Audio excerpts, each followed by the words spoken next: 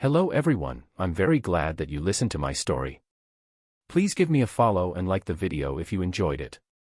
Feel free to comment and provide feedback so I can improve the sound quality. Yes, we invite you to listen to part 3 of the series. Chapter 71, Ring. Reigokai, hey guys, let me get this out of the way first. If you are dropping this or leaving, you don't need to post it. I won't say I don't care because I actually do, so if you are going to complain, try to limit it to me and the story. And when you decide to leave, do so silently.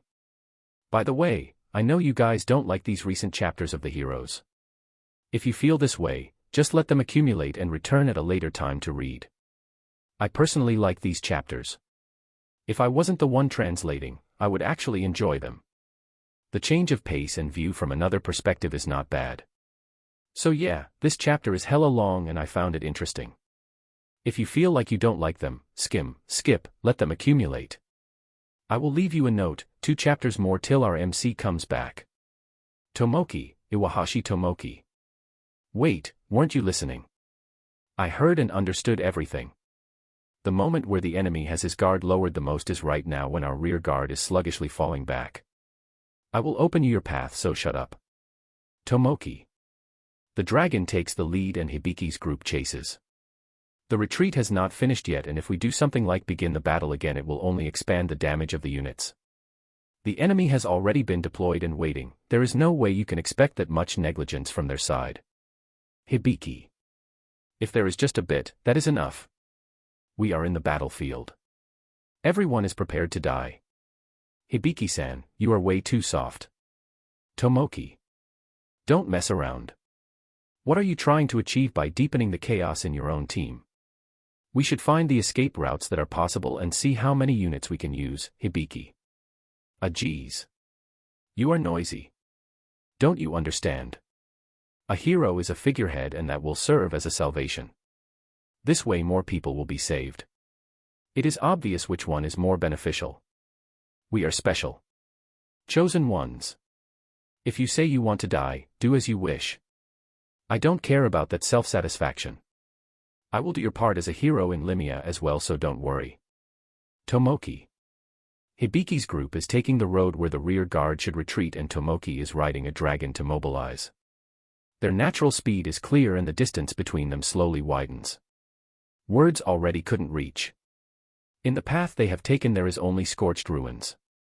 Even if their speed can't be compared to that of when they are fighting, the difference between a dragon and a person can't be filled so easily. What a guy. Isn't encouraging the troops, standing in the battlefield as a standard bearer, the way a hero should be? For him to try to save himself no matter what. I won't approve that, Hibiki. But Tomoki Dano has a point as well. If we lose you, Hibiki, in this battle, the thousands of people you could have saved will no longer be saved.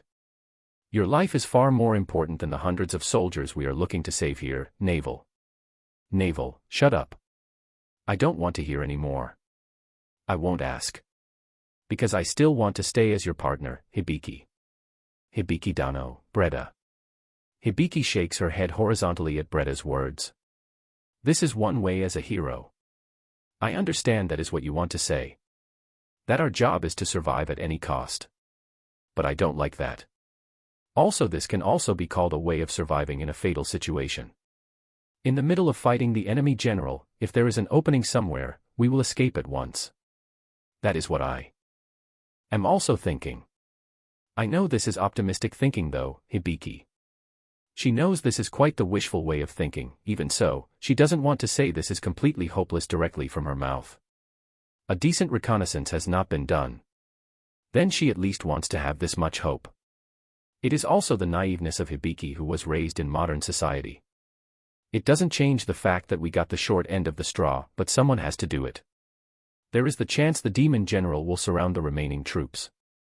If you tell me that is the responsibility of a hero, that is certainly true. Yar, Woody. Woody. He may have seen the hero way in Hibiki's actions, it seems he had resolved himself to what was to come. I will do my best. I won't fall down in the middle like last time. Chia. Remembering the time with the black spider when she dropped out and left Hibiki all by herself, she brings out her fighting spirit. I am sorry, the hero I chose is Hibiki. I will accompany you till the end, Navel. Me also, I won't be defeated so pathetically like last time. We are the 5 that pushed the calamity away. Something like a demon general, we will be able to deal with him somehow, Breda.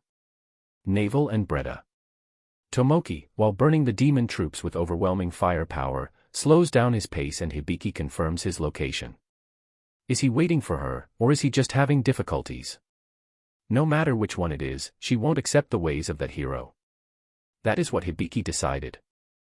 Increasing her pace by 1, the girl runs down the gentle slope and finds a messenger soldier. She makes her way to where he is. This is Hirosama. Just as instructed, we are having all troops retreat. Feeling deeply moved to have a heaven-descended person, the hero, pat his shoulder, the young messenger soldier returns an upright and firm salutation. Thanks for your hard work. I am sorry for the continuous changes, but I want you to send a message to the generals of each unit to stop the retreat and silently reorganize.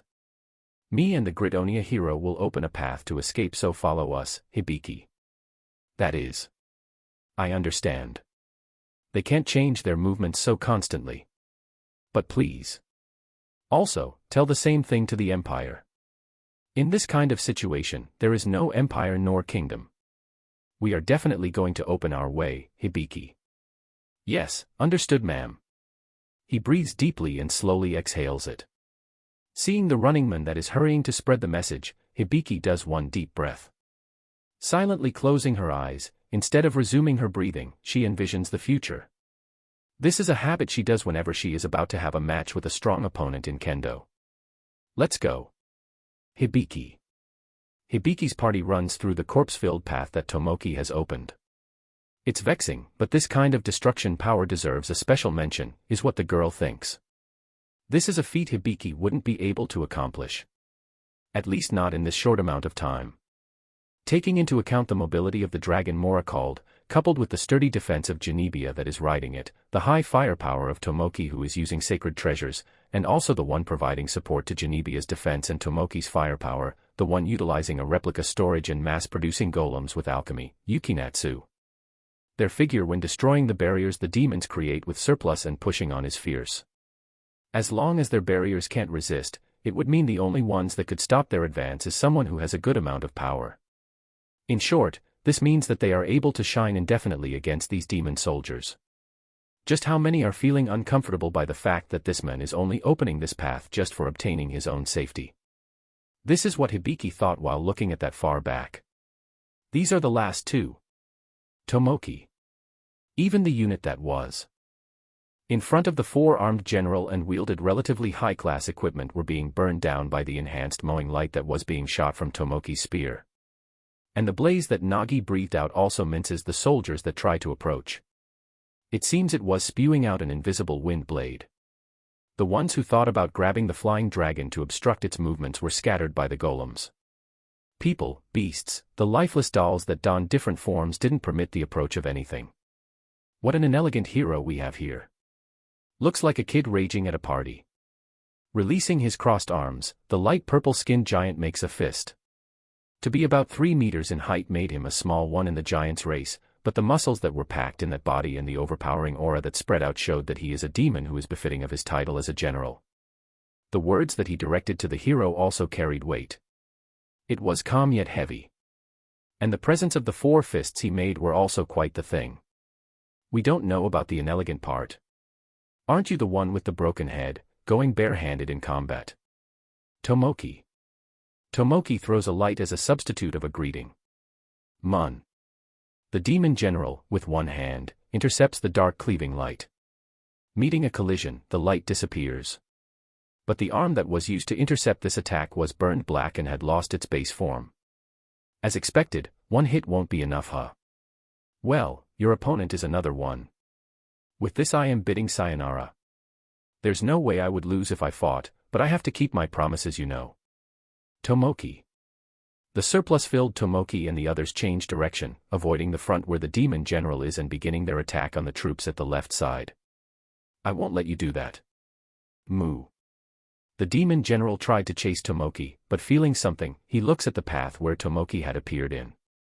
A something clad in crimson light and crescent moon shape was approaching. As if running after Tomoki, who is riding a dragon. Oh, this one looks like a warrior. Did you get a chance to learn speech? 4 arms. Whispering amused, the demon general scatters away the red attack with one hand. The figure of Hibiki wielding a sword clad in red is now in sight. In that clash of powers there wasn't a single wound in his arm. This was proof of the difference in firepower between Tomoki and Hibiki. Did I make you wait? If the one that came here before me did something impolite, I apologize, but, Hibiki. Maybe he was not taking into consideration the male hero from just a few moments ago anymore. With a ferocious smile in his face, the figure of him waiting for Hibiki's arrival was truly imposing. Nah, he was a really human-like hero. Because even when words got through, it was impossible to establish a conversation. 4 arms. Severe sarcasm. It annoys me that you think that is the obvious reaction a human would have, Hibiki. Then you prove it. However, it won't be with words, but with your skills. 4 arms. Against the giant that puts his fists on the front, Hibiki looks at his face and prepares her bastard sword. Of course, I will do so. I am Limia Kingdom's hero, Otanashi Hibiki, Hibiki. Well, how polite. I am the demon army's 3rd group general, the demi-giant Io. The demon general that had his eyes wide open for a second because of Hibiki's self-introduction, returns it with his own introduction. We may be outnumbered, but still, we will win. Even if we look like this, we were able to drive away the calamity after all, Hibiki. The spider, huh? I have heard the report. It seems you guys are quite capable. Also, outnumbered is a misunderstanding. I promise I will be the only one fighting the hero and her party, Io. Wait, he has one arm burned off and he still says that. Hibiki. Looking at the charred arm that is probably unable to be used at all, the girl stops her movements from the surprise. This isn't even worth calling handicap. Io. Small cracks appear in the charred arm. With one swing of it, that charred skin was brushed off and an arm appeared as if nothing had happened. Is that the so-called high-speed regeneration? Hibiki. That's right. Well, it is not in the absurd level of the black spider, so I might not match expectations though, Io. You have made me remember an unwelcomed memory. Also, it seems you know quite a lot and set up such a trap. Hibiki. This time I had a lot of things pushed onto me, so I am not fighting just for myself here. That trap was the idea of the fox woman that calls herself tactician, Io. The scorn of Hibiki is answered by Io with apologetic words. The regeneration ability is not something he obtained to pester but something he was born with, and the plan was planned by someone else. He himself likes to fight fair and square by clashing their abilities. He is a warrior from the core after all. Are you telling me the one who holds the responsibility is someone else? Isn't that dirty? Hibiki. Fufufu, are you provoking me? It's not like I am trying to escape the responsibility. Also, I am planning on becoming a hero by defeating thousands of humans, you know. There is no need for me to let achievements slip my hands. If I obtain subordinates by climbing in ranks, I end up unable to fight in the way I desire.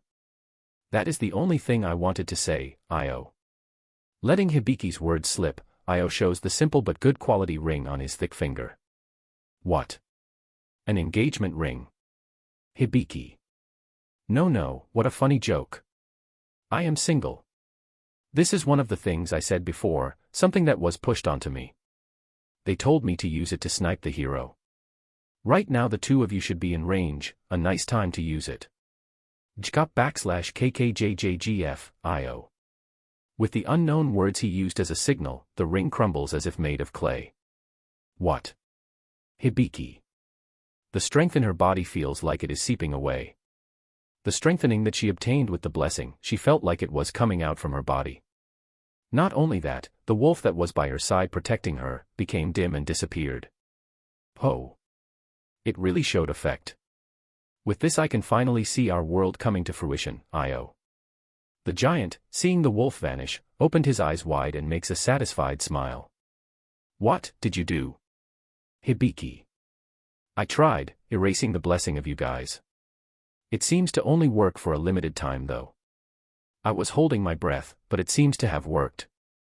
What a splendid result, Io.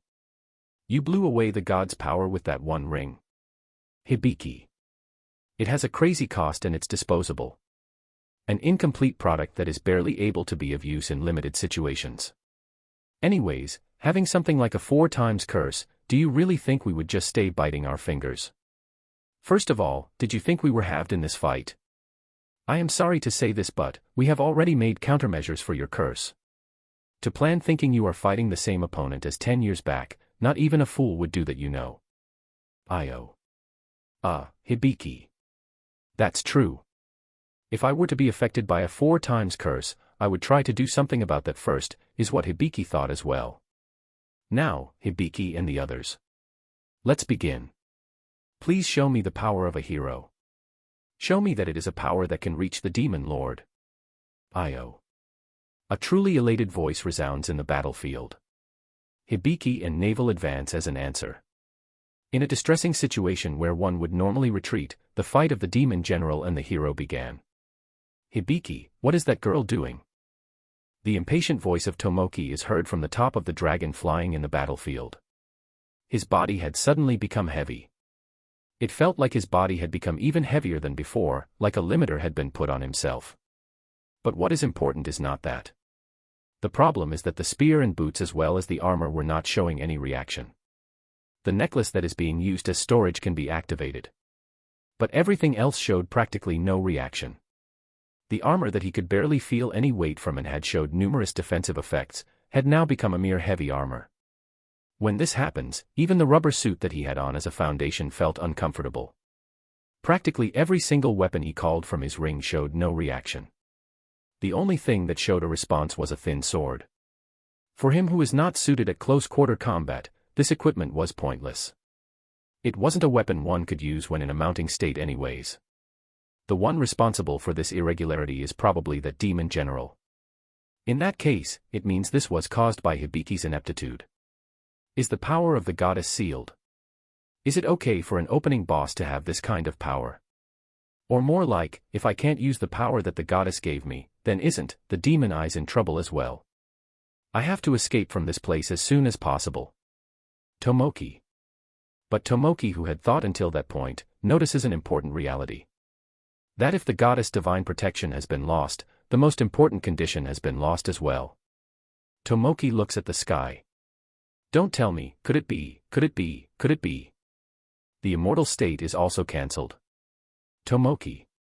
Blood rushes to Tomoki's head. This is no joke. If that is really the case, the point of choosing night would turn meaningless. It is because even if things turn to the worse, he still had this immortality to rely on. That's why he accepted to participate in this wide-scale operation. He wasn't sure, but with reasoning was enough. The fact that he might die with just a stray bullet in his current state. The fear of death begins to take control of him. No good, if I stay in this kind of place I will die. But if I were to get agitated and go back. At any rate, the affection points that I had painstakingly racked up, if I were to retreat now. Well, no matter. If I am released from this state, I will be able to get them back anytime. Even Nagi, if it were to die, I just have to capture a new one. I have to retreat even if by force. Tomoki. Being unknown to death, he had obtained equipment of the highest class and had behaved strongly in the battlefield. Even if his level is high, he hadn't experienced the death and life situations that fit that experience. This kind of reaction was no surprise. Up until now, when he thought there was a chance for him to get shot, he would only come out at night when the moon is out. Tomoki, what's wrong? Genebia. Genebia, the situation has changed. We are going to return as soon as we can to where Lily is. Tomoki. Genebia, who was concerned about Tomoki, was repaid with a yell. But what about Hibiki and the others? And everyone from the Empire? I think if it's just cover, we can still do so safely, Yukinatsu. Shut up, Yukinatsu. I am worried about Lily's safety, I have a bad feeling. Anyways, just hurry. Nagi, hurry up. Tomoki. A lie. The thing about Lily and about having a bad feeling. Right now he was only praying for his own safety. Oniai-chan. Mora. Losing her words because of the sudden change, Mora simply mutters. This is the first time she has seen such a side of him. Seeing Tomoki, who has begun talking about returning as if he had lost his mind, the three companions began having doubts. But those three had already accepted his order of retreating once. Even if he has become impatient and forceful, there is no way they can decline at this point. Hurry. We are going to leave this place. Tomoki. You understood. Nagi, we are going all out. Do your best. Mora. No helping it. It doesn't seem like we can fight until Tomoki calms down anyways. Genebia, I am counting on you. Ah geez. I will also prepare myself to go in the red by doing a giant release of golems and replicas. Yukinatsu. Roger. Genebia. The three, who were basked in the demon eyes close to the level of being prisoners, were now released from that curse temporarily, but all of the effects piled up until now tied up their bodies. Just as how Tomoki planned, all of that piled up love is now binding them. While Hibiki and Io's fierce battle continues, Gritonia's hero overtakes the enemy lines and heads to the Empire's camp, to the tent where Princess Lily is waiting. If they can at least pass the enemy lines, there won't be other obstructions. It seems that even though the demon army was deployed at the rear of the United Army, they haven't reached the point of controlling it yet. The time needed to reach the campground they sortied out from wasn't that long. Tomoki-sama, so you were all right. Ah, what a relief. While being injured, Nagi was finally able to arrive at the destination, and because of all the fatigue it didn't even fold its wings and just fell to the ground. Seeing the hero that got down from it, Lily quickly ran to his side, and while giving him a hug, she gave words of happiness at his return. Tomoki, released from the grasps of death, loses his strength in relief. Sweat came out all at once and his body couldn't stop trembling. Princess, to have let such an error occur, please forgive me. Genebia. Genebia falls onto her knees and apologizes at the princess that continued her hug. Promising victory at their departure and then returning by themselves, just how unsightly this is. Genebia, arrange the report of the situation. Come to my tent. Someone, come and take care of Mora's dragon. It is incredibly exhausted. Mora, thank you for saving everyone, Lily. Tet, wait. Isn't there anything for me? Yukinatsu. Yukinatsu. Seeing the princess giving out prompt instructions but not being mentioned anywhere, Yukinatsu did a tsukomi even when the other party is a princess. It was an act that proved their close relationship. Yukinatsu, looking at your state, it seems you have done quite the expense. But for you to choose your comrades over money makes me really happy. If you give me the full list of what you used, I will bear full responsibility of it, so rest assured. Go and take a most deserving break, Lily. Expenses in these dangerous situations don't matter. More importantly, in this situation what we need right now is someone that can see the whole battlefield and give clear instructions. Can you do it? Yukinatsu. Yukinatsu looks serious and Genebia lifts her head and agrees. I understand. That is why I came. In the end we ended up going back immediately though. Tomoki-sama, let's return. Please tell me what happened as well, Lily. Lily glances at the battlefield. And soon turns her body and returns to the campground. While hearing the report from Genebia, Lily soothed Tomoki, cheered, comforted, healed. She also confirms the situation of the battle from his mouth. It completely became a losing fight, huh? In that case, no matter what kind of damages the Empire receives, what's important is to withdraw. Luckily the kingdom's hero seems to still be fighting, so let's have the kingdom's army work as our shield. The kingdom's strength will also be chipped, so two birds with one stone. Thinking about it, if the Limia hero dies here, the future would become much easier for me, but this would be too greedy. Our hero somehow managed to return without breaking, and we have understood a bit of the demon race's moves and tactics. As a harvest, this is enough. It was originally fine if we didn't win anyways, so let's leave it at this. Also, the Empire right now should be Fufu, Lily. Tomoki-sama, you have gone through a lot. Because of my own lack of ability in information gathering I have made you pass through such a harsh time. I am truly sorry. Lily. It's fine, even Limia didn't know anything. More importantly, should I have acted together with the Limia hero? With the two of us, the chances to win might have been higher, Tomoki. No. The stupid one is that mockery of a hero, Hibiki. The existence called hero gives hope by living. To die for the sake of relieving her own satisfaction is just abandoning her duty. Tomoki-sama is a special one. If you were saved by the sacrifice of thousands of soldiers, it would still be cheap. It was the right decision. Please have more confidence in yourself, Lily. I see. You are right.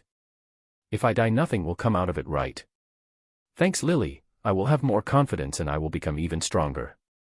Tomoki. Yeah, get as strong as you want. Lily will always be at your side, Tomoki-sama, Lily. If the goddess divine protection is suppressed, in the current state, there is almost no worth in using this. Seeing the compatibility of sorcery tools he has, I think it is better to increase the amount of items that have as much use. Having weapons stacked inside the ring storage that he doesn't even use would just get in the way anyways. How troublesome. That pathetic sight he showed this time is out of the question. The cleanup will be such a pain. Being blessed with such an environment and having that equipment as well as level, he still shamefully trembles. The hero the goddess gave us is seriously thrash, Lily. She deeply embraces Tomoki once more, while having a slight cold shine reflected in her eyes that the other three companions don't have. The Empire soldiers that personally saw our hero's pathetic figure are mostly dead already. In the case they return, we make them experiment materials. Doing that, the result will be the same. We will obtain silence. The guns tend to explode a lot, and to complete them we need a lot of people after all. No matter how many we have, it won't be a problem. For Stella, we will let it sleep for 3 months. No, around half a year. Even if this was part of their plan, it's still true that we were able to assault the outsides of the gate. If our side manages to talk smoothly, we should be able to buy that amount of time, Lily. Lily arranges her thoughts. Stella Fort recovery plan failed. Using the Limia hero that decided herself to hold back the enemy, the Empire troops withdraw from the front. The kingdom's army wait for their hero to escape and work as a rear guard while retreating. Barely escaping from the demon race's dirty trap, the Gritonia hero apologizes to the citizens and promises a comeback. This being the result of the current strategy, the princess concludes and controls the truth of the information her own army should know. Getting in contact with the kingdom's officers, they decide on the process of their retreat. With the information in disarray and not being able to contact the front lines at all, the information of Gritonia hero being the only one who returned was used as a weapon by the princess and, manipulating in the shadows, the results came out instantaneously. The actions of Hibiki backfired completely. The information that the hero directly brought out weren't lies, is what the Empire's princess made them think, and the Limia officers that received this information, while crying and giving praises to Hibiki's decision, happily accepted the task of being the rear guard. Not only that, one unit of young people stood up and asked permission to rescue her, which the superior officer gave his authorization. Princess Lily, maybe because she didn't consider this as anything that would bring trouble to her plans, or because if she denies them she would bring doubts, only cried tears and gave praises at their bravery before departing. Thus, by the time the sky was turning gray, the United Army's retreat began.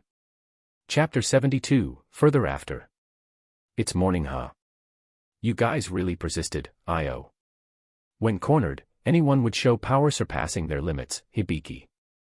The surplus-filled words of Io were answered by Hibiki with a reckless shout while dodging attacks. That is wrong. Being able to show power surpassing your limits only happens when you have properly grown and trained. You guys are truly skilled warriors. It seems I was misunderstanding the hero a great deal, Io. The compliments that came out indifferently from his mouth. 3 meters, from a normal person's point of view this could be called quite the height. Using this body so agilely, he showed feats that would make first-rate martial artists grief. Power-type trunk was quite the misconception. Hibiki felt hatred from the bottom of her heart at the idiot that made such an analysis. These were movements of someone that has polished his body. A giant that one would normally think would use an axe or stick on his various arms and mindlessly swing them around. The real thing was completely different. The attacks don't hit properly. This guy has a worse disposition than the spider. Navel. Navel's scream. This is true. The flashes that she has been releasing have not passed properly as attacks after all. Since the beginning, the attacks of her have gotten his arms from different angles a number of times, but not even his skin was scratched. Moreover, he won't let attacks on the same spot reach. He deftly shifts and with some kind of method, he makes the edge slide off his hardened skin. Don't self-depreciate yourself that way, white woman. Even though it is powerless, it is truly a splendid sword technique, Io. Are you pretending to be a martial arts instructor? Goo woo woo. Breda. Breda goes to where Navel is and jumps to divert the trajectory of one of his arm's attack. An instructor, huh? That sounds nice. People like you that can take my attacks for so long are rare. How about it? Want to come to the demon's side? 2. Io. Io uses a step that makes it look like he shifted his body's direction in an instant to change his position. In the space he was previously in, a something made out of magic power passes by. Why are you able to dodge invisible wind? Can you read the aria? That's wrong, wind user. If one knows how much magic power is put in it, one is able to read most of the attacks that come. The place it is aimed at and the place it will activate, your eyes tell me that information, Io. This could be called an action brought by his enormous amount of experience. No matter if he says it, there wouldn't be many who would be able to actually do it. I will have you let us move forward once and for all. Hibiki. Nicely done. Io. Because of Hibiki's sharp charge, Io is somewhat pushed back. But it wasn't like Hibiki had reached the level of a demon general, it is just that his pre-established settings of her true abilities were beginning to be surpassed, that's all. To surpass the estimation of a general with vast amounts of experience is not something a normal person could do, but this was only a slight surprise for him. A definite feedback is felt from Hibiki's hands. The feeling of her sword reaching to her bones. Hibiki's sword was able to slice one of Io's hands till the middle. Oh, admirable. But how do you plan on surpassing the next barrier, hero? Io. I can't take it out. Hibiki. If I tighten my muscles, you won't be able to take out your sword.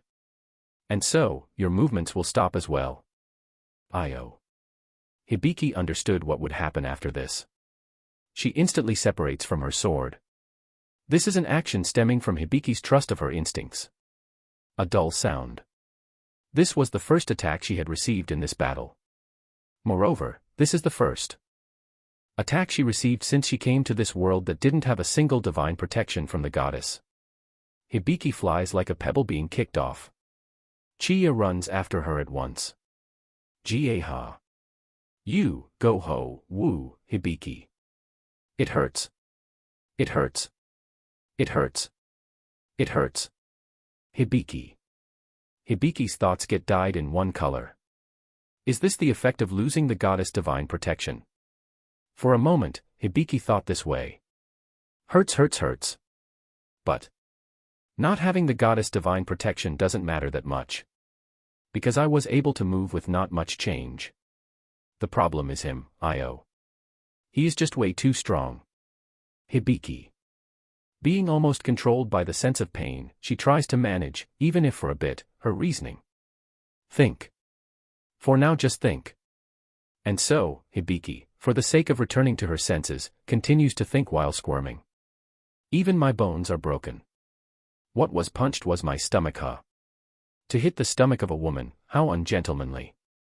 It seems there is a need to punish him. Ah, my mouth is filled with the taste of blood. It feels like it is coming from my throat. So lucky there is magic in this world. In normal circumstances I wouldn't be able to eat food tonight, but with healing magic I can even go for meat. I am lucky, Hibiki. With her still disarranged thoughts, she tries to avert her attention from her wounds. It seems that the self-recovery magic that was activated in the moment was steadily showing effects, her pain was slowly softening. Having Chi as healing magic on top of it, both spells synergize and accelerate the healing speed. While still being unsteady, Hibiki stands up after a short while. At that instant you let go of your sword and, even if imperfect, you were even able to put out a barrier, huh? I shot that one with the expectations of making you mincemeat though. Truly well done. You have genius-level sense, Io. How will you compensate if I end up unable to bear a child? And also, mincemeat you say, how gore. Don't joke around. Hibiki. What a lively girl. Have your sword back. It may be a pointless thing for you to do, but how about trying to look for a better sword? Io. Hibiki receives the sword that was thrown out. Of course, the sword wound in his arm was nowhere to be found anymore. When tomorrow comes, I will listen to your advice, Hibiki. As usual, the words that showed no sense of tension were somehow returned with impudent talk. If you guys live to see tomorrow, you will have a place to return. Those two premises are impossible, Io. The demon general's nonchalant words.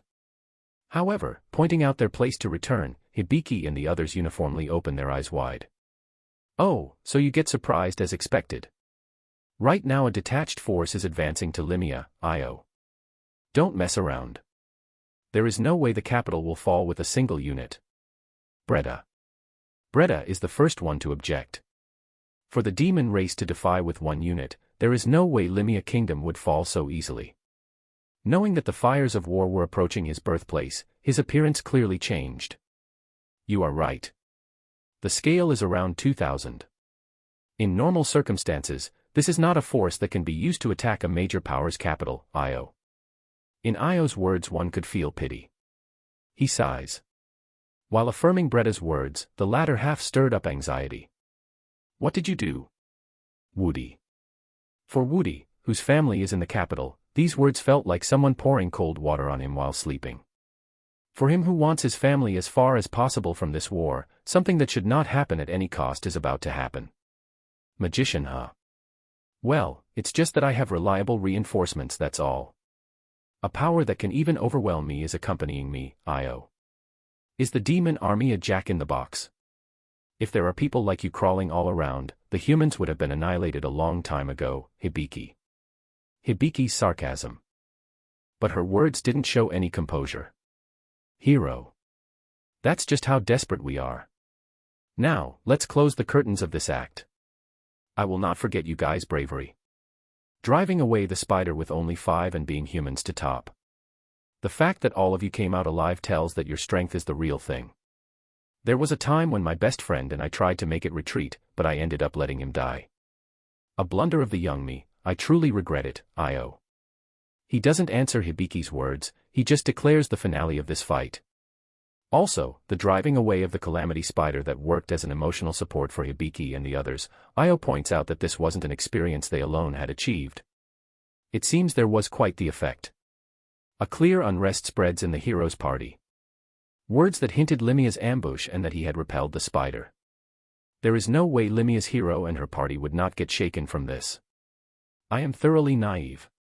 If I do an effort of 10, I will certainly get a 10. Thinking that, I came. I am putting my life on the line here. I should have tried my best by 100, 1,000, 10,000 times. I should have done that. Hibiki. What can she do in this despairing situation? Defeating Io and saving the capital. As expected, she could clearly declare this, that it is totally impossible. Not enough. The power needed is absolutely not enough. For Hibiki, this was the frustration she was originally looking for. This was the step after desperate effort that Hibiki longed for. Therefore, obtaining this, her answer was obvious. No good. Having sweat on her cheeks and hair over her face was simply irritating for her. The girl that tried her best and still lost. That was exactly the wish Hibiki had, but the girl began to understand what comes after in that path. That's right. The reality of what will happen after a hero loses. The girl, Otanashi Hibiki, began to understand the reality of her existence being a center of hope. Her defeat is not limited to only herself anymore. At times, there are fights in the battlefield that one simply cannot lose. Being raised in a peaceful land, Hibiki, who had thought this was just a fight in a different world, began to see the reality in it. That she couldn't continue thinking as she has until now. A feeling of defeat that was not on the level of when she was defeated by the black spider was now enveloping Hibiki. For the time being, the whole party was still in a condition that can still fight. But the fact that they don't feel they can win slowly breaks their heart. Far. At a distant place. In the direction where the Limia capital is in. A golden light of giant magic power proportions splits apart the clouds and pierces the ground. Of course, this was a happening that occurred in a faraway place. This was a phenomenon that one could see with their eyes, but to estimate the amount of magic power that light had was something Hibiki and the others couldn't do from their location. The only thing they could tell was that an intense pillar of light appeared, and it was golden in color. But what happened? It was a situation that only rolled into the bad side. Hibiki tries to forcefully put her mind together. What is that? Io. It seems Io also didn't expect this to happen. This made them feel a bit better and they could still hope for the better. The words of dismay that the demon general showed for the first time sounded like music to Hibiki's ears. That may be a plan to reverse things. Everyone. Just for a bit more, let's struggle. Hibiki. I will accompany you. Of course. My magic power is not dried out yet anyways. I'll do my best. Of course, there is no way they have such a convenient reversal plan. Everyone understood this. But even so, the companions that answered the encouragement won't surrender till the bitter end. This is the strongest weapon that Limia's hero and her companions possessed. Woody Dano, I am sorry. Can you give me a bit of your time? Naval Dano, what is up? Woody. Receiving a thought transmission from the girl that was standing with her blade beside Hibiki, Woody responds without breaking his concentration. A contact from Naval, something that one could count in one's hands, surprised Woody. This situation, there might be a way to escape from it, Naval. What? So you need my cooperation for it, right? Woody. Yeah. I can't ask this of Chiya, Naval. Let's hear it, Woody. I am a vanguard that against sturdy opponents can only do the job of getting its attention. I have low attack power. Even though I tried to look for a strong weapon, it is as you see, Naval. Naval continues her movements just like before, dodging Io's attacks while attacking. Seeing her attacking the parts where his defense looks weaker continuously, one couldn't feel the weakness of her words. I think putting a demon general as the basis is a bit of a rash self-evaluation though, Woody. No. I myself understand this. But for the weapon searching I have troubled myself so much with to be useful here, Naval. What are you trying to say? Woody. A conversation held out while Woody is providing support as well as attack magic. The two of them, without breaking their concentration in battle, were continuing their thought transmission. A show of how much ability they possess, proficient people. Yeah, I got my hands on a secret plan that will explosively increase one's strength. And a method to obtain immense attack power as well. It is sad that both of them can only be used once, Naval. Naval Dano, that is, Woody. A magician like Woody Dano may already know of it. The fragment of a rose sign, and a death god's note, deadly word, is what they are called. Quite the amount of magic power is needed to prepare its activation, and it is something I can't use, but it is something you should be able to easily accomplish, Naval. I refuse. Such a method, Hibiki Dano would not approve of it either, Woody. There is no need to tell me, I know Hibiki would be against the idea. But, you understand right? That the escape of the hero is something that has to happen. In a sense, the decision of Tomoki Dano is more adult than Hibiki's, Naval. Guh. That is, certainly true, Woody. The hero, Otanashi Hibiki, is an existence that must not be lost. Even if one takes away the battle power as a hero, that charisma, and way of thinking, and in times their casual words that one can obtain ideas from, all of those are things that the kingdom needs. That's why, I ask of you. I want you to please let me save Hibiki. You also want to live and reunite with your family, right? Naval. Those words, that is underhanded, Naval Dano. Which one are you planning on using? Woody. Thanks. Since it is like this, I want to use both. Fighting with the rose to the bare limit and then finish it with the death god, Naval. The, two. You have resolved yourself up to that point. Okay, I will use my all to help you. When given the signal, I will take everyone immediately and show you how I shake off the soldiers at a speed so fast that won't even let them react to it, Woody. So you were already aware of my last request, huh? I am grateful. Truly, grateful, Naval. Taking the chance when she avoids the giant's attack, Navel moves to the back of where Breda is positioned in. Sorry, Hibiki, Breda. I have thought of a trifling plan, so, is it okay to leave it to me? Navel. Navel. If you are saying this and leaving us two to fight against this monster, it must mean you have quite the confidence, right? Hibiki. Merciless, this lady is merciless. Breda. Of course, the two of them spit out complaints one after the other.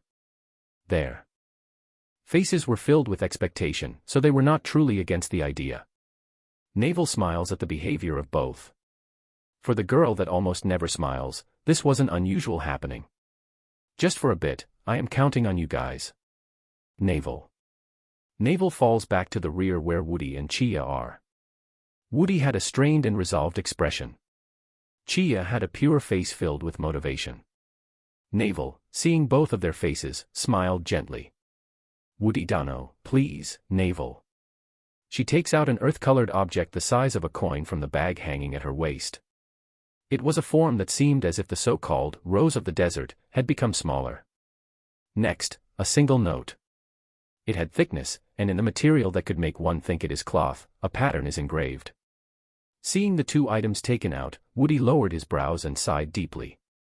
Because the two items were the real deal. What should I do? Chia. Chia wasn't able to understand the situation and asked the two people that had faces as if they knew everything. Even though she is still young, she is still able to pay attention to the two comrades that have been left to deal with the giant while she talks. Chia herself still didn't know, but this is quite the growth. Hibiki, knowing her hair was going to get in the way, cut it short. She learned about the sword from Navel and magic from Woody. Seeing that sister-like existence, Chia tried her best in her own way for the sake of walking beside that person forever. Continuously experiencing the battlefield, Chia had grown well. Chia is okay. Just concentrate on those 2-inch, Navel. No. Chia, do your best in providing support to Navel Dano. Cast a strong spell that you won't need to reapply for a long while, Woody. You understood. Chia. Woody Dano, Navel. Now then, next is the rose sign, huh? How are you going to sneak the note on him? Woody. I will coil it around the handle, Navel. Then let's fix it as well. You remember the activation key, right? Woody. As expected, that would be no joke. There's no problem, Navel. Maybe he was trying to soften the mood a bit. The party's magician smiled and made a light question which was returned with a wry smile. I wasn't saying that with the intention of a joke though. If you are heading to a once-in-a-lifetime stage, you must worry about those small things just in case, Woody. Magic power flows from Woody's hand and the earth-colored item that was in Navel's hand dissolved into a liquid state and gets absorbed inside of her. The support magic that was filled with Chia's fighting spirit had also finished casting. Navel, sensing power flooding her body, her shoulders tremble. In the beginning she thought it was because of the efficacy of Chia's support magic, but this power that knows no bounds, ignoring the comfortableness of the user, this violent-like power is not something that this small girl's magic possesses. I have confirmed the activation. Start, Woody. The businesslike and firm voice of Woody reaches the ears of Navel. There was no need to tell her, her eyes were already facing the battlefield, at Io. Her white hair flows in the wind and the back of her neck is revealed.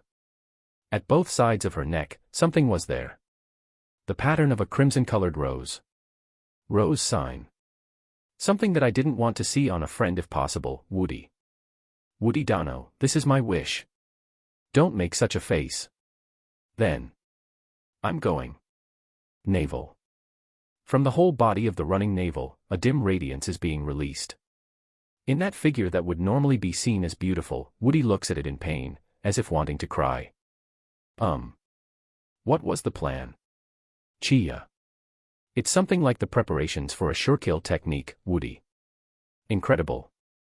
Navel-san could use such a technique. Chia. Seeing the innocent happiness of Chia, Woody stops needing his magic for a bit and looks at the sky. Yeah. A one-time use, Woody. He whispers. That voice dissolving into the darkness. Chapter 73, Decision in Stella. What? The swordswoman that had fallen back had now returned, her body clad in radiance. The attack that Io used as a feint was evaded in a speed that was clearly at a completely different level from before and, just like that, her sword travels to his flank.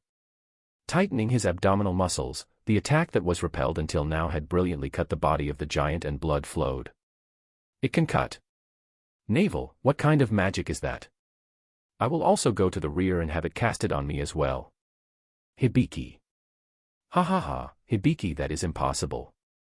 This needs a special catalyst after all. Just obediently provide me support. Navel. Navel stops Hibiki, who was already trying to head to the rear. Woo-woo, if you had such a trump card, you should have used it faster. You are sparkling and look beautiful too, Hibiki. We are pushing hard. The speed of Navel was originally higher than him. Even if Io's strategy is to freely move his sturdy body with fluent body techniques, against the human whose height is different and excelled his speed, it was impossible to evade them completely. Now that her attacks were connecting properly to damage, the schema has made a complete reversal. Keeping a distance not too far yet not too close, she coils about the demon General Io while one-sidedly cutting him. There was no chance for Hibiki to intervene. Navel was dishing as much attacks as she wanted.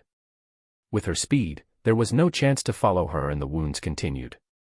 Compared to the regeneration, the speed in which he received wounds was faster. But at this rate, it will never reach a fatal wound. The wound she did at the beginning in his flank has already healed. If there is something she can aim for, it would be the weakening of his strength by loss of blood. As expected, things like neck, chest and stomach, he didn't permit her to aim at them. Hibiki's two-handed attacks leave shallow cuts. She is changing into a style where his muscles won't be able to catch her attacks. Putting slicing as her objective, she is moving in a way so the previous error doesn't occur again. But in that turn of events there is one knight that had practically stopped parrying attacks or stopping them. He looked at the battle with a dazed expression. That is Rose sign. Are you kidding me? Why does she have such a Breda? It seems he had noticed something. He turned to the rear where Woody is. Woody, who knew the position of Prince that Breda possessed, could only turn his eyes away. No one in the party except Woody knows about Breda holding the position of Prince. Because of that, there were a lot of chances where he obtained information other people would be unable to touch. In that information, there was also the reason as to why Navel was able to change this situation into an advantageous one. A fragment of a rose sign. Its size is on the level of a coin, but in reality it is one of the magic items that holds terrifying power. It's a one-time use item and, when used, the pattern of a crimson rose will appear at the back of your neck. This is also one of the reasons for its name. Its effect is simple. It uses life as food and forcefully brings out power. When it is born, it will slowly consume you until your death and will greedily devour that power you will never be able to recover. And so, it will provide the user with strength surpassing one's limits. The effective time is until that person dies. It is by no means a long time. That is to say, in exchange for a power that the user will never be able to obtain in his entire life, your death is set in stone. Calling such a thing a plan. Navel, you are Breda. A pure swordswoman like her can't activate it. Breda understands that. His thoughts reach at the conclusion that it must be Woody or Chia that cooperated with her. It is most likely Woody. If it were Chia, she wouldn't be cheering so merrily for her. Is she going to such lengths to protect Hibiki Dano and I? Breda. It is certainly not a situation where they could survive with the sacrifice of no one. However, to take all the responsibility by herself and forcing her own death, it is something Breda would never approve. The knight that faked his social position and joined the party, still didn't have the way of thinking a royalty should possess. Sometimes it is necessary to sacrifice someone. This reality is one that a politician can't avoid. And actually, the effectiveness of Rose sign is immense. Even in the present state, Io, who had been proving a difficult time for them, was now taking the defensive. He is someone that even with a handicap of 4 times blessing was still able to win. Ah, Navel. You must not, that attack is Hibiki. There is no way to know if Hibiki's warning reached her. Navel, who had jumped up to the air, swung her sword straight ahead and got the demon general's arm. And then, that sword continues onto its insides, and stops. I got you. Io. Io wedged the sword and tightened his muscles. His opposite arm fires a powerful uppercut at Navel. Not yet. Navel. In midair, she puts her right hand on top of the left that is at the back of the sword's handle and places force as if pushing her whole body.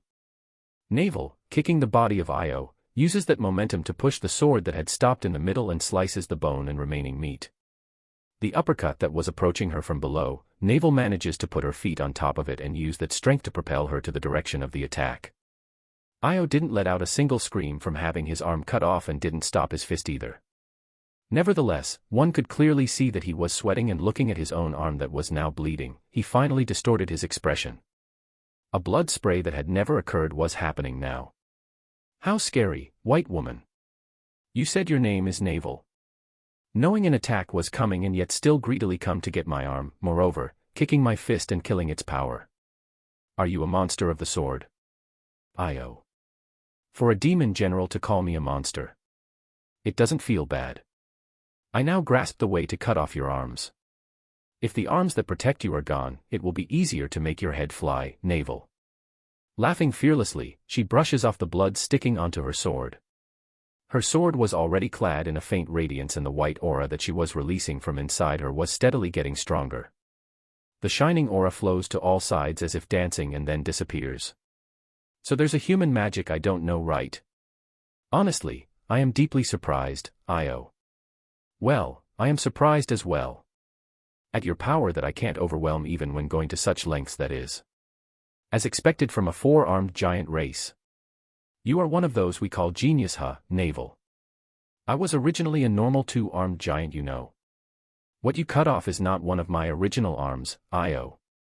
Io responds to Navel's praise. At that time when we were attacked by the spider, I couldn't save my best friend. When I managed to repel it with my wound-filled body, I returned with his arms and transplanted it on me. It took a lot of time until I was able to move them properly though, Io. Well, that wasn't polite of me then. I am sorry, but I will have to finish this. There is also a fox woman, right? From the 4 demon generals you are the weakest one. We can't take our time, Navel. The light that was coming from Navel's body surpassed its peak and was now weakening. Maybe she is self-aware of this, or maybe not. She once again begins her offensive. I am the weakest. Fumo, it seems you guys are doing a weird labeling there. Why would a weak general come to the front lines? In terms of battle, I am the strongest one of the demon generals. There's no demon general that can beat me in a one-on-one, Io. Against Navel's fierce attack, Io limits himself to harden only the parts that he uses to guard and slowly manages to make them shallow.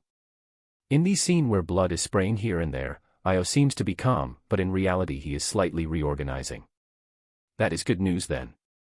If we manage to defeat you, we will be able to make a big step forward. Navel. She didn't even flinch at the words strongest. Navel goes full force at the demon general. While handling the combo of fists, she puts force into the arm holding the sword, and little by little, using full-powered attacks, she maintains her distance while mobilizing. In the middle of that, Navel does one step back and turns over her body. As if he had been waiting for this moment, she did just as Io planned. No good. Navel hasn't noticed. Breda, who has been watching that fight with complex emotions, holds fears about Navel not being able to evade the next attack that is coming from the demon general. It may be because Breda receives attacks a lot, he is skilled at reading his enemy's knacks. This time, Io moved knowing that Navel would take her distance because she didn't like how the situation was flowing. A kick? That's right. Io hadn't used a kick at all until now. The distance it has is wider compared to a fist. The place where Navel is not a safe range anymore. She is within his range sphere. In the space between them that she thought was safe, a fast kick that doesn't fit the appearance of this giant was released. Avoiding it was impossible. You shouldn't be careless. Io. Seriously. Breda. From the side of the released kick, a shadow appears. Breda, who had noticed Io's prediction, moved to make a follow-up. From the front, this attack is dangerous to defend, but attacking the leg from the side to shift its direction is something he can somehow manage. Breda's decision was correct. Getting his kick's direction shifted by an unexpected obstruction, of course, the balance of his body crumbles. Navel's eyes shine with the desire to attack. I did it. Breda. Replacing the kick of Io, comes Navel. Her movements while spreading light powder were beautiful like a dance. Io, who had read the aim of the girl accurately, leaves the arm that is supporting his body and uses the 2 remaining arms to protect his neck. I won't get in the way. At this moment he isn't even able to counterattack right. Hibiki. Hibiki forcefully cuts one of the arms of his and strikes his whole body. If it is at least cutting off one of the arms that are protecting his neck, it is possible. Hibiki, thank you. Navel. Slipping through the arm that was left, Navel's sword reaches Io's neck. Nu-woo. Goo. She wasn't able to make it fly off. It took her all to slip through his arm and release a punch. But the sword of her certainly got through his neck. The white radiance that was covering the sword was now shining faintly and only protecting Navel's body. The white swordswoman uses her remaining power to try and cut off his neck by placing force on the opposite side. It doesn't budge. The sword that had gone through his neck didn't move a centimeter. Praiseworthy. To think he would be able to do this much. I apologize for my impoliteness of thoroughly making light of you guys, Io. You bastard. That body is Navel. The purple skin of Io began to dye in pitch black. To think in this fight I would find an opponent I have to use my all, Io. The words of the black giant sent chills down Navel's spine. The sword that had clearly reached to his throat by pressing all of the strength of both of her arms, was brushed to the side. The sword broke. Without minding that, she exchanged looks with Hibiki and Breda and took her distance from Io. He didn't give chase. The giant, with the sword's edge still in his neck, stays standing. This is a joke, right? Are you telling me from now on it's stage 2? Hibiki. Hibiki's words are blurred. Until now it has already been a plenty strong opponent that they could hardly match, and yet, he becomes even stronger. There is no situation more despairing than this. No way. To not even use all of his strength when fighting Navel in that state, Breda. Breda's words were of mortification, a person that has been filled with despair. Sorry there, Io. Io silently prepares. Woody. Navel. The words of Io were drowned by Navel's yell and resounds in the area. Woody, returning to his senses, quickly activates a spell he had prepared. Chia, I will activate high-speed mobilization. Do a follow-up. Woody. Why yes. Chia. The opened hands he placed to the front were retracted and tightly gripped at the same time. His eyes were firmly locked at Hibiki and Breda. He didn't look at Navel. Wah. Both Hibiki and Breda felt like they were pulled by something and were brought to Woody's side. He closes his eyes. For the sake of reaffirming his determination. An unexpected turn of events occurred, but he already accepted the predicted future. He talked with her in the thought transmission. The wide-opened eyes of Woody were only looking at the path the Gridonia hero took. There may be some soldiers blocking the way, but there is no doubt that is the place with less defenses. He hoists his staff. Why, Woody? Hibiki. He ignores Hibiki's words. On the contrary, with the spell activated on top of Chia's support, they retreat from the battlefield at a speed not seen before. Woody-san. Navel-san is still. Hibiki. Chia, you must not, at any cost, cut off the support, Woody. Woody. What are you doing? Hibiki. Breda-sama. Please hold down Hirodano. I don't mind if it is only for a short while, Woody. Without hearing the opinions of anyone. Woody fulfilled his promise with Navel and used his magic at max power to bring the party outside the boundaries of the battlefield. The demon soldiers that touched the gentle green area that surrounds the party were cut into pieces, and coupled with their screams, they went at full speed. Even when they arrived where the kingdom's soldiers who were trying to save Hibiki were, they still didn't drop their speed. The moment the spell lost its effect, he didn't speak a word and just fainted. At the other side, Io, who had understood the reason of Navel's shout, ordered the soldiers to pursue them. However, the party passed through the battlefield at high speed and it was quite the difficult order to follow.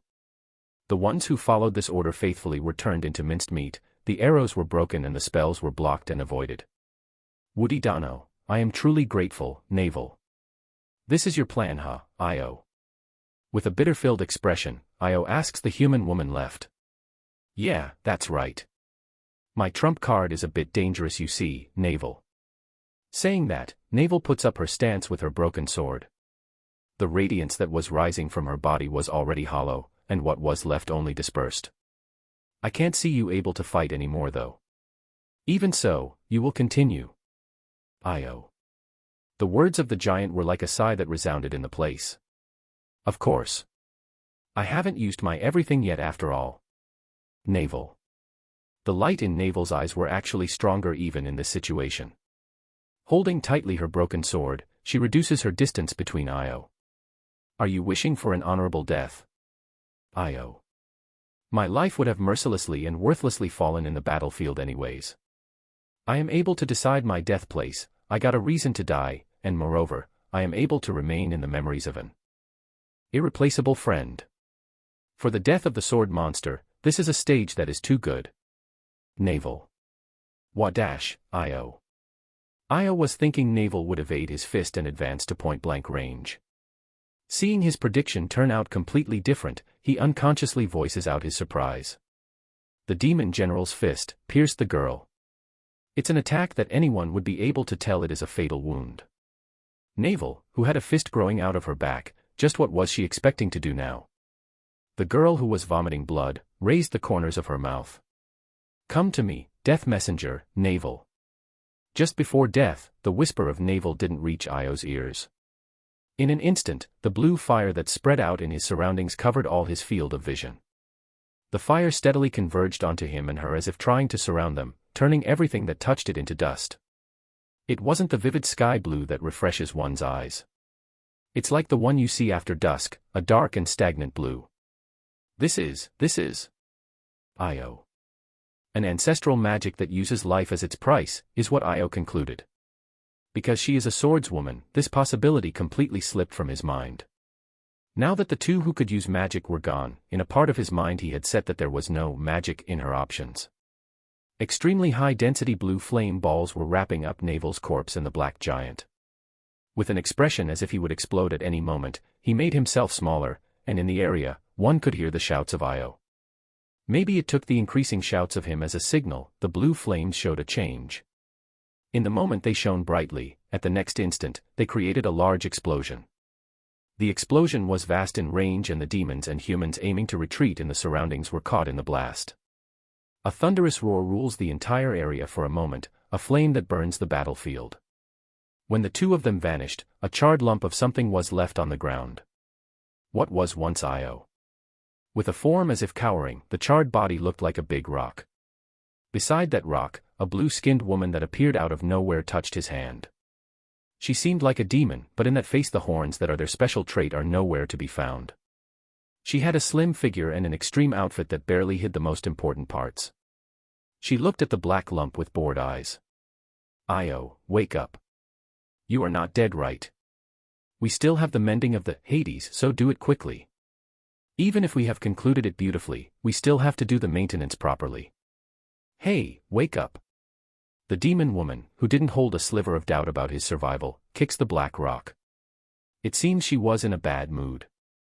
The scene where he showed Hibiki his regenerated charred arm, was once again reproduced but with his whole body. She did a good one on me, that woman, Io. As expected, you were still alive, huh? To kill you would take quite a lot. Let's return, we still have a lot to report after all. Yeah, go ahead first, Io. Ah, is that so? Then return walking. To say such a cold thing even when I went out of my way to come and get you. Navel, huh? That name. I will remember it, Io. Io looks deeply emotive at the arm that was sliced by a single human. The figure of the woman is nowhere to be found. Not only her body, even her sword and tools, everything turned to dust. Ah, that's right. The blitz attack on Limia Kingdom failed. What? Io. Hearing the unexpected words, Io's voice gets rough. The actions of that woman called Navel were out of expectations, but the strategy as a whole should have been proceeding smoothly. For the part he was the most confident to succeed to have failed, his reaction was natural. In the time you were turned into an ugly rock, a number of unexpected events occurred. And so, the other side failed. Later I will tell you the parts we could understand. That group of monsters failed. Io. That's right. Right now they are weak enough even we would be able to kill them. Just what in the world happened? If I were there accompanying them, I would have been able to see. I can't believe it, Io. Isn't it just that in this world we don't know what could happen? Even if these were how it ended, it wouldn't be fun. If I knew this would happen, I would have killed the Gridonia hero. The effect of the ring was instant on that side. He became a small fry in a breath. The woman that was already flying in the sky, without hiding her bad mood, throws casually at Io words that could be taken as a monologue of her. Afterwards, he returned to Stella Fort alone. Maybe he wasn't perfect yet, he dragged his body while getting in contact with the soldiers and ordering them to clean up the remaining humans. And following the path the woman took, Io returned to the fortress. Like this, the Stella Fort capture battle had ended. Leaving a big wound on the humans. And moving the world bit by bit. Chapter 74, The Suffering of the Golden One. First of all, thanks Anime Lovern 7 for the donation, happy face. Now, Makoto is finally back. And GT. By the way, I decided to use servant instead of follower. At first I felt like servant was too degrading, but now I feel it is quite fitting. Do tell me which one you prefer. Anyways, this chapter shows how human Makoto actually is. I like that. Inside the dazzling light, I feel like I heard a voice I have heard before. The moment I tried to turn my attention to it, a soft sensation enveloped my body. There is also a floating sensation I didn't feel in the transfer formations at the other towns. Before I could grow vigilant, a strong light as if exploding, dazed me and I reflexively closed my eyes. I waited until the sudden strong light weakened before I opened my eyes. I didn't want to receive that flash-like light. It seems I was somehow able to protect my eyes, but I didn't know what was going on. This is, where? It is clearly not a place I have seen before. Is it a stream? A river is flowing in front of me. It has a bit of width, but it's a shallow river which I can see its bottom. If I feel like it, even without looking for a bridge, I would be able to cross just like this. This is so sudden that I don't know what to do. I certainly got on the transfer magic formation. Then this should be the inside of the next relay town. Yeah, thinking things through is important. That thing I see in front of me, a Momono. There are also demons there. They are heavily armored and walking in a really imposing manner. What in the world is? They are on the other side of the river. Since the river itself is pretty big, there is a relative amount of distance between us. My breathing becomes shallower. I try to push aside this strange atmosphere for now. And then, I notice something. I can feel presences at my back as well. I am scared, but if I don't see what it is, nothing can be done. I felt uneasy about turning my sight away from that strange-looking group, but I pushed those feelings aside and turned to my back. Behind me there is a forest. In the spaces of the many trees, I could see the shadows of people. That equipment, the army. The people that I could see were mostly facing the other side. It looks like they are retreating, but I can see a number of them looking at this side. Are they scouting? I don't know from which country's army they are from, but looking at their uniform equipment, they remind me more of the army than soldiers. At my back, a human army, at my front, a demon army. Then does that mean, this is a battlefield? I am right in the middle of both armies. How? Why? I don't understand at all. I was with Shiki. That's right, Shiki. My servant. Where is he? Of course, just noticing that Shiki is not by my side makes me feel a sense of crisis. This is bad. I am quite unsettled. Shiki. Shiki. Can you hear me? If you can hear me, I want you to please explain me what is happening. There is no response.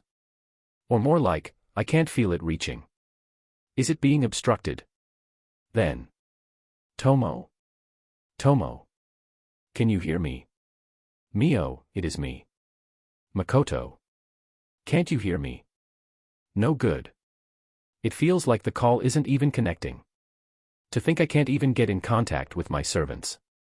This is the first time something like this has happened. What should I do? For some reason I am in a battlefield-looking place and it seems they are currently not fighting, but it doesn't mean this place is safe. No, it is better to think this place is dangerous.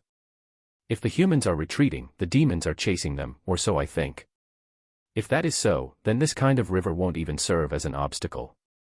I don't think they are an army of vampires after all.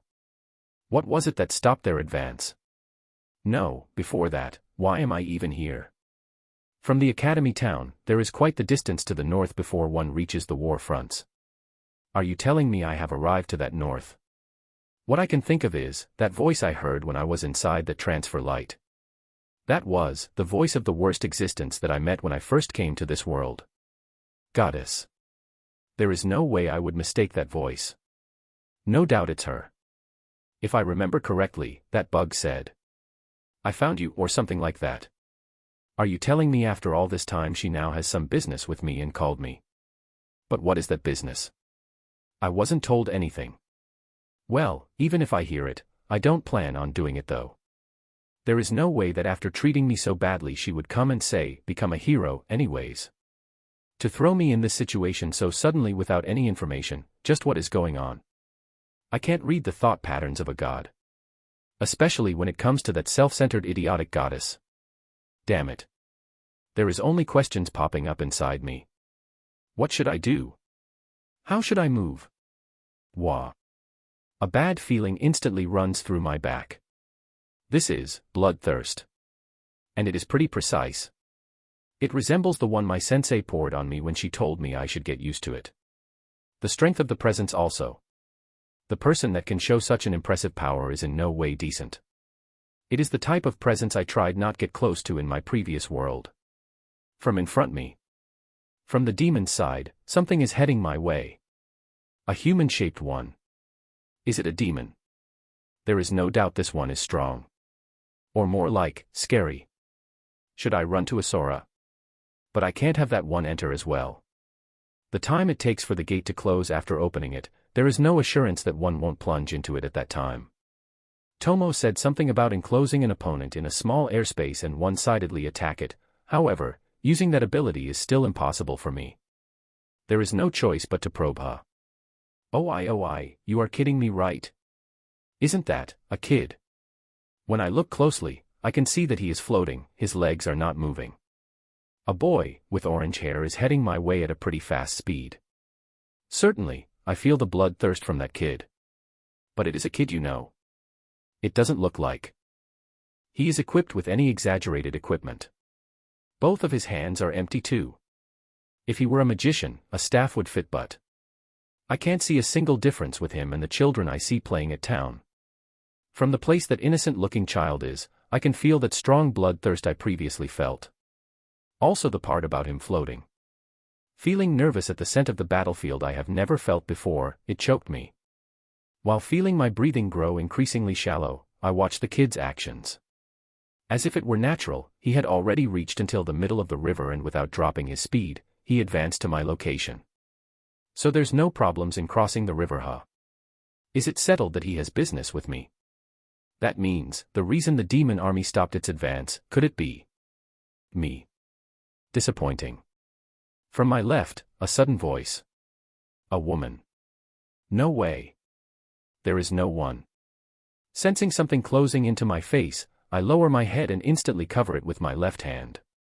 Immediately following, a dull and powerful impact. Without being able to confirm its identity, I was thrown by that attack. Goo, woo woo. This might be the first time since I came to this world that I feel a strong and clear pain. An attack I didn't expect to come. In the blow that was firmly packed with bloodthirst, my body was sent rolling on the ground, and after I stopped, a cloud of dust was created. It hurts. The throbbing pain is coming from my head. If I instantly lowered my posture and it hit my head, it means its aim was my neck. The insistent zukin pain throbs in my confused head without holding back. My hand is burning. It must be because I tried to cover against that attack with my left hand. This one is going doken doken. It hurts. What is going on? While collapsed face up, I bring my left hand in front of my face. I was astonished. My fingers, half of them are gone, Makoto. Even though it's my voice, it felt strangely distant. My middle and index finger are practically gone from the root and a half is missing from the ring finger. Even though it is an emergency, I can't seem to truly feel my current situation. What is this? Ah, that's right, I gotta get up. If I stay down, I won't be able to do anything. I will be killed. The bleeding also. Since I can't heal myself, if I am not careful, I might die from blood loss. The random tools I had were mostly in my bag that is presently gone. What I have is the bow that I use for training. I can't be picky here. At any rate, I have to bandage myself first. The bow is not in a ready-to-use state anyways. There is no problems if they try to stop me. Where should I begin tying from? For now let's just randomly bandage beginning from my elbow. I should have gone to a short course for first aid. Hey, you are not dead. As expected from a person called by the goddess. To not be cut by this sword, just what kind of defense you have. That face, could it be you are a human synthetic beast, a chimera? The woman voice states her amazement at me. Even if you voice out your admiration at my survival, it doesn't make me happy. Also, I am not a mixed product. Don't go mixing me. Sophia, even though I went out of my way to turn his attention to me. For you to not be able to finish him, that's not like you. It's that kid. He is using *Waga. Damn it, a fantasy specialty. A character that one can't tell its age by its outward appearance, huh? N.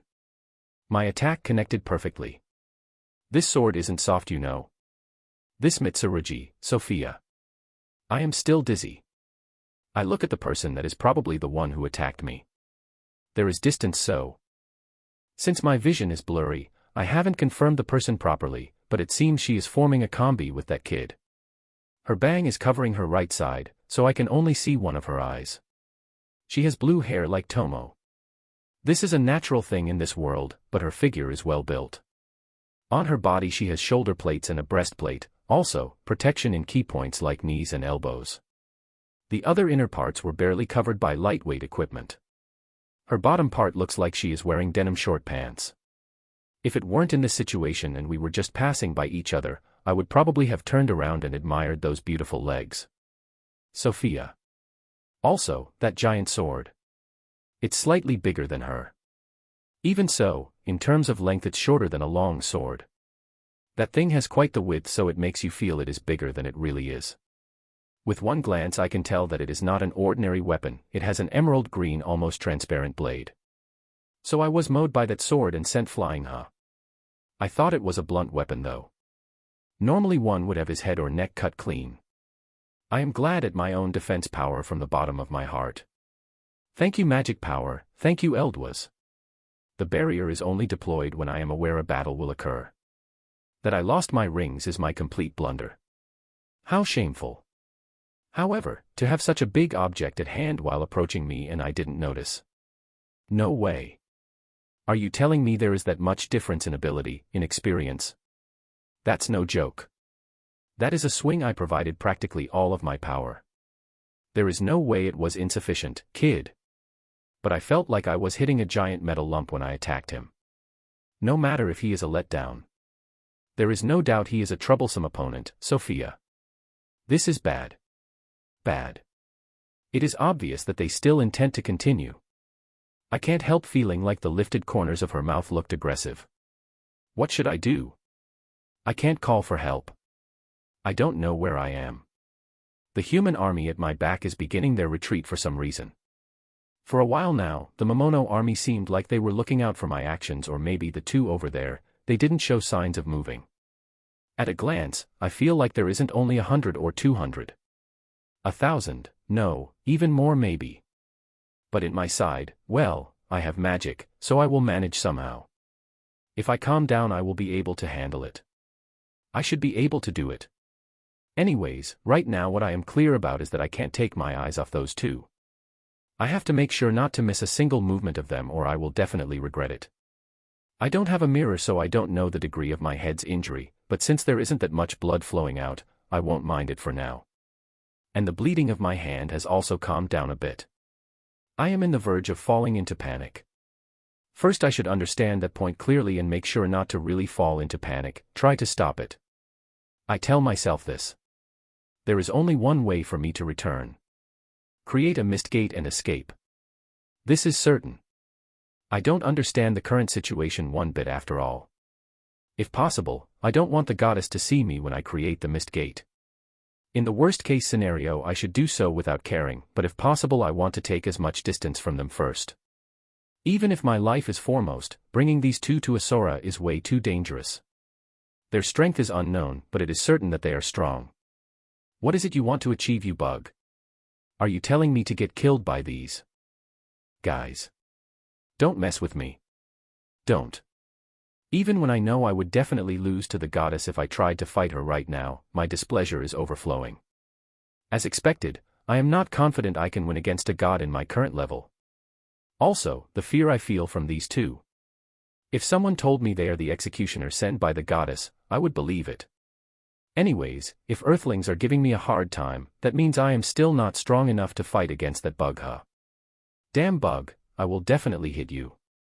Someday, definitely. Right now is the time to work for the sake of obtaining that someday.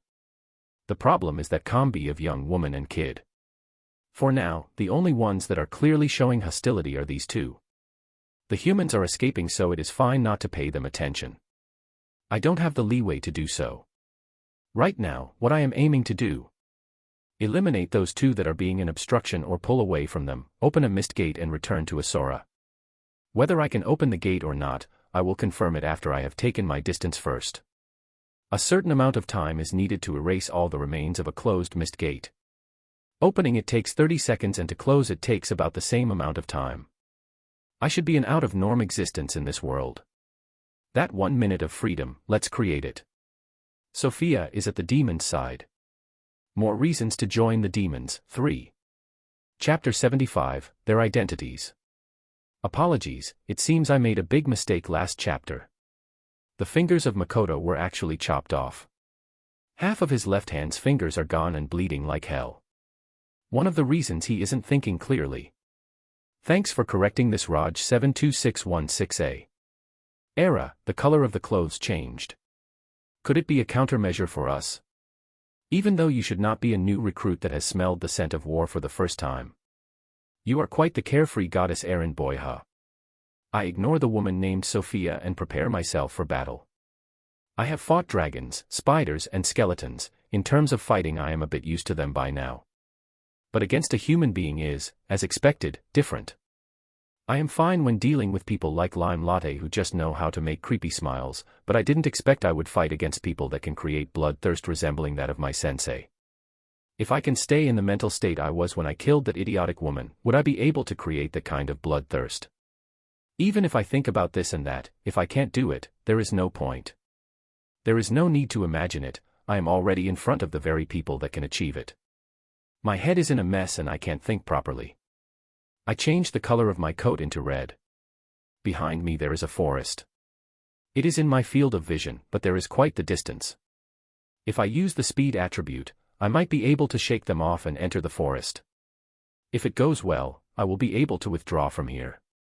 The red color also increases my resistance against edged attacks, so it works as a countermeasure for that woman as well.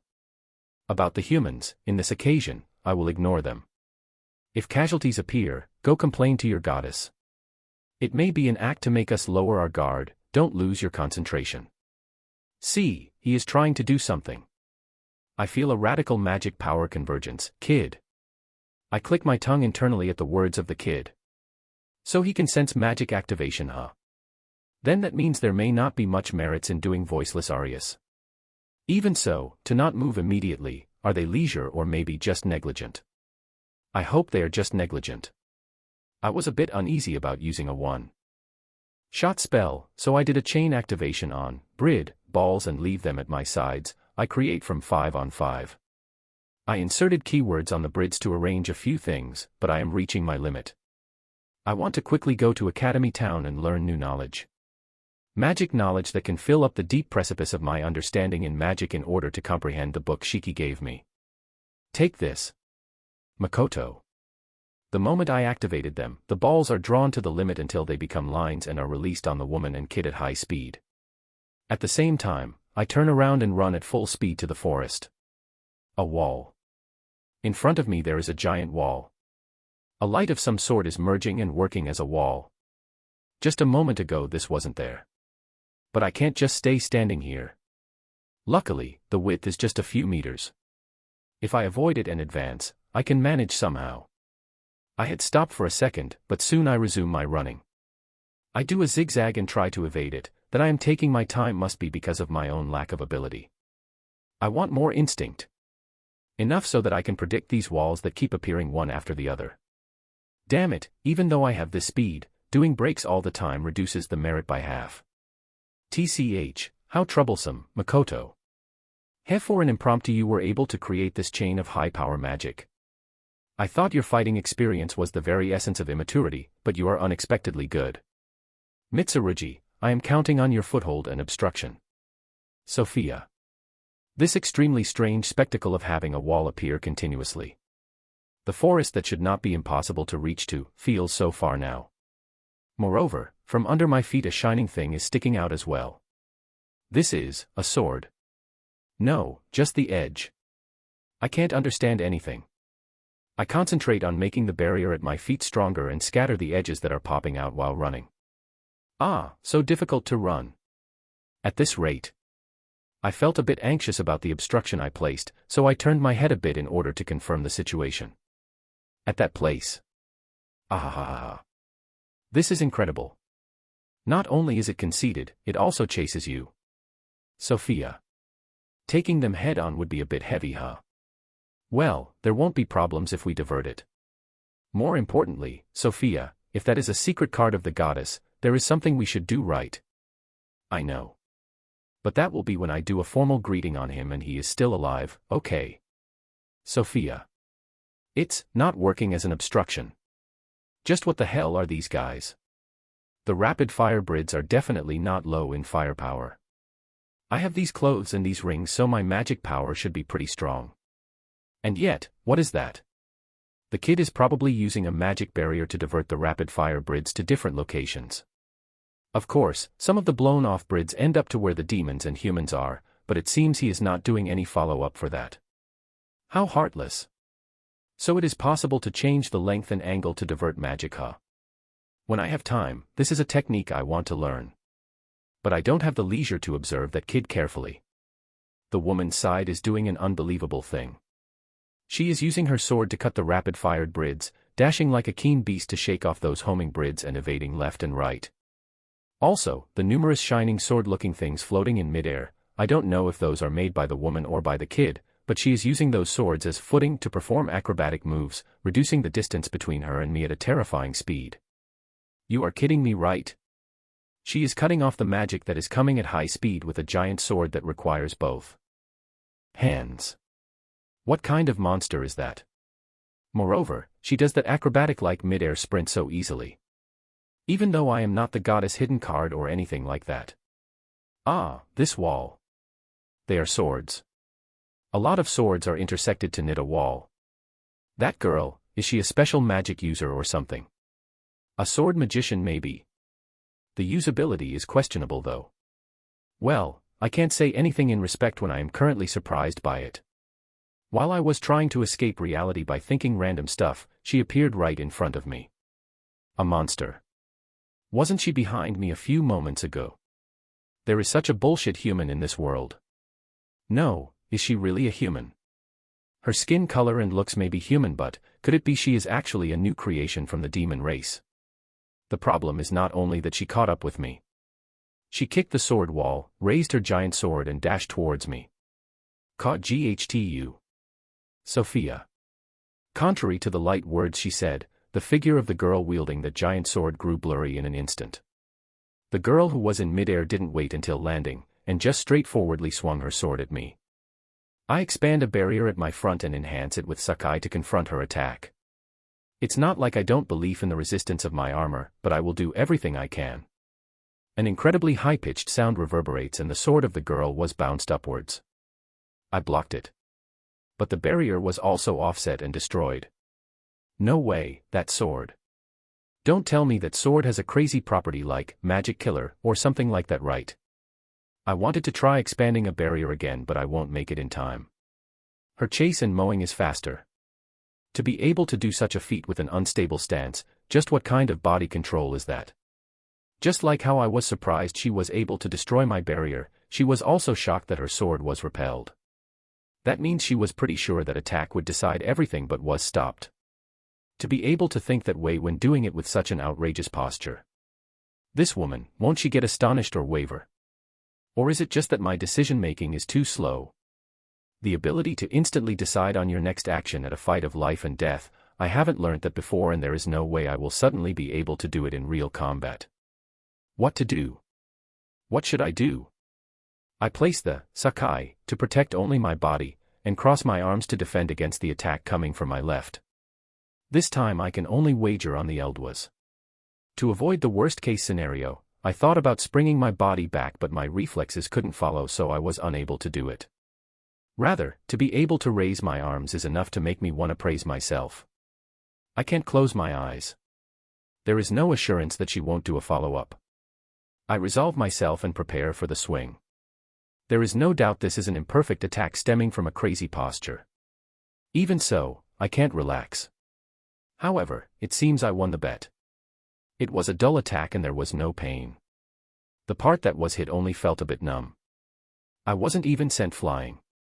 I knew this in an armor that the Eldwas are proud of, but to actually block a sword with clothes feels strange. This time she landed and looks at me with eyes wide open, taking her distance from me, arriving at a pretty distant place. To do so many movements in midair and still be able to land with her 2 feet. Truly awe-inspiring. At her side there is the kid. So they have destroyed all the batteries, huh? Well, I did set them up thinking only about defense though. Seriously, what are these guys? Don't tell me, heroes. No, that's not it. If that were the case, they wouldn't be with the demon army. What am I thinking? If I remember correctly, this girl is called Sophia. The kid, I think the woman called him in the name of a famous sword. Mitsurugi. I feel like I have heard that name before. Wait, that funny lump, what is it? He is way too amusing. He has ability and movements that aren't even worth mentioning, and yet, that hardness, reflex, magic power, his standards are on an abnormal level. A mismatched pervert, Sophia. I also feel that way. Even though he is incredibly strong, he is way too crude. I don't understand at all, Mitsurugi. Then provide me cover at least once, Sophia. I was busy destroying the source of those attacks. Don't ask for the impossible, Mitsurugi. Are those commentaries about me? I am sorry for being amusing to the level of laughing and an incomprehensible existence. Also, I am glad to have left the batteries stationary there. I think I am the one that needs support the most, though not you. Well, once we take control, the situation should change. JKOP_KKJJGF, Sophia. Oh, so we are using the ring on this single opponent. At least say when you are going to use it, Sophia, Mitsurugi. There's no other choice, right? This kid seems to have received quite the blessings from the goddess after all, Sophia. Huh? What kind of incantation is trample down on the god's prayer? The latter half of what Sophia said made no sense and left me questioning. Words I haven't heard before. Are those keywords to activate something? But if I remember correctly, the tools that are filled with magic are normally activated with common language. This language is a first for me. As if responding her aria, the ring in Sophia's right hand crumbles. Not break, it was more like crumbling to a state that would be impossible to restore. Just like when I expand Sakai, a mysterious undulating sensation spreads out from the circumference of the crumbled ring. With this, what does it change? It doesn't seem like the situation has changed at all though. My lifeline, which is magic power, can still be used without any problems. At the very least, the amount I still have inside me has no problems. It seems it is a success. With this the tests are done. However, this is interesting. To think that the day would come when we would be able to negate the interference of the goddess. The worldwide influence she provides can now be changed at our whim, Sophia. Success. Then that means some sort of effect is in place. Damn it, I can't see what their hand is at all.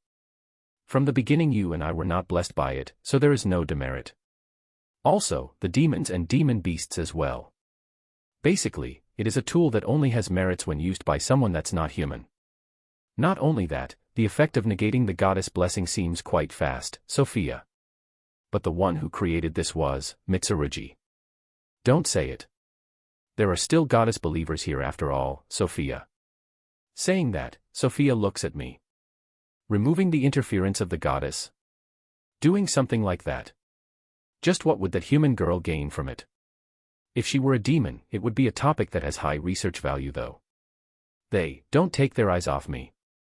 I thought this was my chance to create a gate while they are talking, but if I concentrate and begin my aria, I feel like I will become chopping wood in an instant and that scares me.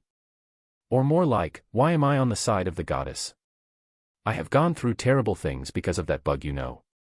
Ugh, the sensation of my left hand is numbing. This is bad. Should I loosen the bandages? No, that's no good. I don't know how much blood I am allowed to bleed. I feel like it is a bad call to worsen the situation if I end up suffering blood loss. This is the worst. Can healing magic cure an arm necrosis? Shiki. When I return I am really counting on you. I don't want to become a one-armed person at this age. I am not on the side of the goddess, Makoto. Even though I know it won't get through them, I still say it. Oh, what does that mean? Mitsurugi. What, Mitsurugi? You understood those words? That was clearly not common language though, Sophia. Wah. Wait a moment, that girl. Don't tell me, she is a human. This is bad, I did a blunder once again. Even though I knew my verbal expressions were fantasy-like, this comprehension that was given to me really doesn't distinct. As expected of a goddess-given ability. Red 1, answer. What do you mean when you said you were not on the goddess side? You were without doubt brought to this battlefield by the goddess. Aren't you like the two heroes that have been summoned from another world, someone that was brought here to protect Limia? That crazy power, I can only think it was given to you by the goddess, Mitsurugi. You are not a human. Makoto. While asking the kid if he was a human, I pick up the word Limia. Limia, if I remember correctly, it is a major power that is directly confronting the demon race. If they are calling me a protector, does it mean this is a key location for Limia? Well, for now yeah. Right now I have chosen to take the form of a human, that's all. You can talk if I am not human. You get more and more mysterious. From your looks, could you be the half of a human and something else? Mitsurugi. Pointing a finger at Sophia, the kid makes clear that he is a different living being that has taken the form of a human. What do you mean by me being a half from my looks? Sophia also called me a synthetic beast. I can't accept that. But this kind of situations where they tell me these things as if looking for a fight without any ill intentions, I already got used to it. It doesn't anger me that much. I have no reasons to fight in this battlefield and I have no intentions on joining hands with the goddess. How about it? Will you guys please leave this as a misunderstanding and leave me be? Makoto. That is impossible. I will have you die here. You were summoned here by the goddess. There is no misunderstanding anywhere, Mitsurugi. I just have a sort of previous connection with the goddess, that's all. To kill me here, why is that? Because that human woman called Sophia is allying with the demon race. I won't be telling anyone that information, Makoto. The kid that was indifferently complying with my words suddenly becomes silent. He was looking at me with a dumbfounded expression. What is it? I thought it was definitely because it would be bad for others to know she was cooperating with the demon race though. Human woman, you say? Cuckoo. Ahahahaha. Mitsurugi. The kid suddenly raises his voice and laughs loudly. Did I say something bad? What? Why did you suddenly begin laughing? Sophia. Sophia, listen. This guy, it seems he doesn't know about you, Mitsurugi. I think this is obvious though. This is the first time I have met her after all. Moreover, she suddenly tried to cut me down. Well, if he is the same as the heroes, that is a given right. Sophia. But he doesn't seem to be a hero. And he is pleading for his life. Saying to, please leave me be, Mitsurugi. What's so strange in that? There is no doubt the situation is bad. Because the hostility has increased. The goddess does incomprehensible things. To think she would throw such an unknowledgeable person to the battlefield. I don't think she just ran out of pawns though. You, being killed by people you don't know and people that don't even know your name. That is not something you would like, right? I permit you to tell us your name, Mitsurugi. I don't intend to be killed. However, in these times, isn't your side supposed to name themselves first? Makoto. I try my best to play strong. Also, if possible, I want to avoid an encounter with this monster. I want information, seriously. Cuckoo, your tongue is first-rate, huh? Fumo, fine. Then we will start first. The one here who is swinging the #1 sword in this world is Sophia Bruga. Her nickname is Dragon Killer, and level 920, a famous woman. And I am Lancer. Well, Sophia calls me Mitsurugi most of the time though, Mitsurugi. Sophia Bruga. Dragon Killer. Isn't that the name of the previously strongest level in the guild? Moreover, Lancer, that name, if I remember correctly, is the name of the dragon that was killed by Sophia, isn't it? That's right, if I remember correctly, his nickname was Mitsurugi. Moshi Moshi. Mashimusher. There is absolutely no reason for such a big fish to aim at my neck. I am Reidu. A merchant, Makoto. I barely manage to name myself. However, the waves in my heart are not showing any signs of calming down. To be attacked by the highest peak of humans and the previous comrade of Tomo. This situation is something I still can't put together in my mind. Reidu, huh? Saying you are a merchant, such an obvious lie. Mitsurugi. Reidu, huh? You have finished introductions, right? Once again, I am Sophia Bruga. Just as you see, I am an adventurer that is trying out being on the demon's side. And, the person that will be killing you, Sophia. Sophia interrupts the words of Lancer and announces her intent to kill me. This woman, just what is she thinking? If you are rising up against the goddess, I feel like we could become friends, but why is it that it turned into killing me? Sophia, I was in the middle of talking. Then the so-called Reidu, this is sayonara. You have seen something that shouldn't have been seen after all, Mitsurugi. You were the ones who told me. Faster than his words were finished, in the surroundings of Lancer and in my own, as well as in the sky, swords created by him were beginning to appear. It is a situation where it is not the appropriate time to talk. This makes me laugh. It really makes me laugh. This unreasonable checkmate, like hell I will let it. Not being able to depend on the companions that I finally obtained, and die without anyone knowing. Like I will let that happen. I won't think about holding back anymore. Or more like, I have been surprised left and right and have had no chance to hold back or anything. No matter what, I will create a chance and escape. Blood has been coming out too much and it is worsening my state. Damn goddess. Calling me at a crazy place. I have decided to learn a way to go against her summoning as my utmost priority. I wonder how far the Academy teaches in regards to summoning topics. Even when doing all this, that bug didn't say anything to me. Is she really looking?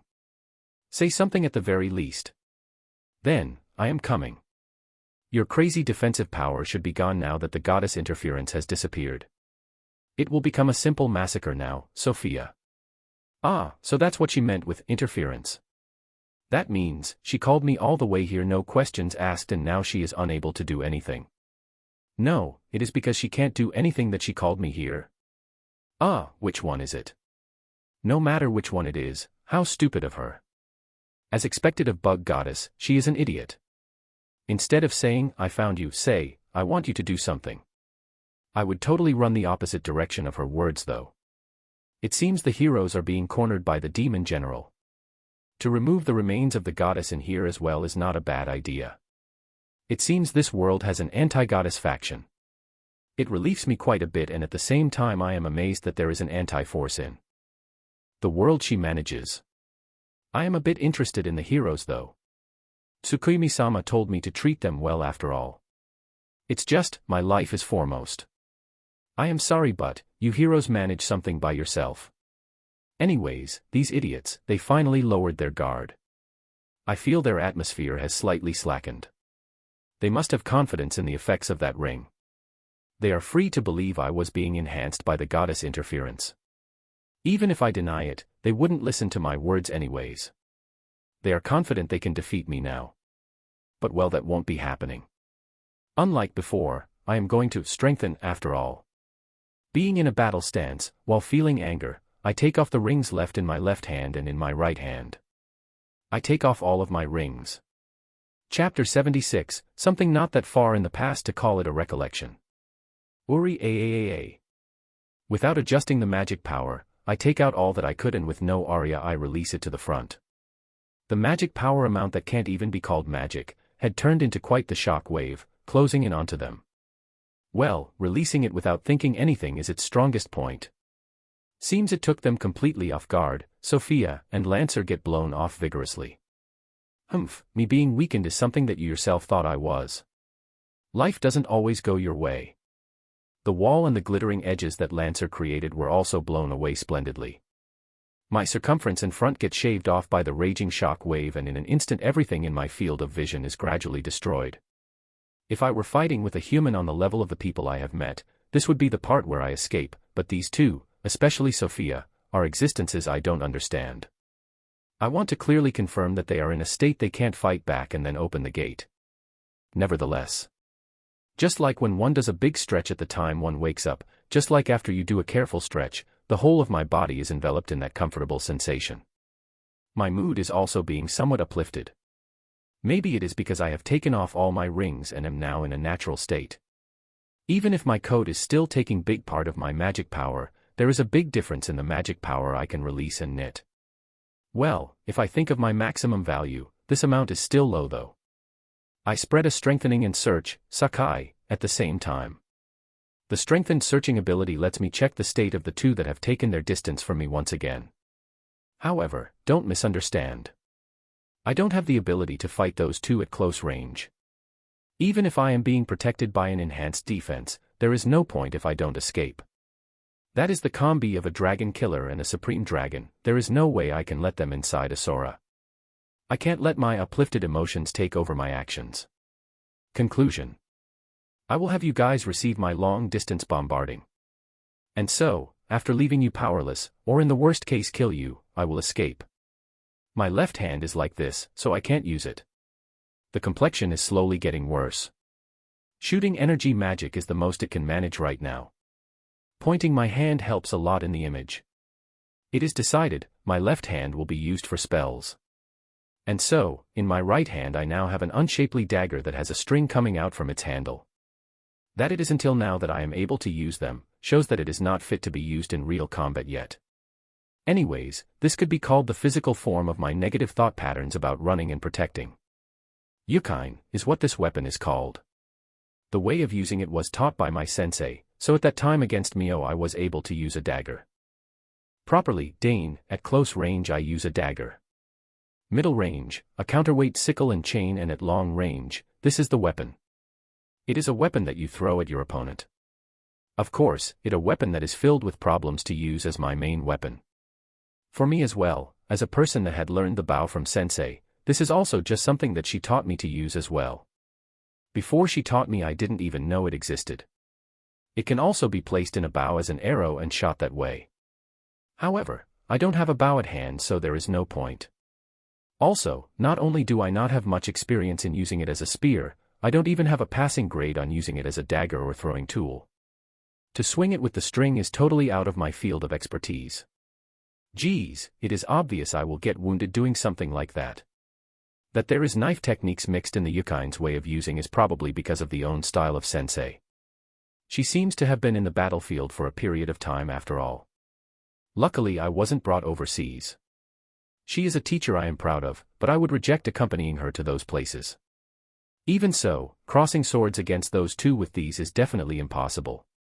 The armor of the Eld was blocked that sword. I don't think the weapons they make lose in comparison, but the most important part who is me still doesn't have enough ability to wield it properly. Or more like, that Sophia girl is abnormal. To do a helm breaker in midair and then connect it with a mow down, even in acrobatic levels, that is impossible. It makes me think that she is the one mixed with a cat or some sort of beast. Also, one that has quite the wild instincts. That's why it is fine to use them only to block attacks when needed. It is better than stopping them with my arms after all. With the special handling of the Yukine I might be able to make her recoil, or so I think. Using that as my secret weapon. I take my stance. Just like when I shoot with my bow.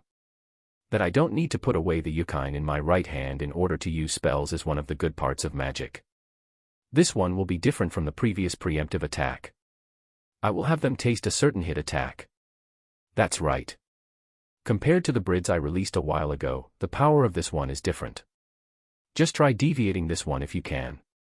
Show me that you can cut it down. Don't think the speed and power are the same as before. Even in this deteriorated field of vision, Sakai tells me the position of my enemies accurately. Yash. Like I will wait for you two to fix your stance. First one is Sophia. If possible, stay lying down just like that. On the drawn to the limit brid, my image tells me of my certain hit. Fire. The next one is created right after that and I turn it into an arrow. I pour my own magic power to it and just like how I shoot with a bow, I release it. This one is for Lancer. The element is fire. It explodes in place so I can expect a certain amount of leeway in the hit area. Even when the vision is taken away because of the cloud of sand my magic power wave created, she does a big step to the side as if she activated some sort of superhuman sixth sense. Because of my Sakai I was able to tell she was trying to avoid it. Lancer did that before too. Could it be they don't even care about the army that is at their back? But, that is useless. A brid that I have coupled with my certain hit image acts just like the arrows I shoot, they all hit their target. It may be defended though, but it will definitely get the enemy. That's right, even if something miraculous happens just the moment my image becomes reality, the level of accuracy in which it pursues its target is on a different degree. It hits Tomo and Mio. There is no way it won't hit you. And since it is different from a real bullet, its homing capability is incredibly high. Instead of decelerating when trying to head to the direction the girl took, the Brit actually accelerated. To increase its speed when changing directions, that is something I really can't understand. Right now the certain hit is something I do with the same feeling as the bow, so hitting is still ambiguous. I don't have definite confidence in it. Magic is still a gray area for me. Sophia uses her prided giant sword to cut off the Brit that is flying at high speed. How scary. Even when releasing an arrow of that speed it doesn't surpass the reactions of hers. As expected, close range is not a good idea. However, no matter if I already predicted this to some extent after watching that rapid-fire Brid, it is still surprising how she tries to cut them off. Is she a genius? Even so, the result this time is Kaya. She made a high-pitched scream and was blown away by the explosion. Yash. I can do this. Sophia. What is up with this power? I can't deviate it. Lancer. The defense barrier Lancer created was destroyed and his childish body was sent flying by the blast. It seems this side has received damage as well. Let me tell you this, I won't be resting my hand. If the momentum is restored, I don't know what could occur. Mitsurugi. Didn't he get stronger? Sophia. I think so too. This is what I think, but, could it be, he was under a curse from the goddess?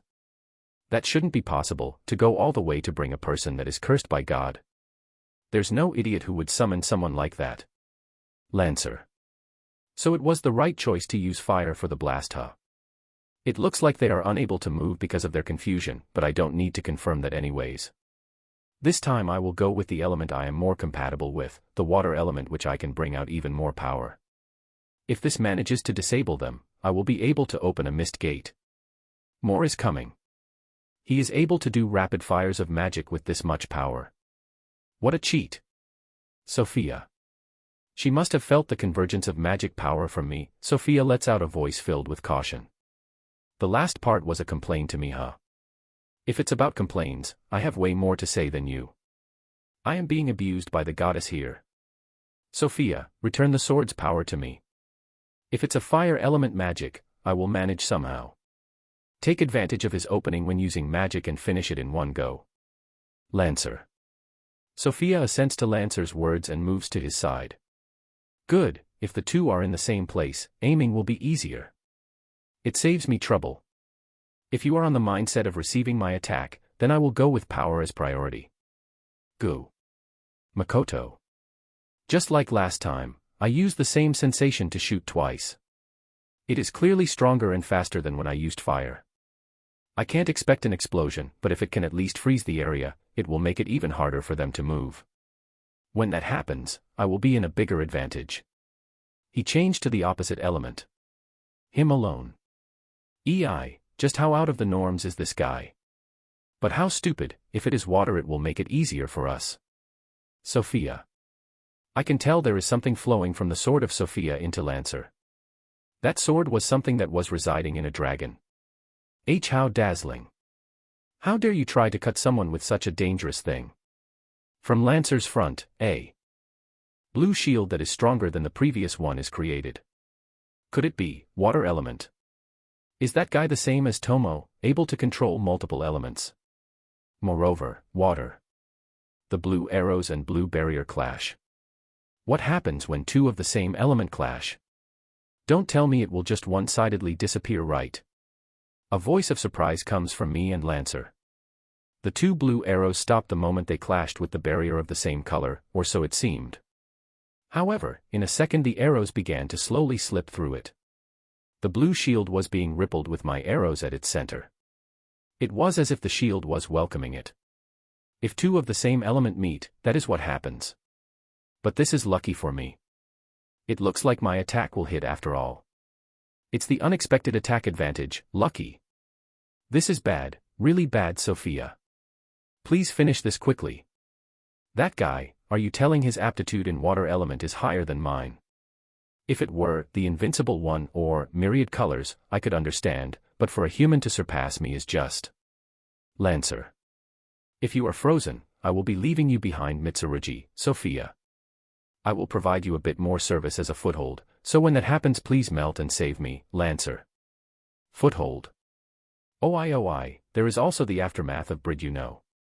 I think kicking mid-air swords and rushing at me is a bit impossible.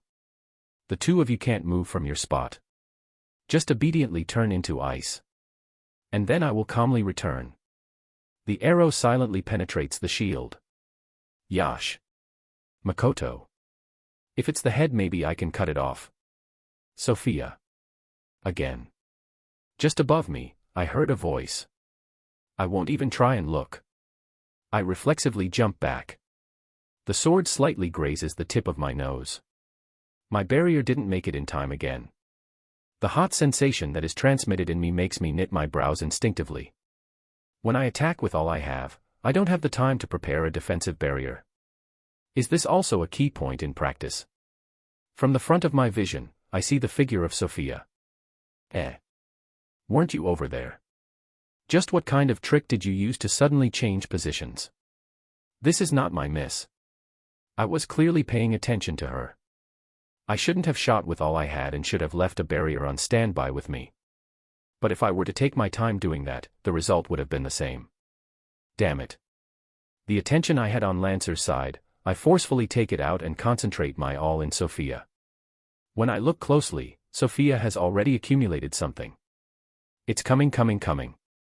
He reacted again. Really, what a funny specimen. Sophia. What's with the, he reacted again? It's because you always talk out loud that I am able to evade them. Is she taking me lightly? I don't know if she is just an idiot that lets everything slip though. Maybe the price of having such a beast-like instinct is her brain and mouth. That must be it. From her eyes I can see overflowing bloodthirst and vigor. Without pausing her movements, she instantly entered point-blank range. This is bad. In a second. Sophia turns her back to me. Why at this time? That back figure took me by surprise. I lost sight of her weapon. Hiding her weapon with her own body, she didn't chase me who was stepping back. That's right, that sword can still reach me from here. No, it is actually the perfect distance for her weapon. Left. The direction she turned just a bit below. A reverse turn attack is swung. I can't evade it. So fast. Counter, no, defense. But using magic with this mental strain? Impossible. I am going to be defeated. In the middle of my confusion, I unconsciously do a half step to the front, grab the Yukine with both hands and miraculously connects with her attack.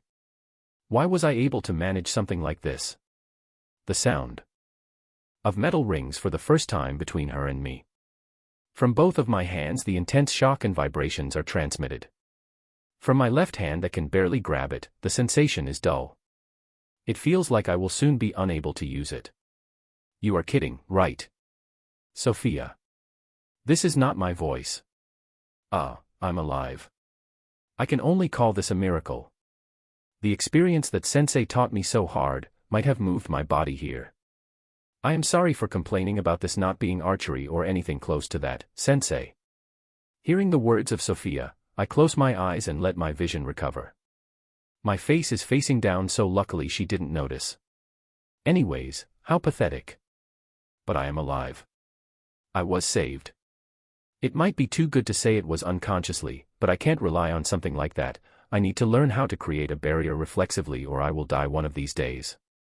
If this person is the strongest in the world and the definite number one, it's one thing, but if there are numerous of those types at once I will certainly need it. After this I want to learn to create multiple barriers and a defense magic that I can leave in place. Aren't I just thinking about defense? I once again confirm the situation. Oh. What is this? Sophia's sword, the sharp sword that had a wide width and one needed 2 hands to wield. The emerald green and almost transparent sword blade that one could even feel beauty. Broke. It wasn't a clean cut. Just what happened, I don't know the clear details, but it broke to the point that I can't count how many parts it turned into. Not even 1/4 of the sword blade was left. Eldwas, you guys are seriously incredible. What's up with this Yukine? To think I would see the day a dagger breaks a giant sword. Why did I close my eyes again? This is clearly a tool that has surpassed the area of self-protection. Incredible, this is really incredible. I am saved, Makoto. I whisper dazed. There is one other thing I have understood. In the middle of fighting I seriously can't communicate with writing. There's no room for it, so it is obvious though. I just noticed it. And so, I comprehended. That I was in the thought I had stopped just before I began panicking, but the truth is I was swallowed by it a long time ago. Not reaching the conclusion I should have and not being able to do the things I could have done. What a pathetic display. Suddenly, the sensation of a hand is felt on my back. Damn dash. You are thoroughly cheat, Sophia. All of a sudden, a soft sensation is pressed on my face. Sophia was hugging me closely. What is this? Breast. Ah, I see. The Brit a few moments ago destroyed her breastplate. I somehow turn my face up. At that place there is obviously the face of her. For some reason, a wide smile. Her body had already lost most of her metal protection, so the sensation of her body was clearly transmitted to me. I thought she would have barbarian-like muscles, but that doesn't seem to be the case. She was more woman than I thought. Her sword gave a big impression after all. The shirts and short pants must have a stronger effectiveness than her metal armor. Like the clothes I have. That I am being embraced from the very front and my face is hitting her breast making me crazy must mean, Sophia is 180 centimeters or more, huh? If she wore heels, this scene would look like a kid and an adult. That's not it. First I should concentrate in the current situation. If worst comes to worst, I will use the Yukine in my right hand on Sophia Ann. 2. What incredible superhuman strength. So to resume, a god body and an average mind, huh? You were going 2v1 against us and were able to stay sane, so maybe your mind is also tough. Wouldn't you be able to face the roar of a dragon and its overpowering aura? But well, your skills are no good though, Sophia. Well, thank you. I don't have a hobby of fighting dragons, so that information is pointless for me though. She is embracing me with all an arms, so I am unable to move as I want. However, it seems I will be able to somehow release myself from this restraint. Even though she swings that kind of sword, her physical strength isn't that much, huh? How mysterious. I am sorry, but I don't want to stay in this incomprehensible situation where I lose my initiative. I will have my escape. Struggling is dangerous, you know. Sophia. Her face comes closer to mine. Sophia's voice is whispered in my ears. Ah, you don't understand what I am saying, right? Well, I don't intend to explain, so this is convenient, Sophia. For some reason I couldn't hear the last words of Sophia. I feel like she said something really low though. It feels like the wind has suddenly become stronger. Wind magic, maybe. But to use an attack magic in this glued state, not even she would go unscathed. Also, I have already prepared Sakai and defense magic. I confirm the situation of my surroundings. Before I noticed, the characteristic scent of the battlefield had become dim and disappeared. The clouds were looking strange. For a while now the wind has been strong. Anyways, escaping is highest priority. I accumulate my strength. I feel something in my feet as well. There's no need to hurry so much, I will release you. Sophia. With Sophia's words, my field of vision widens in a breath. The sensation of her body also disappeared in an instant. To substitute it, a strong wind crashes against my whole body powerfully. Blue, the blue sky. Sky. I'm floating. No, I'm falling. I am sorry, but I have sealed your wind abilities. If you fall at these height, even if it is you, you will die or receive a considerable damage. We will now leave it to nature and bid our sayonara here. In the end I had to rely on his foothold. It will be troublesome to melt him, huh, Sophia? Sophia's figure was at my vicinity. She must be using some kind of magic to float. She is not falling. Or more like, foothold. Lady, are you telling me you can walk down from here? No, this is pretty high up in the skies, you know. The figure of her is steadily growing smaller. But her figure suddenly disappears. Bye-bye, Radu, Sophia. I once again hear her voice in my ear. It's Sophia. When I turn my face, she is certainly there. Don't tell me, she can do instant movement. Depending on the situation, isn't that even more cheat than me? Her figure disappears once again. With some sort of presentiment, I look below me. When I do so, I see a number of glowing things. That are the blades that Lancer creates, if I remember correctly. Now that I think about it, the ones floating in midair were not used to attack. Could it be, those were footholds?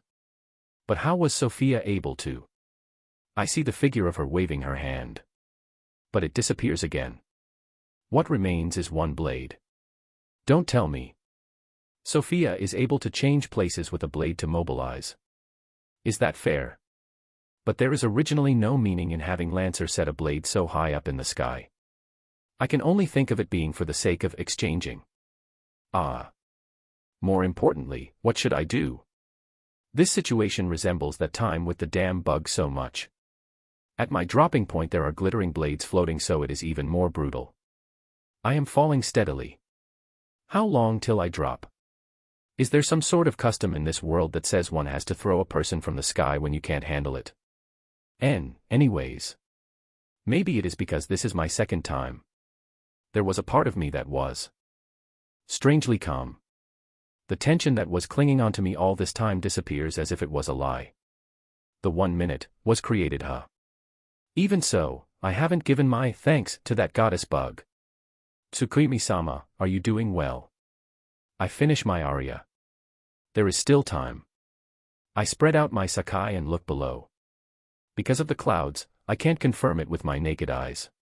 From below, the demon's march had restarted.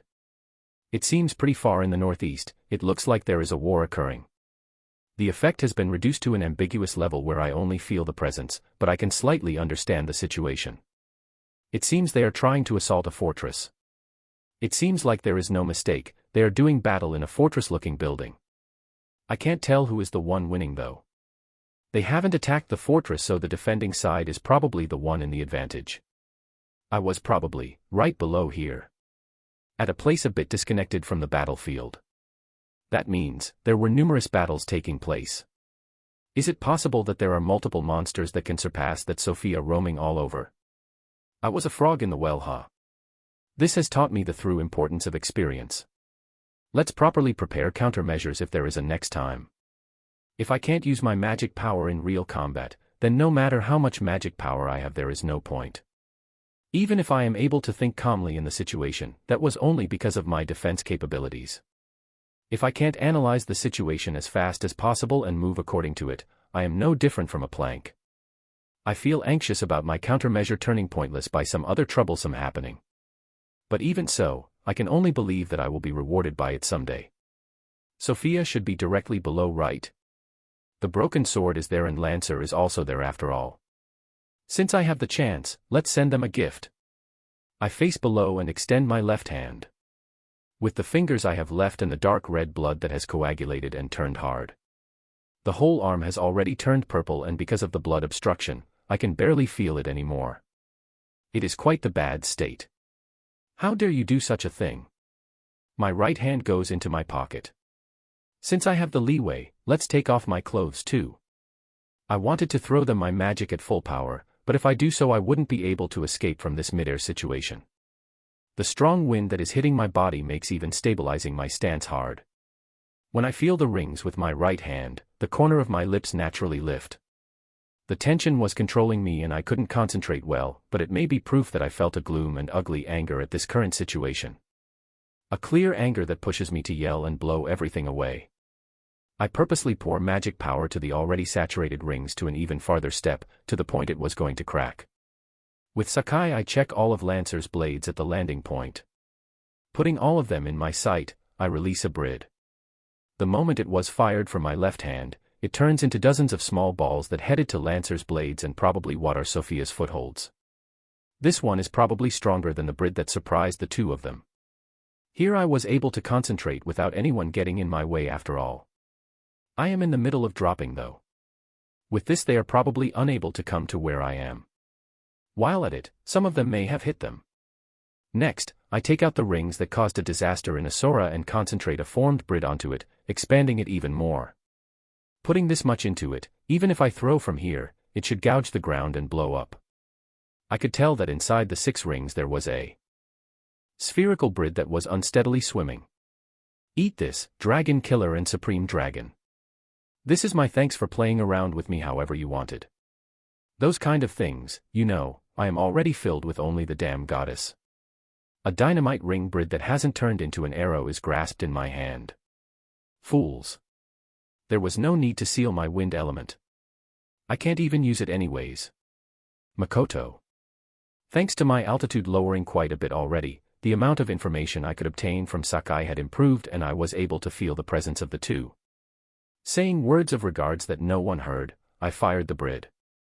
And at the same time, I create a mist gate in the space I was dropping to. I accomplish my return to Asura. The moment I opened it, I had already calculated the ending as well, so the gate should be terminated instantly. I am glad it all went well. If the clouds didn't get in the way, I would have been able to see my ability in action. But if I were to activate it when I am below the clouds, there was the chance the brid ring that was in my hands would rampage. There is also the fear of someone seeing the mist gate. I had no choice. I suddenly feel the anemic sensation I frequently felt when I was a child. My vision was steadily blacking out and my field of vision was narrowing. What a bad sensation. The moment I thought this wasn't good, it was too late. I, who smelled the familiar scent of Asura, lost all of my tension at once, and as my conscience went far away, I collapsed. The dropping impact that I feared was not there, and taking its place was a warm sensation of something enveloping me. Is about the disaster brought upon by the brid ring. Chapter 77, Lake of Stars. In the time Makoto is sleeping, an unfitting young kid was dragging one of his feet in the battlefield as he welcomes the companion that was returning from the sky. So is it over? Lancer. Probably. I went to the highest foothold you prepared after all. This was my first experience overlooking from the top of clouds. Don't you know how to hold back? Sophia. The woman that landed didn't mind about the scolding tone of the kid and just answers. To think my sword would break that way. It was as if I was in a nightmare. I admit I was a bit panicked, Lancer. I was literally the one who experienced it, so I was even more startled. The weapon a pervert holds is also in the pervert level, huh? It was an unshapely dagger I have never seen before though, Sophia. I don't remember seeing such a dagger either. If possible, I wanted to collect it and duplicate it in our base, but, Lancer. The kid-shaped supreme dragon looks at the sword that's on his hands. Only a bit of the base is left from the blade. So you retrieved it. Thanks. I totally thought you were frozen in ice and died from the shock. It seems that wasn't the case. Nice going, Sophia. It is a part of me, so it is obvious I would do so. However, the moment it was broken, I felt a pain as if my whole body was being torn apart. Even though I was inside an annoying case of ice, the pain resuscitated me and I felt like dying, Lancer. Well, sorry to hear that. Now, let's give the advance signal to the demons and take it easy. As expected, I am unable to fight for some time, Sophia. Your sword was broken and your armor destroyed. You are even more tattered than when you fought against me. That your fighting spirit hasn't weakened is commendable, or more like shocking, Lancer. Lancer's words smelled like sarcasm. And at the same time, he was also praising the ability of his partner Sophia. In your case, you killed my companions, right? Well, they were reckless people that were gathered to kill. A dragon anyways, Sophia. Fumo, this time no one died, huh, Lancer? Yeah, almost all of my equipment is a goner and my body is all rattled. Even so, this is probably better. We were able to take care of that pervert called Radu or something like that. In a country without a hero, we will be able to provide enough damage to cease the functioning of Limia, Sophia. One could feel the amazement in Sophia's words. Even for the girl named the Dragon Killer that has passed numerous battles, the self-called merchant Radu was an existence she couldn't comprehend. An anti-magic sword that was filled with a supreme dragon's power against a barrier. In that attack that she gave her all, she was only able to offset the barrier.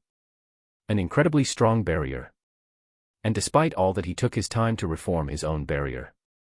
Using an amount of time that could be called way too long in a battlefield to confirm the situation, and on top of that, his indecisive part which only though about escaping from the very beginning. After that, using a homing magic that Sophia hasn't seen before. Thinking about the cost and performance of homing functions, it is an inefficient act no one would perform. His sword skills were like a newbie who was growing his pubes. For his skills with the dagger to be like that, it was awful. It was to the point one would think he was making fun of the battlefield. At least, that's how Sophia felt. But that last attack. For some reason, at that one time, Radu stepped forward. Even though he was taken aback and was showing signs of retreating. Because of that, he was able to properly clash swords with me. Moreover, he broke my sword, Sophia. In those movements, she felt like it wasn't his own will but an instinctive action that kicked in. A movement that went against the predictions of the Dragon Killer. The thoughts of stepping forward against an upcoming weapon is an action that is practically impossible for a magician. Even if he is a so-called merchant. However, Radu did it. It made Sophia wonder if Radu actually has experience in swordsmanship. Are you telling me in that situation his body was able to remember those movements and connected his actions? He didn't give me the impression that he trained so much to be able to do something like that though. That means, Sophia. Oi, something is, Lancer. Lancer's whisper-like words returned Sophia's consciousness to reality. She soon understood why he was looking at the sky with a distorted expression. From the sky, several dozens of blue lines came raining down from the sky. Breaking through the clouds, they all came down without distinction. Each one was thin and were piercing the ground like a buckshot. If the barrier of Lancer wasn't there, the bullets would have hit where the two of them were. The power of the bullets were on a level Lancer's defense was able to defend against, but it was an attack that didn't weaken. Thinking about the numbers, it was in a level that would reign for 10 minutes or so in the battlefield. The demon army that had resumed their march, seeing the blue lights falling, one could tell that they were falling into chaos. Luckily, it didn't seem like there would be a second round falling, but it was a situation where they can't relax. This is Sophia. Damn Radu, is he telling us he will take us all along to his grave? Lancer. I am going. I will go and obstruct him. If this continues, the army will be affected. Sophia. Sophia, you can't. With the attack just now, the blades working as foothold were all destroyed. To think he would be able to destroy that amount of blades. Lancer. Then create more now. The next round might. Wait, Sophia. The words of Sophia urging Lancer were stopped midway. Her eyes were looking at the sky again. Looking at the clouds that were blocking the view of the one man that should be there. An attack to destroy the footholds. For the sake of not pursuing him. That one just now was for that reason, right, Radu? You are telling us your real attack is coming now, Sophia. Lancer's expression was filled with bitterness. Sophia was staring up as well. This attack just now was practically thrash for Makoto. Even with that, it was a magic with wide area of effect and with more than average power. And in truth, the demon army that received this attack had their formations disturbed. Its element was water. Lancer looks at one of his legs. Unable to completely stop his attack, he received the magic and was now frostbitten. He wasn't sure if he will be able to use it anymore, but at least he was sure that this level of wound will not let him use his leg in this battlefield. Just how much will he make me laugh, that guy? This isn't an amount of magic power a single person should be able to create. And you are telling me he still has something up his sleeves? Sophia. Water element, huh? One can tell he is quite confident in his ability with water, Lancer. But what does this mean? A water spirit hasn't lent anyone its powers in this place. Not only that, the magic power in the area is practically unused.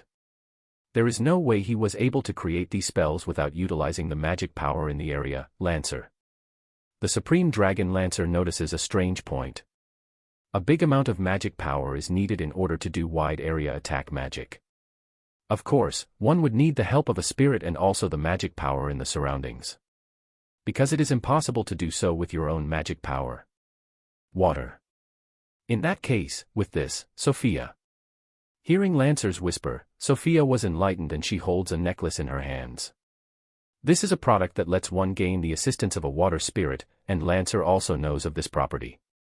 However, the usage is only one time. In terms of water, one would probably obtain omnipotence over it. An incredibly high-grade tool. It's so valuable they didn't use it against the arrow of Radu. Because Sophia and Lancer were confident they could manage without it. As a result, Lancer received an injury, and when thinking about the current situation, it might have been the correct decision to save it.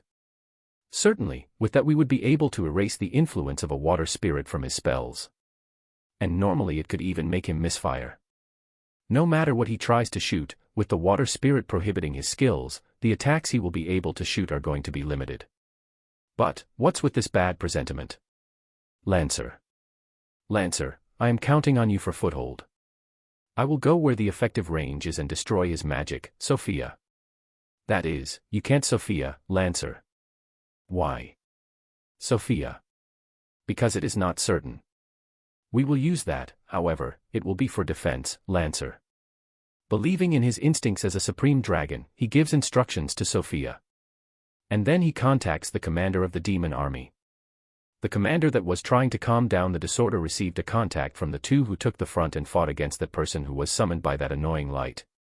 He soon reacted to his message.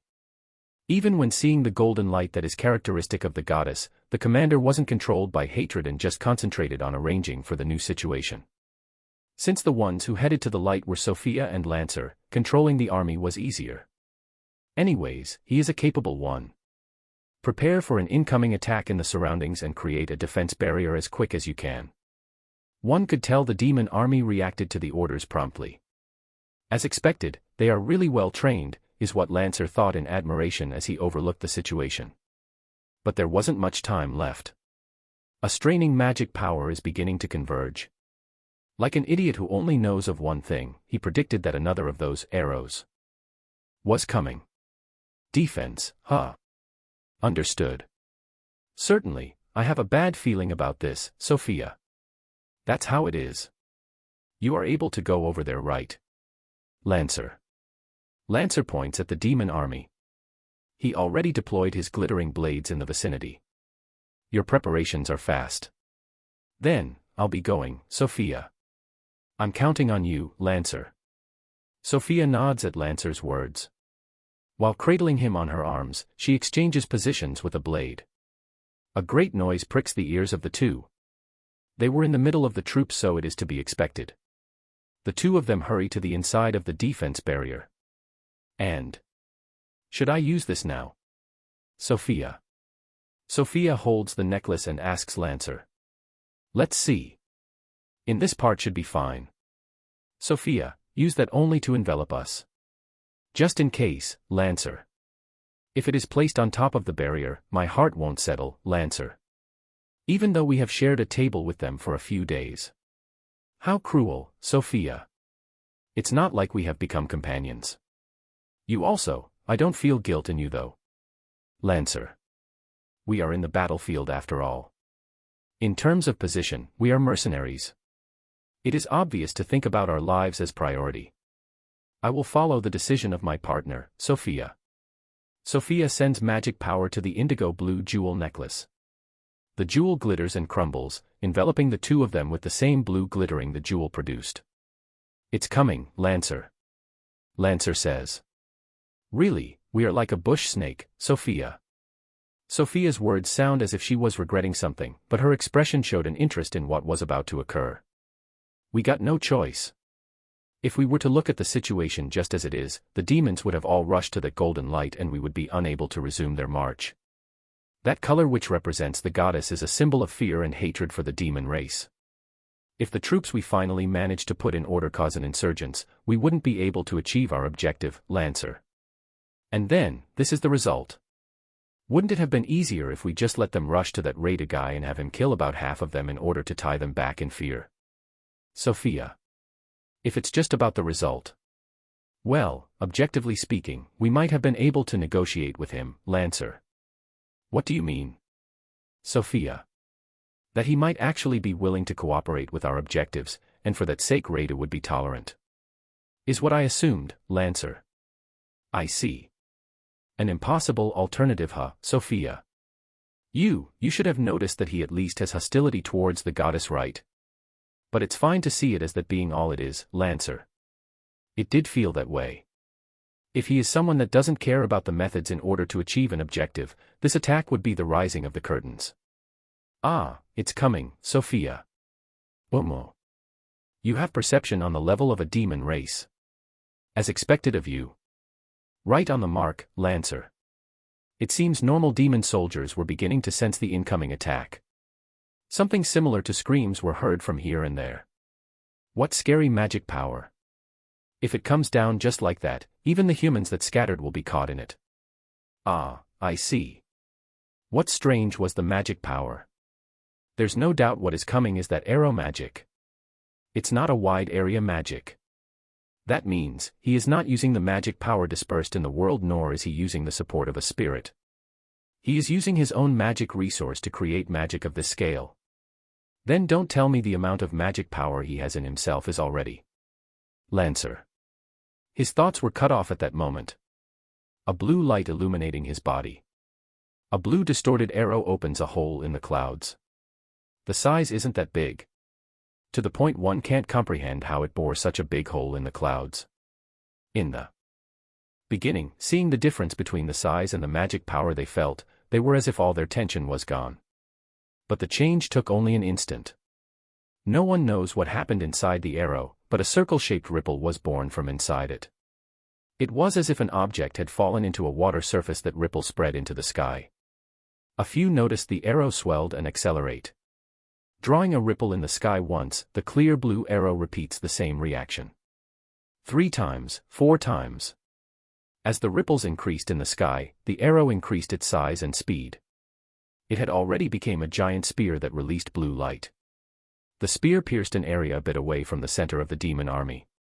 The army should have created a defense barrier in the vicinity.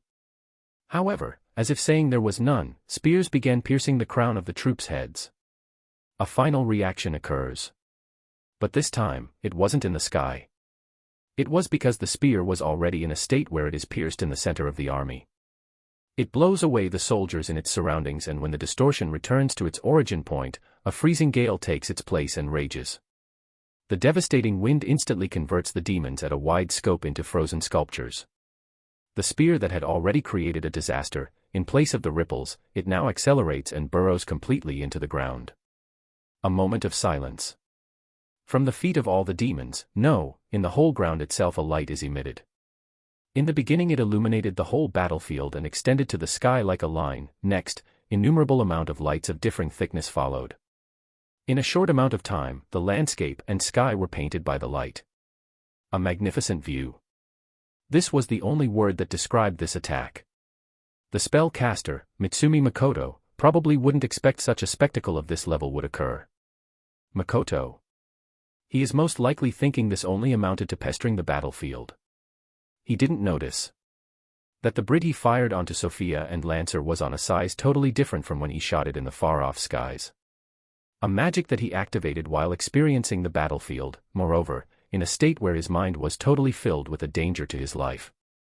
A magic he slowly created while concentrating more than the normal. The difference in power is big. There's no doubt one of the reasons was because he was able to be in a normal state of mind in the far-off sky. No, it was because this was the second time he was experiencing that misfortunate occurrence he was able to manage. Moreover, he is using as a reference the power of the ring explosion that destroyed the clone body of Tomo and the ark that was barely saved. And it only caused the chain explosion of 4 rings. Mitsumi Makoto evaluates his own magic power way too low. Whenever a ring was broken, the Brit rapidly increased the range of its power by leaps and bounds. Makoto wouldn't even dream that it would create ripples in the sky and turn into a giant spear, piercing into the ground. That everything he saw, the river, stream, forest, woods, the meadows where the demons were in and even the far-off dried brown earth as well. Everything was being enveloped in light. The human army that was retreating was no exception. In the place they were was also in the diameter of the light that spear created. Everything it touched was frozen and at the same time, being basked by that enormous energy, they break into dust. Turning into dust, they didn't even leave a shadow behind and just dye the place in blue color. The spear that fell down from the sky had already created a destruction dome in its hemisphere. In an instant that felt like eternity, the light steadily disperses. At the sight one could see the devastation as if the place was grinded, or not. A big accumulation of water. That was slightly smaller than the dome, but bigger than a pond. A single lake was created. Just how much power is it needed to achieve this? At least not in the scope that a single person would be able to possess. It was fitting to call it a tactical weapon. In the place where a forest was there and a prairie as well, a single surface of water reflects the sky as if it was always there to begin with. Water flowed into the several rivers that were in the vicinity, and they flowed downstream again. It was an attack that changed the map. On its lake surface, it was sparse, but there was the shadow of something floating in the air. It practically didn't move from its place. It wasn't a soldier that survived miraculously. Most of them had barely any part of their body left and the state of their corpses varied. No, to be able to retain a part of your body in that destruction is enough to call it a miracle. But that shadow was shaped as a person. Not only did it retain its whole body, while trembling, it put its right hand on its face and moves the wet hair that was blocking its eyes. It was the dragon killer, Sophia Bull. When looking carefully, close to her, one could also see a kid who lost one of his legs. Lancer. Lancer, are you alive? Sophia. Hey, that necklace. If used as defense, even if it is only one time, isn't it supposed to protect the user completely from water element magic? Sophia.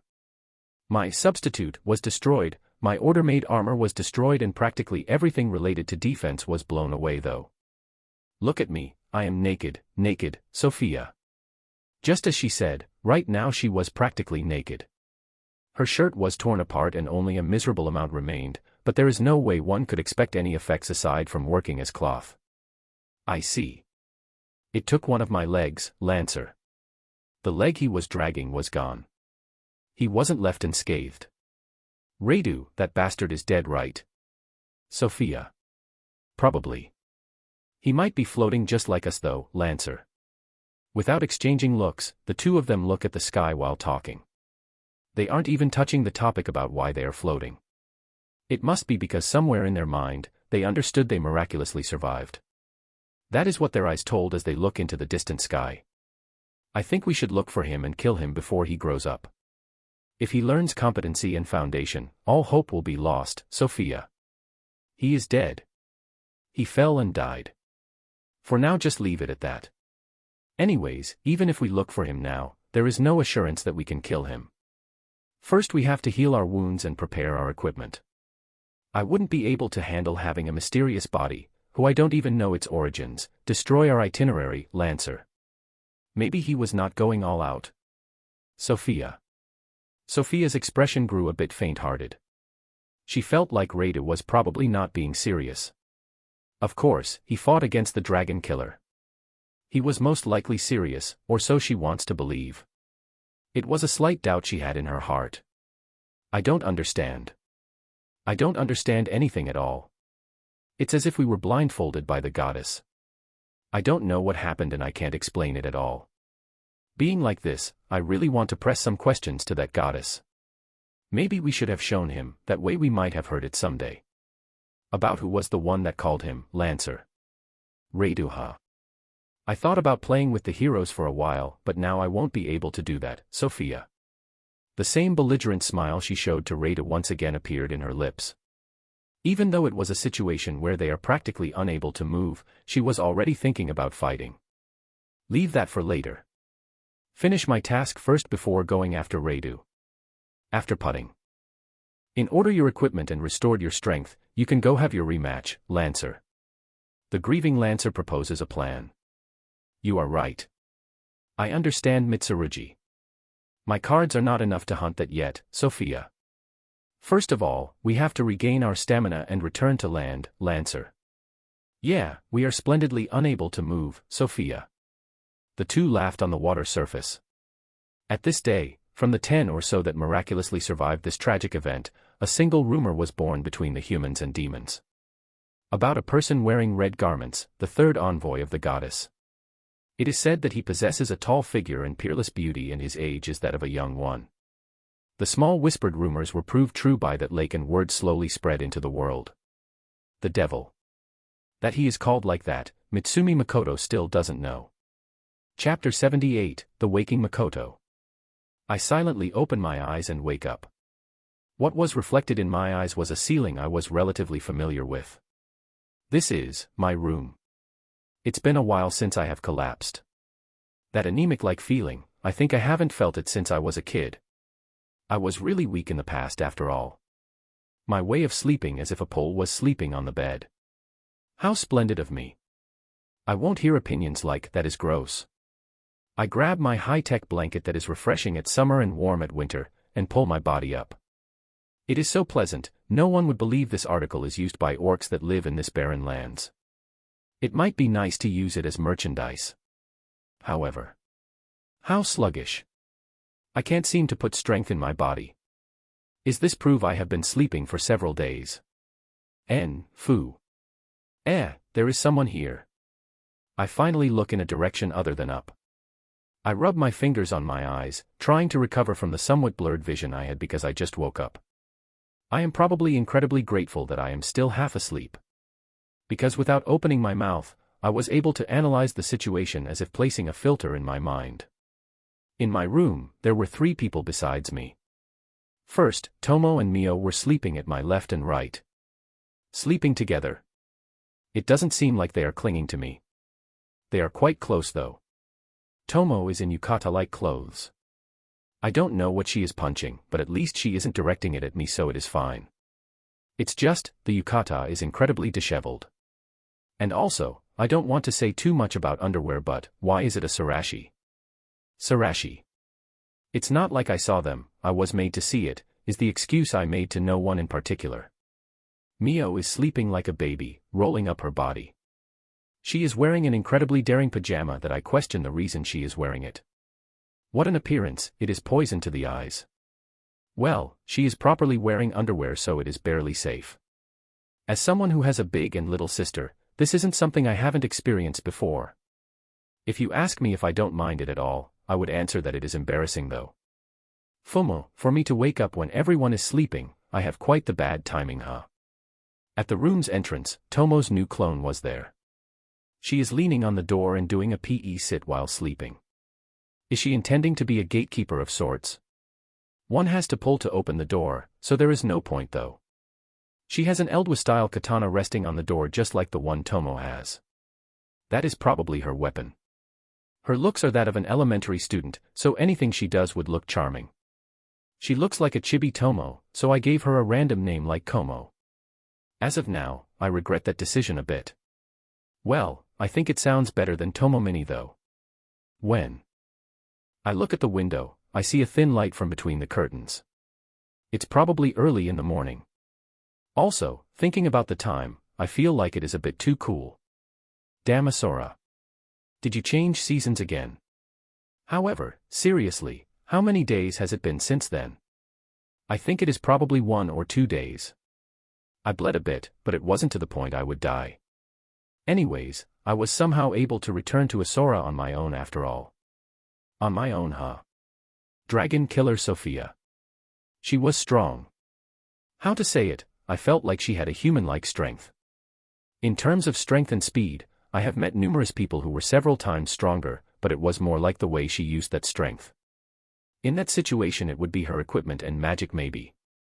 Things like being able to change her position with Lancer's blades, or just the ability to change her own position freely. Or maybe it was something that didn't take in mind anything, a teleportation kind of skill. The thing is, she was able to act while ignoring the distance to a certain extent. For a person specialized in long-distance attacks like me, this is a topic that brings pain to my head.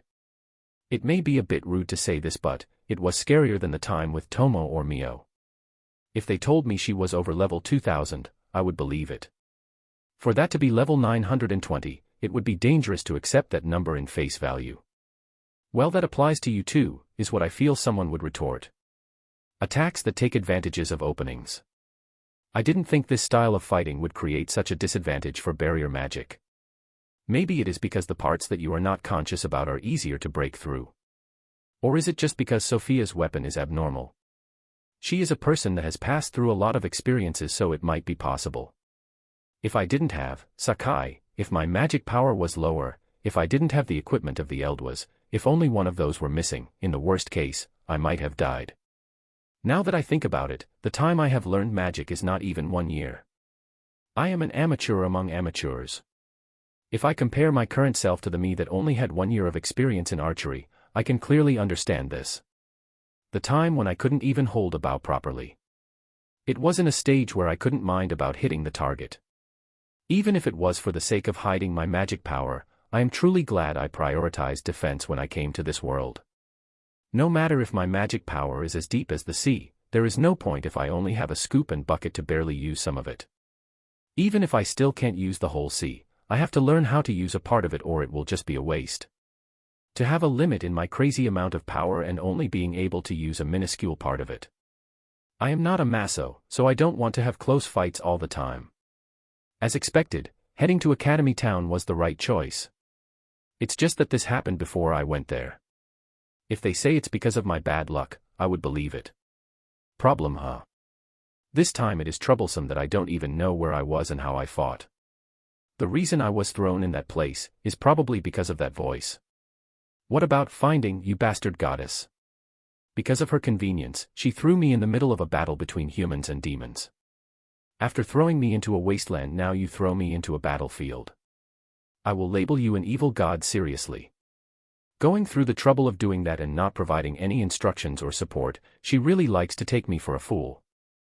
If there is a next summon, I will definitely oppose it.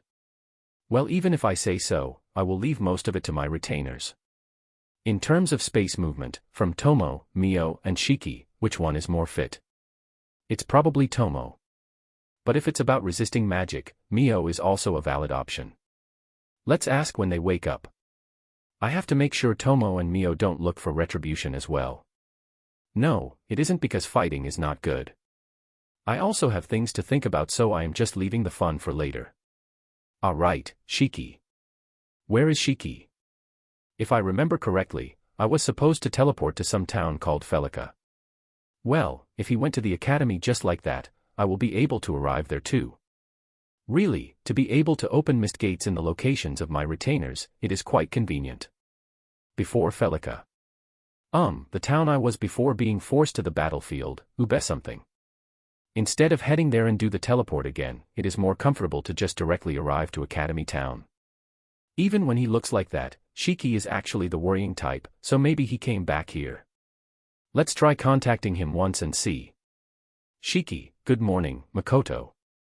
I am glad. It seems the link has been restored. I can clearly tell that we are connected.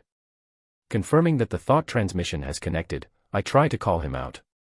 Thought transmission is so user-friendly. Makoto-sama. Is it Makoto-sama? Shiki. Yeah, it is. I am sorry for suddenly disappearing, Makoto. From Shiki's point of view, he didn't know what happened to me at all, so for now I just tell him I disappeared. No need to apologize. What about your body? Is there anything wrong with it? Shiki. Yeah, just a bit sluggish. Just in case I will have you check later.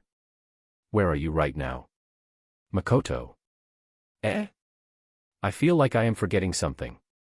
That's great, truly great. I was right beside you and was unable to do anything. If Makoto-sama didn't return after this, I would have dash. Shiki. Shiki, I am asking you where you are right now though, Makoto. I am really sorry. Right now I am in Academy Town, at the examination line. I thought it would be bad to take out the documents before knowing if Makoto-sama was okay, but after hearing that the day before yesterday you returned to Asura injured, I consulted with Tomo and here I am, Shiki. Tomo. Her decisions are like that of a father, or more accurately saying, rational.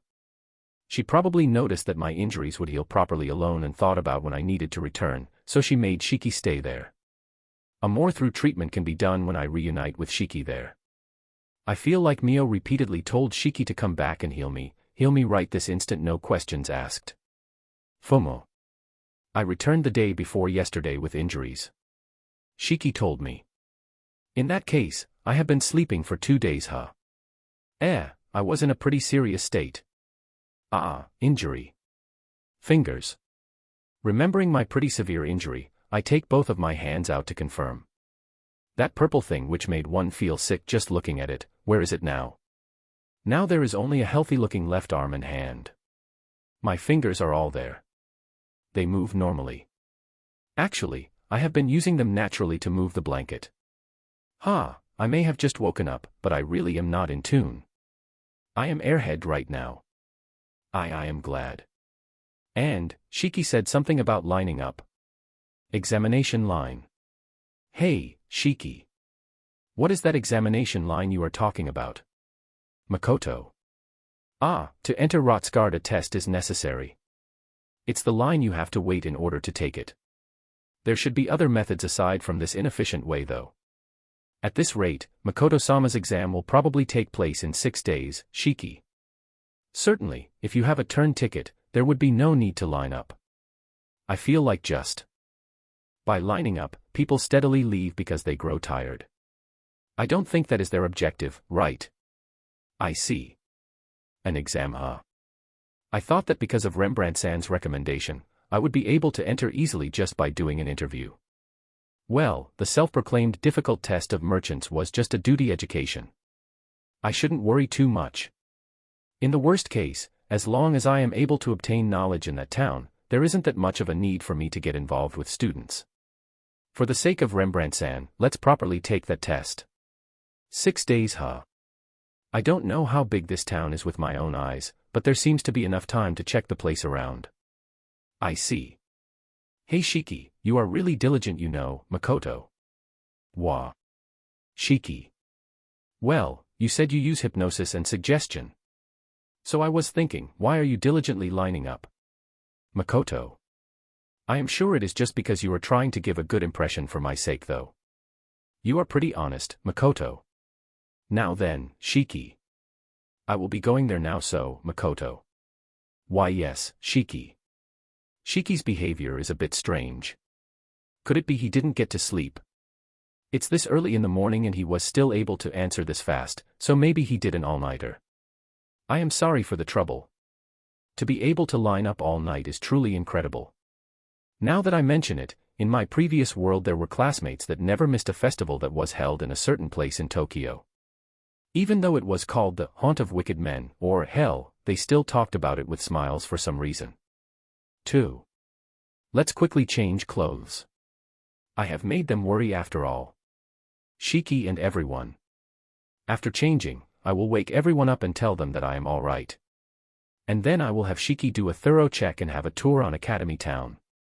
At night we will have a meeting in Asura for detailed reports. Let's make a mist gate in Academy Town where people can't see. It seems just by setting a gate once I am able to move from Asura to that place. However, if it is totally closed it will vanish, so I have to leave remnants. Thinking about the possibility of infiltration, I have ordered Tomo to completely close them. In places that work as relay points and in a base we will normally transit, in those cases we guard the exits with all we have. Mio is also able to open and close the mist gates that are not completely closed. Shiki still isn't able to do it. It seems he is having a pretty hard time with it. The former lich that possesses a reasonable amount of knowledge and ability is like this. Well, I might just be worrying too much though. A genius-level instinct type like Mio might appear and could end up able to pass through them, so in most of the cases I want them to be closed completely to have peace of mind. Ah wait. In the Academy team it is only me and Shiki, so there is probably no need to leave a gate in the meantime. I just need to open and close when necessary. After arranging my thoughts, I feel gazes. Moreover, from both sides. Waka. I was only able to catch those words. After that I wasn't able to understand anything else. The words of Mio that felt like they weren't even words and the words of Tomo that were actually words but were so fast I couldn't understand. What is sure is that me changing clothes has become a pretty distant future now. Being hugged by beauties from both sides should be a pretty rewarding situation, and yet, the feelings of worrying them and wanting to say sorry were stronger. It's been a few months since I met them, but we have passed quite the thick times together. Shiki, I am sorry. I might take quite a bit of time going there, Makoto. Understood. Please don't push yourself, Shiki. I receive words of worry from Shiki. Tomo, Mio. Good morning. It seems I have worried you both. I am sorry, Makoto. At this rate, the report meeting feels like it will be in a much later time. I decide to change the schedule a bit. Chapter 79, Mio in the middle of a trip. Sorry for being late. I am trying to catch up with my friends in Blade and Soul. Mitsurugi, you say? That brat, he wasn't dead, huh, Tomo? One could tell Tomo's slight surprise from her words. I was somehow able to detach myself from them and tell them the situation, but, as expected, the two of them were quite angered. Probably. Also, he was with Dragon Killer that supposedly killed him, Makoto. First of all, I have to tell them everything. If I stop all the time to suit them, I will never end. I still don't know that part yet. I just know that the battlefield the goddess kidnapped Waka to is probably one of the battles in order to capture Stella Fortress. It seems it was an awful battle. I heard a big part of the humans died. But well, I see, Mitsurugi did that to Waka. Ho, Fumo, Tomo. Ignoring Tomo, who is narrowing her eyes in a dangerous way. I see, Stella Fort, huh? It's a name I haven't heard before. Certainly, it was the construction that had the most amount of people around. So that was the fortress, huh? I took notice of it when I was high in the sky, so it was on the moment I was about to return. In the end it became a losing fight for the humans, huh? If people like Sophia are in the demon's side, I can understand. That was a scary living being. My last attack was probably only useful as pestering. Experiencing a place where people kill people is a first in my life, now that I think about it. Not as a spectator but as a concerned party. It may be too late to say it now, but it was scary. I see. That goddess threw me into an outrageous place. Moreover, the moment she found me, she didn't even say anything. I seriously thought I would die. Makoto. Doing something like that to Wakasama, how dare her? Goddess, unforgivable, Mio. Mio is now in a state where conversation won't get through her. She is in a trip of her own. Her eyes have lost color and are completely still. It is a state where her ears are not working properly. She won't suddenly go rampage, so there is no need to soothe her for now. However, to cause so much trouble for Waka, just how did they do it? With that equipment and magic power, it isn't something that one can defeat. But it is true that you were severely injured. Wumu, Tomo. It is because of my negligence and lack of knowledge. I think these were the reasons. Suddenly being thrown in the battlefield and suddenly encountering such a monster, I was in a total state of panic, Makoto. I was in a terrible state where not only did I not deploy numerous magic, I wasn't even able to properly put up a barrier. It was a woman that swung around a sword bigger than her own body and was even able to slice twice in midair. On top of that, I don't know if it was instant movement ability, but she was able to ignore distance as much as she wanted. It made me think that I have to learn how to deploy a barrier as fast as possible and increase the amount of magic power I can use at once. In my current state, I am unable to use my advantages to their best, Makoto. The amount of magic power you can use, huh? Certainly. Setting aside the purity and density, Waka normally doesn't seem like you are using that much magic power. It's a changed magic with high effectiveness, but in terms of aggregate amount, it certainly would be best to be able to form magic on the level of several rings. The time when you were against Mio, Waka had a different atmosphere there too, Tomo. Yeah. Taking into account the amount of magic power I have, the amount I can use is way too low. Only having it is really a waste. I think that if I learn the basics in the Magic Academy, things will change a bit. I will try asking Shiki over there as well, Makoto. About that. I think that it would be better if we also accompany you there. We don't know when the goddess will interfere again. Her saying "found you" must mean that she has been looking for you over there and was able to find you, Tomo. Please reconsider, Tomo. I understand the concerns of Tomo. Even I, if an important friend or family suddenly disappears and returns injured, I would worry as well. I think it is best to strive in not making something like that happen again.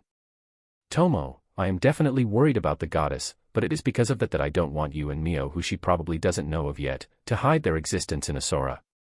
She probably already knows about Shiki now, so instead of making him return, I think it is better to have him stay with me. Just like what I asked you, I want you to research for a way to oppose the summoning of the goddess. It is also because I want to leave people I can count on inside, Makoto. That's right. I was kidnapped on the magic transfer formation, so Shiki's existence might have been exposed. But if she discovers the existence of Tomo and Mio as well, before learning a way to oppose her summon, I feel like she will kidnap me and dry me up. In that case, I want to hide the two of them. I don't know if good fortune will come out of this or a misfortune, but I don't like having the goddess know all my cards.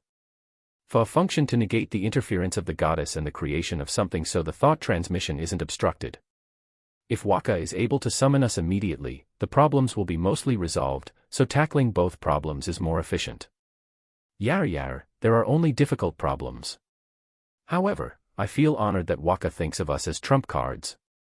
For the sake of the day to come, we will remain in obscurity for now, Tomo. Sorry for the trouble.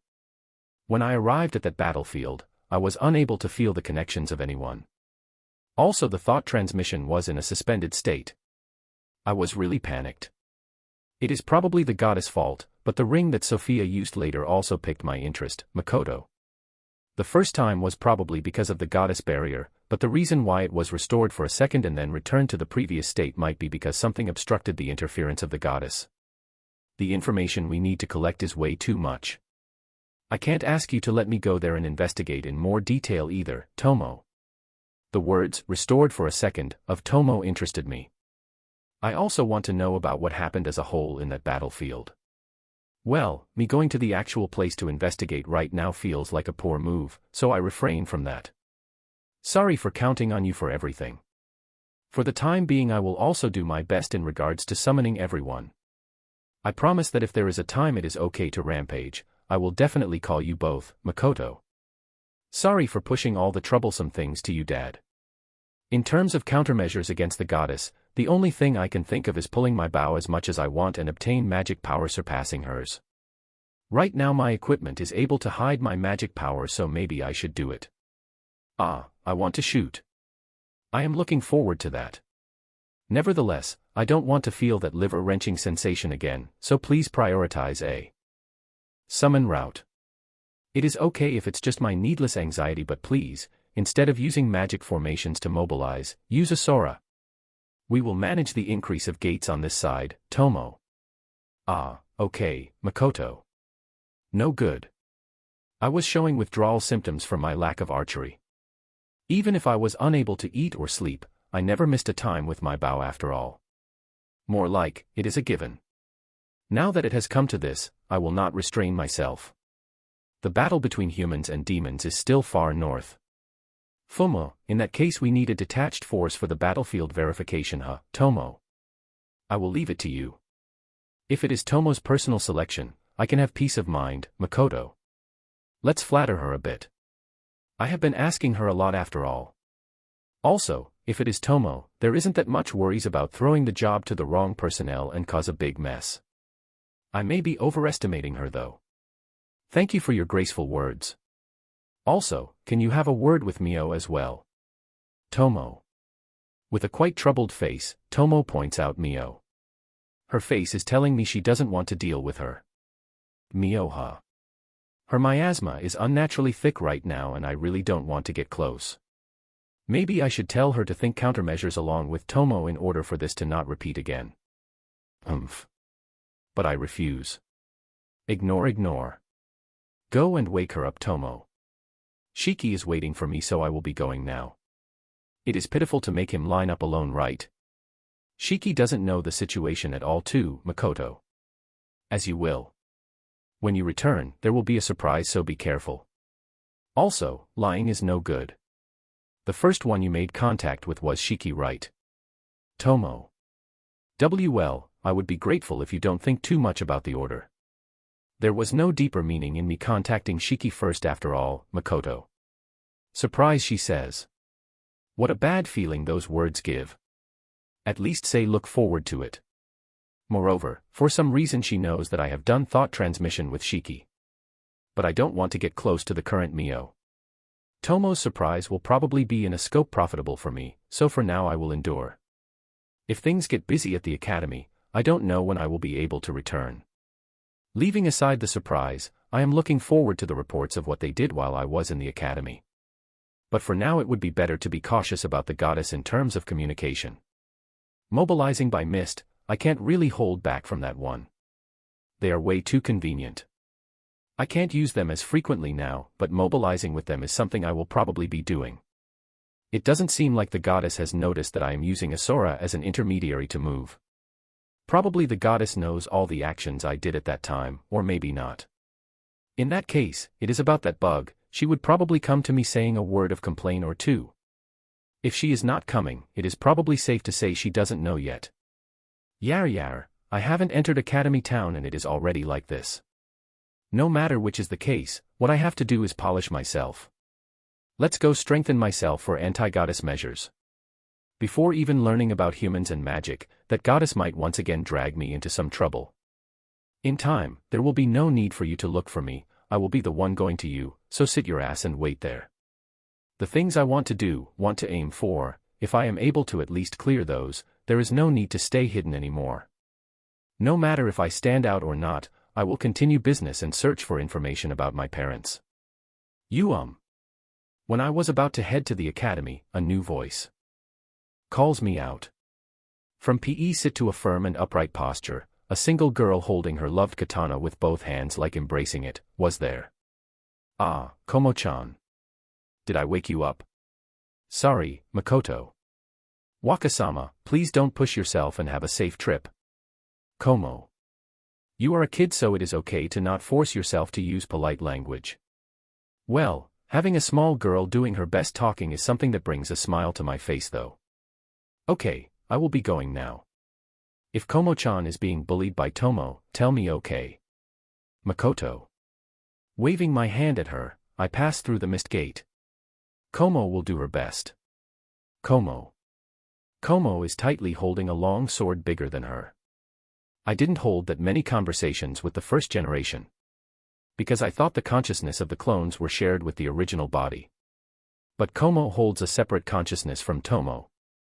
The first generation didn't hold that many conversations with Tomo either and seemed to be doing decisions, so I misunderstood. Or maybe Como is different. But I don't intend to confirm this. I will treat her as a completely different person. That's fine for me. Taking that into account, I am probably treating her kindly. Even when I know this won't atone for the death of the first generation. But if Tomo were this polite with me, it would be nice. I grasped the position of Shiki. Waka, I like samurais, but I wish you to stop the pedophilia, Tomo. Like hell I am. Makoto. The words that Tomo said with a slightly serious face, I thoroughly deny them. The last words of her wore me out a bit, but I still continue to head out to Academy Town. Chapter 80, Normal Operations of Asura. Now that Waka has gone. Mio, how long do you plan to stay like that? Tomo. The moment Makoto was enveloped in mist and disappeared, the voice of Tomo reverberates in the room where Makoto isn't anymore. But the words that were directed at the black-haired girl Mio were not answered, and she just continued biting her thumbnail while mumbling words in a low voice. Tomo seems to have given up on waiting for her answer and turns to her clone, Como, who is standing at the entrance. Como, you don't have to guard the room's door anymore. Go play with the forest ogres, I will be going there later, Tomo. Ah, yes. Understood, Tomo-sama, Como. You remember what I told you, right? Tomo. Of course. If I cut, heal it, Como. Good. Then, I am counting on you. What is it? Tomo. Tomo-sama, there is something I want to ask, Como. Tell me, Tomo. What does pedophilia mean? Como. In time I will tell you. Right now it's too soon. Now, don't let the forest ogres do nothing, Tomo. Why yes, understood. I will be going now. Como. Como does a big nod and walks out. Tomo watches her out. Seeing the open door, the dwarfs, orcs, lizards, and arcs must have noticed a change in the situation. They peeked inside the room. Tomo smiles wryly at the residents that show worry at Makoto's well-being. That the forest ogres also came to check surprised her a bit. Because she thought they would be firmly waiting at the training grounds. She thought she had cornered them to the very limit, but it seems they still have some leeway, so Tomo decided to change their menu a bit. How is Makoto-sama? One of the orcs says in a really reserved manner. It is the orc chief's daughter who does the administration and management in Asura, Emma. She is wise, and it seems that her negotiation skills were originally high. She was able to act around the other races without feeling any sort of barrier between them. A capable woman. Moreover, her loyalty to Makoto is high. Tomo and Mio respect Emma. Emma ha. If it's Waka, he woke up a few moments ago. He told me to tell everyone that he is all right, Tomo. But I don't see him around, Emma. I had him go to the academy where Shiki is. Because it is better if he checks him in detail. There is no one here that has experience in treating a human after all. Shiki, who was a former human, is the best one for the job, right? Tomo. You are right. Understood. Will he be coming back at night? Emma. Let's see, I don't know about tonight, but let's have him come back soon in order to show everyone his well-being. Those dwarfs over there, I am a bit doubtful if they are worried about Waka's well-being or the equipment's well-being though, Tomo. Tomo sneaks a look at the dwarfs there and narrows her eyes. You unthinkable. We are also worried about Waka's well-being at foremost. I see, I understand that. Anyways, for now tell the other people at the village that Waka is alright. The lizards and arcs as well, alright. Tomo.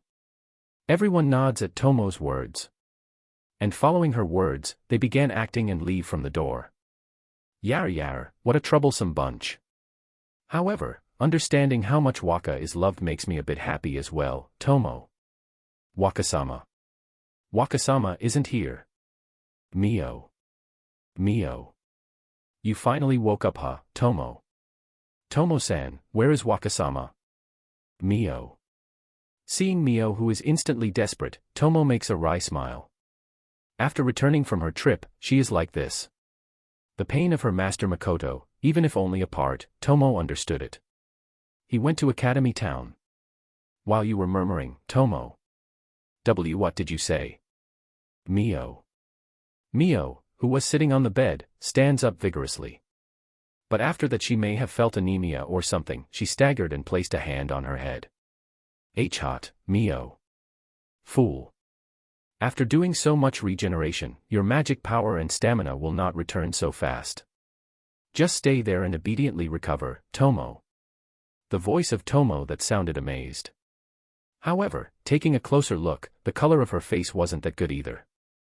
And just as how Mio was, she also sat down at the bed.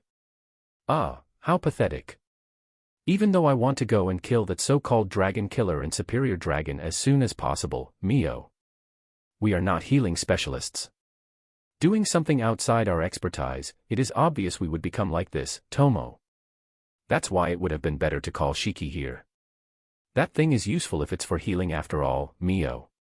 Don't say that. Anyways, by the time I hurriedly came when I heard the report of Como, there was already one person unreasonably casting regeneration spells on him, Tomo. That is, Mio. Even if I was able to remove the curse that was hindering his recovery in the middle to follow up on your spell and somehow were able to return him to his original state, who knows what kind of compensation you would have to take if you were to try and heal Waka alone, Tomo. Tomo sighs. By the time she ran there, Mio was clearly distressed. She even felt a madness in her bloodshot eyes, the eyes of someone that would pay any price in order to achieve their objective. I don't care about the price I would have to take, Mio. Even though she was reflecting on her actions, she didn't regret them. That is what Mio's face said. What a troublesome one you are. And so you are telling me it would be fine to lose an arm? Tomo. In a joking tone Tomo asks Mio, but Mio made a surprised face and looks back at her. Of course. If that would heal him, Mio. Even if I were to become an empty shell, I would be satisfied so. Because my everything belongs to Wakasama, Mio. Mio calmly tells her that even if she lost all her limbs, it would still satisfy her. Tomo makes a big sigh. You are really an idiot, Tomo. About what so? Also, isn't Tomo saying, idiot, way too much? Mio. To a point that it is still not enough. You may be satisfied by that, but if he were to see your deed and your appearance, Waka would cry, Tomo. Mio. Try to think about it. We are in a ruling relationship with Waka. In normal terms, we would have to absolutely follow his orders. Our movements and will would be as Waka wishes. Even so, he gave us this much freedom and lets us do as we want. It is a kind treatment that is no different from a covenant. He probably doesn't think he is ruling us. He probably thinks of us as companions, family, Tomo. Companions, family, Mio. Right. That's how much he treasures us. That's why it is proper to be ready to throw away our everything for Waka, but we also have to stay healthy in order to serve Waka the best we can. As long as we stay with him, take care of your own body, Tomo. Oi, are you listening, Mio? I am telling you something pretty important here, you know.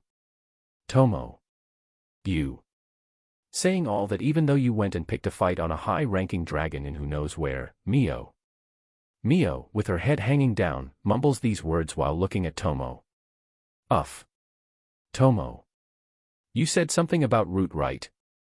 And you went to pick a fight with him, so. While pushing me the job of staying here. That isn't something that would worry Waka. Is it okay for me to report this to Wakasama? Mio. That is, Tomo. Just because by chance the person in question wasn't present and couldn't meet him, doesn't change the fact that you tried to do it. I will clearly report this, Mio. Wait. I also said a bit too much. My feelings of worry about Waka made me a bit impertinent.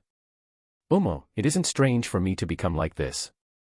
That why, you see, don't go betraying me like that, okay? Tomo. Who cares? I am stupid after all. Someone like Tomo-san should have her period dramas sealed for a while, so wa, Mio. Why you, what kind of scary things are you saying? I know, Later, I will be going to the place where Waka battled. And so, when I get information about that dragon killer and Mitsurugi, the first one I will tell will be Mio. And after, we can secretly rampage a bit without telling Waka, or something like that, Tomo. And Mio. And Tomo. I understand. Also, I will cooperate in compiling the videos you were interested in. How about that? Tomo. Really? Mio. There is no turning back in a samurai's words, Tomo. Then, I will forgive you for calling me an idiot. Now go and investigate the place where Waka fought quickly please, Mio. Why yes, understood, Tomo. Well, I was also thinking about giving that brat my thanks for what he did anyways. Accompanying Mio to rampage a bit might prove fun, Tomo. The secret talk of Tomo and Mio surprisingly ended in Mio turning the tables. While doing what Makoto asked them to do, the two retainers decided on an ominous thing secretly. By the time both of them were able to move their bodies, the sun was already high up in the sky. Asura was somehow able to operate normally. Chapter 81, Misunderstanding. Several days passed after reuniting with Shiki.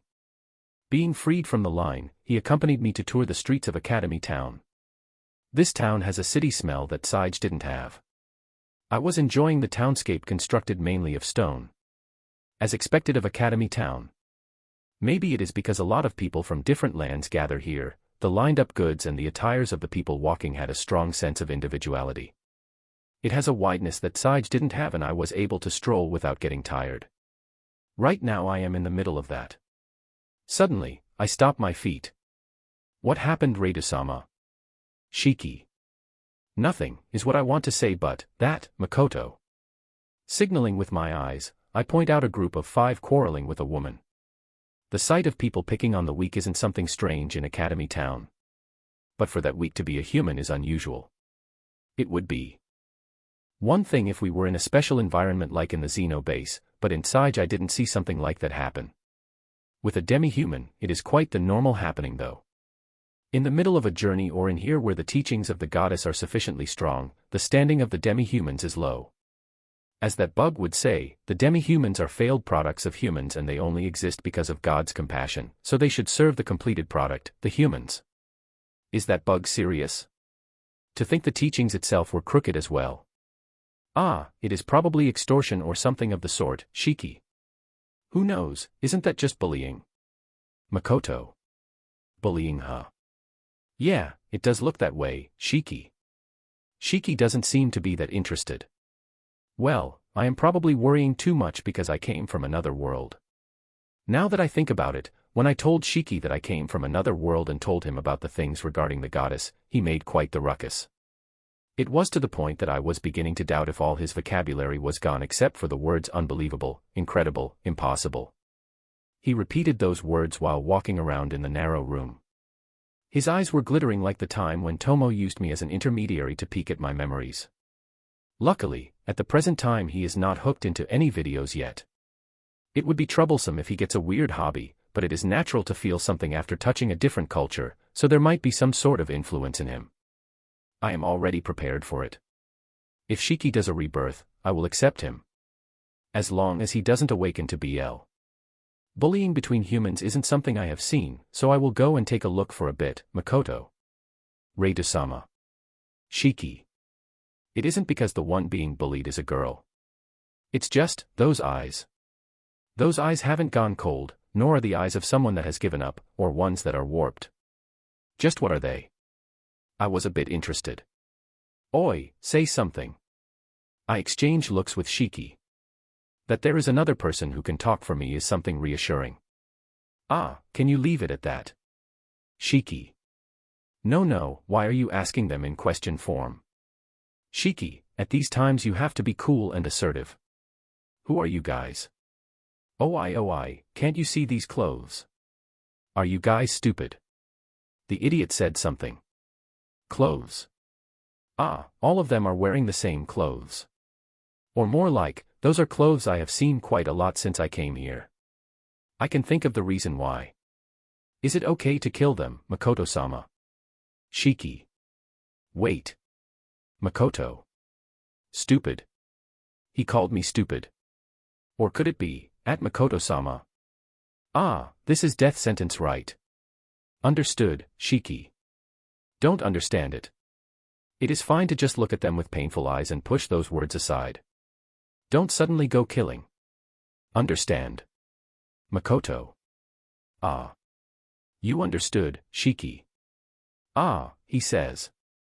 Tomo is fine, but will Mio be fine? I hope she isn't going around killing. Tomo is accompanying her, so I trust that they won't do anything excessive. I believe in them. Anyways, all of you get lost. Feel lucky I won't be killing you, Shiki. Ah, their clothes are probably uniforms. They must be students at the academy. There are a number of colors for it, but the design is practically the same. This is something that makes me wonder, are the heroes and me the first ones to come here? The blazers really look alike. Is that coincidence? It is more convincing for me if someone has already come and told them the design. I don't think all worlds have the same school uniforms. Tet. Shiki, are you not good in conversations? Makoto. No. But I am not good at dealing with idiots, Shiki. Ah, I see. He is thoroughly picking a fight. Those people might become my classmates. That they are exaggerating the importance of the clothes might be because the students here are pretty high standing.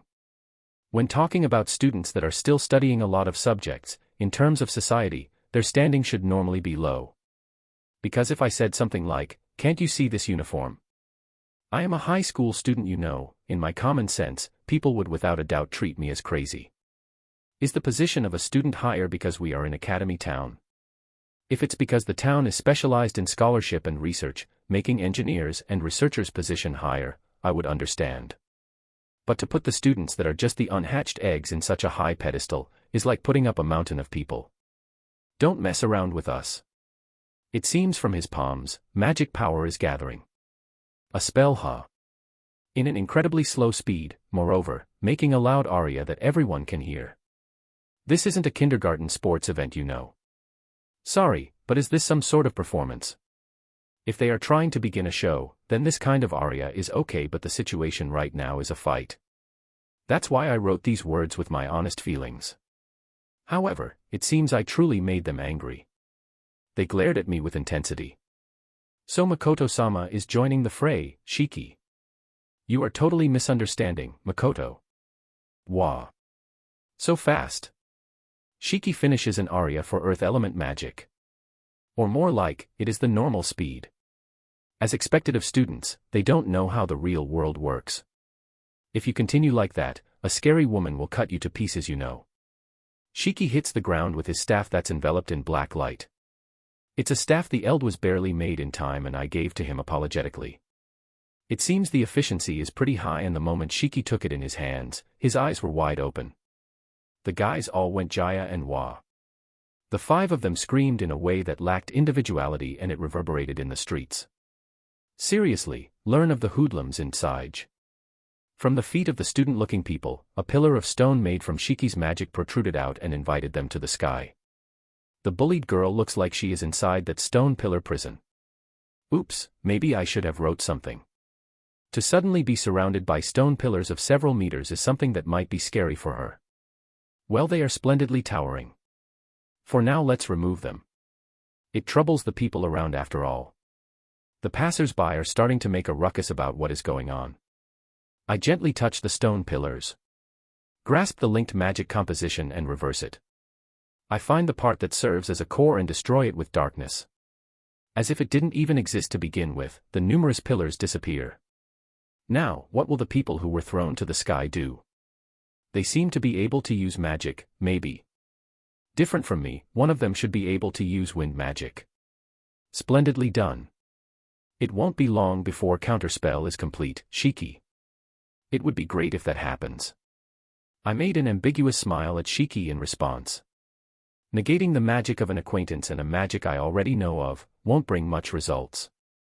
There are people like Sophia, so my enthusiasm in completing magic negation is slowly fading. Are you okay? If you are able to read this, I don't know about the reason, but since we have involved ourselves in it already, it would be great if you run away. The girl is surprised by the writing appearing in front of her. Maybe she is a waiter. It isn't maid clothes, but she is wearing an apron, has frills, and other parts that make me think she has a job in that kind of area. She was looking at the men that were in the sky and letters suddenly appeared in front of her, so maybe I scared her. The strange light she had in her eyes was already gone. Too bad. Well, that's fine. In the end, it was just interest. I didn't ask to be saved. So she can read, I see. Then I can communicate with her. I didn't do this aiming for a reward or anything. We might never meet again, so don't worry about it. Hurry and go. I am working as a waiter in the Gotetsu local that's close to here. I live there while working, so please come when you have the time.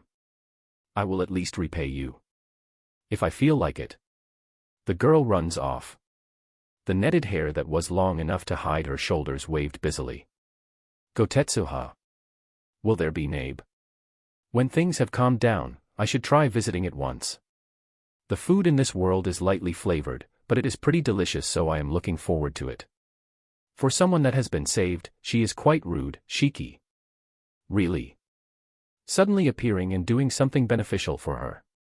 Wouldn't there be people that suspect this person of having underhanded motives? There was also someone who did a flashy move and gathered a lot of attention after all, Makoto. It is a world where there aren't that many chivalrous people. It's no surprise to suspect. It was flashy, huh? I used a docile spell that wouldn't kill them though, Shiki. If the front was pointed, they would have probably died. Docile, he says. Being that tall, of course it would. Wouldn't burying them grab less attention? Makoto. Now that you mention it, even when those guys are barking a lot, they aren't floating. Are they looking to die? Shiki. The bunch above have a desperate expression and look like they are using magic, but it seems like they are trying their best to not drop while sweating an incredible amount. They are falling in a questionable way. Won't they run out of strength if they continue like that? Could it be they can't fly? Makoto. Then they are just pigs. I pray that their next life will be a happy 1-inch, Shiki. Please save them, Makoto. While sighing slightly at my words, Shiki accepted and spreads out a floating magic. The people that were caught in that area slowed their dropping speed and gently fell, or not. At the last part, they dropped vigorously. Shiki. Are you a kid? I will remember this. Ah, how pitiful they look falling on their butt. But can't they do a roll at least? Didn't they learn this in physical education? This is what I think, but is it okay to say that cliched line while running off? You guys will definitely regret saying that later. Reidou-sama, I know this may be too impertinent of me to say, but to interfere with those kind of events every time they happen, I don't think it is recommendable. Those are what one would call society happenings. If the basis itself doesn't disappear, it is pointless to interfere in this 1-inch, Shiki. Shiki, it wasn't pointless. I was satisfied after all. I am aware it is a pastime, but if Shiki wants to correct the pastime of this person, you will have to do so with all you have, Makoto. That's right. It isn't like I interfered because I thought bullying is bad anyways. I wasn't able to ask about the reason for those eyes, so even if it was a pastime, I still have to reflect on it, huh? It isn't like I am looking to get rid of all the bullying. And I don't intend to do so. This time was only because I felt like it, Makoto. Reidou-sama, Shiki. Sorry for being a master that moves around at his own convenience, Makoto. No. I said too much, Shiki. Now then, let's do a good job party for Shiki, who reliably stood in line. After lining up and finishing the reception, they said the test will be in 3 days. Just how much does one have to wait to do a matriculation exam, Makoto? Because Shiki lined up for the test, we were able to finish the reception, but the important test will be in 3 days from now. This night we will hold a meal with us 2 males to celebrate passing those 6 days of boring lineup. Shiki. What was that, for, Shiki? The test will be in 3 days, right? Makoto. Shiki made a dumbfounded expression at my words. Why? Reidou-sama, what do you mean by matriculation exam? Shiki. There's no need to ask. It's to matriculate into the academy, right? Makoto. Shiki showed the documents Rembrandt arranged for that sake and also the recommendation letter he made. Moreover, Shiki lined up for 6 days for that. Rotsgard is a place where a lot of people from different lands gather. It is in the dead center of the country, and at its circumference there are numerous towns as if it were a satellite land, holding various specialized education institutions. By the way, in this center land there is only one institution that holds the same name as Academy Town. It's the representative of the academies, Rotsgard Academy. It seems to be the place where the most promising students gather. The ones a few moments ago were really weird and savory, but they seem to be elite. And that's how it is. The attitude of those guys can be translated to that of, hey, we guys are of Tokyo University, you know. It doesn't change my impression of them though. Anyways, the ones that are looking to matriculate here have to take a test, and depending on your skills and specialties, you will be sent to a school that is fit for you, is how this place works. Actually, aside from skills and specialties, I think they also take into account their assets and social standing. No, I understand that, but, Shiki. What's strange? Makoto. Reidosama intends to take the matriculation exam. Shiki. Isn't that obvious? I nod at him. Please listen. What Reidosama will take 3 days from now isn't a matriculation exam, Shiki. In the first place, the education institution's matriculation scale may vary by age, but it is something fixed. The school that takes reception seems to be pretty special, Shiki. That's why, isn't the pretty special Mammoth School here? Thinking about it in general, to have 1 or 2 years apart is normal. For an out-of-norm school that matches the age to still reach the hundreds, it wouldn't be strange, right? At this place, in this season, they are not taking applications for students, Reidosama, Shiki. Then what was Shiki lining up for? Makoto. For the personnel employment exam, Shiki. Personnel. Personnel as in working. Are you kidding? What are you saying so nonchalantly? Shiki. I am a merchant that is affiliated to the Merchant Guild, a person with a full-fledged job, you know. Makoto. I didn't come here to find a job though. But in the documents I received from Rembrandtshire, the content said Reidosama was applying to be a tactics-specialized teacher, Shiki. Ah, Rembrandt-san. Why didn't you think it was weird after seeing the contents of the document? Makoto. For Reidosama to become a student is stranger for me. I was like, oh, so that was the case, and naturally accepted it, Shiki. Oh. Rembrandt-san, what are you thinking? Shiki too. I am only 17, you know. Like hell I can work as a teacher. I should have looked at the contents. But to check the contents of documents. The only application documents I have checked in this world were the ones I got at the Merchant Guild. The recommendation letter. That's right, what about the contents of the recommendation letter? Makoto. Ah. In the recommendation letter, if I remember correctly, it said, Reidosama has a lot of real combat experience in the border of the world. He may have difficulties in speaking, but has no issues in communicating his intentions. Since he is a person with hard-to-get abilities, I want to ask of you to please accept him even when it isn't the season, and that's how it went, Shiki. To please accept me even when it isn't the season. The line for personnel applicants was build up, so isn't it the season for it?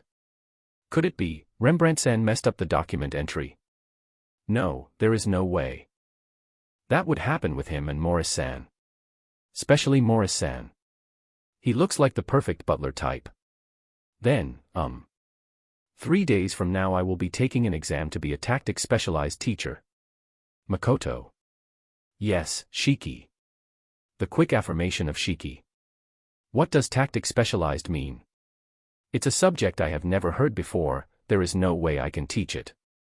With this, I will most likely fail the exam. There are things I want to research and I want to find a place to open a store here. Being a student is just a thing I wanted to do in the occasion, so being a student or a teacher doesn't really matter. But even so, a teacher, no way. Teachers are people that teach other people, you know. There's no way I can do that. Maybe I should try going to the office and ask if they can change it. Me feeling in the mood to look at the sky and drink alcohol was something that would happen a while after. Chapter 82, Reidu takes the test. I feel heavy. At any rate, I feel heavy. I was thinking it was obvious I would become a student and didn't confirm the documents and the recommendation letter Rembrandt-san arranged. This may be because I was naive. But I am still only in my teens. I am aware that even my outward appearance is seen as younger than my actual age. I didn't think even for a second that they would recommend me as a teacher. The subject called Tactics Specialized, in simpler words, seems to be a subject that teaches real combat techniques. Honestly speaking, there is no way I can do it. I have lived in here for a while after coming to this world, but I myself understand that I am a strange existence. With just that one point, I think it is impossible for me to teach techniques. It seems that I am able to do my lectures in the area I am most suited in, but the magic I used made Lich call me a pervert once.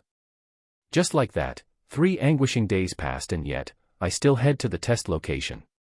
I had a recommendation letter on top of already making the formalities after all. Shiki lined up for 6 days too. To invalidate all that is a bit. I tried to ask if they could change the working personnel test, but it seems I can't anyways. Not only that, they thought I got scared, I actually did thought, and recommended me to withdraw from the test. When I thought this might be an option as well, Shiki perfectly managed to worsen the situation with the personnel involved.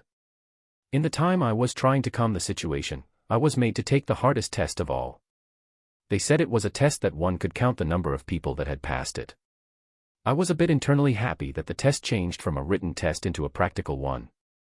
In short, a test where practical skills is a 10 while written is 0. An extreme barrier, or so it seems. I think that being able to choose the balance between practical skills and theoretical knowledge is a special system.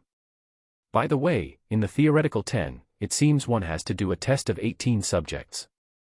And after that, an interview.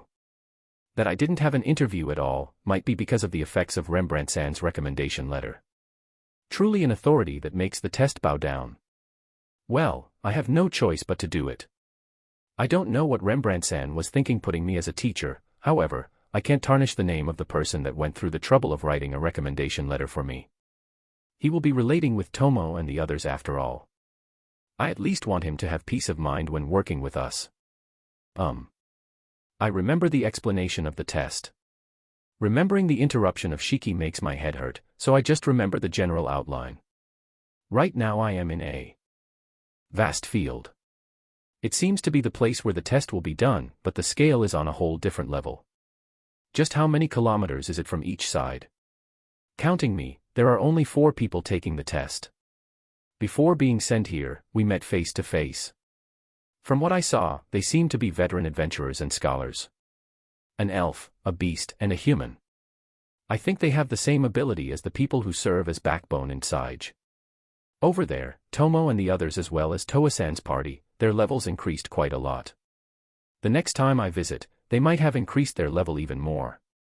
Their levels may increase but I don't know about their skills though. Well, it is just an assumption but I think they are approximately level 150. They know I have come with a recommendation letter and that I am associated with the Merchant Guild. I wonder if they will charge me for deception because I hid that I am registered in the Adventurer Guild as well. Not saying it is a bit different from lying, but I am a little worried. Still, writing that I am a level 1 is just. Well, it is fine if I answer when they ask. When I wrote that I was a merchant, the personnel in charge had quite the impression.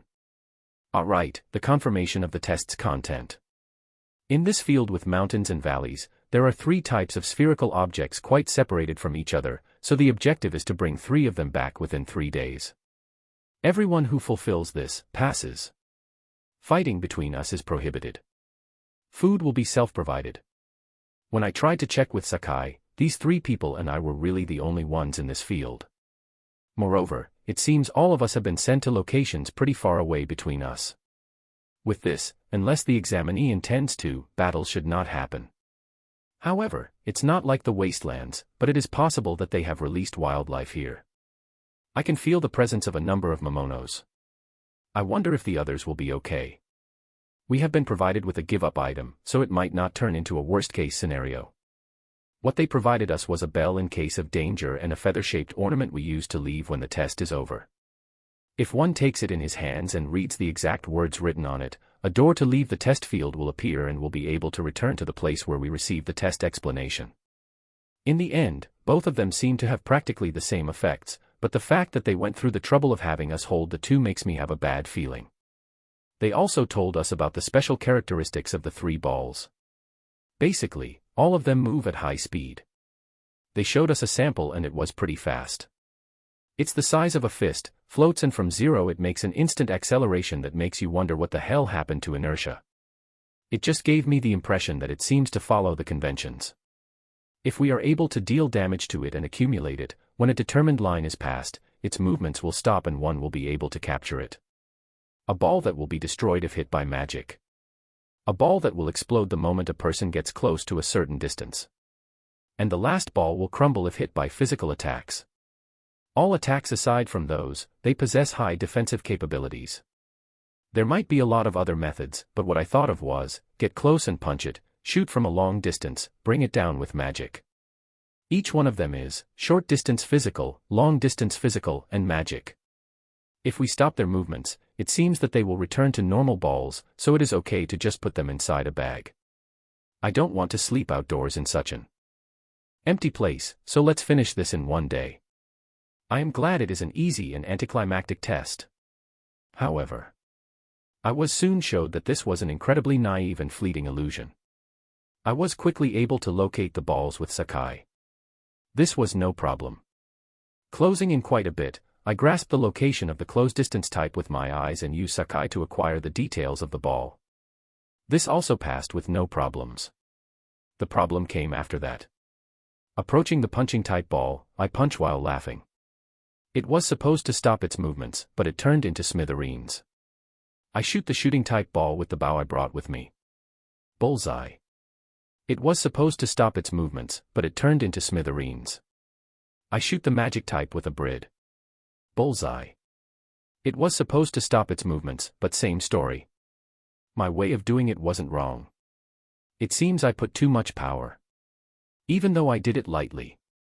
I was in a mental state where I wanted to shout out not to make lies of it being sturdy. It makes me suspect that at the front, it may look like a test, but it is actually an absurdity used in order to drive out claimers. Without being discouraged, this time I lightly pressed my finger while holding back to test it out. Totally destroyed. Now I do it softly, as if touching a baby. It was unnecessarily tiring for my body, but no choice. Totally destroyed. My stress is not stopping. It's accelerating and going at Mach speed. I am balding. It's all going to disappear in one day. In the end, the fight with myself that lasted until night, resulted in 0 spheres obtained. When I decided to just go and rest, I searched for a random place. In the middle of it, a gorilla-like something attacked me and I left it half dead. A something that had a long nose like a tengu, everything else omitted. In the end, I had to sleep outdoors. Damn it. I was now challenging them with a feather-like touch. Everything hit the target, and then, every single one of them escaped. I didn't hear that they could teleport. Could it be, they don't intend to let anyone pass? Foo, this region, should I make it scorched earth? See, calm down. Fa. In these situations, adults would probably feel the urge to smoke a tobacco with trembling hands. No one around me smokes, so I don't know, but if that were the case, I would totally understand that person's feelings. Tentatively speaking. I have now understood that I am able to attack them with a feather touch without destroying them completely. At the third strike it broke, but oh well, I am certainly doing a step forward. If I don't take that much time and attack it again, it seems it won't teleport. Trial and error. This is the only choice, huh? Bring it on. What I lack in talent, I compensate with persistence. Let's do this then. I don't care if it's tactless frankness, there is no problem if I bring out results in 2 days. At this moment, the test that I didn't really have that much enthusiasm in, changed into a summit I had to conquer. After that, I must have destroyed quite a bit of balls. It was already a memory that felt like a nightmare when I think back at it. By the time the stars took the leading role in the sky, I was finally able to complete the 3 types of ball. It took so long. Today I am totally sure I have learned the art of holding back. With this I can finally return. But let's leave that for tomorrow. Ah, Rei-do-san. Did you finish gathering them? Or maybe, withdrawing? Instant sarcasm, huh? The examiner made a complacent smile. His expression irritated me. I used the feather to return. Can't you confirm it from your side? I gathered them. Please confirm. I hand over the bag to the one in charge. It is now the third day, but I was somehow able to finish. To think I would taste such a mental training. Out of my expectations. Oh, you gathered them, you say? Then let me see. This is. The person in charge looks at my balls and shows clear agitation. Was there a rare bonus ball or something? Even if there was one, I didn't have the leeway of aiming at something like that. Not a single bit. Oh yeah. The other 3 people that took the exam at the same time as me were here. Fast people can return in the first day after all. They must be people with skills surpassing my expectations. I was the only one left at the third day after all. Anyways, as long as the conditions were met, everyone would be able to pass, so there was no sense of competition. More like, comrades. It seems it was a harsh test, right, everyone? Reidodano, just what in the world are you? What's wrong, examiner? You changed from san to Dano, you know. I just brought the number of things I was told to bring and returned, so I don't know the reason to call me Dano. I am just a merchant with combat experience though. These balls, there are one of each type. People that have passed this test with this kind of result, there have been none. Don't understand what you are trying to say. You were the one that said there are 3 types of balls and to bring 3 here. But maybe my doubt was the one lacking common sense. The 3 examinees that had returned first had their eyes wide open and stood up vigorously. What is weird? I thought that was how the test went.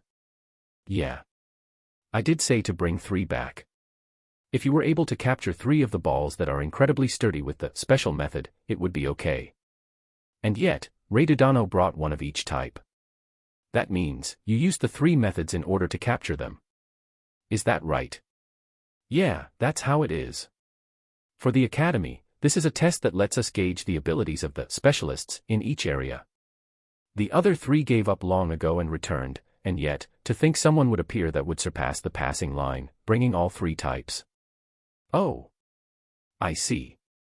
So the original objective was to bring 3 of the same type, huh? Maybe I missed something while listening, or it might be because I just let it slip by. So it wasn't to bring one of each type, huh? Now I get it. That's why it was so troublesome. Moreover, the other 3 gave up.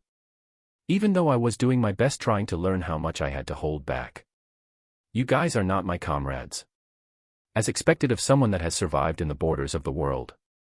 The power you hold is on a different level. I thought the contents of Rembrandtshire were quite ambiguous, unlike him, but if it is like this, I can comprehend. You are able to clearly communicate your intentions with writing, and we don't mind if you use your retainer to talk for you. What we judge is the skills and not the outward appearance anyways. It seems there won't be problems in having Shiki as my assistant.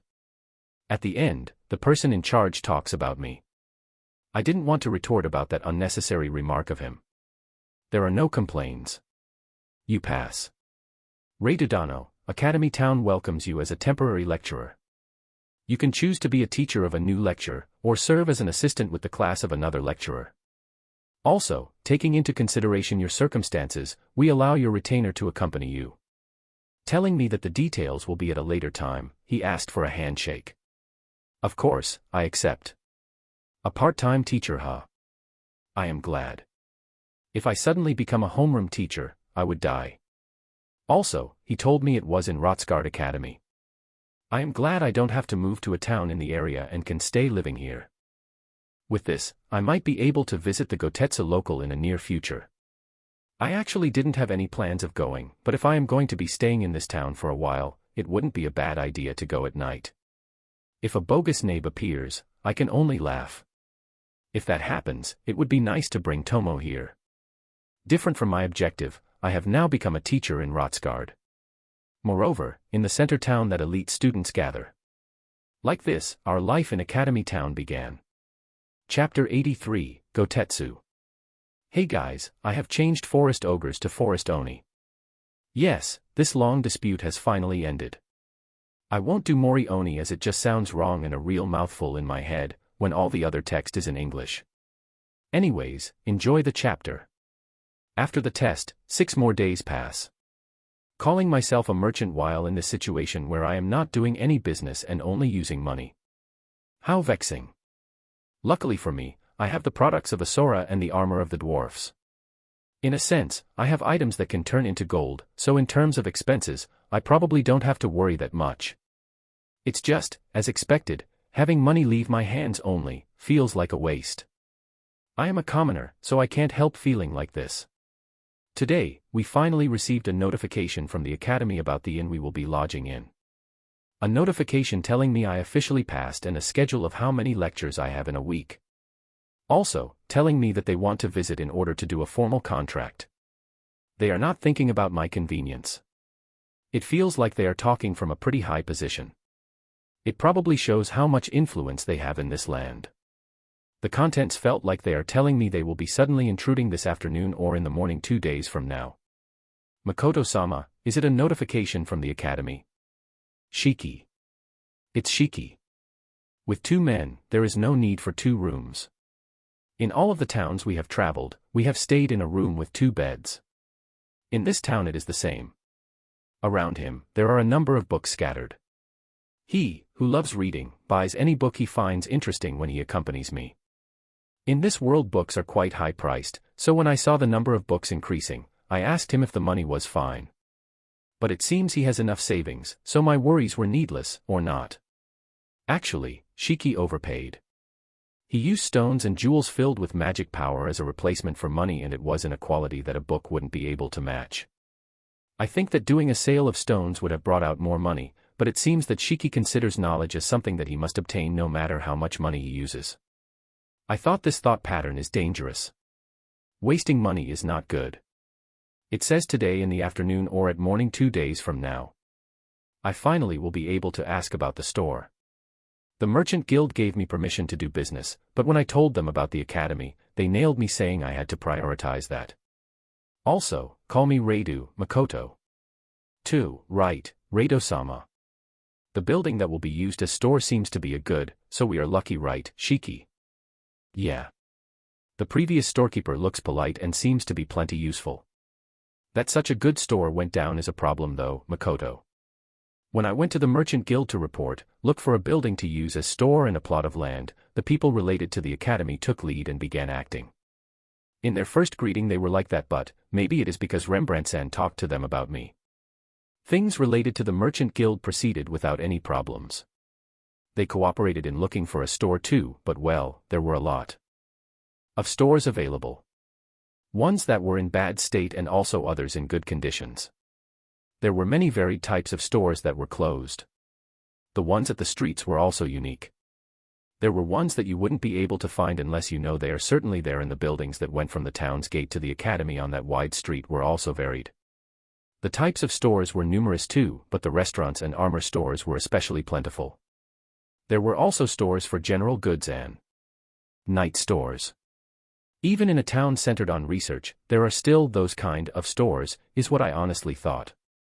I don't have plans on going at all, but the Merchant Guild Wani-san, seeing that we 2 were men, without changing her smile, not only did she guide us to the place but also told us the incredible services they provided. That lady, she is a professional. With how wide the town is, the competition is fierce as well. A place where there are mostly young ones and the quality of customers is special. The changes in fashion are also fast, Shiki. It is scary how possible it is for something that was popular a few months ago to suddenly be seen as cuckoo now, Makoto. Scary. If I want to do a restaurant, the best option is to make a staple menu and obtain regular customers. But that I am thinking this way, maybe because I am lacking an adventurous spirit. What I can compete with in this area is with the Chinese food and simple Japanese-style food from my previous world. And if young people are the target, fast food is also an option. Well, it is a pointless thing to think about for a novice like me who can only do simple cooking. Shiki must have noticed how hard it is to do business here as well. He makes a pondering face. I am happy that he is trying to contribute. Well, I want Shiki to be following me as I move in the academy, so the time we will be together will increase. I have to think about the person who will be minding the store. There is the choice of employing a human, but I still don't know them that well. Instead of being looked down for strange reasons, it would be better to just bring someone from Asura. In that case, the potential candidates are the forest Onis. That will depend on whether the training of Tomo is going well though. If not, the runner-ups are the Arcs. I don't know if they can hide their strength, and there is the problem that they aren't originally human-shaped, so the forest Onis are the best choice though. If Aqua and Eris looks after the store obediently, they would surely become the poster girls of the store. If they act obediently, it won't work. The fact that I am having doubts makes them unqualified already. Also, they are young girls, so trouble with customers will, ouch, my stomach is hurting. The forest Onis they sent to Asura seemed to be elites, but there were quite a lot who were young. I don't know how much of their personality has been corrected, but I feel like they may become a seed for trouble. However, the Arcs don't have experience in interacting with people. No matter which I choose, I feel like it would cause me headaches. In that case, I may have to think about the possibility of employing a human. I wonder if in this world there is something like interviews, which lets me look at the abilities of the person in question. I don't know if interviews are too formal, so when I go to the guild next time, I will ask. With what happened with those students a few days ago, I am uneasy about employing people without skills to communicate with customers. Well, thanks to that event, I was able to tell the forest Onis can easily handle those kind of people with their strength. The place we bought is on a big avenue, so at least we won't be passed by without catching the eye of no one. Also, I think it is a good thing there are no similar businesses near Shiki. It is because of that we bought the place. I don't know how to advertise a store that doesn't stand out after all. That part, I will be settling it with money. Medicine as main. After, I will make it so people will be able to order armor as well, so I am counting on you Shiki, Makoto. In what? Shiki. As the public representative. On the outside, you will be acting as the owner of the store. That's why on the times like lectures, I want you to indirectly tell them medicine knowledge and the way to use magic medications in practice. That way, a part of our students will be able to tell the quality and effects of our products right. Makoto. Publicity. You have already thought about it, Shiki. Only to this extent. You and the Arcs seem to have made various medicines, and it is true that their effects are high, Makoto. That's right. Shiki has built more intimacy with the Arcs than with Mio. I don't know if it could be called the fusion of alchemy and pharmaceutics. They have good compatibility and have made quite the amount of types of magic medications. Some of them even made ambrosia. I don't intend to put that one out normally for sale though. I should think about the lineup of medicines I will be putting out. The general ones like fever medicines and wound medications are a given. An antidote against the poison of Momonos, and later I will bring out a drink medication I have thought of. It's not like I was the one who thought of it, but it is something like an energy drink that is used to recover from fatigue. I thought it would be nice having those here, so I made them reality. For the students that are doing their best and the people that work hard, I feel like this will be profitable, until there are copy products of it. Aim for it, at the bags of the students and the loving white robe. I want to continue the talk of the store, so let's go take our lunch. If we do well, we might be able to open it soon, Makoto. Understood. Then for lunch, Shiki. Isn't Gotetsu fine? Makoto. That place's name is superb. I have no objections, Shiki. We coincidentally found the restaurant Gotetsu where the girl we saved worked in. We have used it a number of times for lunch and dinner. Thinking about the number of days we have been here, I am aware that the amount times we have gone there are quite a lot. The nabe that the shopkeeper says is a specialty of his hometown, tastes quite different from the one of my hometown, but it is still delicious. I liked it because I have memories of my homeland, but Shiki seems to have honestly liked the taste of it. Now, every time I ask Shiki where to eat, he would instantly respond Gotetsu. Tonight I want to check my new store, so this time I designated Gotetsu for our lunch. Even though he likes it, I hope he is not wishing to eat on the same place for lunch and dinner every day. It is something from a long time ago, but in my previous world there was a person who always responded Makakama when we asked him where would he want to eat. Well, the two are the same kind of store though. After a while, we stopped asking him where he would want to eat. His answer was always the same after all. I feel like if not handled well, Shiki might turn the same way in this town. That's why I have to be forward in looking for a new store. The first time I went to that establishment and saw Nabe, I seriously questioned about the existence of other worldlers aside from me and the heroes. When I tasted it, my doubts vanished instantly though. There were various types, but there were a lot of peculiar ones. I then understood that it would be hard to not get tired of this town. Also, there was no taste of soy sauce. And also, shopkeeper, there's no sweet Nabe. For me, there is definitely none. When I saw that overflowing cream and ingredients, I honestly thought it was merengue and wanted to escape reality.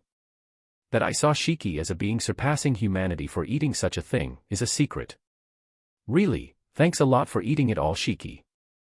This was the first time I gave up on the food in this world. The girl working at Gotetsu said her name was Ruria. That she seemed a lot brighter than when we first met must be because she was serving the customers. Looking at that girl who had such cold eyes, changing her attitude and acting so bright while working made me think she is quite level-headed. I haven't done part-time jobs, so it may be because I haven't seen people act inside and outside of work. The people doing work probably have to be this tough or they can't live by. This world clearly discriminates more than my previous one, so one may have to be even tougher. We went a number of times, but it doesn't seem she thinks we are aiming for her and she doesn't seem to be acting wary of us. And in reality, every time we come, we wholeheartedly eat Nabe, especially Shiki. At the first times, for some reason she looked at me with a face filled with cautiousness. Maybe because my outward appearance looks suspicious. I do have my mask off, but don't tell me it's exactly because I don't have it on. No, I am probably overthinking. But she talks, there are no weird parts of her and she is human. Why was she involved with those students? Did she have bad luck, just plain chance? I tried asking and she didn't talk, so maybe it wasn't coincidence. Then she has some special circumstances. I don't know. The two of us visit often and we ask for 2 menus, so Shiki and I seem to stand out quite a bit in the store. Ruria also remembers our names already. Now when we come, she does some light conversation.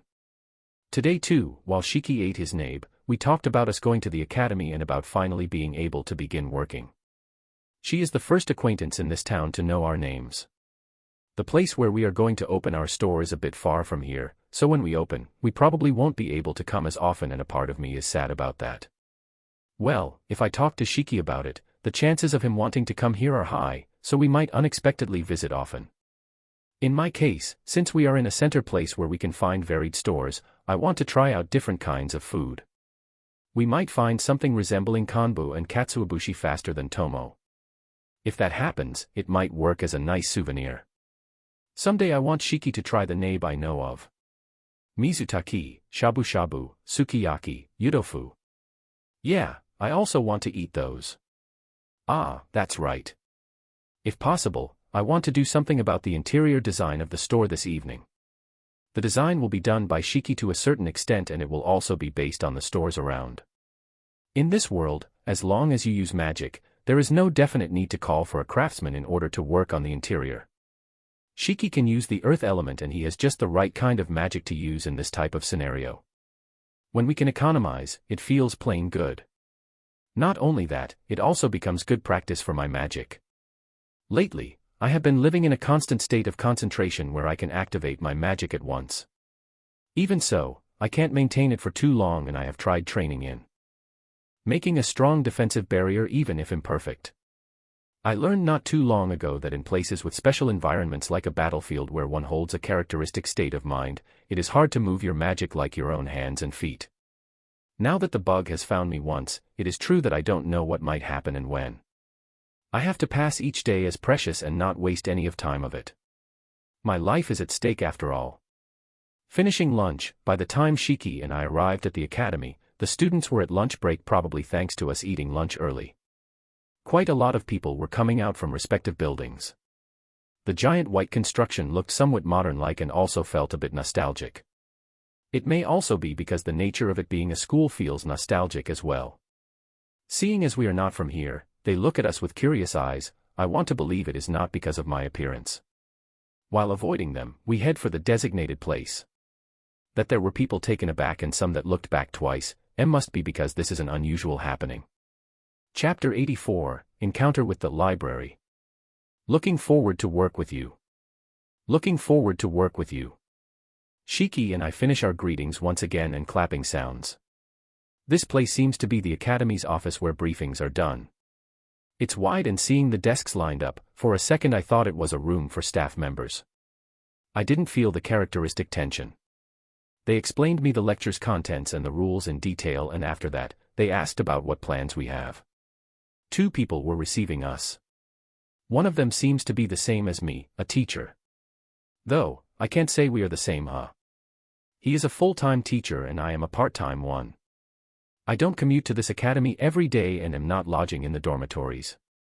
It seems he is teaching fighting techniques like me, but he doesn't look that strong. Fighting techniques are pointless if you just speak the theory of it, so he must be relatively strong. They told me the contents of the current lectures and the level of the students. I thought they were playing house. But I only thought of it. I obviously restrained myself from saying so. I can't say that it is troubling to deal with elite, lol. The other one is an important person in the workplace. This one didn't show a single bit of haughtiness like the male teacher and felt like a lenient person.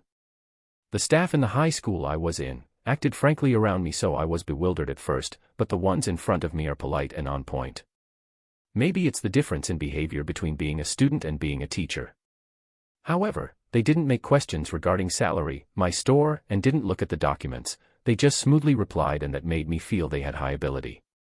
Finishing the explanations, they wished regards and we answered in equal fit. Then, with this I will be going. At first, I will be sending the students from my class in rotation, but later please try gathering students with your own skill, Reita-sensei. From what I heard, you are a person with high abilities. I am looking forward to it. Reita-sensei, thank very much. It seems the teacher will be leaving now. Shiki and I lower our heads once more and see him off. From what he said, the first times I will be doing my tactics specialized lesson, I will have a certain % of students from Reita-sensei's class. He is an attentive person and he introduces students to new teachers in the same area. A reliable person, or so they say. It seems the staff are also being helped a lot by him. I can tell that they have a favorable opinion of him in the staff room. I personally think he feels like an unsavory person. People that are too nice don't bring me good vibes.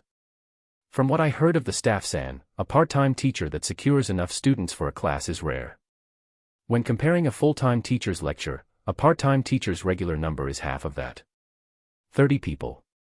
Is it possible to not gather 30 people in this giant academy?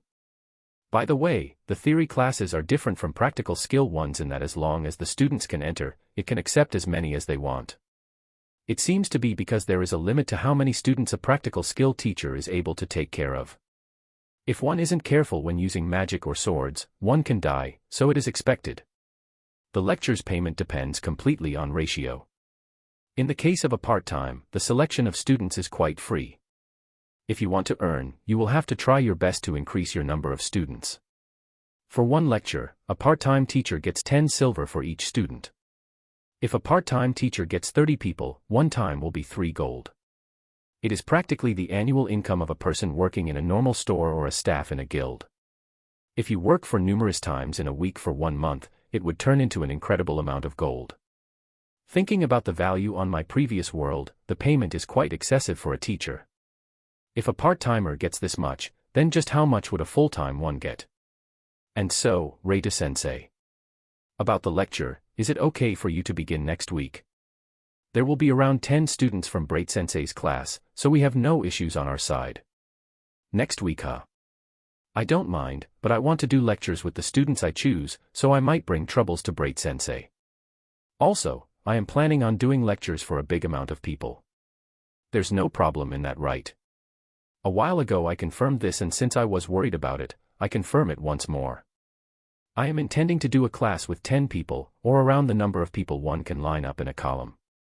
Also, I will have Shiki accompany and teach once a week. I only have experience teaching the kids in the neighborhood. I haven't taught anyone while receiving anything as compensation. At first I will have Shiki do a follow-up and get used to it. Yeah, of course. But that is quite unusual. Part-time workers normally frantically gather as many as they can without caring who it is. As expected, a person that is administering a store at the same time really has a different way of thinking. Since I am in charge, I want to pay attention to it after all. About the business, as long as I don't do any activities related to it in academy grounds, there is no problem, right? I am grateful for your hasty replies. That means there is no problem for Shiki and me to use medicines for free or to show them, and to widen the knowledge of them. Great. Teacher is a lenient person. Also diligent. It's a bit unexpected. I have heard that you are quite the strong person after all. I was wondering how you would present yourself. To tell you the truth, I hold you in respect. This place gathers the best students around the towns after all. Please train them to your best. Okay. Then with this, I will be leaving. Ah, that's right. There is a library you can use when you want to search for data, a place inside the academy one can use to train practical skills, and a reception where one needs to do petitions beforehand to use the field. I will be telling them of your arrival to these places. Shiki and I, along with him, talk about the places as we confirm their location. We certainly need to know both of them. And while at it, I should finish the field application today. The documents process is relatively complex, so I feel like the things I will be asking of Shiki might increase. In that case, I have to think about the store a bit. As expected, the forest onis Arcs are scarce, so, yeah, there is also the option of asking Tomo's opinion. Also, the library. I thought it would be a room, but for it to have a building just for it, is quite unexpected. It's like a university. Having such a big library, I can really expect a lot from it. It wouldn't be a bad idea to look at books related to magic. I am sorry for the book-loving Shiki, but I will leave the application to him and head to the library. Shiki, I will be checking out the library. Head to the reception, and after finishing the request, I want you to head there as well. I order him as we leave to the corridors. Shiki nods. I think he is the number one person who wouldn't run rampant, so that's why instead of those other two, I nominated Shiki. I am truly happy. The number one reason is that we are of the same sex, though. Because we are right at the opposite direction of the staff office, Shiki and I turn our back to each other and walk to our objectives. At any rate, the air that is flowing here is peace itself. When I am here, my sensation of being in another world or in my original world gets fuzzy. Because the subject I am teaching is otherworldly in itself, the strange sensation is even stronger. In the halls there are students engaging in friendly chat, and the bulletin boards have pleasant posters with contents about contact information within the school. The atmosphere resembles that of my sister's university, which I visited in summer. There are a lot more people here, though. It may also be because of the season I visited. This is literally what a school is, Makoto. Before leaving Sage, there was a time when I thought about my homeland. While on my journey, I was thrown into the battlefield, so it slowly grew fainter though. This place reminds me so much of modern times. Really. The choice of lectures is lenient, and it feels like I have come to a university with freedom. Oh, this place is the library, huh? Incredible. How big, Makoto? I do a monologue no one would understand as I arrive at the library. Ah, did they think I am a crazy person? Well, who cares? Anyways, this place is big. It's a lot bigger than the municipal library in the town I lived in. This is surprising. In this world there is a library this big, huh? This truly shows me that I have lived in a rural area. And the heroes began from a big country's castle, huh? Fuh, how unbearable. I enter inside. In the shelves that are taller than a person, one could see books tightly packed without leaving any gaps. The scene of shelves fully loaded with books lined up left and right could be called a forest that grows books. At least for me, this is my first time seeing so many books gathered in one place. Incredible. Just incredible. That characteristic and pleasant scent. Different from Sage, where one could see snow in places, at Academy Town the days become increasingly hotter. I can tell that I have come to a faraway place. The library scent I have not smelled in a long time hasn't changed at all. Also, it is a pleasant air. In this world it seems they don't know that libraries go well with air conditioning. In this sense, one can feel the difference between science and magic. There should be quite a lot of persons here, but the reason why it feels so sparse must be because this place is big enough to make me feel that way. Because the number of books is bigger than the amount of people. Do you need something? I, who was deeply moved, was called out by someone. A calm and mellow voice. A voice that one would be able to feel seductiveness, but the girl itself took away the nature of sensuality in her voice. When I turned my head to the direction of the voice, there was, as expected, the figure of a woman. She isn't a student. A librarian, maybe. Sorry. This is my first time seeing a library of this degree and unintentionally spaced out. This is a splendid library. I see. I am happy to hear your praises. You were standing in the hall, but what business brings you here? If you are looking for a book in specific, I can be of help. I was talking with writing, and yet she didn't get flustered for 1 second and quickly answered. She wasn't surprised. I don't have a book in specific, but well, about magic. If there are books about Arya language, I want to read them. I respond to her with the subject I thought of a moment ago. For that Reidusama who possesses incredible magic and combat abilities, to look for such simple content. Is your companion Shiki the one reading it? As if her words blew me away, I take my distance from her. This woman. Luckily, because there is a hall just after the entrance, I still had space. I am thankful I was able to open space. It's not like everyone can do weird teleportation like Sophia after all. I don't plan to change my tactics of first taking my distance. I have already completed an invisible barrier. The moment I took a step back, I had already finished its preparation. It's thanks to the daily tension. After, I will have to learn how to naturally do this. Incredible. In that instant you spread out a barrier. It's like a sleight of hand. To be so skillful even without using Arya. It's just like the stories tell. Who are you? Why do you know my name? While showing her the writing, I check out the woman. Her age is young. It's just an estimation, but it looks like she is in the first half of her 20s. Her height is close to mine. She doesn't have any weapons. Doesn't have strong magic power equipment, and I can only feel the presence of a normal person from her. Because of her baggy robe, I don't know how toned her body is, but she isn't showing any signs of exerting them. There is no magic Arya either. I can't tell her build because of her clothes, but there is no doubt she is a woman. Her face is cute. In this world, this is an easy 100 points. Different from the indigo blue hair from Tomo, her hair is a light blue. No doubt she is a person I don't know. She is probably a human though.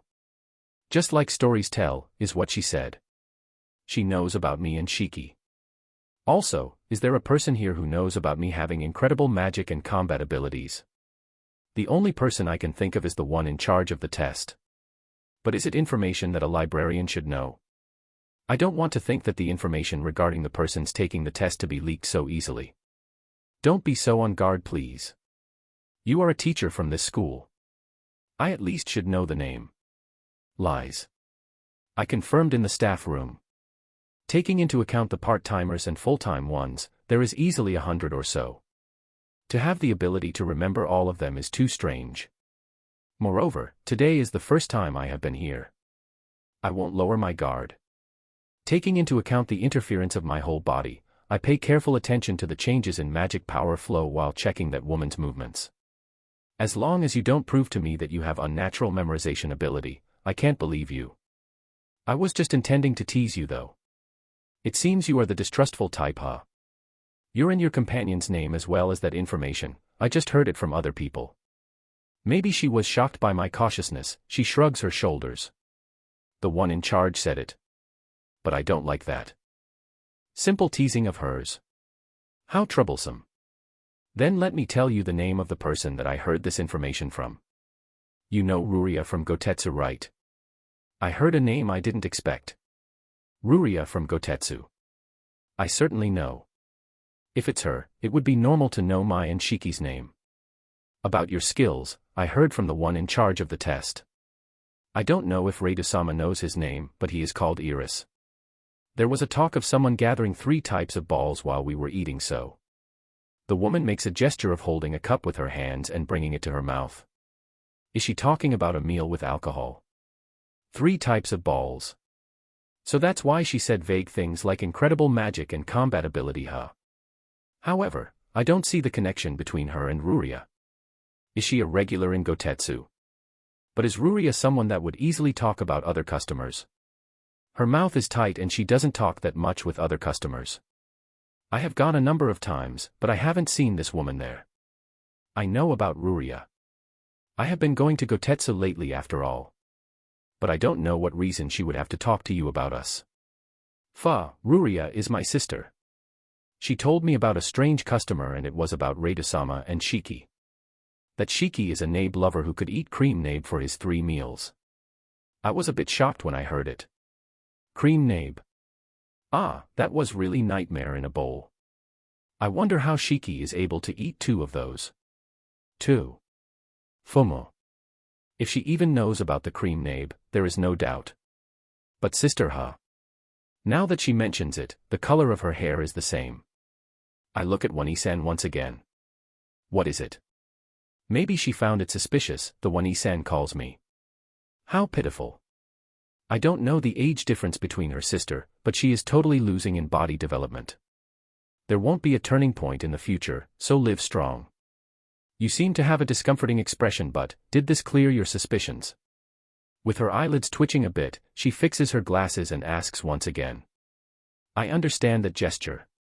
When you have glasses, you unconsciously play with it. Yeah, the misunderstanding was cleared. I see, so you were her sister. But to suddenly be called by my first name, moreover, by a complete stranger, no matter who it is, they would be surprised. It wasn't to the level where one would get surprised though. But I am sorry for my rudeness. My name is Eva, nice to meet you, Eva. Eva-san, I see. My name is Reidu. You may already know, but I am a part-time teacher. And you, are you a librarian? Yeah. If you have a book you are looking for, please ask without restraint.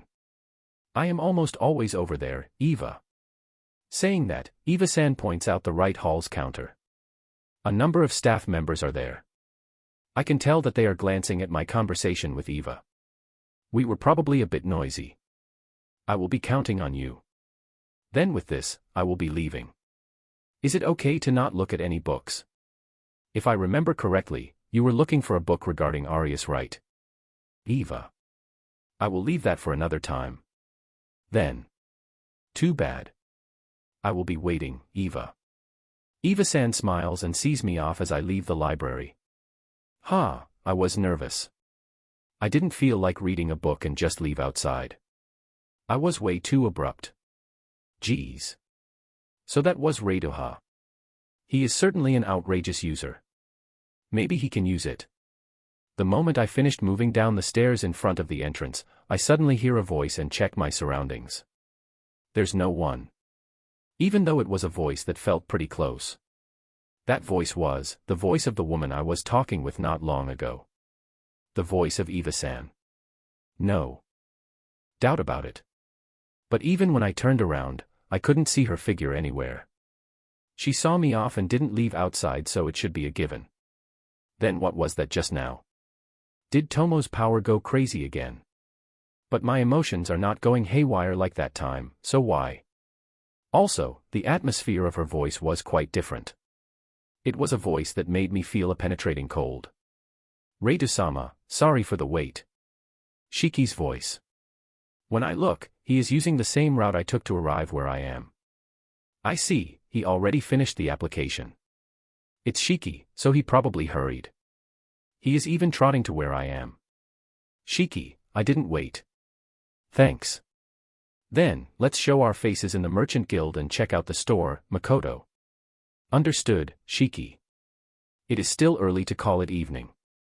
While being grateful about being able to use more time on the store than I thought, I leave the campus.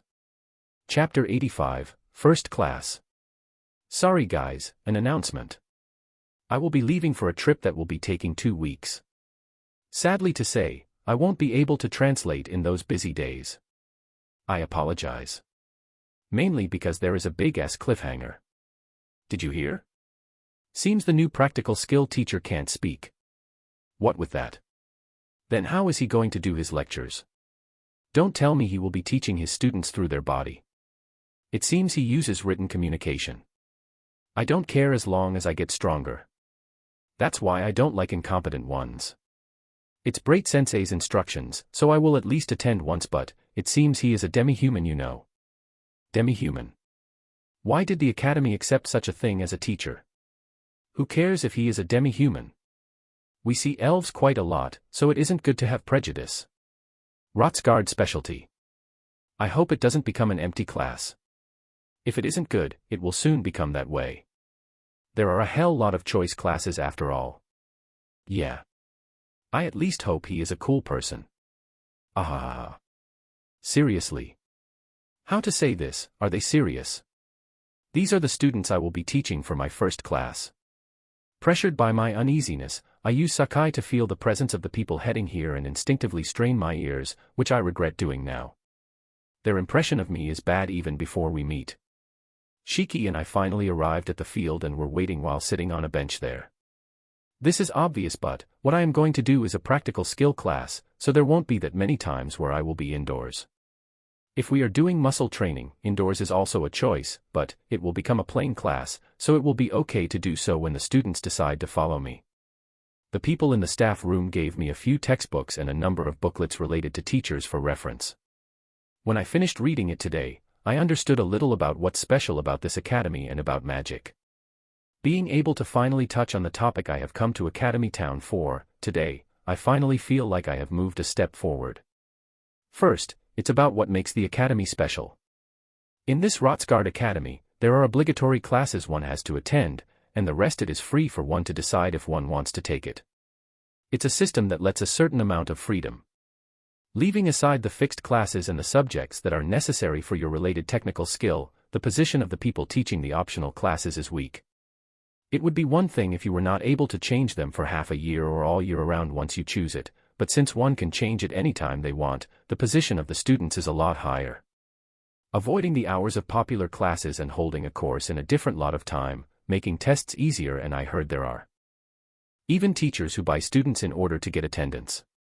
That there aren't many teachers thinking of improving the contents of their own class to get students, makes me feels like it is already too late. In short, one's position can be that of a part-time teacher, but the possibility of being looked down by your students is abnormally high. On top of that, I just learned that I already have a bad impression. Magic. I have to put this in my mind, but the common knowledge I have earned until now, I feel like it is better to not put it out. The arias are memorized, and magic is something that one has to activate by chanting the aria in a sonorous voice, is what seems to be the standard. To do an aria without letting your voice out is called voiceless aria, and it seems it will reduce the original power of the magic. From the very start I have been doing things that deviate from the standard, and I just learned this after coming here. Well, if I want to have originality in my class, I thought that it would be fine to just teach the students things around this particular area. Saying random things like, in real combat. Reidusama, looks like they will be coming soon, Shiki. Yeah, I know. Shiki, it is okay for the class objective to be as we discussed, right? Makoto. I think there won't be any problems. Show your true strength and teach combat aria to the students that remain. There may be low amounts of students who use physical combat that remain, but in that case, I will be teaching them anti-magician battle techniques. It's a course the other teachers don't have, so I think we should be able to choose students, Shiki. Teaching knowledge and power to strange individuals will not bring anything good, so it will be more comforting to teach a chosen minority of elites, Makoto. Yes. However, for Reidusama to be the one getting angry and me being the kind one, aren't the roles reversed? In the first place, I don't think there is a need to divide the roles, Shiki. Well, it seems that in optional classes 2 persons is unusual, so there is a part of me that wants to try if this will really work out. I feel like me playing the bad guy will have better results. If it turns into something weird, I will stop, so accompany me for a bit in this, Makoto. Okay, Shiki. Shiki seems like he is still not convinced. But this is something I have wanted to try once if I had the chance. Like the ones in detective dramas. A combi of one being the angry and the other the soothing one, they manipulate the impression of the person. In this case I will be the scary one, and since us two will be doing the lectures, I think people will gather if one of us holds a favorable impression. If I am already not being treated as a human being, then let's just have them hate me, is not how I deal with my despair, okay? I am not thinking about being an ass and then be a bit gentle to see if I can increase affection points, okay? I feel the gazes of a number of people. So they have come. Is this Reida-sensei's practical skill class? The female student who called me demi-human not too long ago, knits her eyebrows but still uses formal language to talk to us. I nod lightly, not at the girl, but at Shiki. Now then, let's try doing the scary teacher. Yeah, that's right. Everyone here are students that came because of Braid-sensei's referral, right? I am this lecture's assistant, my name is Shiki. And this person here is Shiki. Shiki's master and was a merchant at the border of the world, Reidu. Because of circumstances I can't speak, but in this way I am able to communicate. This will be a harsh class that will be centered on magic, but I hope you guys follow me. My personal history is a lie, and I tried making my attitude like that of a slightly strict instructor.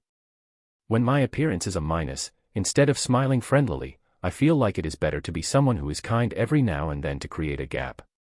I actually wanted to go with a shouting type, but since that would be hard with written communication, I decided to go with being strict. We are planning on opening a slightly unusual store, so if you have the chance, please check it out, Shiki. Shiki advertises. If we don't say the store's name, they shouldn't nag much about it. And I had Shiki smile gently from beginning to end. Try your best in being the kind and gentle Shiki-sensei. I will also try my best in being the scary Reida-sensei. Since it's the first class, let's begin with a self-introduction. I have the 10 people that came to my class introduce themselves. Name, age, what year they are currently in, and after that, their objective and the element they are the strongest in. It ended safely, but a question still remained. About the element. You said you were best at water, right? How well can you use other elements?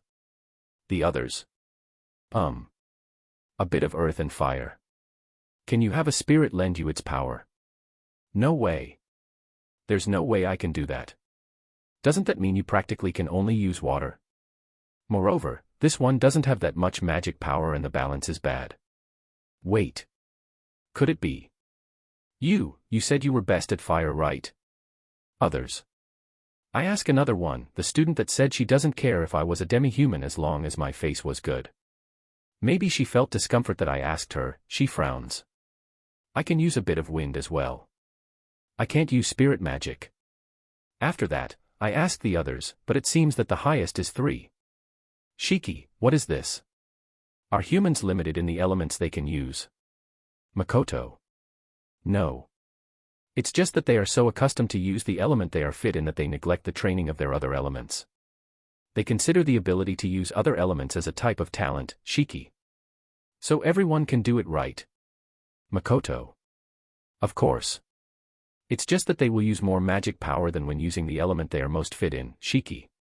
I see. Understood, Makoto. No matter if it is their specialty, it is not like they are beginners who just began to learn, so I think it is a bit weird to only get better at their forte element. It is actually convenient to be able to use the others after all. Even that superior dragon kid was surprised by it. So yeah, it would be interesting to train and see how it goes. I have understood the abilities of everyone. Sadly, I can only call you guys unskilled. Unskilled. Us. It's the one who said I can't use my mouth. He has vigor, or more like his appearance does too, but aren't you a warrior? That's right. I want to be appointed by the country, I want to spread my name as an adventurer, I want to stay in this academy as a researcher. I have heard the objectives of everyone here. In the present condition it is possible to make this true, but you will always stay as second rate. Aren't you going a bit far with your words? Even though you are just a mere part-time teacher. It's the girl that said, don't be a teacher if you are a demi-human. She is angry. Today we will show off our strength and have the gentle Shiki-sensei leave an impression. This part is important, so I am sorry about provoking you. That's the truth. Well yeah, then, let me ask you something. You said you were a magician, right? Then, what is it that a magician should fear the most in a battle? Being isolated, to get the enemy close to you, to panic, to have one's magic power dry up. An answer right out from the book. Well, I think that's not wrong though. Splendid. Then, what's the proper form we try to achieve in a battle? To adapt ourselves. No matter if we are isolated, approached, in an unexpected situation or run out of magic power, we have to be magicians that can choose the best choices in the right moment. That is the ideal form that we have to aim for. That's exactly right. Excellent. Then, if the girl beside you that said her forte is water, encounters an opponent who is weak against only wind magic so she can't effectively damage it, what would you do to adapt? In that case I will prepare a wind element attack at the vanguard or a different attack. There's only her there. Then, before it reaches, prepare a wind element attack method. There's no other choice but to use magic items to prepare. Yeah. If you are unable to do anything about it, it's the right choice to depend on tools. For that sake, it is a good idea to save a tool of another element, but there's nothing wrong with being able to use it yourself. 3 at most is not right. You should at least be able to freely control 3 elements, or in real combat there's no doubt you will feel like something is lacking. In the academy and in the country, it is common sense to first learn the one element you are most fit in. So this time it's the male student who said this would become an empty class, huh? It's not just first, the problem is that you are only doing that. You guys are considered elite after all. I understand their faces of displeasure. It isn't fun to have someone deny the way they have been doing things after all. You guys are elite, right? Is it okay for you guys to be like the other ones? Having your element seen through, be countered and ripped through like paper. That is, we should believe in the swordsmen and knights at the front. Believe, huh? That's a nice word, but it's not good to use that word as an escape route and not do anything. To create counterplans from a high point of view, isn't that how an elite should really be? Of course, even if it is a way to protect your body, to give up on it just because it is not your forte element, that's just no good. It would be one thing if it were impossible, but if it is possible, you should try and reach out. Guh. Then, does that mean Reida-sensei is able to maintain a high point of view and succeed when being isolated and approached by an enemy? This one is. Oh yeah, the boy that said he didn't want an incompetent teacher. Did he get interested a little bit? In my case, for the sake of surviving, the point of view method is a bit different. Let's see, then let's show a mock battle between me and Shiki. Because it's better to know the skills of the people that you will be learning from. When I look at Shiki, he nods and takes out a staff that is wrapped in lustrous cloth. The staff that was humbly made by the Eldwas was showing its bare presence. The beautiful cloth that resembled silk, I don't know how it was made, but it seems it has the ability to hide the status of an equipment. Me and my master, Reida-sama, will be showing a bit of our abilities, so please do attend. It would be good if you are able to get used to one of the forms you should be aiming for, Shiki. I don't know if Shiki's words were reaching them or not. The students' gazes were gathering at his staff. Their looks were filled with shock. Oi, that staff. What is that? What crazy magic power? Also, the elements are jumbled together. Incredible. Not even in the Academy's displayed items have I seen something like this. As expected, that staff is quite the creation. My clothes should be even more, but it doesn't have the nature of leaking its power outside, so its looks are that of normal clothes. We begin to move to a place a bit away from them. Shiki had his hair tied up at his back and wearing a serious expression. Even if it was an order, he is a diligent one, so he won't cut corners. If it's at this distance, it is enough to call it having an enemy approach, right? In the midst of the glances that gathered on Shiki's staff, I confirm with the boy who was the trigger of this mock battle. He nods with a meek face. Shiki, let's begin. Then Reida-sama, here I go. Shiki. The mock battle to show our abilities and make the future easier to handle had begun. Chapter 86, looks like he will be my first student. Fukatsu. I am now back. Reading all your comments after returning brought a smile to my face. Also, so many trying to read ahead with MTL. I respect you guys, that shit is unreadable for me, I can't fathom how you guys can actually read that gibberish. And another thing, my titles are not wrong, I hope, and judging my titles are incorrect because of MTL is not the best way. The chapters in the JP site are a complete mess and even I get lost sometimes. Anyways, glad to be back and enjoy. Aspiring Swordsman Student POV. The fight between a new teacher who is in a range where Arya wouldn't be able to catch up and the man who seems to be working as his assistant, began. The reason I came to this guy's class was because Bright-sensei told me so. I had no choice. I didn't have any intentions to come here again. In the first place, I am a swordsman that uses magic as support, and since the time I heard that Reida's lecture would be mostly about spells and arias, the direction it took was not fit to mine. This is like a harassment from Bright-sensei. That sensei, whenever a practical skill teacher comes, he always sends a number of students that are from another expertise and pulls them away at once. That way he will use sweet words to draw in the teachers that are troubled getting students as protégé. The temporary teachers that gather students in the first week without much effort normally get conceited after all. Later, they usually fail in gathering students. I think it is a low move, but it does show high effectiveness. Bright-sensei is theoretical and teaches tactics as his main point, but he wants to have a higher position within the practical skill teachers, so I think he is doing a lot of things. I don't think that with only writing things down in discussions it can become true ability, so I can't bring myself to like that sensei. I don't think strategy and planning is a complete waste of time though. Of course, there aren't many decent practical skill teachers, so in the lectures that I have decided, there are some I want to take out or change. This is a place where rich and nobles gather, but it doesn't mean skill will gather as well.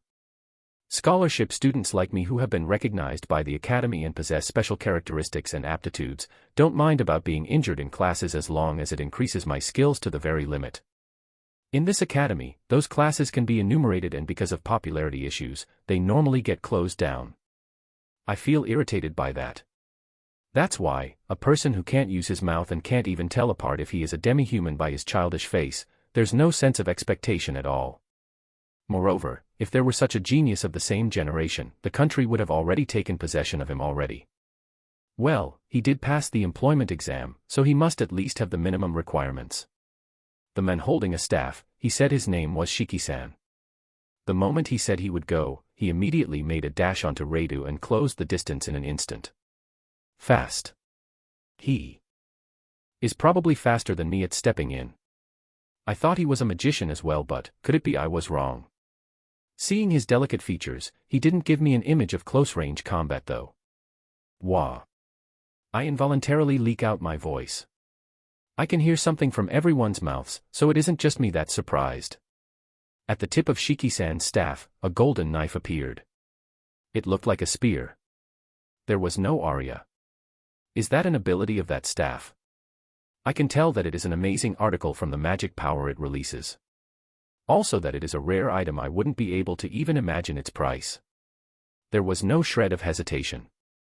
That edge was aiming directly at the chest of Reidu. He said himself that he was his master. What are his intentions? The spear was heartlessly lunged. Fast. From the front, that is not a speed a magician would be able to follow with one's eye. This is over. I was sure of it. Shiki-san wins. But my prediction was easily overturned. Because the spear stopped less than 10 centimeters before reaching Reidu by a hexagonal barrier. Again, I couldn't feel an aria. What in the world is this? It feels cold, like being poured with ice water. Reidu is empty-handed. Not only does he not have a staff, he is not holding anything. With no catalyst, he was able to create a barrier without aria in this short amount of time. Even for a joke, this is too far. Without minding about being blocked, Shiki-san once again takes an offensive with his staff like a spear. The speed of the spear increases and his technique increases. Even my eyes can't catch up. And yet, Reidu was able to completely block that barrage with a single small barrier that he moved around. Thus, Reidu, who caught Shiki-san's spear with the edge of his barrier, used the barrier to slide the edge and ward it off. Before I noticed, the form of the barrier had changed from flat to a round shape. The moment it was warded off, Reidu made an attack to the staff's side and crumbles the posture of Shiki-san. The right hand of him that was shining red was stretched out. The palm that had gouged into Shiki-san's body shone magic power light and exploded. Shiki-san's body is blown several meters away and a cloud of dust rose. What an exchange of offensive and defensive. Radu has practically not moved from his initial position. Incredible. Is this really a fight between two magicians?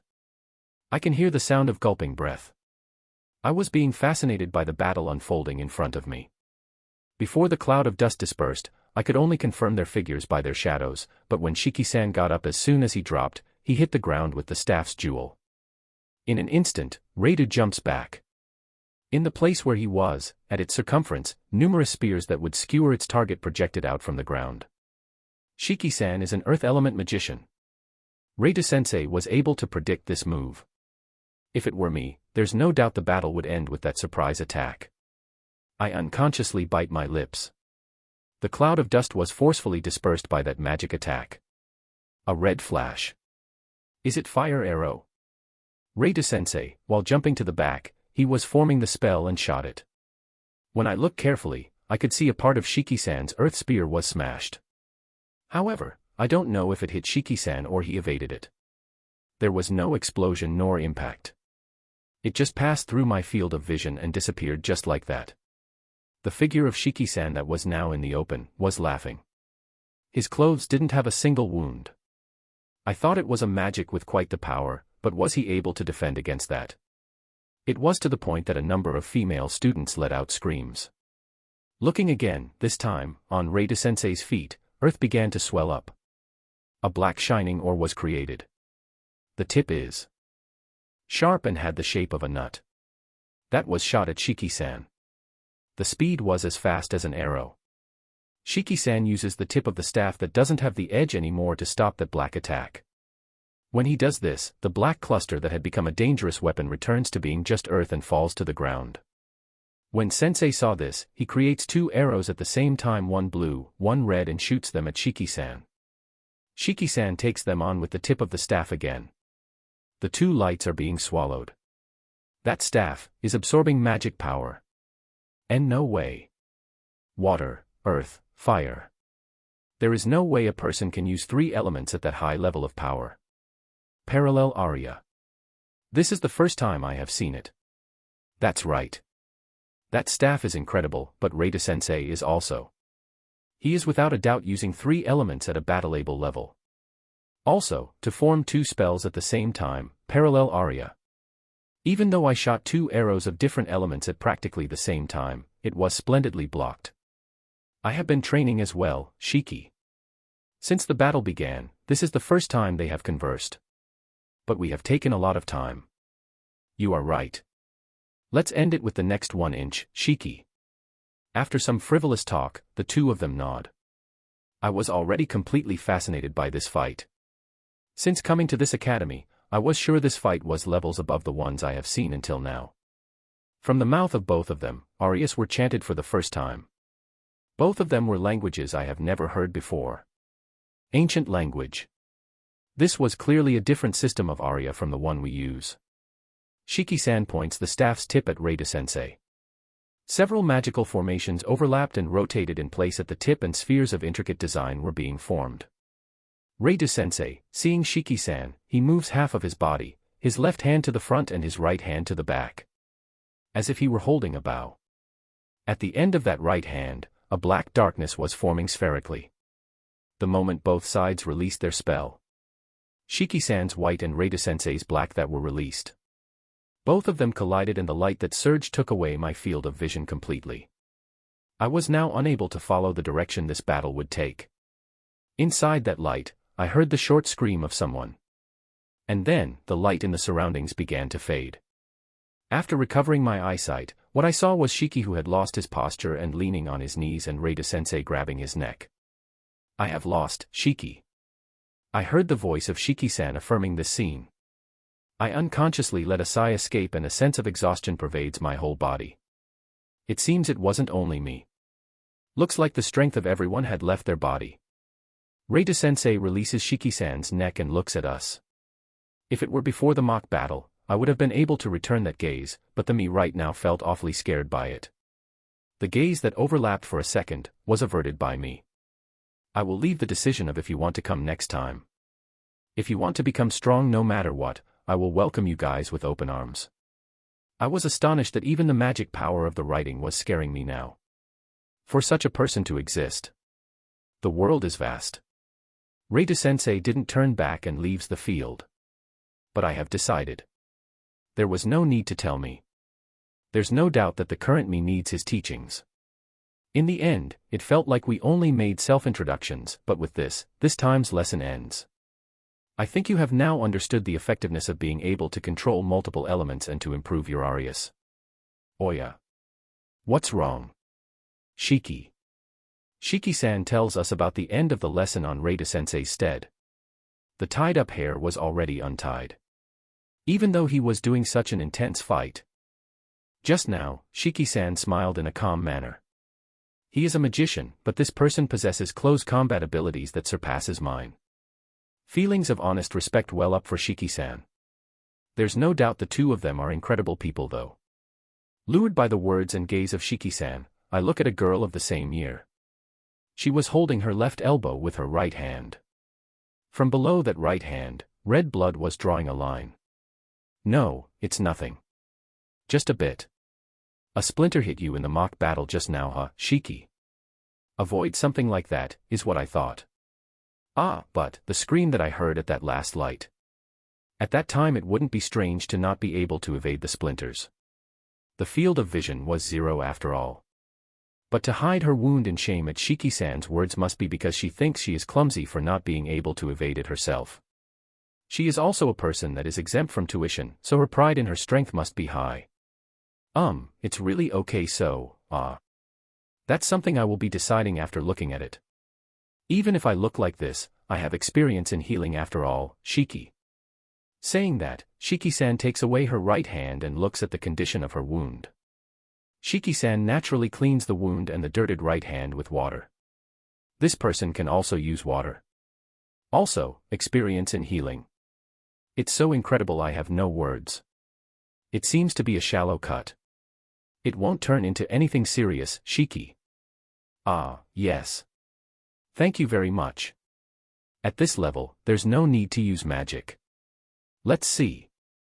Ah, here it is, Shiki. Shiki-san looks for something in his bag and shows it to her. A small bottle. It isn't to the level of deluxe, but it's a handmade medicine for wounds. If I smear the wound like this, Shiki. Hi you. Was it cold? Sorry, I forgot to tell you, Shiki. Wah, yes. Ah, no, it's okay. He takes out an ointment type of medicine from the small bottle and spreads it through all the wound. Ah. Wow. Incredible. The wound visibly closes and returns to normal. Without using magic. Isn't that quite the magic medication there? Handmade. Medicine manufacture. He is even in the alchemy area. Is he a Superman? It isn't something to be surprised about. It's just a thing I slightly improved from basic wound medications, Shiki. Basic. This is. If this is basic, then I might even believe his special ability can revive the dead. Now, with this you are fine. I am sorry for injuring you, Shiki. And no. Thank you very much. About payment. It's enough with your thanks. This level of medication can be commonly found lined in our store. Well then, later, Shiki. This isn't on a level that can be found even by mistake in pharmacies, Shiki-san. But after Shiki-san brushed the earth that was on the clothes of the healed girl, he bowed and turned his back. Great-sensei, I, for the first time am grateful at you. I truly thank you for introducing me to Reita-sensei and Shiki-san. Coming to this academy, I have finally met a person I want to call master. Chapter 87, wishing that it will go well through all seasons. Even though I slept late, I woke up when the outside is still dim.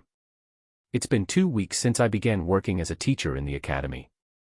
In that period, I went to Gotetsu 10 times. I personally feel like I don't want NABE for a while. Wait, that's not it. Let's leave aside my personal feelings.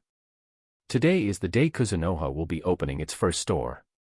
For the first store to be a branch office and not inside feels weird, but I decide to just ignore that. In the midst of complicated circumstances, the time to finally open my store has come. After consulting Tomo, I had 2 forest oni sent here. These guys are her personal selection, so I believe in them, but the 2 people were the ones. Who attacked me, Aqua and Eris? The moment they got sent here, I looked at their face and was thinking, change, but they were on the verge of crying and hugged me, so for now I decided not to do it. I brought them to the outskirts once to test their skills, they have gotten pretty strong. It's a mystery why they tremble at the mention of Tomo, Mio and, for some reason, Komo-chan. They must have passed through tough training. I explained them about the work details, gave them advance payment and with an incredibly serious face, they swore loyalty. It seems that the days here are a lot easier than in Asura. So that they don't slack off, I must discipline them every now and then. We are in a situation where we can't secure sufficient employers, so I thought I laid out quite the strict conditions though. The conditions here are that they will be working for 10 hours each day with only one weekly holiday, you know. It will be like living in, so even if daily necessities are guaranteed, for them to be this happy, just what kind of life were they leading in Asura? It should be mainly about correcting them, so it shouldn't be putting that much pressure on them. They were happy that they would be eating meals before working and at noon, and also that they would have free time after finishing work. They cried happily while asking me if it was really fine to eat out. It's not like they were thrown in an isolated cell at Asura and guarded 24/7. How exaggerated. Last night at the time when Tomo, Mio, Shiki, and I were doing the closings of our discussion, it turned out that 2 Eldwas will be sent as well. These ones seem to have experience as staffs in the small store at Sige, so I intend to frankly depend on them. The initial members will be them, me, and Shiki. In the end, when I tried asking the guild about interviews and abilities, they told me that the usual is to employ and then teach them. It seems like they don't seek for abilities beforehand.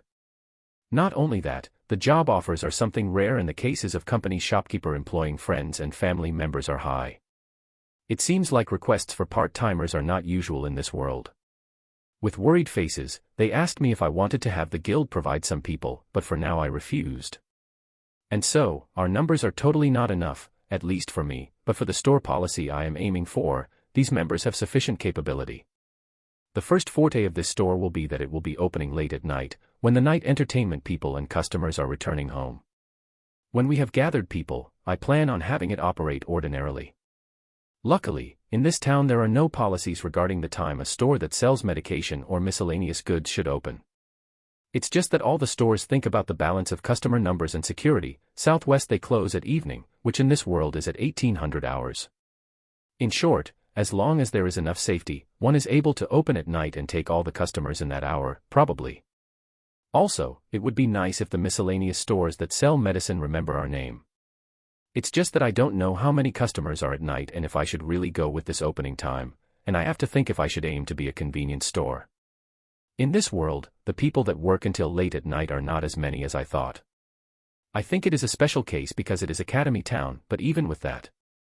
That's why, depending on the circumstances, I am thinking about doing direct deliveries at night. In that case, I would have to think about how to receive the orders. We will have to do various test runs, but the thing about opening at night will be done as an experiment to see how it goes. Ah, that's right. Now that I think about expectations, I remember that these are not all the members. Tomo said something about sending a useful one along with the Eldwas. That Tomo said was useful, so I think I can expect something.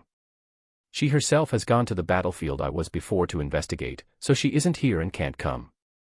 Mio seems to have a previous engagement as well and didn't seem to be so attached to coming to Academy Town. She must be making connections with people aside from me. I am a bit happy. It's a surprise after all, is what Tomo said while smiling, so I feel slightly uneasy though. I finish changing and walk outside the room.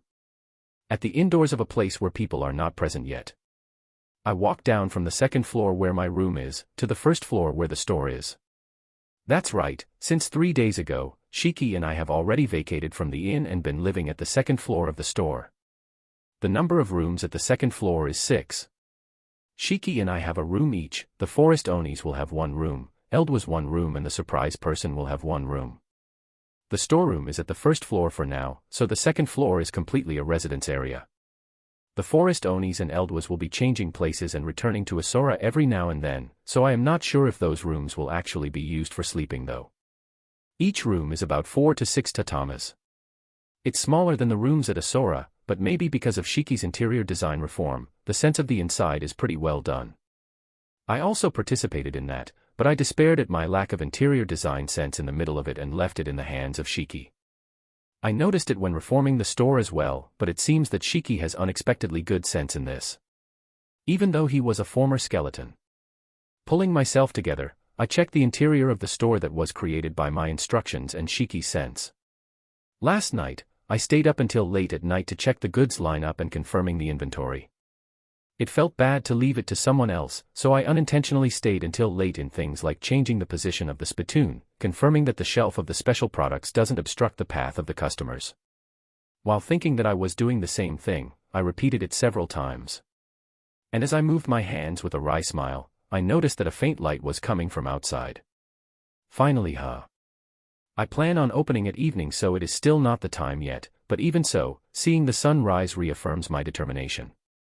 For now, I plan on using the medicine Shiki made, the energy drink I suggested, unusual southern fruits, in short, Asura, and also armor repairs by the Eldwas.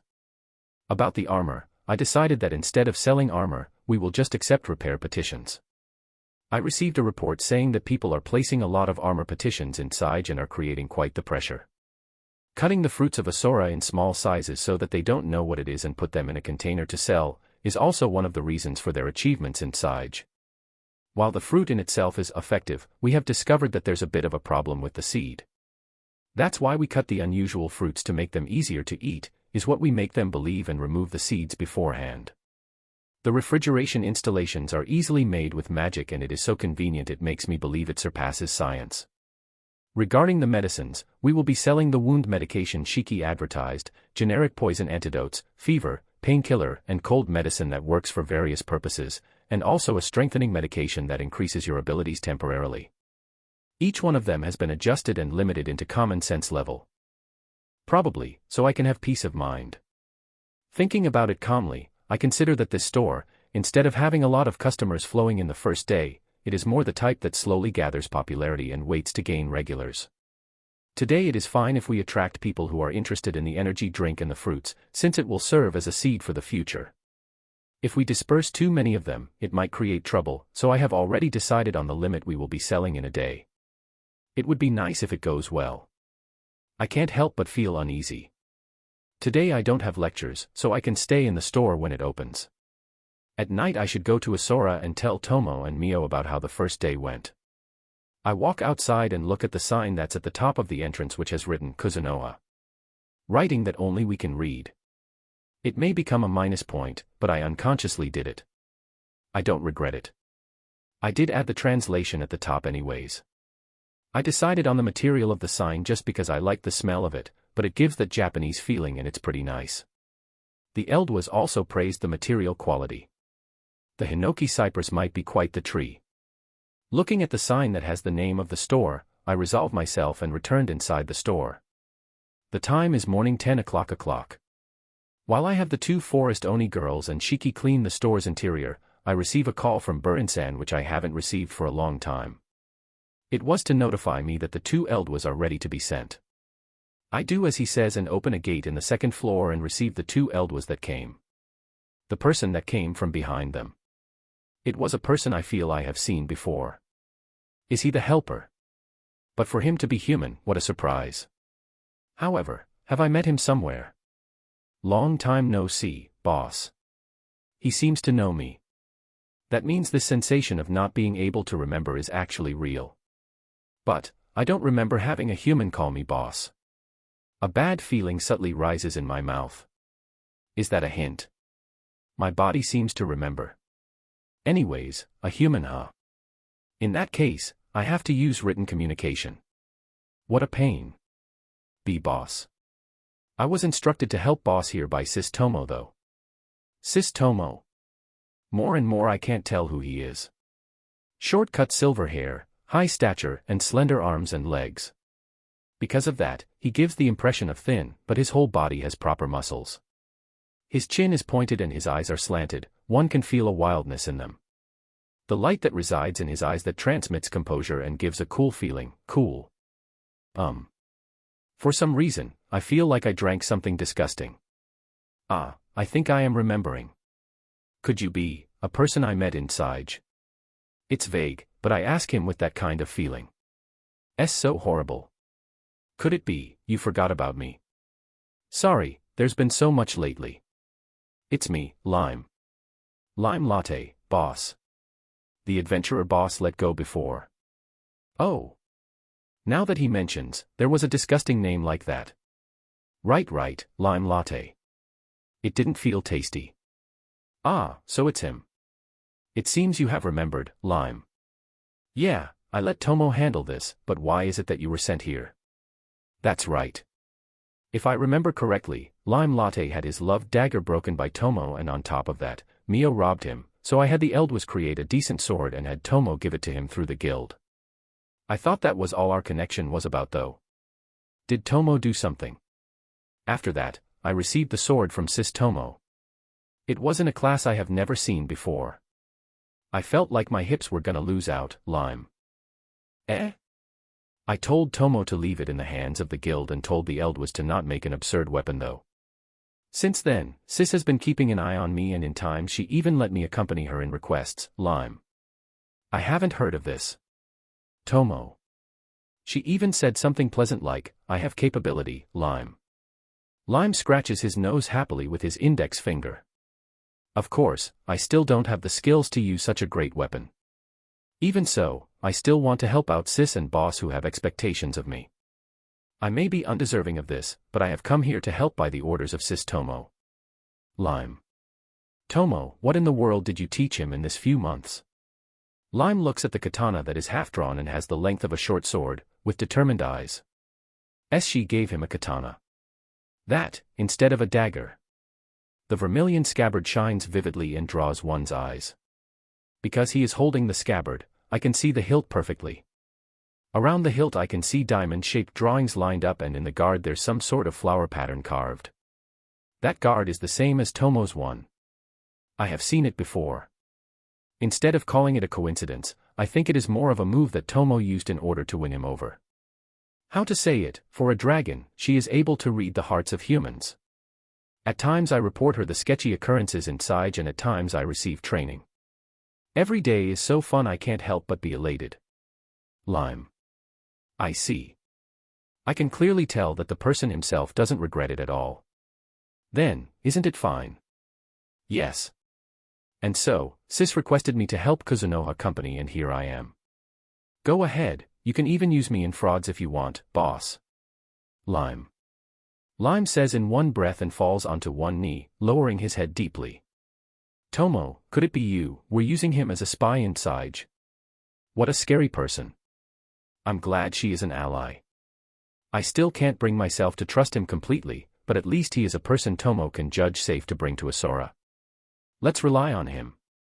But this guy, he is the person with the highest level inside, right? Is it okay to take him away? By the way, in Academy Town there is a main office of the Adventurer Guild, but there is no section where one can accept requests. That's why it is hard for adventurers to gain money here. Obviously, the number of adventurers is low. I am happy that you say I can use you and I will be relying on you, but you are the #1 adventurer inside, right? Is it okay to be here? No need to worry. I am already not the #1 after all. Right now, the party of Toa is at the top. Also, please refer to me as Lime with no honorifics, Lime. I see, right now Toa-san and the others are top, huh? The girl and the others that were sticking like suckerfish onto Tomo have grown in a way, huh? The day they once again step into the inside of the wasteland might be close. Yeah, they probably have an objective now. They are frantically aiming for higher heights. I think that's one would call growing, Lime. It would be great if that's the case. As a senpai of the adventurers, I feel like I can believe you. I am no longer a senpai though, Lime. What do you mean? Yes. The moment I decided to give my life to Sis Tomo, I reported my retirement at the guild, Lime.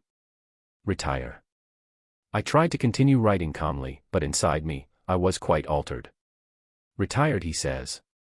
As in quitting as an adventurer. I want to see what Sis and boss are aiming for. Surprisingly, I am not regretting it at all, Lime. He hasn't been brainwashed, right? What can Tomo be aiming for aside from Edo? Or more like, regarding me, I am trying to look for the tracks of my parents, hit the goddess once and do business. Those are the only objective-like things I have, you know. What did she indoctrinate Lime with? I'm beginning to get scared. If you have no regrets, then I won't say anything more. In this place the only work I have for you is store tending, is that okay? I think it is an incredibly wasteful way though. He is a person that would even be useful if I bring him to the academy after all. I don't mind. Sis also asked me to keep an eye on the town's rumors and trends though, Lime. What should I do? Is what Lime's eyes are asking me. She also intends to use him as a spy here, huh? I see, it certainly wouldn't be bad to have him gather information.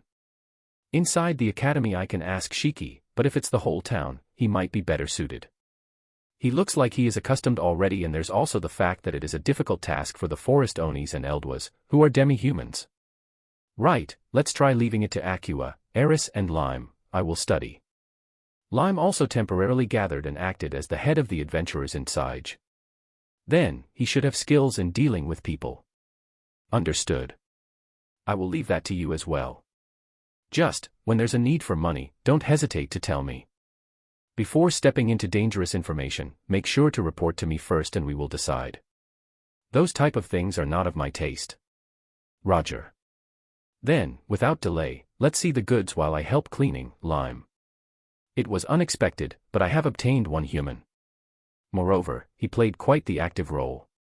After obtaining Lime Latte, Kuzunoha Company's opening day was able to finish safely. Thanks to him skillfully moving around, the distinguished people of the Merchant Guild and the influential people of the land, even when they suddenly appeared, Shiki, Lime, and I were able to somehow manage. It's the first day of opening, so there will obviously be people coming to greet us. I was totally oblivious. That was a close one. Regarding the results of our first day, the requests for armor repairing were 0. Even if we take into account the student-level armor that they are provided, it is still armor that they entrust their life to, so trust is important. We can't help the results in this. The fruit cuts that I prepared were gone by early afternoon, and the extra ones lined up at evening were instantly sold out. About the medicines, each were sold slowly, and at evening the students that Shiki advertised in the lecture came and the medicine sales increased in an instant. Maybe I should have restricted the number each person can buy. Probably because they weren't familiar with it, the cold medicine didn't sell that much. Well, when real sick persons appear and the effects begin to show, the situation should change. I wonder how the composite cold medicine works in this world. When Shiki heard the concept from me, he said something about being groundbreaking and went to develop in high spirits, so it is probably the type that he didn't put that much mind into. He felt down when it showed the lowest effect rank. If I have to translate what he said, it would be that it is an all-powerful medicine against light illnesses, or something like that. All-powerful is quite the exaggerated word, so I am not really sure. The one that unexpectedly did well was the energy drink. The people that bought medicines, most of them bought a number of energy drinks. Regarding the strengthening medications, there wasn't a single sell. Thinking about its effect, it is more an item for adventurers, so it might be better to sell this one at Sige. The armor manufacturing is temporarily stopped, so I was thinking of lining up a new product. Also, I feel like when exams come in the academy, it might even get restriction order. Kuzunoha Company has only begun moving. Business rivals will appear, doubts with the merchandise we handle, and we might even receive pressure from the people. From now on will be the true company management. I don't know how far a teenager with an inhuman face like me can go, but I will do my best. Chapter 88, Gossip, Tomo, Royalty, and Hero. Tomo went to the lake bank. It was wide, deep, and so clear that even in a Sora you wouldn't be able to find one like this. It isn't marked in maps, but it is certainly something that exists in this world. Wearing Japanese clothing that can't be found locally, she looked at the water surface in front of her with a simple pleased expression. This girl who came here after her master Makoto returned to Academy Town, headed further north from there and arrives at the place where her master had fought. The girl, seeing that lake and thinking what in the world happened, finds some sort of thing that was in a hollowed space and it explains everything. She does a single breath. Tomo, who had heard the story from her master and left, couldn't help but laugh. Holding her stomach, she literally rolled on the floor laughing. The nonchalant words of her master, the words that one would even ignore, seeing the difference in realities was just too funny. My last attack was probably on the level of pestering, is what her master said, but to think that one attack created a lake. She couldn't help being happy. When she finally managed to calm herself to the bare minimum, she returned to the lake shore and looks at the lake with a different impression from the first time she saw it. To create a lake from pestering. Really, Waka is truly a person who doesn't bore me. I would have wanted, not to see it from memories, but to experience it personally. The person that explained her the situation was a human man who was a former soldier. When Tomo took a peek at his memories, she saw that he was dragged into that attack while he was retreating. Losing one leg and somehow managing to survive, he stopped working as a soldier and is now living his life at the lake shore that is prohibited entry for now. He, who was in his midlife, had high experience as a soldier, and there were many times when he had life-threatening experiences.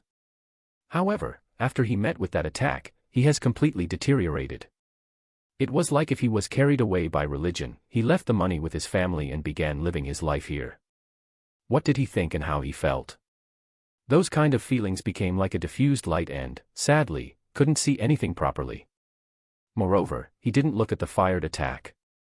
Thinking about the circumstances, there's no doubt it was her master, but the only thing he knew is that her master had appeared suddenly in the battlefield. And the being that appeared from that golden light wasn't a hero that appeared to save the people, but a being that had come to bring judgment instead of God. They called him Devil by their own convenience. No one knows who began calling him that way, but maybe because that man liked the name, he began calling it over and over. Tomo didn't really blame him for that. Maybe because she thought of something after hearing the words of the broken man. Being a person and at the same time a demon. Because he executed both equally, he was called a devil, huh? I see. Certainly, for Waka, no matter if it is a person, a demon, a dragon, or a god, if he considers you an obstacle, he will eliminate you. He is no agent of the goddess nor an executioner, but that name certainly defines Waka well. After doing a monologue with an expression filled with deep emotions, she followed the orders of her master and started investigating. Just like how she spoke with that man first thing in the morning, she searched for people that live at the lake shore and hear their story, and at night gather information from people that are not human. The lake was close to Limia, but Tomo didn't step in there, and that day she lodged at the inn of the closest village. From what she heard in the inn, they said that, even if the lake was made not too long ago, powerful Momono don't get close for some reason, and moreover, maybe because it linked up with a number of rivers, fishes have begun to move there and it has heavily assisted in the daily life of the village. It's probably because of the remnants of Waka's magic power. It may be slight, but what's left is keeping the Momonos away. Also, if there are demon beasts that were present that day, even if the magic power disappears, they wouldn't get close. More like, for humans to live so close when it hasn't been even 1 month is strange, no? Now then, what should I do tomorrow? I will continue what I was doing and check out the other half that I haven't checked yet, and I still can't get a clear idea of how to stop the goddess power and the interference of thought transmission. This one will probably take quite a bit of time. The prediction of Tomo hit in the blank. There were a number of settlements, but there was no visible progress in the investigation.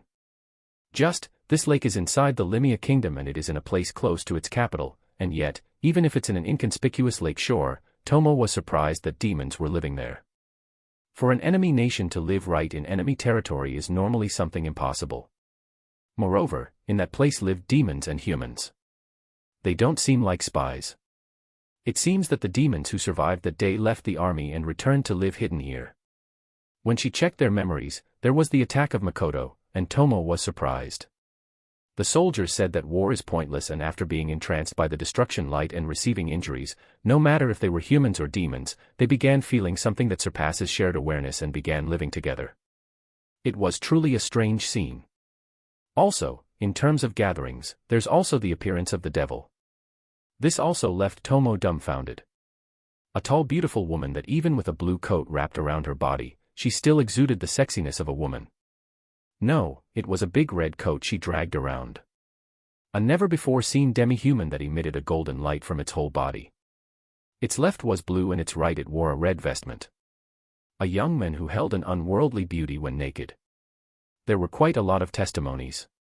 Moreover, all of them were perfectly wrong. Just with what she remembered, there were at least 10 different statements on the devil's appearance. It was to the point one would question if it was a monster with different forms. Since she was already in Limia, she thought she might as well go see the face of the hero, but from the information she gathered, it seems that the Limia hero is currently not in the region, and it was a credible source, so that day Tomo decided to return to Asura. Just in case, she used the testimony that it was a menace base, and that night Tomo made a number of questions to Makoto. What did you say I was? Makoto. Is the answer that was returned. Moreover, for some reason Makoto said, it will be light, with a scary smile, and Tomo was forced to accompany him in his bow training. She felt like she was walking in hell while alive. While dragging her body, she was somehow able to arrive at her bed. She did feel like it was unreasonable, but this was her fault. Because the questions were like this after all. Did Waka shine in the battlefield, like, literally? Do you like to wear a coat with half blue half red? Have you been naked in the middle of a battle? Those were the kind of questions. So Makoto had the right to get angry. And so, at the third day. This day, Tomo went to the east bank of the lake in the morning, at a place with low number of people. Fumo, in this place, aside from the magic power of Waka, there's no other thing that stands out. Jana. In the end, there was no information about the ring Waka said sealed the power of the goddess. That it doesn't even leave remnants might be because it really just functions for a short amount of time. A disposable tool. Jiro. Because last night Waka was so intense, the joints in my body still hurt, so maybe I should leave the investigation of the lake's interior for a later time. Waka showed no maturity. I admit that I didn't choose my words properly, but there was no need to chase me around with his certain hit arrows. Let's just rest in Asura for today. HN. Tomo mutters words of complaint while walking into the forest of the lake bank, but she suddenly stops her muttering. Human presence. Moreover, numerous. Tomo changes her senses. Even if she didn't go to the point of taking combat stance, she is now in a state where she is slightly vigilant.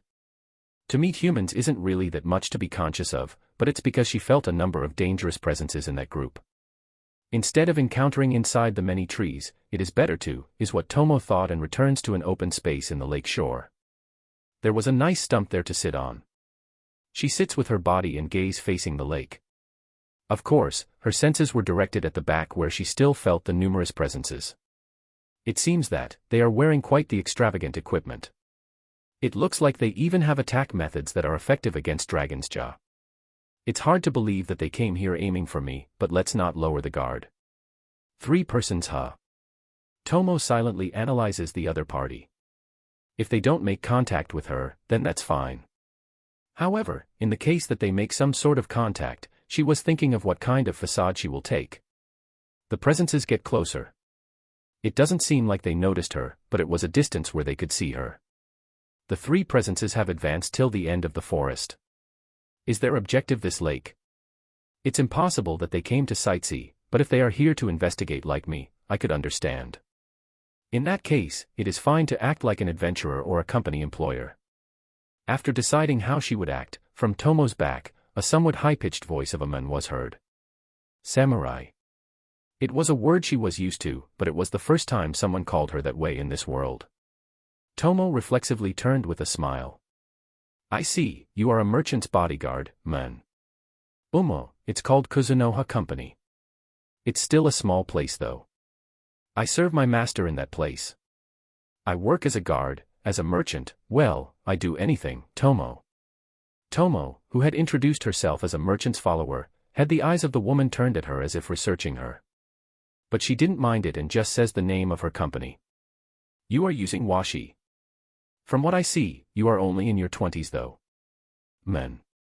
Well, that's just how it is, But to ask for the age of a woman you just met is quite rude, brat. Tomo. Be brat. Men. Tomo, who had judged that he was clearly younger than her and called him brat, the boy clearly shows anger and his voice gets rough. For a merchant, you don't choose your words, woman. The woman that had her eyes as if researching Tomo, launched words that were mixed with criticism. The small girl that was at the woman's side probably didn't like Tomo's comment and lightly inflated her cheeks and glared at her. From Tomo's back, the group that appeared was 1 man and 2 women. One of the women was at the latter half of her teens, the other was at an age one could call child. The men had a young face and makes one think that he is probably in his middle teens. Their way of moving their bodies was quite good and the personal appearance of the three was neat. Also, instead of calling Tomo an adventurer, her appearance gave more of an impression of white knight. I don't have any name to call you anyways. I saw you in the age to call you brat, but was I wrong? From what I see, you guys give me the impression of being a group of knights or nobles, but what business do you have in this kind of place, ja? Tomo. I'm not a brat. I have a proper name, Tomoki.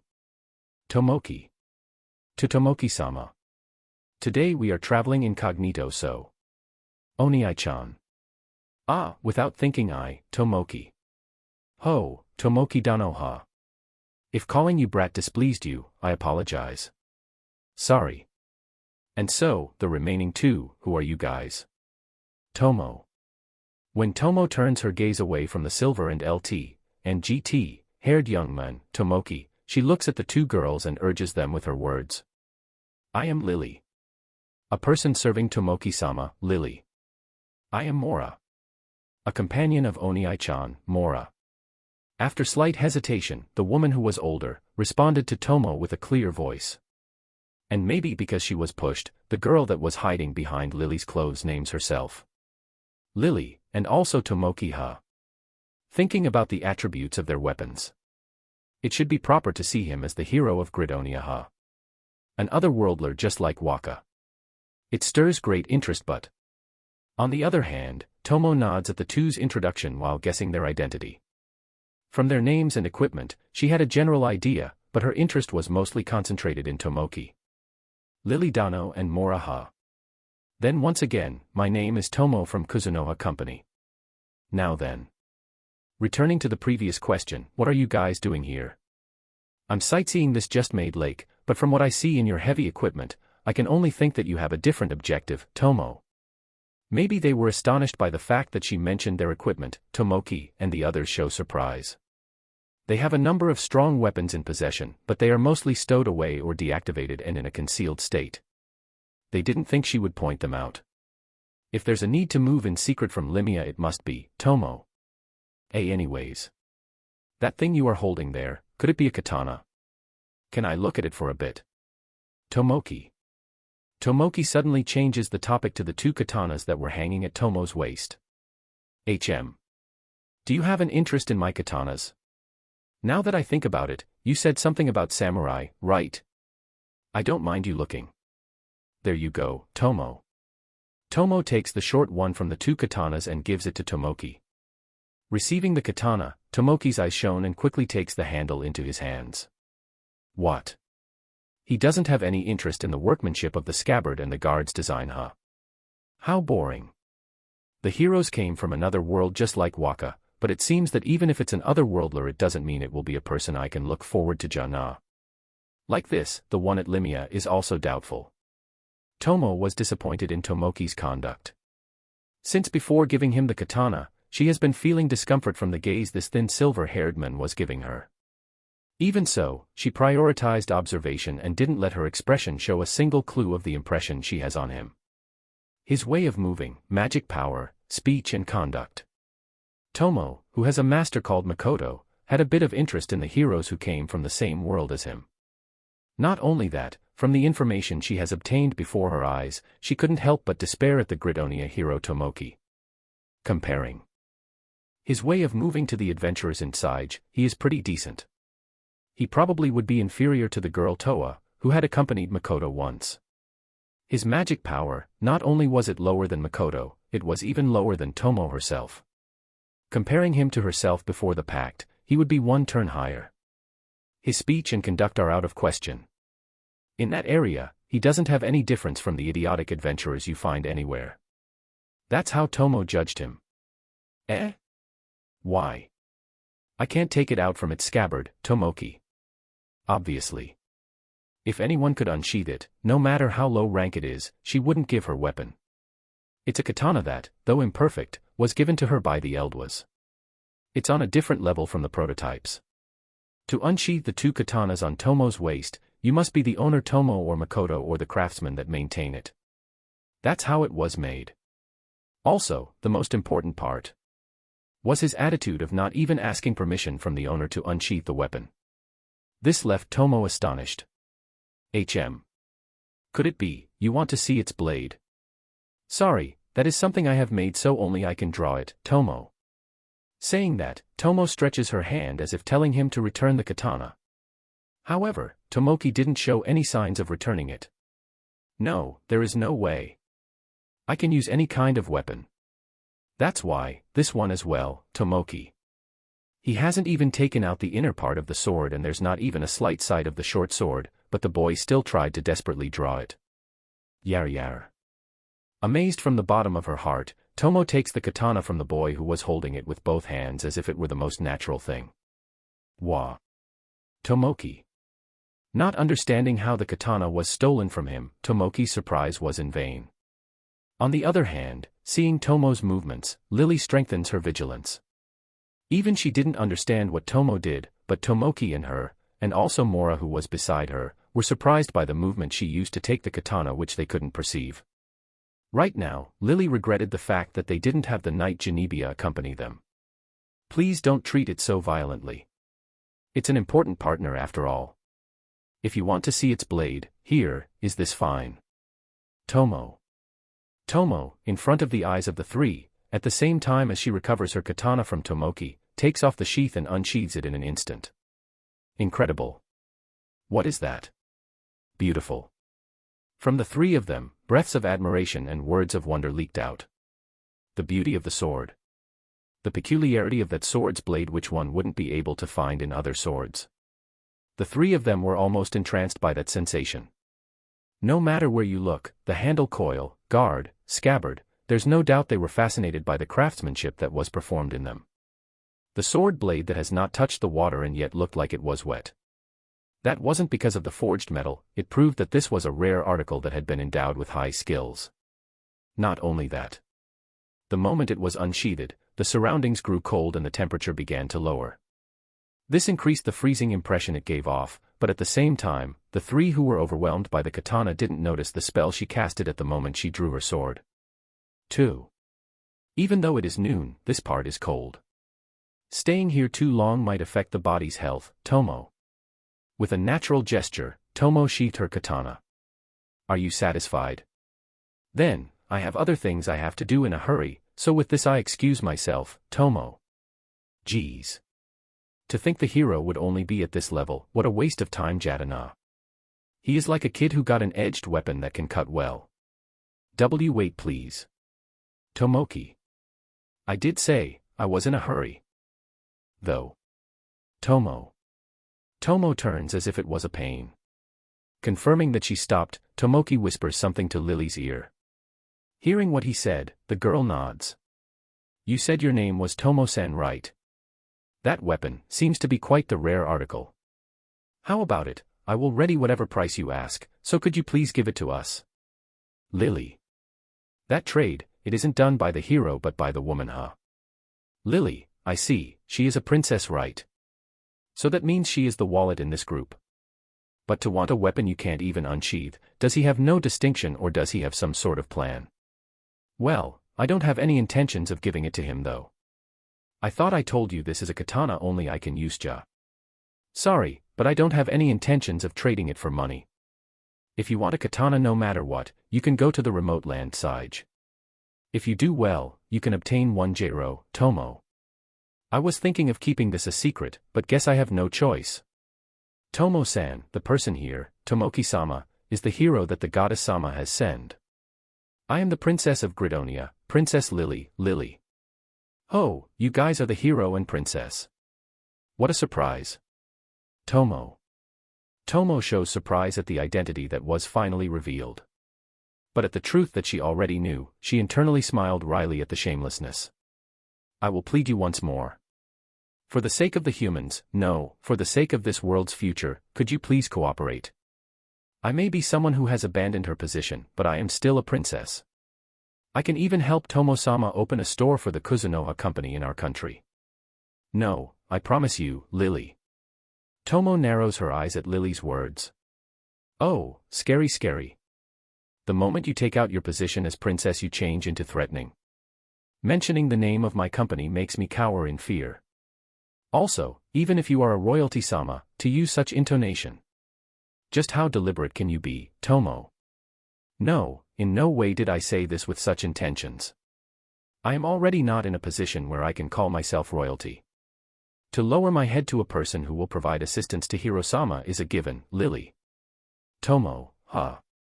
This is the first time I have heard of Kuzuno, a company, but seeing how the conversation goes, it is most likely a company that has just opened a store in Sage. That place is located at the border of the world, so it isn't a place I can't ignore anyways, so maybe I should investigate. That weapon, from what I have seen, it is one with quite the depth, so if there is a craftsman that can create it, I might be able to capture him and have him work in the production of guns, Lily. I see. I can't help but feel like you are thinking about a lot of dangerous things though, Tomo. Please don't joke around, Lily. Anyways, I have no intentions of giving it, Tomo. Then, it is fine. I don't need the katana, Tomoki. Oni-chan. Tomoki-sama, is that okay? Lily. Oh, what pleasant words, but what do you really mean? Tomo. Just like how Lily said before, I am a hero. I am fighting for the sake of this world. Defeat the demon lord and after that I will create a peaceful world. Tomo-san, for that sake, please lend us your power, Tomoki. Looking straight at Tomo's eyes, he makes a serious face and confesses he is a hero, inviting her to be his companion. Tomo admired his manner for a second. It was literally a second though. Just by looking at his words, it is splendid, ja. But that impolite gaze that has been checking my body for a while now and that way of handling my katana. Also, the eyes he is currently using to look at me. When I thought he was at least able to talk while looking at one's eyes, this is the enticing type, huh? How stupid. Defeating the demon lord and after that peace, he says. I can already clearly see his attachment to power. If I want to, I would be able to see this idiot's memories, but he is so transparent I don't even need to. It's making me feel sick, Tomo. When she silently takes his gaze, the enticing power that Tomoki was emitting increased in strength instantly. It was a strengthening that one wouldn't be able to see its effect, but even so, Tomo took it refreshingly. Lily probably noticed what Tomoki was trying to do, she watched over the situation. A space of silence. Mora, who was behind Lily, looked like she decided something and took a step forward. Tomo shifts her gaze from Tomoki and looks at Mora, who had showed movement with a refreshed appearance. What is it, girl? Tomo. Why, you are a dragon, right? Mora. Oh, why do you think that? No, wait. I see, you said your name was Mora, right? You are a person who uses dragons, huh? Now that I think about it, humans can be born with the power to use dragons, though it is pretty rare. It is said that it will never happen with demons, but... I see, so you are like that, Tomo. So you smelled the scent of a dragon in me. But too bad, ja, just as how you see, I am not a dragon. And if I am dragon, what did you intend to do? Tomo. Lies. It's not only the scent of a dragon, I can clearly feel the power of a dragon in you. You are quite the strong dragon. Mora. Dragon. Mora is a dragon tamer, obviously her ability to detect dragons is better than anyone else. Moreover, she said she was quite strong. In that case, the dragons around here would be the waterfall dragon. Is she somewhere around that kin? Then I can understand why that sword is like that. It looked like a water element one after all, Lily. Coo. Coo cuckoo. Too bad, ja, but I'm not a waterfall dragon princess. It is nice to ponder, but it is better not to jump into weird conclusions, Tomo. Wah, eh. No matter how strong you are, if you are a dragon, you should listen to what I say. Tomo. Become my and Oni-chan's strength. Mora. At some point in time, Mora held a transparent ball in both hands facing Tomo and voiced out words with power. On the other hand, Tomo had been ignoring the words of Mora and urging her to continue, but when she said, Tomo, without any honorifics, her eyebrows twitched. The dragon that is attached to this girl must really adore Lolis. There was practically no knowledge and enslavement there, and not only that, it doesn't even look like you know what you are doing. You idiot, Tomo. Ah, eh. Tomo, just called me, Mora. Fool. How long do you plan on throwing me your stupid thoughts, you lass? I will admit your petty talent. If you have good affinity, you would be able to make medium-class dragons obey you practically with no conditions, but that's how far your talent goes, Tomo. With a thunderous voice, Tomo erases the submission-urging thoughts that were being transmitted from the transparent ball. That expression was the most severe one the three of them have seen until now, and was clearly looking down on their everything. Especially the girl who was exposed to Tomo's cold gaze, she was trembling in fear. Why? Mora. Mora couldn't understand what was happening. There's no helping it. If it was a dragon, no matter if it's a stray one, she would be able to tame it and hear the wishes of Mora. The being in front of her was emitting a pronounced dragon scent from her body and was clearly a being related to dragons. And yet, not only did she not lower her head, there wasn't even a sign of obeying. Looking at you, you are probably compatible with fire-type dragons.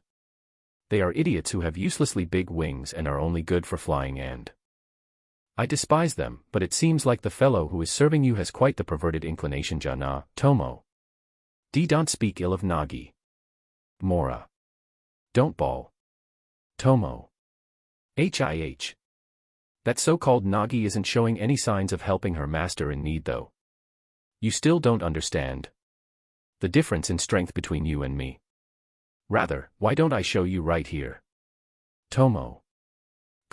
Damn it. In the course of events, I have ended up angered.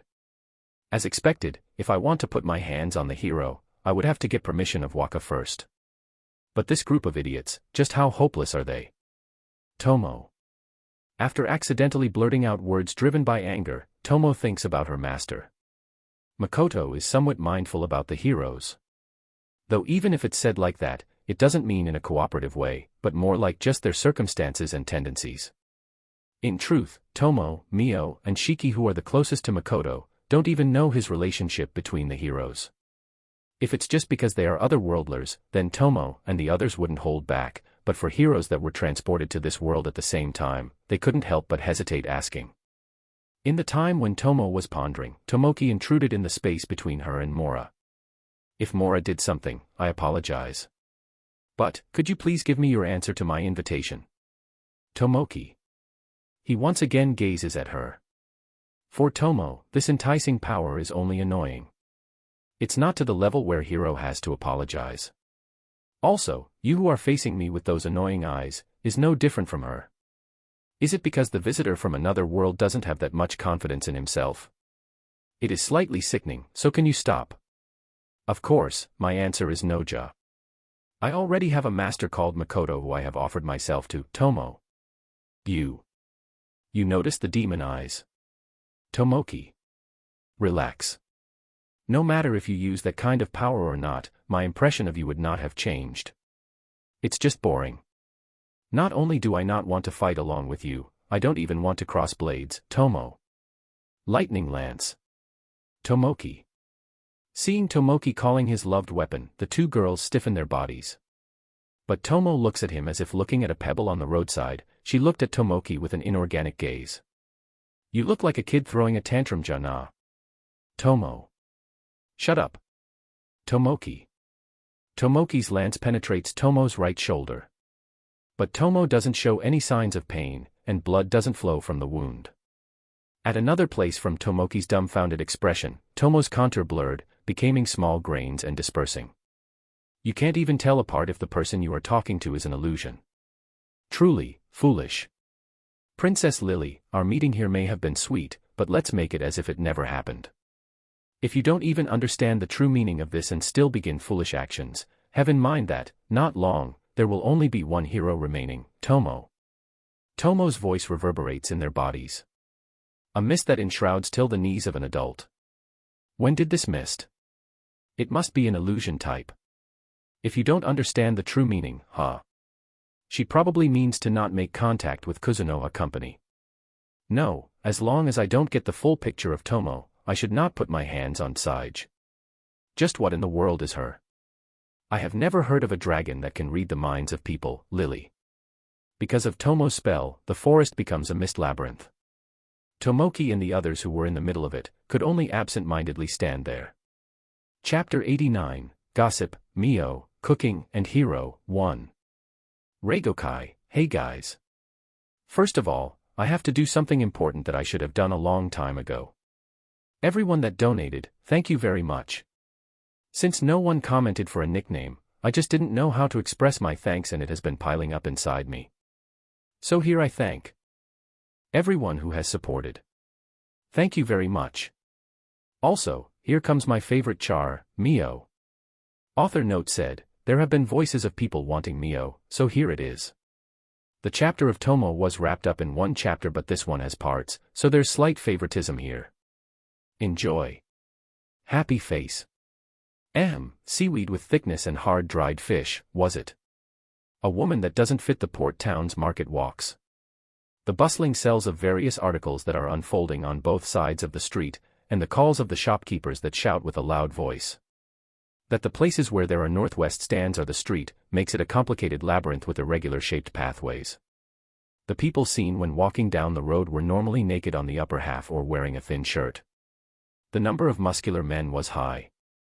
She was clearly not familiar in this place. A girl wearing clothes deep indigo blue that were close to black was obviously an existence that was out of place here. The clothes called kimono is probably an attire that no one in this port town has seen before. And also, her hair that may or may not reach her shoulders, glossy black hair that has been beautifully trimmed. Her long slit and black eyes, and her vibrant deep red lips. The beauty that emitted conspicuous colors was clear in everyone's eyes. Her attire and appearance, with those two combined, make the people walking by turn and look twice. That person is one of Kuzunoha Company's strongest jewels, Mio. Her representative Makoto is currently in Academy Town and finished opening a store there. Tomo, who has been acting alongside her, has received a task by Makoto and is in a faraway place, so right now Mio is alone. But she is not free.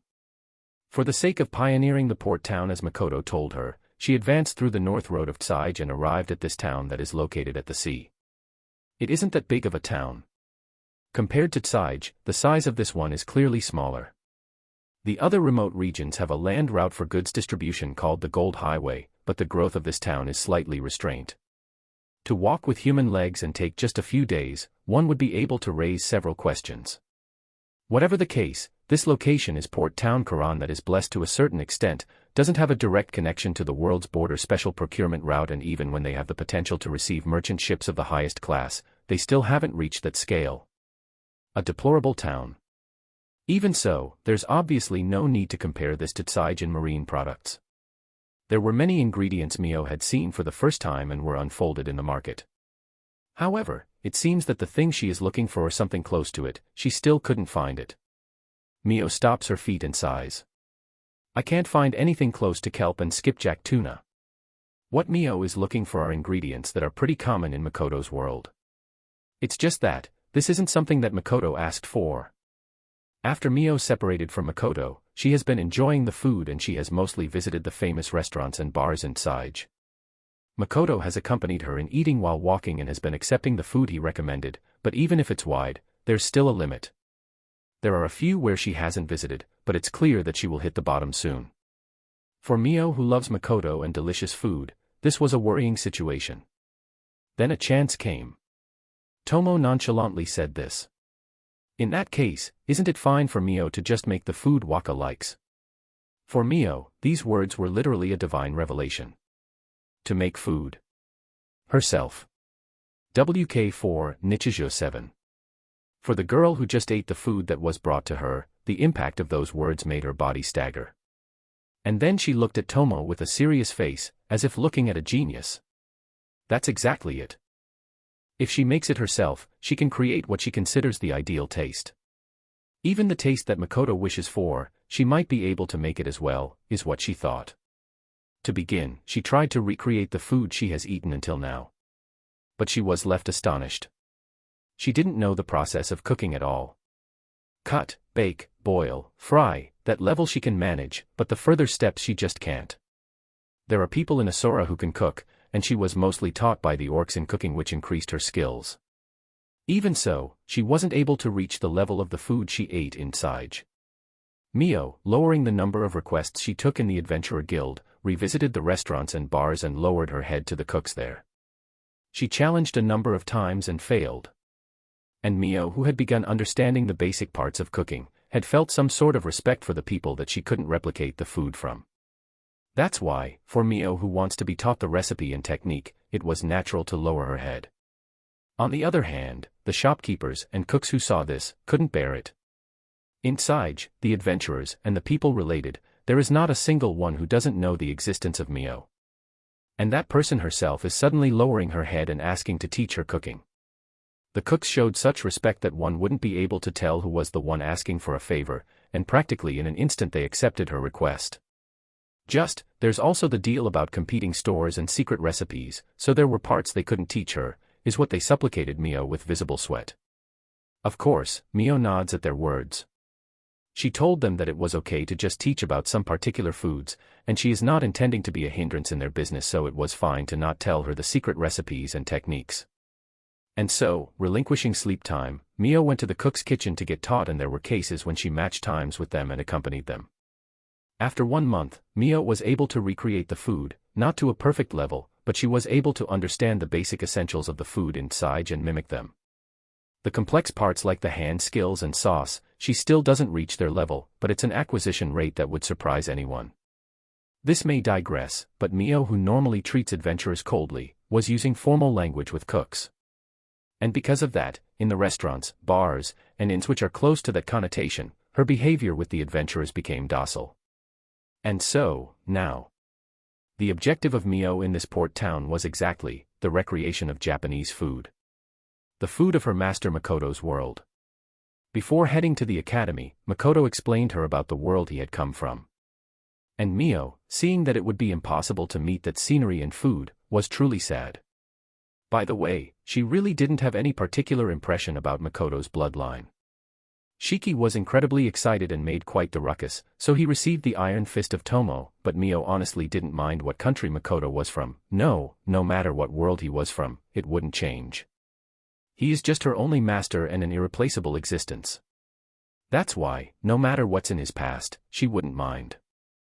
Instead of such boring stuff, her interest in the Japanese food Makoto was eating was more important. The Japanese food's foundation was different from Saige's food. Instead of using meat, it gave the impression that they used more marine products, and she thought that the port town would serve as some sort of clue, but no good. To begin with, there's not much dried stuff. From the Japanese food I saw in those memories, the only thing I can recreate is the Sunnyside fried eggs. I had Tomo cooperate with me and research for ways to cook, but it seems that the kelp and skipjack tuna are indispensable.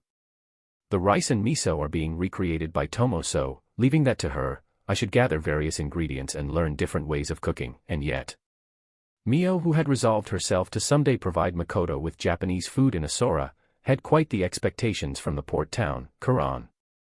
However, the truth was that she couldn't find the ingredients, and the important dried fish was absolutely scarce. It was to the point that it made her question if this town didn't actually delve in that kind of manufacturing. Dried fish. Things dried in the sun. Around this area there's no one who would go all the way to dry in order to eat fish, and if they plan on carrying it to a faraway place, they normally freeze it. In here the most important thing is freshness after all. To go through the trouble of drying it. Well, there might be houses where they dry them for one night, but they are low in numbers, but in places like souvenir and wholesale stores there might be some. She went around and asked, but the answers that she received were all unreliable. Even so, there was a bit of information regarding dried fish. The problem is the kelp. Even when telling them their characteristics, they all made faces like they haven't heard of it before, making Mio dejected. After doing a round around the market, Mio decided to go check the beach. Because she was taught that the place where fishes are dried is in the sandy beach, she thought that maybe she could get some information from the people that actually practice this. She felt like she was clinging to straws. Is it that? It makes a peculiar smell. Like raw, or more like a bad smell I have felt in the city, but at the same time different. Even though there should be marine plants drifting all around in the beach. Why is it that I can't find any? While viewing the work at a distance, Mio despairs at the fact that there is only fish there. Glancing at one part of the beach, there was a black lump there, and Mio noticed that it was washed up seaweed. In a place with pebbles spread all over and wood put together, a base was made located at an area where the sunlight hits easily. Fishes were placed there. The small ones are left as is and all the others were cut opened. Now that I think about it, the smell of fish stinks more than beast meat. I feel like even boiling beast bone for a long time to make dashi, there are also no fitting ingredients for it either. Tomo-san told me that's where the kelp comes in Nanja, and said there was a special method. I thought that the basic process behind making soup with beast bone and fish bone as well as the ingredients were practically the same, but maybe that's not the case. In the end, she wasn't able to get any new information from the workers. However, she was holding doubts about her own thoughts and gets closer to the black lump located at the beach. One of the workers said, "That's trash of the sea," but Mio didn't mind. There are some that are warm to the touch and ones that are thin. There's quite a lot of types. When I look closely at their color, there's green and blue, and there's even red. The taste is, crispy and tasty. Saying it's trash, what a waste. This one here is, well, the slight stickiness is worrying, but it is eatable. The lukewarm one has some white powder stuck on it. This one has a strong taste. The aroma is like that of the beach, a nice scent. The white powder is not poison either. From what I have gotten, the parts that are dry get hard but their taste gets stronger. Isn't this quite enough to qualify as ingredients disoka? Geez, they really have no insight. In order to have Tomo inspect it, Mio looks for ones whose current state is good. The people that were drying fish gathered at a distance and looked at her eccentricities with a disgusted face. But in the middle, someone suddenly faced where Mio was, lifted both of its hands and began screaming. But Mio, who was concentrated in selecting seaweed, didn't notice that. Several people look at the source, but Mio concentrated in her mouth. After they made noise is when Mio finally noticed. But it was already too slow. That is, what's going on? Ah, maybe you were curious after seeing me eat seaweed. Mio. An impact suddenly came from the back. If it was a normal person, it would have certainly been a fatal attack. That's how strong the attack Mio received was. Mio, who had stood up from her squatting position with both hands filled with her harvest, had completely let her guard down. If she had spread out a network and expanded her perception area, it would have been a different story, but Mio isn't that skilled in the perception of her surroundings. Without any proper preparations, she received the attack and was blown away. Mio was in the inner part of the beach at a place a bit far away, attacked from behind while she was testing the seaweed. A loud sound of water mixed with the noise of waves was raised. That's right, Mio was completely thrown into the sea water. The ingredients that she had carefully selected and were in her hands were released because of the surprise attack, and were washed by the waves and disappeared into the open sea. Mio stood up silently. At her shoulder, there was a ferocious silver beast hanging onto her, biting her hard. With its hind legs it kicked Mio's body several times, and from its moving jaw, one can see that the beast is still continuing to put in power. And yet, Mio didn't show any reaction. From the sandy part of the beach, there was a shadow running to where Mio is, and it was reflected in her field of vision. "I have been drenched, Mio." A cold penetrating voice rang out. The big wolf that would reach the ground if it stretched its legs, stopped its kicks. That's the identity of the beast that attacked Mio. But that big and ferocious beast was scared by Mio's words, and weakness became present in its eyes. From its throat, an unreliable groan resounded. Using her right hand, Mio casually grabs the silver wolf that was biting her left shoulder by the neck. It was a show of strength that none would expect from a woman, but just like that she pulled the wolf that was at her shoulder and smashed it into the sea. Mio's shoulders didn't have a single wound. It just left a small mark on the kimono she was wearing. The cloth resisted the attack of a wolf that was obviously not a normal beast. It was clear that it was not a simple kimono. On the other hand, the wolf, just by being smashed into the ground, was so weak it couldn't even stand up properly. It was pushing its body up with its front legs, but its hind legs didn't do the same. It could only look at Mio while moaning weakly. "Die, you bitch, Mio." Mio takes out the folding fan from her bosom and swings it closed. Looking at the wolf with cold eyes that showed no mercy, she swings it in a breath. It was literally a paper-thin difference. The dark shadow enters into the space between Mio's attack and the wolf, and runs past while holding the wolf. It must have been quite the desperate sprint. Without taking its distance from Mio, the shadow's posture crumbles. Mio, with her dangerous chill still around her, stops her movements and looks at the intruder that was standing on its knees. Asterisk Zuzu. An unusual sound reverberates in the place. The intruder, thinking what was that sound, concentrates on the source of the sound. At the sea that preceded Mio's folding fan swing. Without caring about that disturbance, the sea that was carrying the wave suddenly split up. The sea had divided in a range of several tens of meters from where Mio is, and the bottom of the ocean was exposed.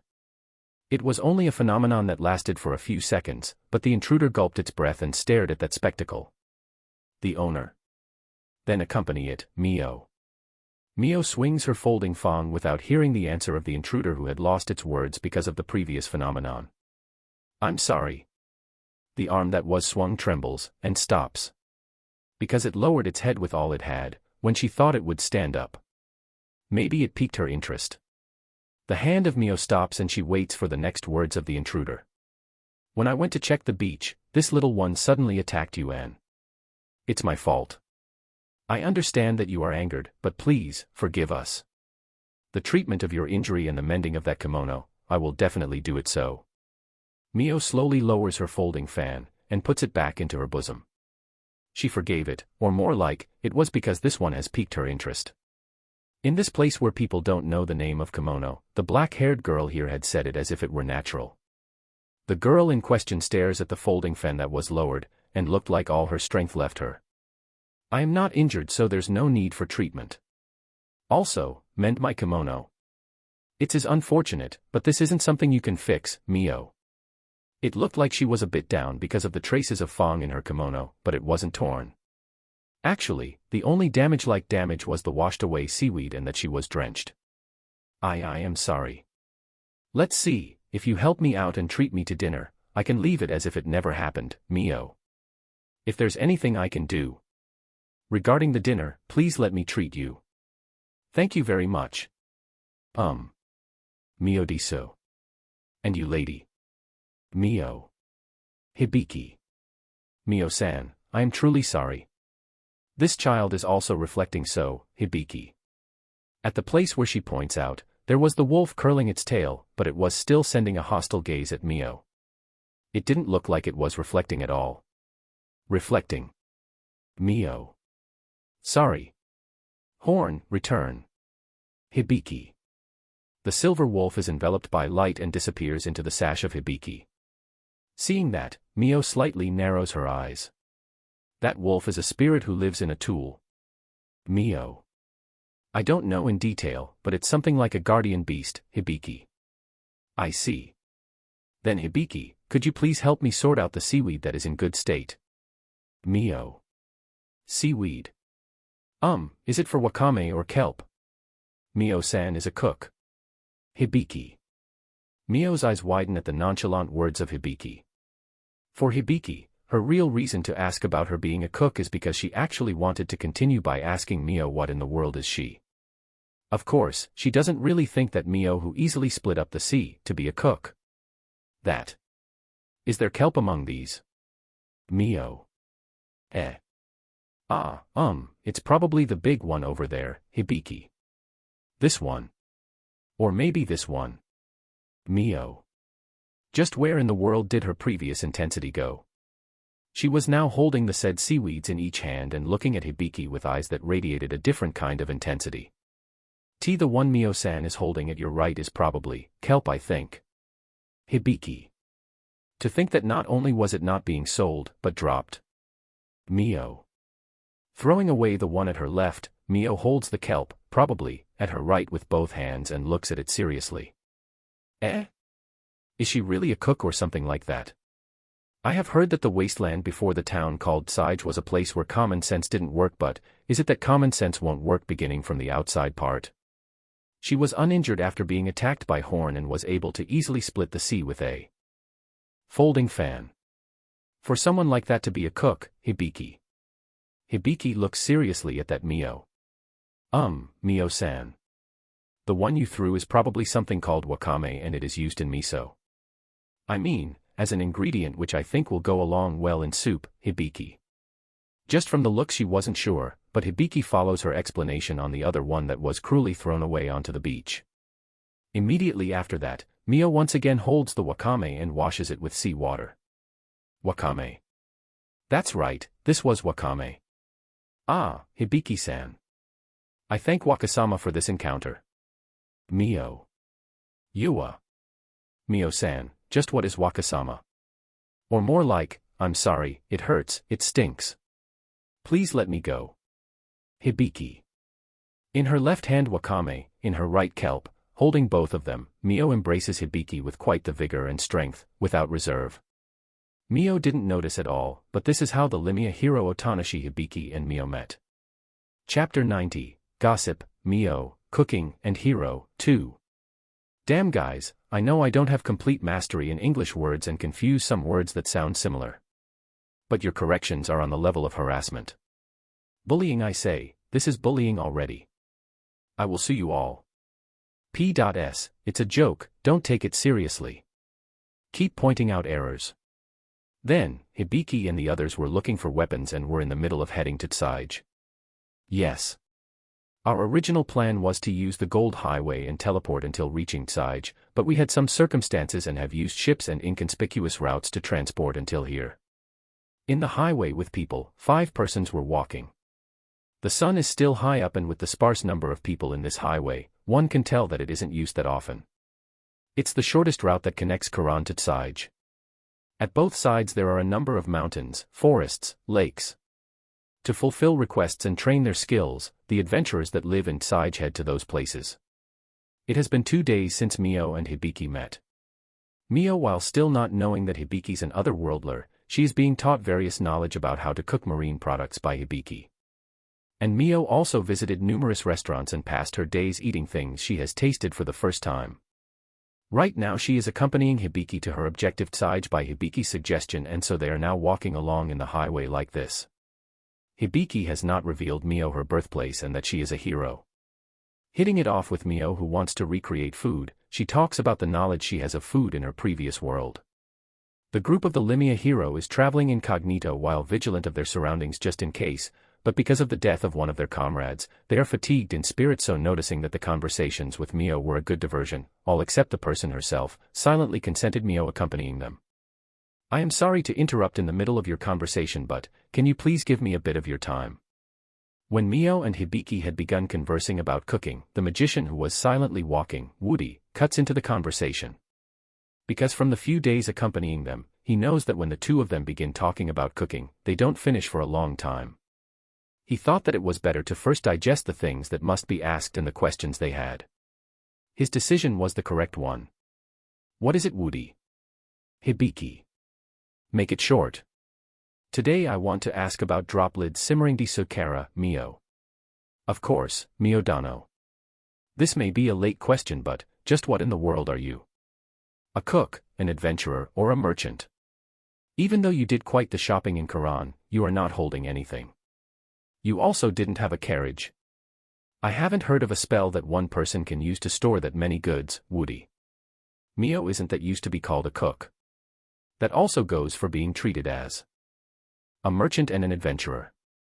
It's like one throws away the world and lives long years of retirement, like a rich daughter secluded in her room. She gave off this aura that she is not used to this world yet. Even so, she is traveling alone like this and has traveled from Tsige to Kiran, and she is accompanying them on the way back. For Woody there's something that doesn't fit. He had some bad feeling. I am a person who is currently interested in cooking and I have registered as an adventurer. Also, I am part of a company. If you ask me what am I, that is my only answer, Mio. What a jumbled personal history. You say you are an adventurer, but you are not forming a party with anyone. It was Breda.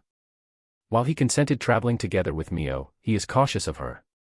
He didn't go as far as thinking that the demon race has expanded their influence up to this point, but even so, as long as he is traveling while protecting the hero, his approach isn't wrong. Yeah, because the levels don't match or something like that. I actually wanted to party with Wakasama, but since there's too much difference and because he is right now far away. The person who is closest to my level is someone called Tomo-san who is in the same company as me, but it is not on the level where we can form a party, so. Ah, that's right. I was originally a bodyguard of Wakasama, so I am probably a bodyguard as well, Mio. With no malice or anything of the like, Mio answers Bretta's question disinterested. Depending on the points of view, this could also be taken as feigning ignorance. In truth, she really is not partying with anyone. The person she wants to party with, Makoto, is in level 1, and even the one who is the closest, Tomo, is over level 1300. Mio, who is in level 1500, isn't able to party with anyone, so it can't be helped. This may be rude, but what is the level of Miodano? Sorry. Wakasama has nailed onto me that I can't tell other people my level without a reason, so I can't answer. In exchange, I won't ask for your levels, so please do forgive me, Mio. Hey, Woody, and also Bretta. This is not an interrogation, so let's go with a more fun mood. We are doing a fast pace in the shortest route, but even so, she is still a person traveling with us. Hibiki. Hating the fact that the mood was getting bad, Hibiki scolds her two companions. The two of them apologize and obediently step back. It was not their intention to make the mood bad. In the route from Sage to Karan that Tomo and Mio plan to advance through has a number of human and demi-human settlements, a roundabout route that takes several days. In contrast, the one that the five of them are walking in right now is a slightly steep and certainly the shortest route, where the adults could use magic to assist them to get through it in a single day. On top of not being able to pass with a carriage, there are chances to encounter Momonos, but if you are an adventurer, this route is a choice. Taking into account the girl Chiya who has a questionable amount of stamina, this route would take them at least 2 days to reach Sage. Hibiki, thank you. By the way, this is something I thought after the talk of level, but Hibiki and the others are reasonably strong. Isuyo ne. Mio. Well, I think we are able to put good fight, Hibiki. Bretta holds in his growing anger and Hibiki answers Mio's question. That reply had emotion mixed and the faces of Hibiki's party get slightly clouded. I see. I normally don't do this, but I am accompanying you guys while being cautious of the surroundings. And it seems that something unusual is heading towards us. So, is it fine to leave it to you guys? Or do you want me to help you? Mio. Don't joke around. I don't feel anything, Woody. Yeah, I also don't feel anything around, Chiya. Woody and Chiya refuted Mio's words. The two magicians had a hostile perception spell they were expanding in shifts. Saying something like that, Chiya, who was resting, expands the spell again, but in the effective range there was no reaction. It is being expanded a bit wide, so I can see why. Ah, there wasn't the need to try perceiving it. See, there it is, Mio. Mio points out at the far mountain range. What is that? The wind is raging about. There, many trees were dancing in the sky. And the forest was visibly shaking. The sound had not yet reached, but it was clear that something abnormal was occurring. And the abnormality was increasing its speed as it headed towards Hibiki and the others. Now do you understand, Isuka? And so, what will you do? Mio. Mio-san, do you know what that is? Hibiki. You were able to perceive that, from this distance. Isn't that impossible, Woody? I am not really sure, but it is probably a bug-type Momono that has mutated in the wasteland and has crossed the mountains. It happens from time to time. So, Mio. Mio ignores Woody and answers Hibiki's question. A Momono from the wasteland. Bretta was clearly agitated. Even though they were thinking about trying out the wasteland after preparing their equipment in Sage, they didn't expect that they would encounter a Momono before reaching the town. In the time they were talking, from the forest, the Momono doesn't change its direction and continues charging at them. It will soon come in contact with the perception spell of the hero party. This is incredibly strong. And also big. What are we going to do, Hibiki? Mio-san. The thing that is heading here, is it stronger than the black calamity spider? Hibiki. Spider. Mio. Yes, a hungry spider monster. Don't you know about it? Hibiki. I do know about it, but... Well, if you ask me which one is stronger, I have to say the spider is stronger. Ne. But, is there a need to compare them? Mio. For Mio, the spider, or in other words herself, hasn't fought anyone seriously until meeting Makoto. That is to say, What's the point of comparing strength when it wasn't even clear? Even so, there's no doubt that if she compares herself before her pact, taking out the hunger, and fought with her original strength, there's no doubt she would win against the thing charging at them. That's why she answered Hibiki like that. It isn't wrong. But the difference between the spider Mio is taking into account and the one Hibiki uses as measure, is what will make Hibiki do an incorrect decision. That means we are enough. Everyone, we will be fighting, so, prepare. Hibiki. Hibiki unsheathes her sword. Matching this, the other three prepare their fighting stances. Era, they are really doing it. Even though it is clearly stronger. This people, are they the type who die an early death when entering the wasteland? That's troubling ne. Well, if Hibiki seems to be in danger, I just have to save her so there's no real problem disu ne, Mio. I see. Then I wish you good luck.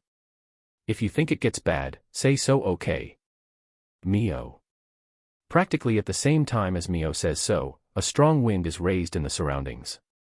She jumps gently and sits down on a tree branch a bit far away while resting her chin on one hand. There, something that had 4 legs extending from its abdomen, supporting its body, and from its upper half there were 2 giant characteristic sides in the place of its arms. A praying mantis. Hibiki. That's right. Just like how Hibiki said, there was a giant monster there which was probably based on a praying mantis. Its height is over 3 meters. Without even a single instant. It did an action that clearly told that the objective of the praying mantis was not the hero party. It does a swipe with its giant sides that scatters the obstacles and heads onto the hero party. Era. Seeing the horizontal swipe of those sides that cut off the surrounding leaves in an instant, Mio notices something. I see. It's a variation that was weakened and got possessed by a wind spirit. From its size, it most likely ate a lot after that. And so, because it was troubled by food, it crossed the mountains. It would normally be a case where an emergency request is made inside and gets noisy, Mio. Mio is in a place outside the range of its attack and observes the praying mantis calmly. She has done requests in the wasteland and has experience protecting adventurers she accompanies, so she knows how to act in these situations. Honestly speaking, taking into account the boost that Sage has received because of Tomo and Mio, Hibiki's group is about 3rd place in Mio's eyes. She doesn't know about their level, but considering their survival abilities and instant decision-making, they are just one of those parties that has some skills and has somehow not been buried. Breda. Hibiki. Roger. Breda. With Hibiki's voice, Breda takes a step forward and stops the side attack with a wide-width sword and deviates it. Hey, it is quite the well-done defense. But well, I have seen their weapons and I have to say, they have quite the poor equipment. Mio. Mio's surprise. That reason was Breda. Mio instantly understood that his sword was already not in a state where it could be used properly, but maybe because Breda still didn't understand that, he was preparing himself to receive the other incoming side with his sword. Moreover, it looked like he didn't notice the difference in nature of the attack at all. Seeing how low their observation ability is, Mio clicks her tongue. It seems like she was overestimating Hibiki and the others and has been left disappointed. Idiot. Evade it. Mio. Without any other choice, Mio warns him. From Breda's look, it seems like he didn't take heed of Mio's words. The reason he let those words slip was because Hibiki was aiming for a counter. Flash. Breda takes on the second attack of the praying mantis. But the result will not be the same as last time. The right side had passed through. Breda's sword gets torn in 2 and without stopping, it cut through his left shoulder that was protected by metal like it was paper. The heavy armor young man coughs fresh blood and falls face up. His eyes were not filled with despair, but surprise. How pitiful that sight was. But he is still not dead. The healing light of Chia, who is in charge of recovery, envelopes Breda. Woody's aria doesn't stop and the battle is just begin, or at least that's how it was supposed to go. Breda. No. Mio-san, I am sorry but please. Hibiki. Just like that. Unrest runs through Woody and Chia. Mio also gets surprised by the unexpected words. It's true that Breda suffered severe injuries, but he is still able to continue fighting. Or more like, if he doesn't get up somehow, it is certain that everyone will die. For her to change her thinking to running because of this is way too fast. Of course, there is no way for Mio to know this, but it was because Navel's death had become a heavy trauma in Hibiki. Outside it looks like she had already gotten over it, but in reality it was far from that. Actually, the slight escapism of Hibiki to her previous world had something to do with the cooking discussion she had with Mio. The normal Hibiki, after seeing the ability of Mio in the beach, she would have answered her questions while asking her to have a bout with her. And yet, she answered all of Mio's questions and just conversed about cooking. Because of the peaceful conversations, she must have unconsciously felt peace of mind. For the Momono, the people's circumstances are totally not its business. Mio, while thinking about the unexpected request of reinforcement this early, moves at high speed to the vicinity of where Bretta is fallen. Hibiki, you have disappointed me. How pathetic. If you are weak, understand that you are weak and evade the danger. It's a botherdy so. Those two over there, I leave the treatment of that night to you, Mio. Hibiki's shoulders make a big tremble. Geez. For a mere insect to think he is allowed to devastate the forest. How will you compensate if with this the number of mushrooms and fruits lower? Mio. Beating its fong and making an obnoxious sound, the Momono didn't show any signs of answering Mio's question. She stopped the swung side with her folding fan. No, not only that, she repelled it. Die, Mio. She swipes her folding fan horizontally. She didn't even pay attention to whose voice it was. Mio easily cuts the praying mantis in two along with the forest behind it. The Momono that had the upper half imitating that of a human and the lower that was of an insect had separated. Done. With this you can even get raw materials from it, right? Mio. To not have words must refer to this kind of situations. That praying mantis was without doubt a strong one with clear presence, and she defeated it like if she were taking care of a hoodlum in the road. Even though she hasn't sweated at all in the battle, Mio fans her face with her open folding fan. Is the night fine? Mio. Yes. I think we will somehow be able to close the wound. I see. Then there won't be any need to assist, right? Hibiki, help in dismantling, Mio. Mio-san. Hibiki. The distressed words of Hibiki didn't reach in time. Without any time to turn back, Mio's back was slashed. Losing her posture, Mio steps forward several times. There was no scream. Flapping its wings at a speed that eyes couldn't catch properly, it made its body hover. Mio-san. Hibiki. Hey, Hibiki, Mio. The tone that was being directed at Hibiki was clearly low. Remotely different compared to the time at the beach. If Makoto saw this he would raise his hands in surrender. That's how dangerous the current anger of Mio is. The praying mantis that had its body bisected, had gone mad and continued to slash at Mio's back. But Mio was showing no signs of being affected. Of course, there was no blood, and unlike the viciousness of the attacks, it was quite peaceful. Is my kimono loosening? Mio. It's ragged, Mio-wanchan. I see, Mio. Taking the place of Hibiki, who was having trouble saying it, Chiya explains her the situation. Mio puts her folding fan in her bosom. She breathed deeply and exhales. And then she turns and faces the praying mantis. There, a domain of two giant scythes were raging. And yet, Mio thrusts both of her arms without hesitation. You, insect. Mio. Grabbing the left scythe with one hand, she ties its other scythe hole with the darkness that was gushing out of her right palm. Thinking that the darkness had gone into the praying mantis arm, the arm that was wrapped up in tight muscles had been instantly sliced into 1,000 pieces and fallen to the ground. Hibiki and the others gulp their breaths. The Momono makes a painful shriek. But Mio doesn't stop at just that. With her open right hand, she firmly grabs the remaining scythe that was grabbed with her left. And then, with Chiya's scream in the background, she cuts it into 1,000 pieces. With the slender arms of a girl. She does that to a Momono that is praised for its strong build. To the prided arm that had a scythe. Once again, an inhuman shriek reverberates around the surroundings. Losing its lower body and its two arms.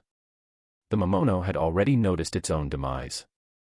But even so, it still tried to cling to life, and with its flying ability that was still left, it tried to escape from the fight.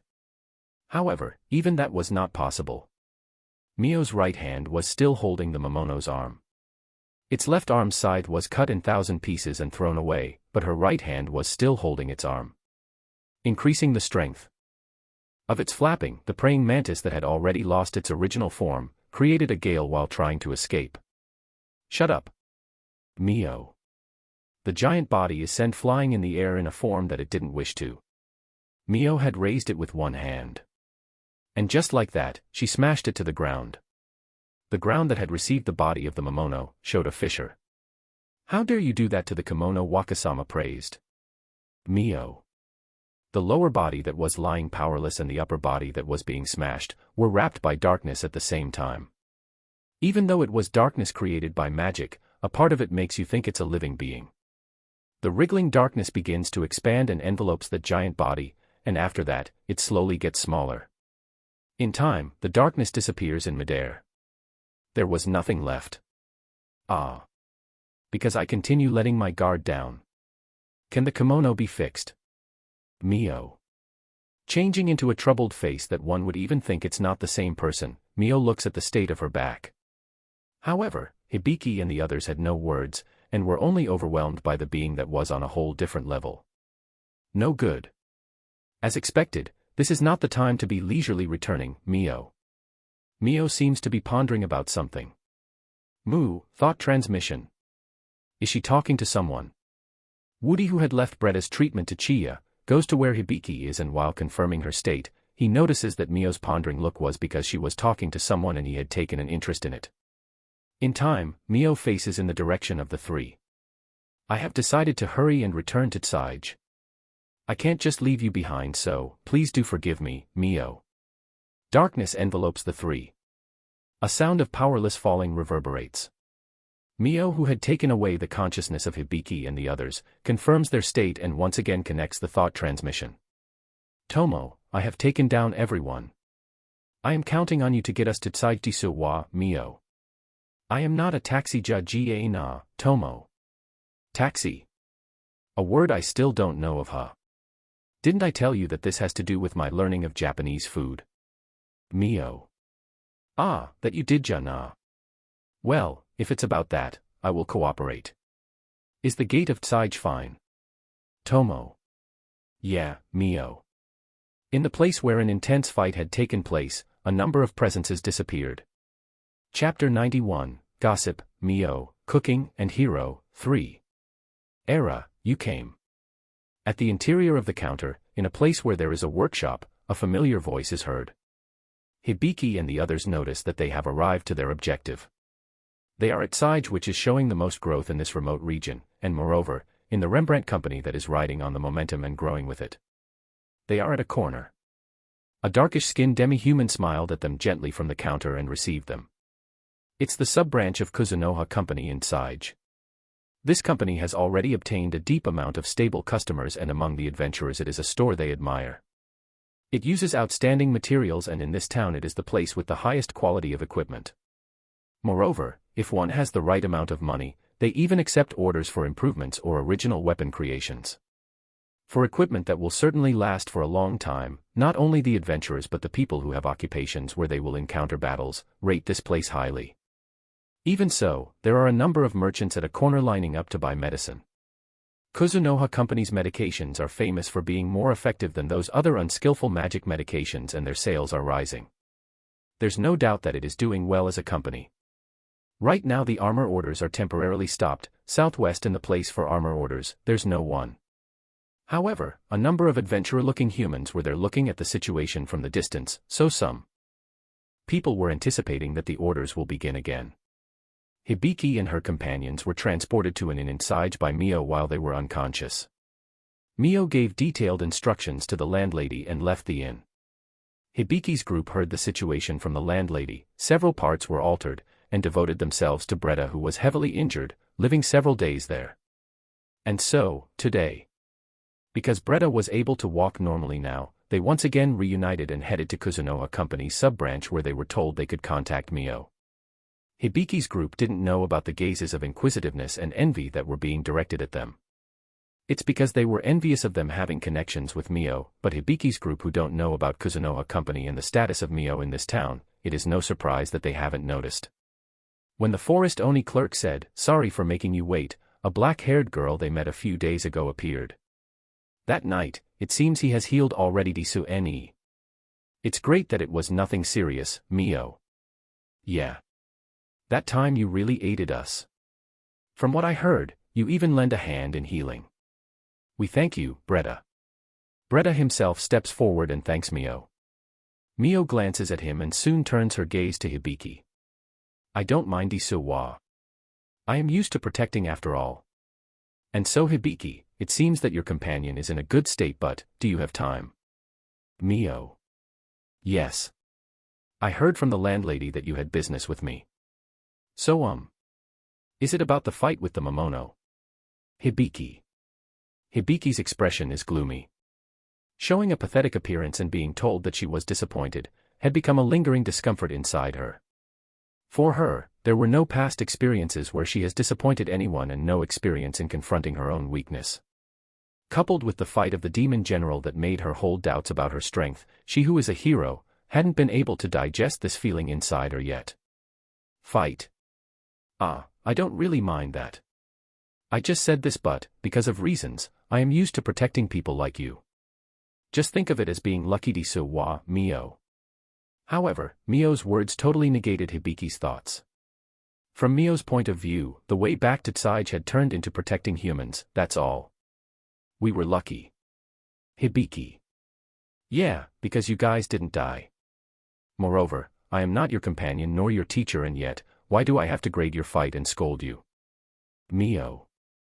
Mio's words implied that she didn't care much about the life of Hibiki's group. Those words stabbed Hibiki's group. That is, then why did you save us? Hibiki. I told this to the landlady too, but, Hibiki, it's because I had business with you Disu. I still haven't asked you about how to make dashi from the marine products and dried fish after all, Mio. Dashi is it? Hibiki. Yes, Mio. Just because of that. Hibiki. That's right. If you know about ways to cook, it would be a pity to have you die. Just that. Now Hibiki, you have already taken care of your worries, so please give me some of your time, Mio. Without any concern, Mio just answers the words of the dazed Hibiki. Mio Dano, we are grateful for saving us, but we are unable to agree to your request. The reason we came here is to train and get good equipment. Sadly, we don't have time to spare, Woody. Woody opposes Mio's proposal. Hibiki's group came to Tsige because they were looking for an outstanding place to train. And also to find equipment that matches their skills. For the sake of the rematch with the Demon General and also to overcome Stella Fort this time for certain. All of these actions are for that sake. Stop it. To be defeated by an enemy of that level and moreover for a party that has the decision-making of a baby, stepping into the wasteland will just turn you into feed. Your levels may be high, but in that place. That just makes you a child with big build. It's impossible Disu, Mio. Mio rejects Woody's speech as if amazed. It wasn't that she belittled them or scorned them. It was like she was really admonishing a kid. Even so. We have to get stronger. We don't have the time. Hibiki. Mio sighs at Hibiki's intense words. Because she saw in her eyes the light of an adventurer hurrying to its death place, the characteristic eyes of a person with narrowed vision. I don't understand. I thought you were adventurers who were a bit different, but do you have an objective that makes you hurry that much? Mio. But I want you to at least repay me for saving your life. Also, no matter how strong you are, do you intend to take such a small child to the wasteland? Mio. Silent Disu. To think you guys were more stupid than I thought. Humph, even so, this is troubling. I also can't back off after all, Mio. Mio-san, for a while we will be moving in the day. So how about I tag along with Mio-san at night? Hibiki. From how you said it, it feels like there might not even be that many days Disu Ne. I see, what should I do? Mio. Hibiki and Mio converse across the counter. There, one man cuts in. It's a man that just like Mio, came from the interior of the store. Then, how about this? Burin. Do you have an ingenious idea? Mio. It's not to the point of calling it ingenious though. Mio-sama wants to ask about cooking to that lady there, right? And if possible, learn the techniques as well, Burin. Yeah, Mio. And so, the group says they want to get stronger at the wasteland, Burin. Yes. That's the reason why we came, Hibiki. Aside from Hibiki who answered, the others also assent. I see, just like how Mio-sama said, if it continues like this, you guys will die in given time. Practically certain, Burin. Burin, don't beat around the bush and just say it. Mio. Sorry for the discourtesy. If you are going to teach Mio-sama cooking, in regards of teaching her, I will also provide everyone with equipment that fits you in deferred payment. You can leave to the wasteland at that time. That way, until the equipment is done, let's see, 3 days maybe. In that time it will be done. After that, you will continue teaching Mio-sama cooking at night. What do you think?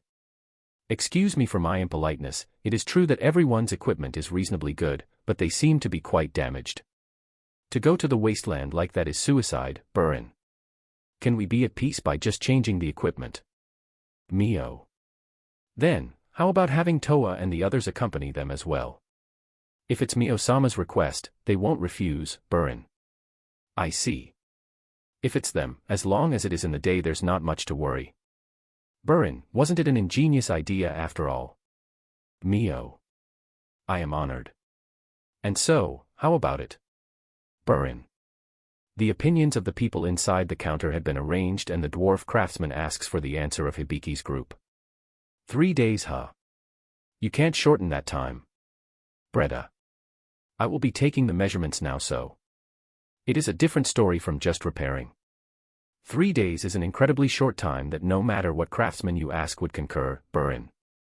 To Breda's question, the craftsman Burin answers politely. Inside him, he was amazed by the knight who didn't understand smithing. What proof do we have that the accompanying adventurers can be trusted? Woody. It's the magician Woody. He was worried whether the people accompanying can be trusted.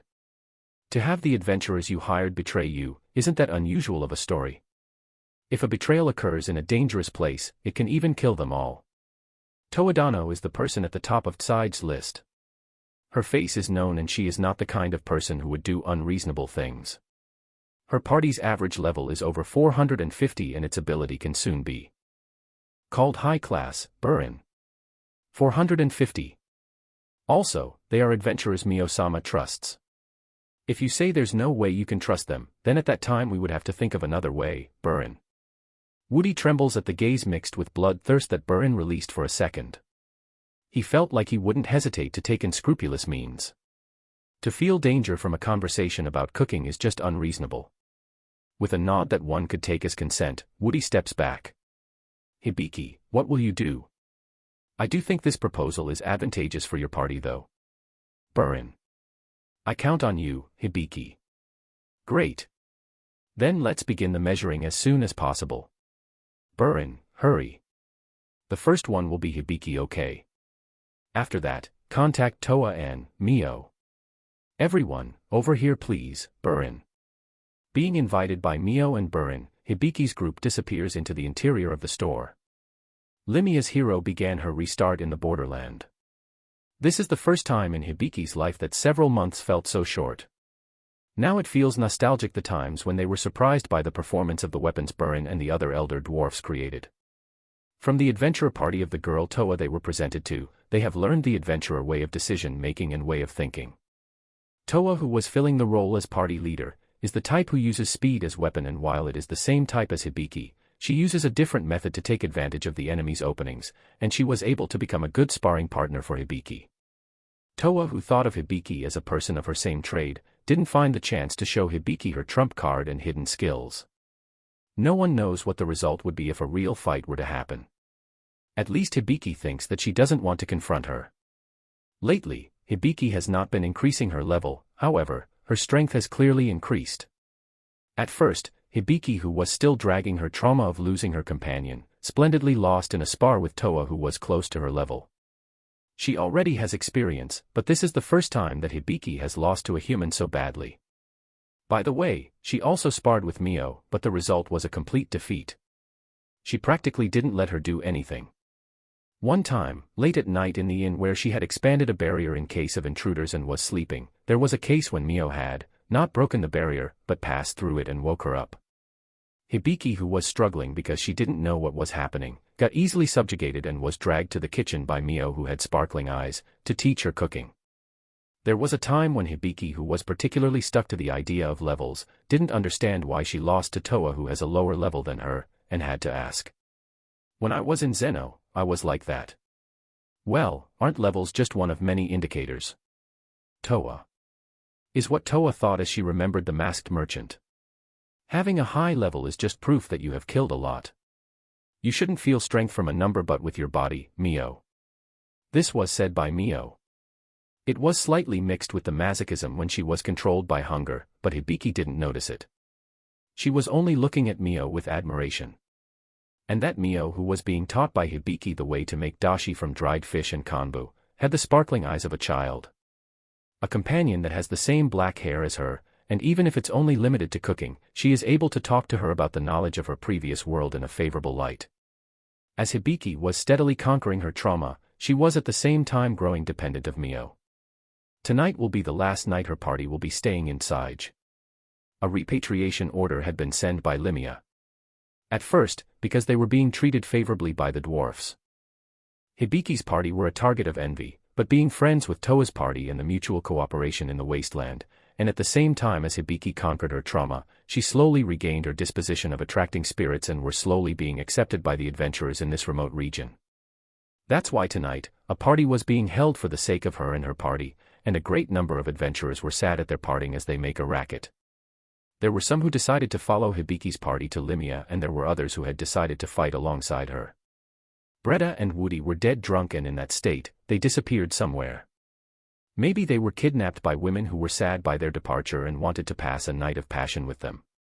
Chia didn't have adventurers who were the same age as her and felt left out, so she had a time when she was homesick, but because she hit it off with Toa's sister Rhinon, she was having fun in this party as she drank juice, and in the end, the two of them happily went to sleep on the same bed. And Hibiki had left the tumult and was on top of the rampart that surrounds the town. It couldn't compare to the modern site of Neon, but at her back there's the lighted town of Sige. At her front, there's the Gold Highway. The place where the wealthy merchant Rembrandt and his butler saw off Masumi Makoto, is exactly this place. She is not alone. From the inner part leaning at the rampart, there is a woman looking at Hibiki. It's Mio. I heard you have something to talk about. Is it something that you have to ask me to come all the way here for Disono? Mio. Yes. In that place where a party is being held, I just felt like the mood was not right, Hibiki. Hibiki, who was looking at the highway, turns around. Make it short. Being in this kind of place at midnight can create unnecessary misunderstandings, Mio. As always, when it isn't related to cooking you are so cold, Mio-san. Understood, I have two things I want to convey, Hibiki. First, Mio-san, thank you very much, Hibiki. Hibiki lowers her head deeply and gives her thanks. If we didn't meet Mio at Kiran, I think we wouldn't be alive. The wasteland was a lot harsher than we thought. The trigger was horn running wild, but I am really glad that I met you, Mio-san, Hibiki. I also had an objective after all. There's no need to thank me, Mio. Also, the reason why that wolf called Horn attacked me was because he reacted to my smell. Through the end it seems these guys didn't realize that I'm the black spider they fought, but only that thing noticed it. There's no helping it that he attacked me. Also, I have already silenced Horn, so there's no need for me to tell her, Mio. Mio found out the reason the silver wolf attacked her. On top of that, she gave detailed instructions to Horn and had him unable to disclose anything to Hibiki and the others. Thinking about the conditions, that wolf wouldn't disclose anything, is what Mio thought with peace of mind. I was surprised that you even had katanas, but the sword that Burin-san made is really incredible. Our meeting with him is also thanks to Mio, so please accept my thanks, Hibiki. Hibiki had her heart quite moved when she saw the katana at the elder dwarf's workshop.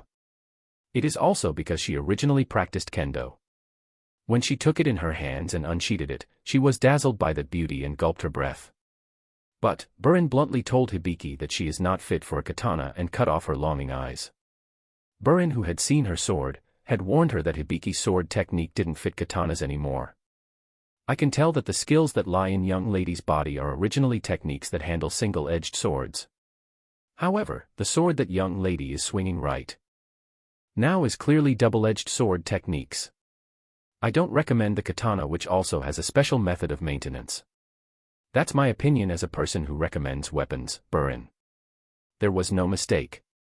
The way of using a sword that Hibiki had originally known was kendo and a bit of fencing. Apart from kendo, which she continued in club activities, she also learned a bit of fencing, but because of reasons, she soon had to stop. And so, when she came to this world, she had now settled with the real combat sword techniques of the now deceased naval that are mixed with self-taught techniques as well as the way of fighting with the bastard sword. To use a katana now might be difficult, she herself knows that. Accepting the warning obediently, Hibiki for the first time obtained a weapon that surpassed her abilities. Contrary to how it has been in the past, she had to train to be able to properly pull out the capabilities of the weapon. That sword, which was mixed in with Burin's playful side, is a sword that's bigger than a bastard sword, and its appearance is one that can compare to a big sword, but it was unexpectedly lighter than the sword Hibiki used. If she accurately took into consideration its size, she is able to use it just like her previous sword. That Burin used the scythe Mio showed him nonchalantly as material is one of the secrets that have not been revealed to Hibiki. Remembering that gratitude as well, Hibiki turns her gaze away from Mio and looks at the night sky. I think right now I am only able to bring out about half of the capabilities of this sword. Burin-san also said I still haven't been able to bring out the trick to it and was disappointed. To leave before finishing a task is honestly mortifying, Hibiki. Not really. The current you can get proper training even without staying here. You probably will be able to use Burin's creation in a near future, Mio. I will do my best. And so, about the other thing I want to convey, Hibiki. Hibiki, unusual from her, was showing a look like she is having a hard time choosing her words. Having drunk and eaten enough and not having any urgent business, Mio just waits silently for Hibiki's words. Mio-san, could you please come together with us? In the end I wasn't able to meet him, but I will definitely make sure not to show discourtesy to the company's representative. Hibiki. Hibiki has not met the Kuzunoha company's representative, Reidu. It is someone that comes in conversations at times, and she has also heard stories from Toa. That mysterious merchant who seems to have skill, in the end didn't return from stocking up, and Hibiki and none of her companions have met him. It's just that it was clear that Mio, Burin, and the people in the company admire him a lot, and when they told Hibiki about Reidu, they showed extraordinary pride. I don't want to be so. I have Wakasama after all. I told Hibiki too, right? Mio. Immediate answer. Then together with that Wakasama, I will also prepare it so he can make a store there, Hibiki. That's also a noti so. Didn't I tell you that Wakasama is currently busy? Mio. There were no points where Hibiki could find compromise. This is just an example, but, if my wish concerned the world and you pulling back drags Mio-san's important Wakasama, and turns into a situation where your strength is necessary to cope with, would you still say that? Hibiki. I am a hero, through the end, Hibiki didn't tell Mio. She deceived her by randomly telling her that her knowledge of cooking was learned from reading books. Of course, it is a lie that just by asking would soon crumble. But for Mio, the important part was the cooking knowledge and techniques, and anything else was irrelevant. It's also because she was uneasy about revealing her position of hero to Toa and Mio, and changing their way of treating her. Being able to stay as a simple adventurer, this several months were fresh, and are really regretful times to part from. Not even worth discussing. I don't care about the world at all, so. What's important is Wakasama only. If it turns into a situation where a mere woman like me has to provide reinforcement to resolve, it means that Wakasama can deal with it as well. Then I just need to stay at that grand person's side, and put my life for him, Mio. No matter what. Hibiki. No matter what desu wa, Mio.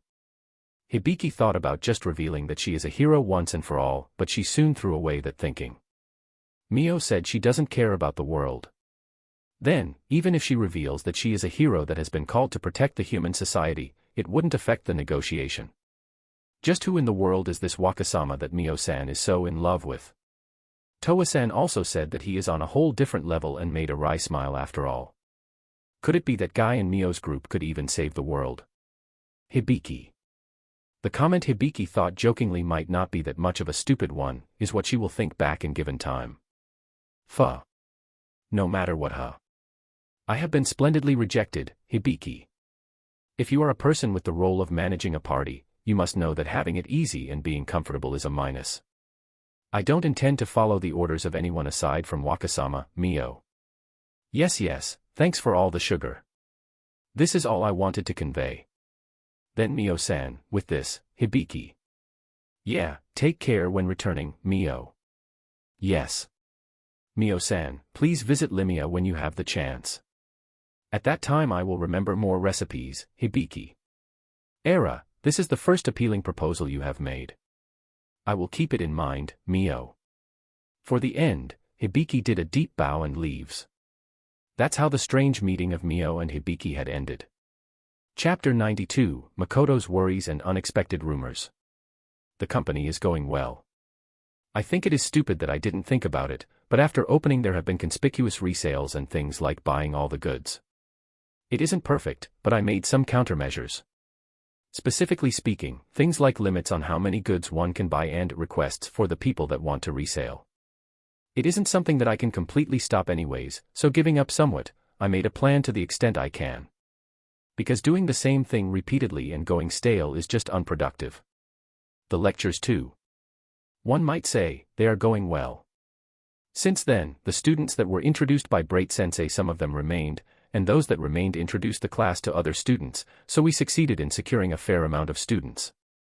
That only 5 people remained, well, it's probably good like that. Having too many just makes it troublesome, yeah. The 5 people are all scholarship students and have the nature of craving for power. Seeing it from a normal student perspective, my lectures didn't fit their taste, but the highest percentage felt danger from it. It was probably not a very desirable lecture. For the time being I am still accepting students, but I am not really expecting much. As for the students that remained, I will do some light experiments without permission on a level where their health is not affected, and while at that, have them take the lectures. Because I use a weakening, Sakai, in the practical skill area the whole lecture, it looks flashy, but since it is not on a dangerous level, the academy side decided it was okay. Just as planned. What I was worried about was that the effect should weaken depending on the scope of the effect, but lately, maybe because I am getting used to it, the effect seems to have increased. Currently, there haven't been any interference from the teacher faction and it has been peaceful. In short, the livelihood in Academy Town is going favorably. In the library I have been going to as a habit after my lectures, I find a book I am looking for and sit on a desk that's slightly to the front of it, and just like that I fall prostrated. A long sigh leaks from my mouth. Right now, I am being cornered in a sense. To think that in this world the humans practiced polygamy, Makoto. A sacred system that was established by God, or so it seems.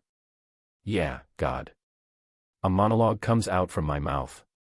Maybe because no one understands me, I feel like my monologues after coming to the academy have increased.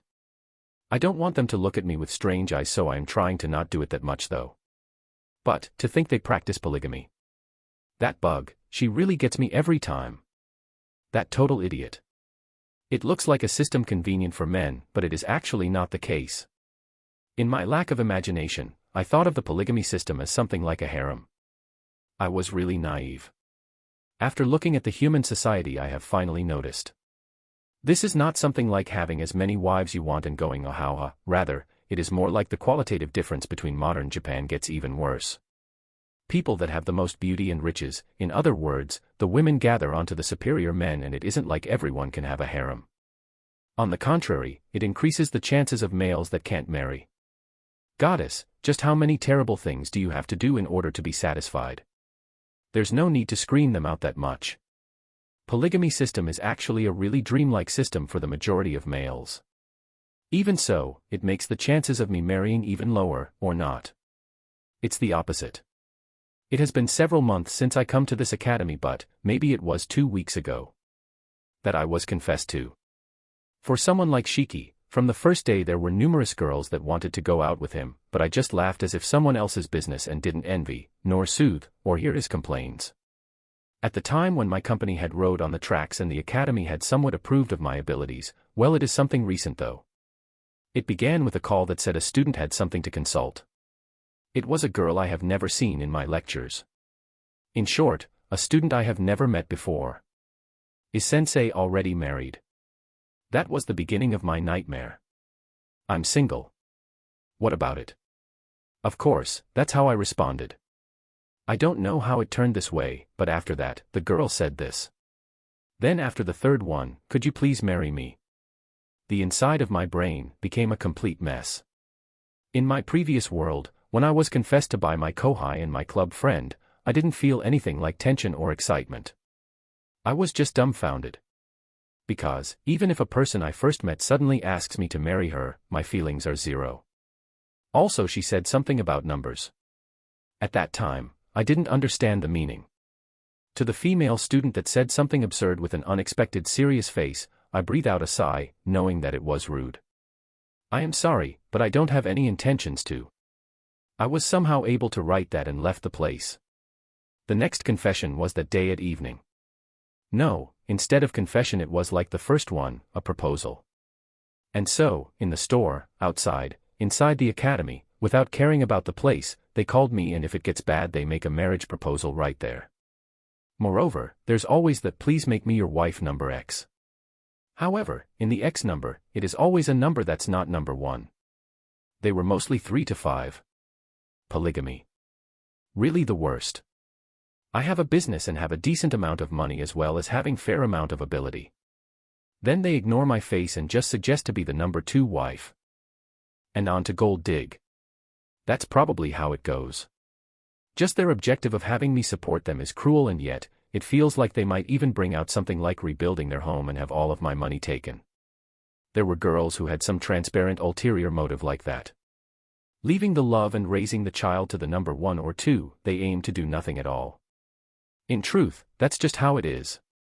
There was once when a girl who had an appearance that was truly to my taste came wearing a white robe, and I couldn't tell if she was demanding research expenses or proposing marriage, but when she did, I said jokingly, "If you become my number 1, I will marry and give you as much money as you want." And when I said that, not only did she show me an expression of incredible disgust, she also said, "No thanks." As if her life was at stake, and ran away as fast as she could. I have been confessed as if looking down on me several times, but that one really got me. Really, I give up. It isn't popularity, I am just being locked on as prey. It was a lot easier when they just didn't treat me like a human being. The way they are now makes it hard for my spirit. In the library there haven't been those kind of developments, but it is just a matter of time. Now that I think about it, why is it that the library is a safe zone? Do they have some sort of rule? Or is someone keeping them in check? No matter which, I am grateful. I raise my head and hold the book in my hands. Now then, let's study today as well. Today I don't need to go to the store. At first I was doing business with no breaks, but most of the stores normally have a 1 or 2 days break. We even work till late, so thinking that it would be okay to have regular holidays, I made it so in a day when I have lectures it will be a free day. The small one of the forest oni said, "Gloria," and raised her hands in the sky. That girl is someone I still don't understand well. Era, today is a book about religion. Reita-sensei really reads books of many different types. Magic, combat, history, geography, customs, also demi-humans. The ones I haven't seen you reading are probably tales, math, and biography. Eva-san, huh? If you suddenly talk to me like that, it will scare me. Also, do you remember every book someone like me reads? Yeah. I am interested in Reita-sensei after all, Eva. The librarian Eva-san smiles teasingly. Please give me a break. You won't be coming to ask me for marriage as well, right? Ah, so the reason of your fatigue was that. Superficial love. It seems like there are many girls that want to marry. I sympathize with you, sensei, Eva. Right now this is the only place in the academy that can bring me peace. Concerned about my appearance and after my popularity increased they now want to suck on the sweet nectar. Geez, just what do they take marriage for? Well, here the number of students that are nobles or have a big mercantile house is not small, so there are a lot of students that don't think of marriage as mutual love, Eva. Changing her smile to a wry one, Eva-san answers to my resent. Maybe she has experience herself. Evan-san doesn't answer in an intellectual way, but in a way that feels like she has some basis. I like when it is easy to understand. Political marriage, huh? To have such a way of thinking at their teens. Is that normal for nobles and rich people? It's just that some will reach that way of thinking faster than others. Is one way of taking it, Eva. I think that a marriage where feelings of love exist is not bad though. It is not that it isn't bad. I really think that's how a marriage should be. Something that connects the people that marry. Reide-sensei is no, pure ha. Since small, no matter who, they would put marriage as like and dislike but, as expected, when one grows up they take into account the feelings as well as advantages and disadvantages. Of course, it is not like it can be put into words nor can be defined with a set definition, Eva. Hearing the talk of Eva-san, I remember the voice I heard in my head the first time I met her. Now that I think about it, it resembled the voice of her. That time I didn't link the contents with anything dangerous, so I wasn't sure nor did I take it in mind but maybe she also has some sort of ulterior motive for being considerate with me. If that's the case, then it is a bit sad. Then what is Eva-san's meaning of the word adult love and the feelings that it contains? Let's see. In times it is a material for bargaining. If I say something like that, will sensei be disappointed in me? Eva. Who knows? However, I am not in the mood of reading anymore. For today I will be going. A material for bargaining, huh? Unexpected. Words that didn't connect to the word love at all. To have heard such a thing from a person who doesn't match that image is just shocking. I give her the book I was planning to read and leave the library. And so Jin, what did you want to talk about? After leaving the academy, I was caught by one student. The owner of the voice that stopped me is a male. It's the male swordsman that has been attending since the first lecture without missing one. He uses magic and seems to have been especially impressed by the style of Shiki, and while learning foundation techniques, there are times when he requests spars with Shiki.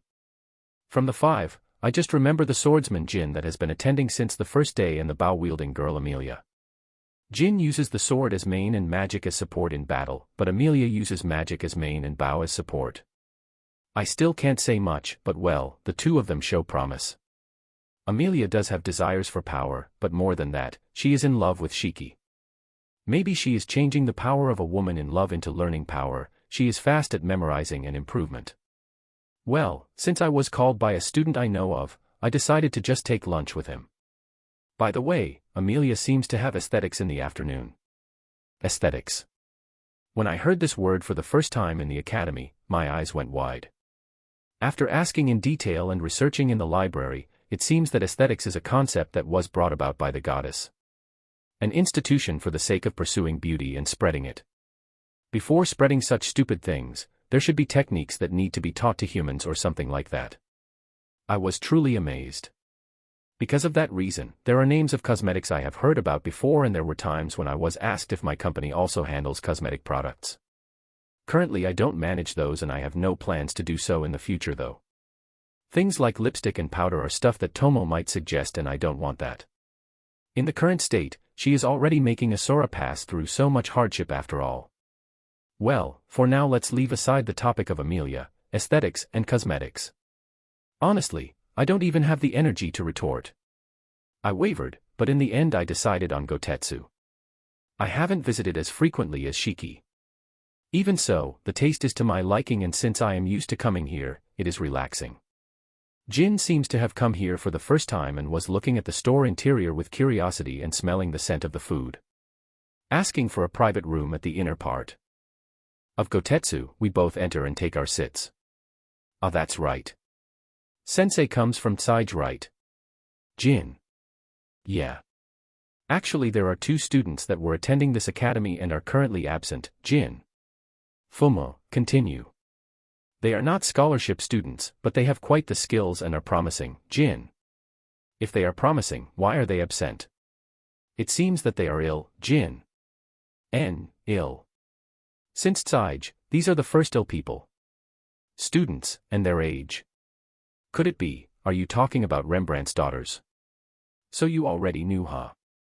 I heard that Rembrandt Company has quite the influence in Tsige, so I thought you might know, Jin.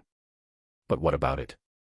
I don't know if they were truly ill, but it seems like they will be returning to the academy soon. And so, I was thinking about warning Sensei, Jin. Warning. Also Jin, even though school friends are returning to school, you don't seem happy. You see. Sensei probably doesn't know, but those sisters are, Jin. If you are warning me, make yourself clear. Why is it getting hard for him to say it? What is he trying to tell me? Their personalities are the worst.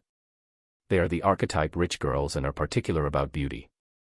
And they have good grades too, so that makes their personality even worse, Jin. Those girls had that kind of personality. No, well, didn't they give more of a fleeting feeling? Now that he mentions it, there have been no moments where I have exchanged words with those girls properly. Run away is the only thing I was told. Even if you talk about beauty or whatever, taking into account the wife, the three of them were monsters. Since Rembrandt-san is a good person, I thought that her wife and daughters were good people as well. Rich ladies and have a bad personality.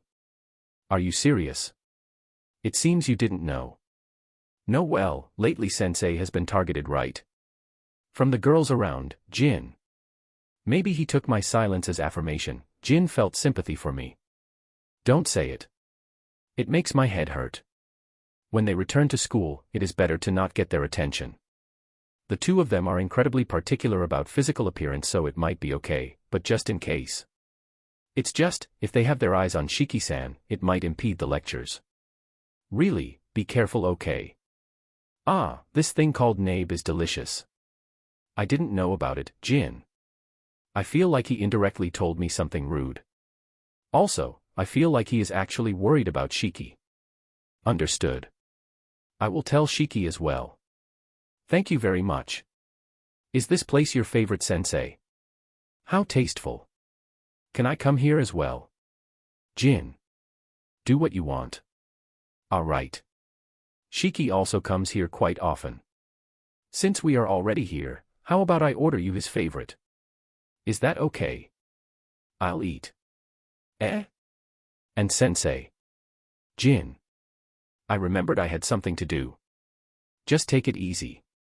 After ordering the cream nabe on my way back and finishing my revenge for his rudeness, I winced as the seeds of troubles increased while I leave the store. But, the Rembrandt daughters are ill-natured. Are they really? Seeing Rembrandt's stupid manners, I could tell that they were truly loved daughters, so I didn't doubt it. Is he the type of person that no matter how the daughter acts he will still think of them as cute? Well, if they are really going to be returning to the academy soon, it will be clear at that time. After being proposed twice on my way back, I arrived at my store. Chapter 93, Our Home. I have heard a worrying story about the Rembrandt sisters' personality. I have confirmed it with a number of people, but the reputation of those girls is not good in general.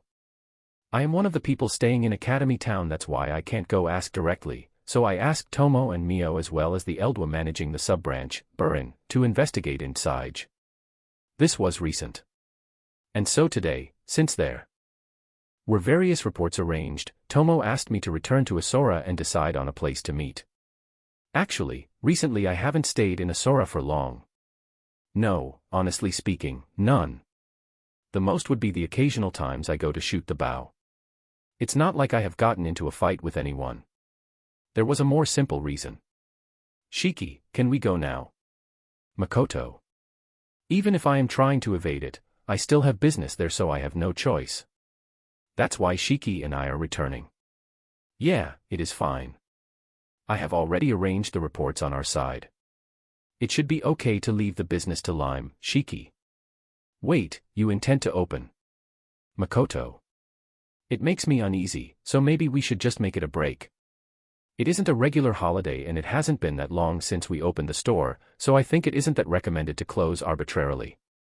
I have ordered them to put on wait any business offers, so there's no need to worry, Shiki. I am leaving a lot of the handling of the store to Shiki after all. I feel some sort of dignity there. If Chief Shiki says so, I will believe. Then, let's go, Makoto. Without waiting for his answer, I open a mist gate. While holding a melancholic feeling, I return to the Asura I missed. Suddenly, I feel a thick smell and heat. Just by being there I was beginning to sweat, and the warm and damp air enters my lungs.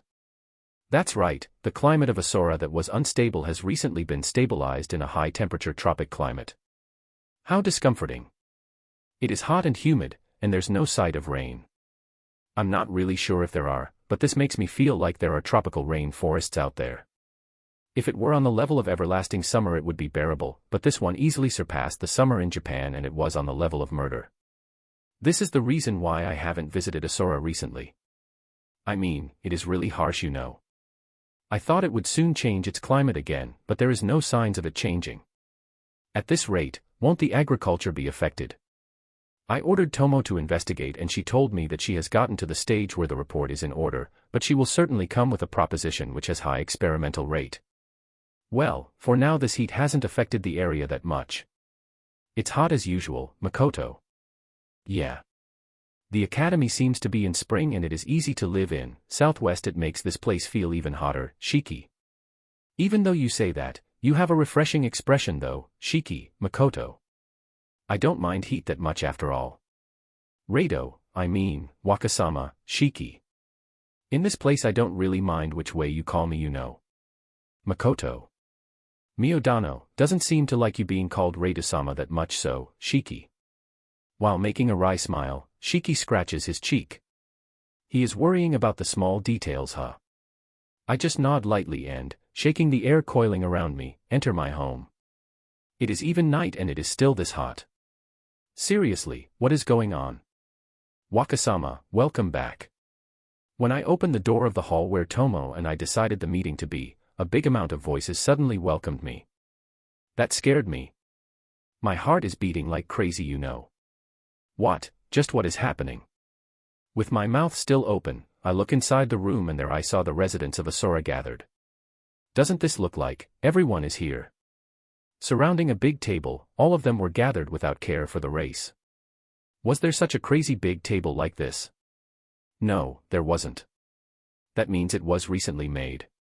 Using an incredible trunk of a tree just like that, Isn't it way too big? A table that can easily take more than 100 people easily, just what kind of giant tree is that? Did they cut a world tree or something? Also, this hall. The house was on the big side, but even so, it wasn't this wide. With this, it isn't a hall made for meetings, this is more like the halls aristocrats used to do their parties. With surprise still showing in my face, I shake my head to the sides and check the situation. Everyone is looking at me with smiles in their faces. And then, Tomo and Mio as well as Emma come to where I am. That Tomo, she is showing a face like her surprise was a total success. Damn it, why is she so happy about tricking Shiki and me? Shiki, are you okay? Makoto.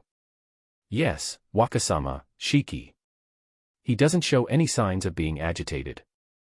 The retainer that has been the longest time with me recently. Not only that, he is smiling.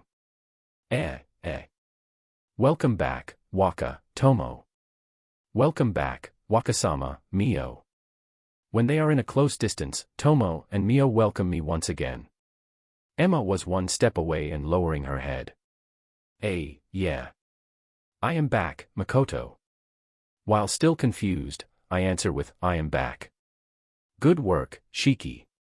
Just like planned, it seems like Waka didn't notice anything, Tomo. Tomo grins while talking to Shiki across me. Wakasama, I am sorry. Tomo-san said she wanted to do a surprise no matter what, so.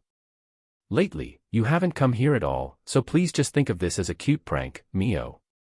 Even Mio. Shiki, you too, huh? You were also involved in this. Geez. They got me. How you really did surprise me. I am back. Also, I'm sorry for not coming back often. Makoto. Well, Waka seems to not be used to heat that much, so I understand how you feel. Everyone wants you to return a little bit more often. Then, this, Tomo. Tomo gives me a glass. It has a characteristic scent. Alcohol, huh? A night party, I don't really mind. It's a substance with pink color. If I remember correctly, this is a sake that's made by some sort of fruit and sold well in Sage. Everyone's gazes gather on me and all of them contain expectation. Ah, I see. This being a dinner party and me, the leading person, holding a glass means that Cheers. Makoto. I lift the glass high and announce the cheers. From several places, the sound of glass hitting resonates. It's been so long, right? Tomo, Mio. Also Emma, Makoto. Before I noticed, Mio was holding a plate of food with the hand that's not occupied by the glass. Wow, so fast. But the party has begun, so it isn't bad to have as much fun as you can. Seriously, Disozo. Asking us to investigate while you go to the academy, only minding about children and business, Tomo. Everyone missed you. Wakasama, please come back to Asura more often. I beg of you, Emma. It's from Tomo and Emma. Well, I received the obvious scolding. If it were just hot it would be one thing, but I simply can't handle the humid sensation that coils around too well. When I don't have business I don't really want to do it that much, but I really should return to Asura a bit more. My knowledge gathering in the academy is going well too, and there is no point in learning this world's knowledge and common sense completely. It isn't like I knew all about my place of origin, Japan, after all. When I gain the basic common sense and knowledge, I should move to the next step. Knowledge is gained to be used after all. Actually, I am able to play back my memories in Asura and I am clearly reading more than I did in my previous world. I feel a bit bad about copying all the contents of the library just by reading, but it isn't like I am selling them, so please forgive me, is what I use as an excuse. I am a small being. However, I am a bit worried about how little Mio has talked. She spoke with me a while ago, so I don't think she is in a dangerous state. I was actually prepared to accompany her in all her talking. If you want, please accept this, Mio. And when I thought that, Mio encouraged me to take the plate of food in her hands. To bring food for others. Maybe it was because she has been influenced by the adventurers and the people of town. That's admirable, Mio. Mio, thank you. Hey, it looks like what I have eaten in Sage. The flavor is thicker than in Sage and suits my taste. It's really delicious, Makoto. It's like the improved version of the food of Sage that I was thinking would be better if its taste was thicker. The details are subtly different, but it is probably made by someone from the sub-branch who took an interest in the cooking of Sage. I see. Just like this, there's also the pattern of Sage influencing the culture of Asura. It is a happy happening to be able to eat the food of that town.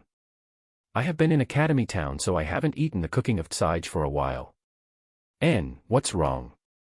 Mio, you were the one who brought it, so you eat as well, Makoto. Even when she recommended the food, Mio looks like she is enduring something and closing her eyes in silence. What? Today Mio is really weird. Mio. Makoto. Ahahaha. Waka, Mio is overcome with emotions. Tomo. Tomo, overcome with emotions. Makoto. That's right.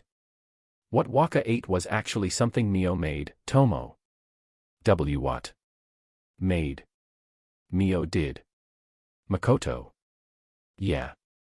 It seems that she has awakened to cooking lately. She lowered her head to the cooks in Sage and is learning cooking from them. Also, she is cooperating in reproducing Japanese food. Sadly, we didn't make it in time for this occasion. The food over there is practically all made by Mio with all her heart, Tomo. Being told that, I once again look at the food spread on the table. Large plates filled with food, fruits beautifully cut up, soup in pots. This was made by Mio. Isn't that impressive? Even if she awakened to cooking, it has only been a few months. If you ask me about what food I could cook with that amount of time. It would be the time when I messed up the water in the rice cooker and it became a big uproar. A past I want to forget. I am totally in despair about the difference in learning capabilities. And at the same time, I am honestly impressed by how amazing Mio is. To be able to reproduce the food she ate in the stores in such a short period of time. Mio, you are incredible. It was really delicious, Makoto. I tell her my honest feelings. Mio trembles for a second and slowly opens her closed eyes. Her face was filled with satisfaction. Wakasama, to think that cooking was such a wonderful thing. I didn't know, Mio. Eh? Weren't you practicing for a while now? Also, you were practicing because you liked it, right? Makoto. No, I didn't understand. And today, I have learned true happiness, Mio. I see, Makoto. Yes. Wakasama, next time I will prepare something even more delicious. That's right, Morty so. Mio. Suddenly making a proclamation, I thought that Mio was going to head to the food in the table, but she actually went the opposite way and left the hall. What happened? Yar, that Mio. Looking at her like that, she probably intends to ignore the report meetings that are to come na. Well, aside from the ingredient reports, she only has a few cases inside that I already know of, so it shouldn't pose any problems. Tomo, Mio is. Makoto. Probably inside. Right now, it seems like an adventurer with rare cooking techniques is there. It seems like an exchange of learning cooking from that person. Mio is taking care of a lot of difficulties for her. I pity her. Looking at Mio's state, she will probably be dragged into an all-nighter. Tomo. What a nuisance she is being. Even though cooking is like an odd job technique for adventurers. Well, Mio is looking after a lot of problems, so it should prove as beneficial for her principal occupation. Well, there's no need to worry, huh? It seems like she is engrossed in cooking, so I don't have to worry about her injuring that adventurer. Well, it is good that she is satisfied, Makoto. Thank you for your lenient words. Then, there are a lot of people that have been wanting to meet Waka, so let's go together. The meeting can be done later. I don't mind you drinking sake, but please try not to get drunk. Shiki, and Master as well, Tomo. Looks like it will be a long night, huh, Makoto? I will refrain from sake. I feel like it would affect my actions in tonight's report meeting after all. Shiki. Shiki is really uptight, no. I won't say it is bad, but you are being too stiff. I think it would be nice to have a bit of alcohol in your system. That's right, since we have the chance, let's have food brought into the room of Waka where we will be holding the meeting. Emma, can I leave this to you? Tomo. Yes. I will have it done. Everyone seems to be so happy to see Wakasama after a long time. Today's drink seems to be quite a lot, so there will probably be people who will be dead drunk soon. I will gather people and have them prepared to nurse Emma. Emma lively gives orders as she disappears into the crowd. Even if she looks like that, she is the type that likes sake. We have made her take on a hard task. I will have tell someone to bring her food and sake later. Anyways, that Tomo. I thought this at the time of Lime as well, but this girl, she really acts like a rogue. To drink while deciding our plans, huh? Since it is like this, I feel like I will hear good news, but... Now, Waka. From the Eld was first, in order. They can't wait anymore. They have been doing their best. Do reward them please, Tomo. Yeah, I understand, Makoto. No objections here. Everyone is really doing their best. I haven't been coming that often, but I understand plenty enough. There's no need for Tomo to tell me. If I am enough, I want to go to the places of everyone and give them my thanks. Along with Tomo and Shiki, I head to the residents who have made a line and waiting for me. Chapter 94, Late Night Report. You guys may be tired, but we will begin the report. Is that okay, Waka? Tomo. Yeah, of course. I'm counting on you, okay? Makoto. The party is still continuing with a number of heavy drinkers. Most of them went down already or were satisfied. The ones left are those that stay till morning. We also tasted the fun of the party plenty enough and are now back in my room. When we returned to my room, there was a decent amount of food and sake and also water. It felt like a night snack. In that room of mine, the important report began. Then, first of all, there is one thing that might be important. Regarding the investigation, Waka asked me about the battle region, Tomo. How was it? What do you mean by it might be important? Makoto.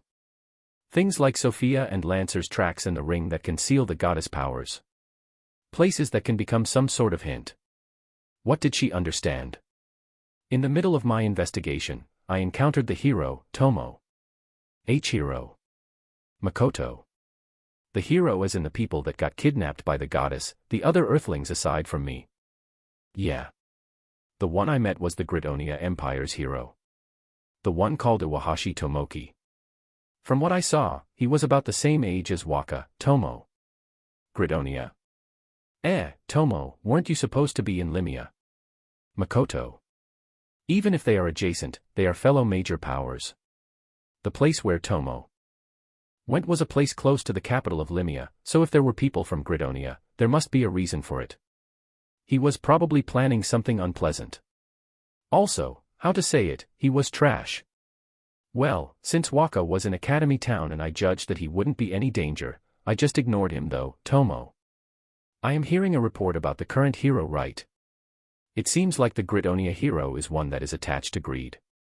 After the battle with the demons, he probably intends to wage a war between humans. Also, the princess that was accompanying him, Tomo. Wait. Princess? Are you telling me the princess was moving together with the Gridonia hero? Makoto. Yes. Looking at that, I think they are quite close to each other. Just that part, I want Waka to learn from, Tomo. Meaning that he placed his hands on the princess. The princess of a major power? He is quite free, that Iwahashi guy. Also, he is close to my age. Being told that one of the heroes is a person close to my age makes me feel happy, but at the same time it doesn't. It's a complicated sensation. Leaving it as if I never heard her comment about learning from him, I push her to continue. The princess thoughts were surfacing out. There was the word gun mentioned. There was also the image of gunpowder, so there's the chance she is trying to make guns, Tomo. Guns. It is obvious that it is completely below the magic here. Then, what is her objective? Makoto. I don't see any merits of spreading guns in a world where magic defense can easily defend against. Even more if it is a major power. And it is Gridonia, one of the countries which holds the most influence in humans. What is she trying to do? It will only lengthen the war unnecessarily, you know. No good. I can't get the reason Gridonia is trying to make guns. In the war against the demons, it would be safe to say that guns are totally useless. It may vary depending on how one uses it, but for the human army that holds simple thought patterns like increasing attack power by leveling up, I really don't think they would be able to use it effectively against the demons who are said to be several generations ahead in strategy. There's only one thing I understand. It is bad. No matter how stupid it sounds, as long as it's the princess of a military country that is developing it, there should be some sort of objective behind it. There's no doubt that the gun development doesn't involve peace. There's the possibility that it will be used for fights between humans. If small guns are made, it will probably have uses in assassination missions. If it is arranged properly, there's the chance that it won't be recognized as a weapon. Gridonia hero. His name was Iwahashi something. Why did you teach the humans of this world about guns? I don't know the details. Honestly speaking, they are quite the unpleasant bunch. Not only looking at their memories, I actually wanted to secretly kill them without telling Waka. But after thinking it through, I held back and decided to wait for your decision, Tomo. Then, you didn't fight them, right? I am sorry, but I want to meet them at least once before deciding, Makoto. Iwahashi Tomoki. Including the Empire, I am a bit interested. About the guns, if possible I want to destroy them before they come out to light. Because having weapons from my previous world spreading around here and probably bringing about death, I just don't like it. Of course, since it is a major power, I would have to make a plan for the sake of the future. And then, I will have to make sure of the reason of why they are trying to develop something like guns. If not handled properly, there's the possibility of similar things being created one after the other. This feels like it will be troublesome. As you will. Next, about the goddess. Power and the information about the dragon killer. There was practically none. Just in case, I checked the bottom of the lake as well, Tomo. I see. Good work. What about information of me? Makoto. The important part didn't have much progress, huh? Just in case, I try asking Tomo about information of me. That time, demons and humans saw me after all. I want to know what kind of situation it has turned into in Limia. About Waka, there was no information around. It seems there was someone rampaging right after that, so the rumors were all over that story, Tomo. For a moment she seemed like she was pondering about something, and after Tomo looked like she arranged her thoughts, she continued talking. Oh, rampaging. Just what happened? Makoto. It is good the information of me faded and disappeared, but it sounds like a dangerous story. I wasn't able to pick up a detailed image from the ones who survived, but it seems like someone threw an attack so strong that it created a lake and made the fight stop. Tomo. Created a lake. Makoto. Yeah. Involving several rivers in the area, a quite big lake was created. Tomo. What is with that monster? Isn't its nature worse than Sophia's? Isn't there the chance that it was something the goddess did? Makoto. Buffed. Tomo. Why do you laugh? Tomo. Makoto. No, sorry about that. About that thing, there's several testimonies about its appearance and it is shrouded in mystery. I could only tell that it is being called the devil, Tomo. Even though I was flashily fighting with Sophia and Lancer and my face was seen by a decent amount of demons. Was there a person there who didn't have any particular figure and was able to finish the fight in one attack? I'm glad I was able to come back alive. Devil, huh? To think such a monster was in that battlefield. In that case, more the reason to increase my abilities or it will be dangerous. Shiki, you may be busy as well but, don't go missing training, okay? Makoto. Why yes. Of course, Wakasama. Shiki. What? He is strangely humble. The surprise is already over, so he should just act normally. Why you are right. Thanks to the devil, the investigation is proving difficult and the tool that's said to seal the goddess powers is currently hard to say anything. About the thought transmission, I have obtained favorable information and I am planning on going far away tomorrow on Tomo. Favorable information. Makoto. It's information from the demons. It seems like the demon race has obtained a groundbreaking notion of the thought transmission and are using something like a secret transmission, a special sort of thought transmission.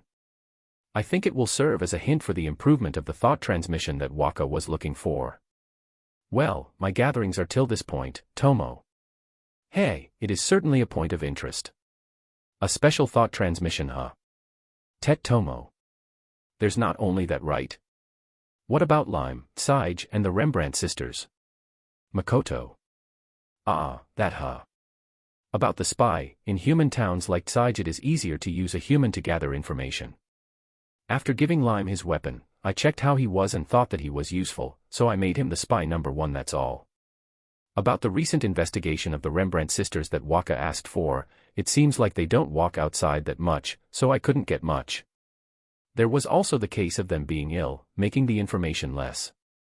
I thought about just asking their parents to save time, but I only listened to them boasting about their daughters. Even when I tried to look at their memories, there was only sparkles and beautified moments, so I just couldn't take it. And so, the authenticity of the information is unknown. Well, you are going to be meeting them, so isn't it fine to just wait for then? Just for 2 human girls. I don't think they will pose any problems, Tomo. So there's no information because they were ill and didn't come out often, huh? Even when I confirmed in detail with Tomo, she hasn't even heard about the sisters' bad reputation. Maybe because they are close to their parents, they are playing the good kids. The problem is that when I am in the academy my stomach hurts. In a human town it is better to use humans, huh? Well, that is logical. And in truth, since Lime got to Academy Town, we have been able to gather quite a good amount of information. He is a real help. Thanks Tomo, Makoto. I think, I understand the feelings of Mio a bit. Thank you for your kind words. I trained Lime firmly after all. Right now his winning percentage against Mondo is higher. So use him as much as you want, Tomo. There's no doubt I am grateful. Tomo's actions normally go one step further from what I want her to, but it's true that she is working well. Saying that she understands the feelings of Mio, Tomo narrows her eyes happily and lifts the corners of her mouth into a smile. The expression of Tomo was so imposing and different from her usual self that makes it feel even more charming. I also heard a nostalgic name. Mondoha. Ah, the no-brain forest Oni. I haven't met that person lately, but his atmosphere must have changed quite a lot. Aqua and Eris are on the level that they can serve human customers after all. However, it seems like Lime has gotten so strong he is now able to fight against the strongest of the forest Onis. I didn't know that. Got it. Now then, it is probably our turn to report, Makoto. No, actually there's one more thing. It's an important report regarding Asura. The reports on your side, I have already heard the ones that stand out the most from Shiki. It seems like you have become quite popular, Tomo. Now it wasn't the cute smile from a while, but a grinning face. Stand out. That's the most irrelevant report of all. Well, if you have already heard it, that's fine. Let's hear the important report of Asura, Makoto. Shiki. Counting your help in the surprise today, it seems like you have been meeting with Tomo quite a lot. Even though you should have been busier than me. Just when does this guy sleep? There are also times when he stays up late reading books. Could it be, he actually has quite a lot of days where he doesn't sleep at all? Yeah, it's about the change of Asura's irregular climate. I discovered the reason. The way to solve it, I think it is also doable, Tomo. Finally. It is one of the problems Asura has been having since the beginning. It seems like the cause has finally come to light. The hectic climate that in times was summer, in others winter, some dry and others damp, it is finally going to be solved. Even if I have a body that resists heat and cold, if the climate keeps changing so often, it will feel uncomfortable. There are times when the children or the old people have their physical condition affected. It is a problem that should be resolved. The reason for the change in climate is, Tomo. The report of Tomo continues. Chapter 95, Asura changes with him as the origin. Surprise chapter. Yeah, after seeing how that last chapter ended I just had to do it. Me. I unintentionally raise my voice at Tomo's report. It resounds well in the silent night where the report continues. I would feel bad if I wake up the people that are already asleep. Holding my mouth, I urge Tomo to continue. Accurately speaking, it is the place where Waka is currently in. The places where you have passed through with the mist gate are affecting the climate of Asura, is what I think, Tomo. What? To think that Wakasama was deciding the climate of this world. But in that case, it would be possible to change the temperature and weather drastically in a single day, Shiki. The cases of radical changes are low though. It seems like in a day. There is a set time where it takes the last place Waka passed through and changes the climate largely Tomo. In short, what would happen in the cases where Wakasama goes to Tsuage in daytime and night at the academy? Shiki. I still don't know what would happen. To investigate it in detail, I would have to take some time with Waka. In truth, I don't know if what's affecting it is the place Waka has been in or the problem is the place where the gate has been opened, so I still can't say for sure.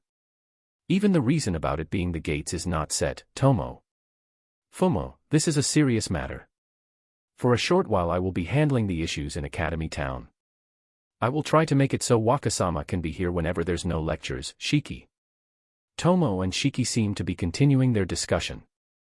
If talking about me, I was really surprised and no opinions were coming out. I was practically blank right now. I mean, just because I am walking around the world, the climate changes along. Even though the weather should be decided by things like latitude, longitude, wind, tide, rotation, revolutions. Is the climate in Asura decided by my location or something close to that? I can't even travel with peace. In that case, this crazy discomforting heat has something to do with the location of Academy Town. No, not the location, it's more like because I am there.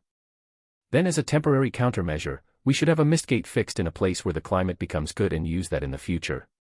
Makoto. I finally try to bring out what I thought. It will be harsh not to use mist gates, but I can't be picky. In the worst case scenario, I will have Tomo open the gates and bring the goods. That's no good.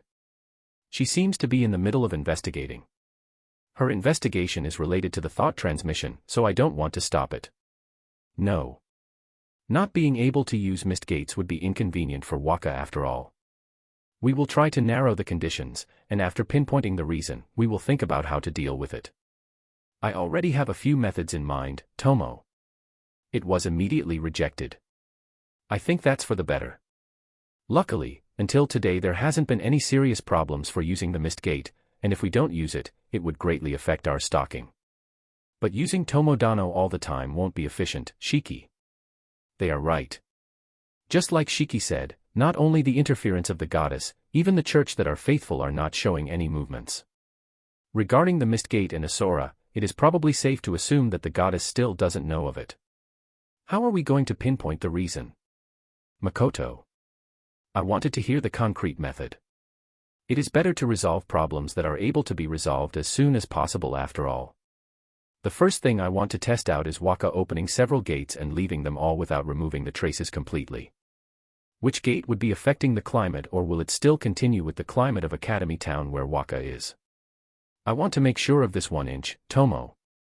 I see.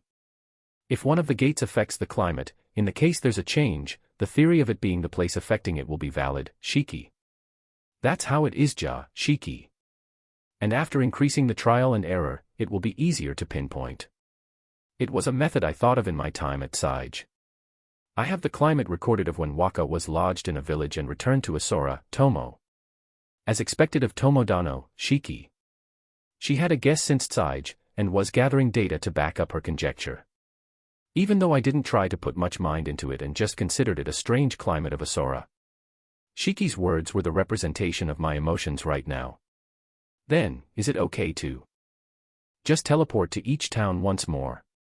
Makoto. Waka, if you do that, there's a chance that the goddess will notice.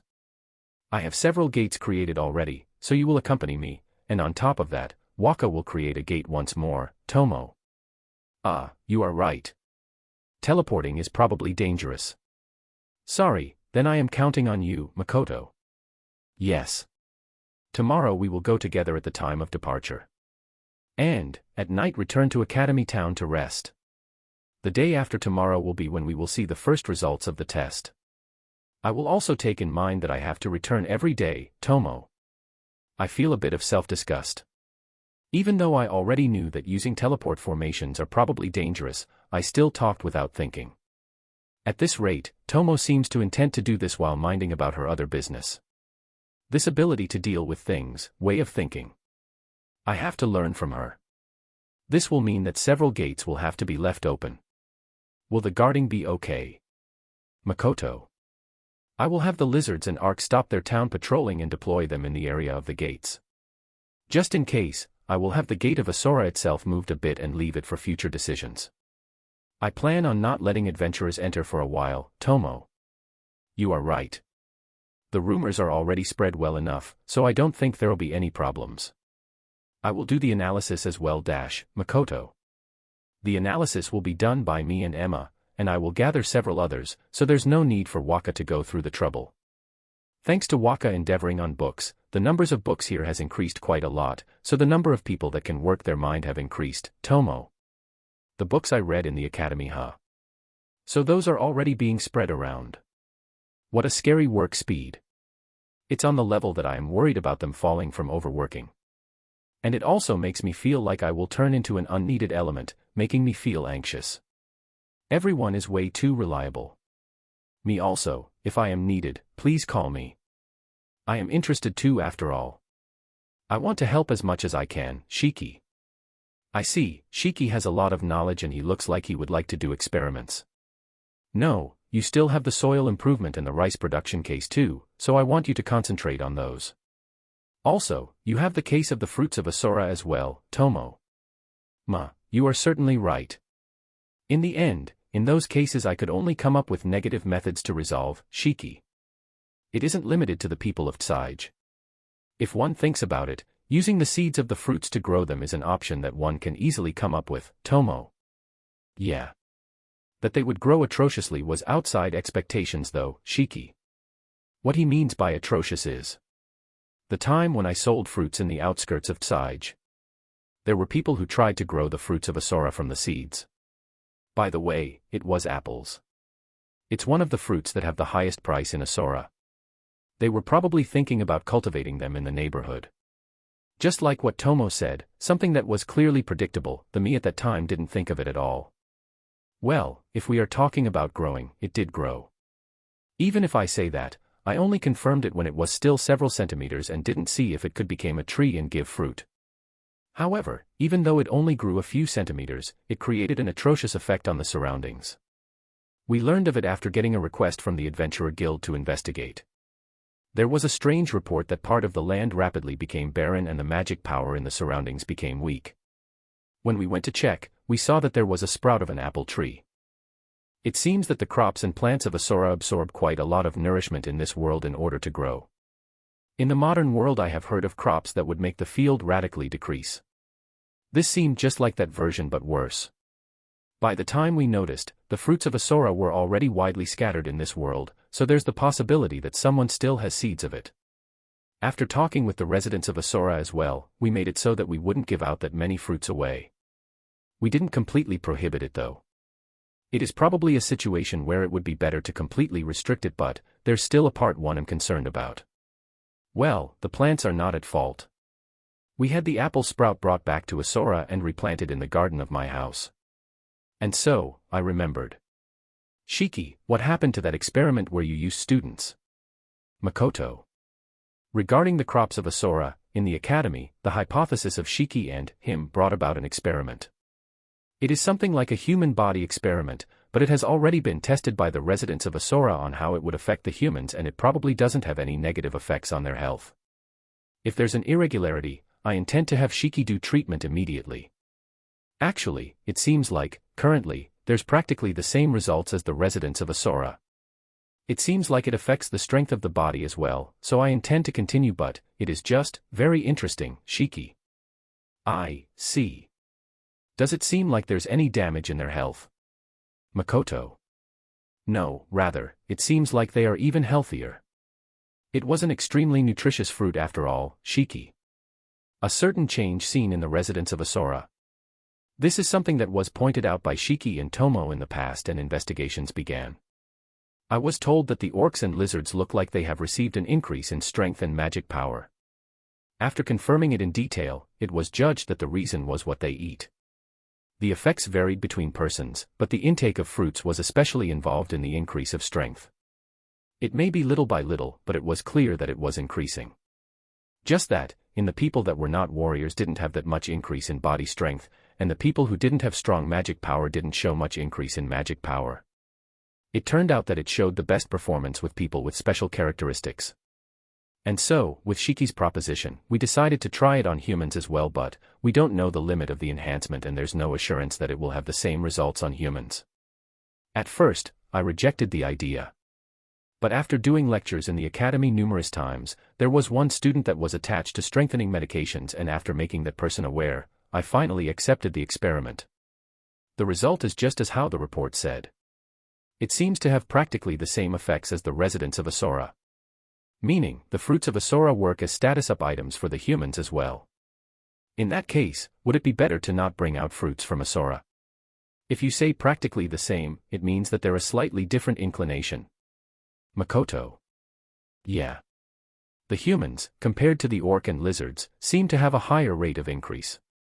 At first, Jin, who ate it, had an increase of about 1/3 of his magic power.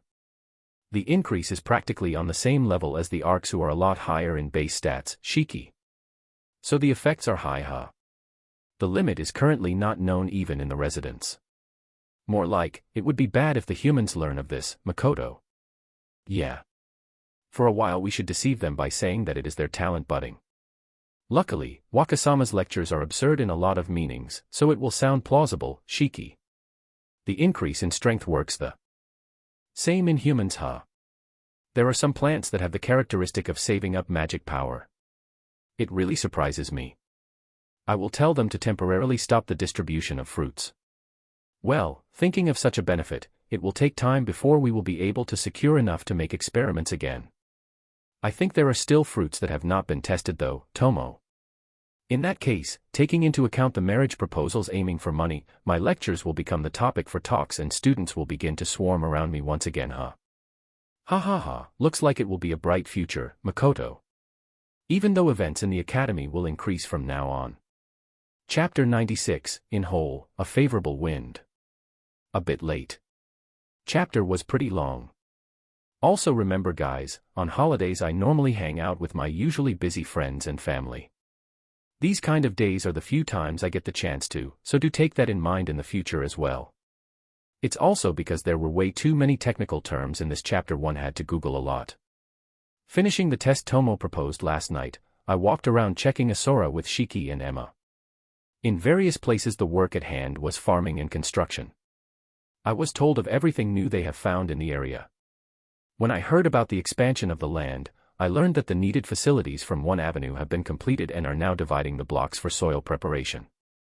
After finishing one street, putting everything in order is hard, so they are probably doing it beforehand.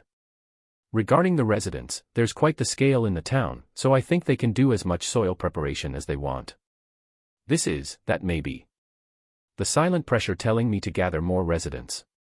I did ask an excessive request like making a miniature town for the sake of having adventurers come in, and yet, a part of it is already done. I think that's quite impressive. Talk like, being here and at long last reaching this point, may sound simple, but I feel like it is the best answer. The agricultural field seems to have increased its efficiency a lot since Shiki came and did various things to it.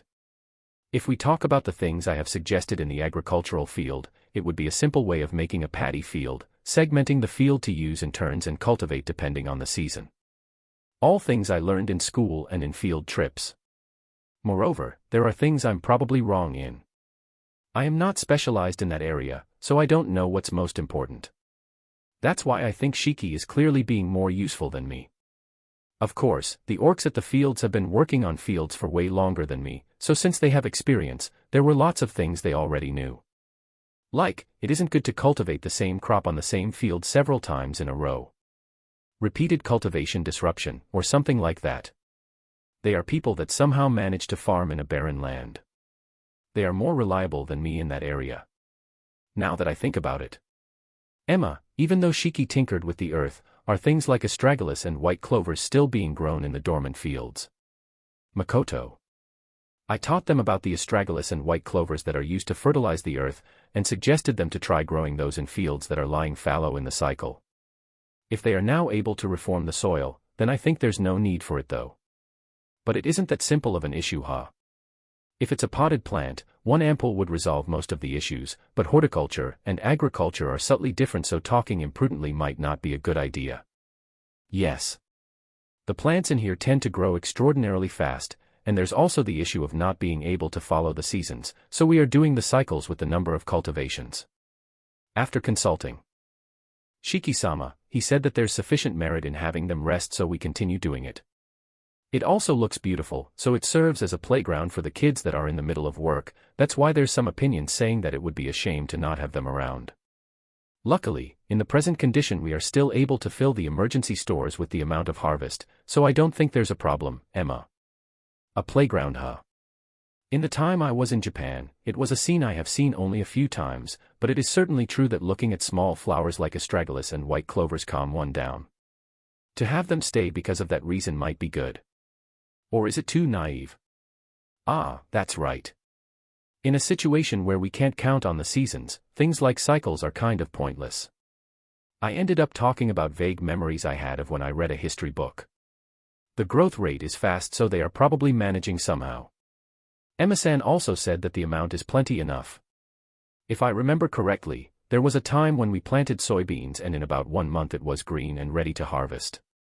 When I said some vague words like, if there was a way to adjust the temperature and amount of light, we would be able to speed up the growth, and just like that, a system to harvest them in 1 month was created. I was seriously surprised.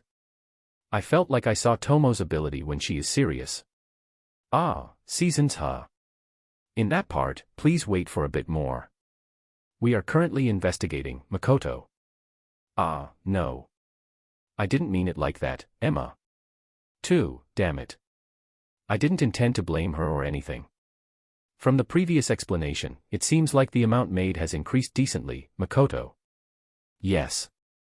Following the instructions of Shiki-sama, we adjusted some things and are now able to harvest in about 2 weeks, Emma. 2 weeks. To take 2 weeks after planting the seed. Even though 1 month was plenty fast. In that case, there won't be any problems with food and soil in Asura. I have been receiving several reports of people from the wasteland wanting to migrate here. It might be time to increase the amount of residents. I look at Shiki as if looking at an abnormal dash, I mean, at a genius. It wasn't much, is what his face was saying. I just used what Wakasama said as a base, arranged the elemental spells that could be used, and told the orcs in an easy-to-understand way. The arable land is currently sufficiently self-supported, but I plan on thinking up more things to improve it for future's sake. I think I will be concentrating mostly on the product improvement, Shiki. It is already to the point that one could find food just by walking around normally, so it should be okay to not push yourself so hard. There's still some places that are not cultivation fields yet, but there's plans to do so, so it seems like by increasing the area and gathering numbers, it will be totally fine. Shiki, I am happy that you are ambitious, but try to get enough sleep, okay? Makoto. Even if there are times when I want to sleep, it won't affect my body's health even if I don't, Wakasama, Shiki.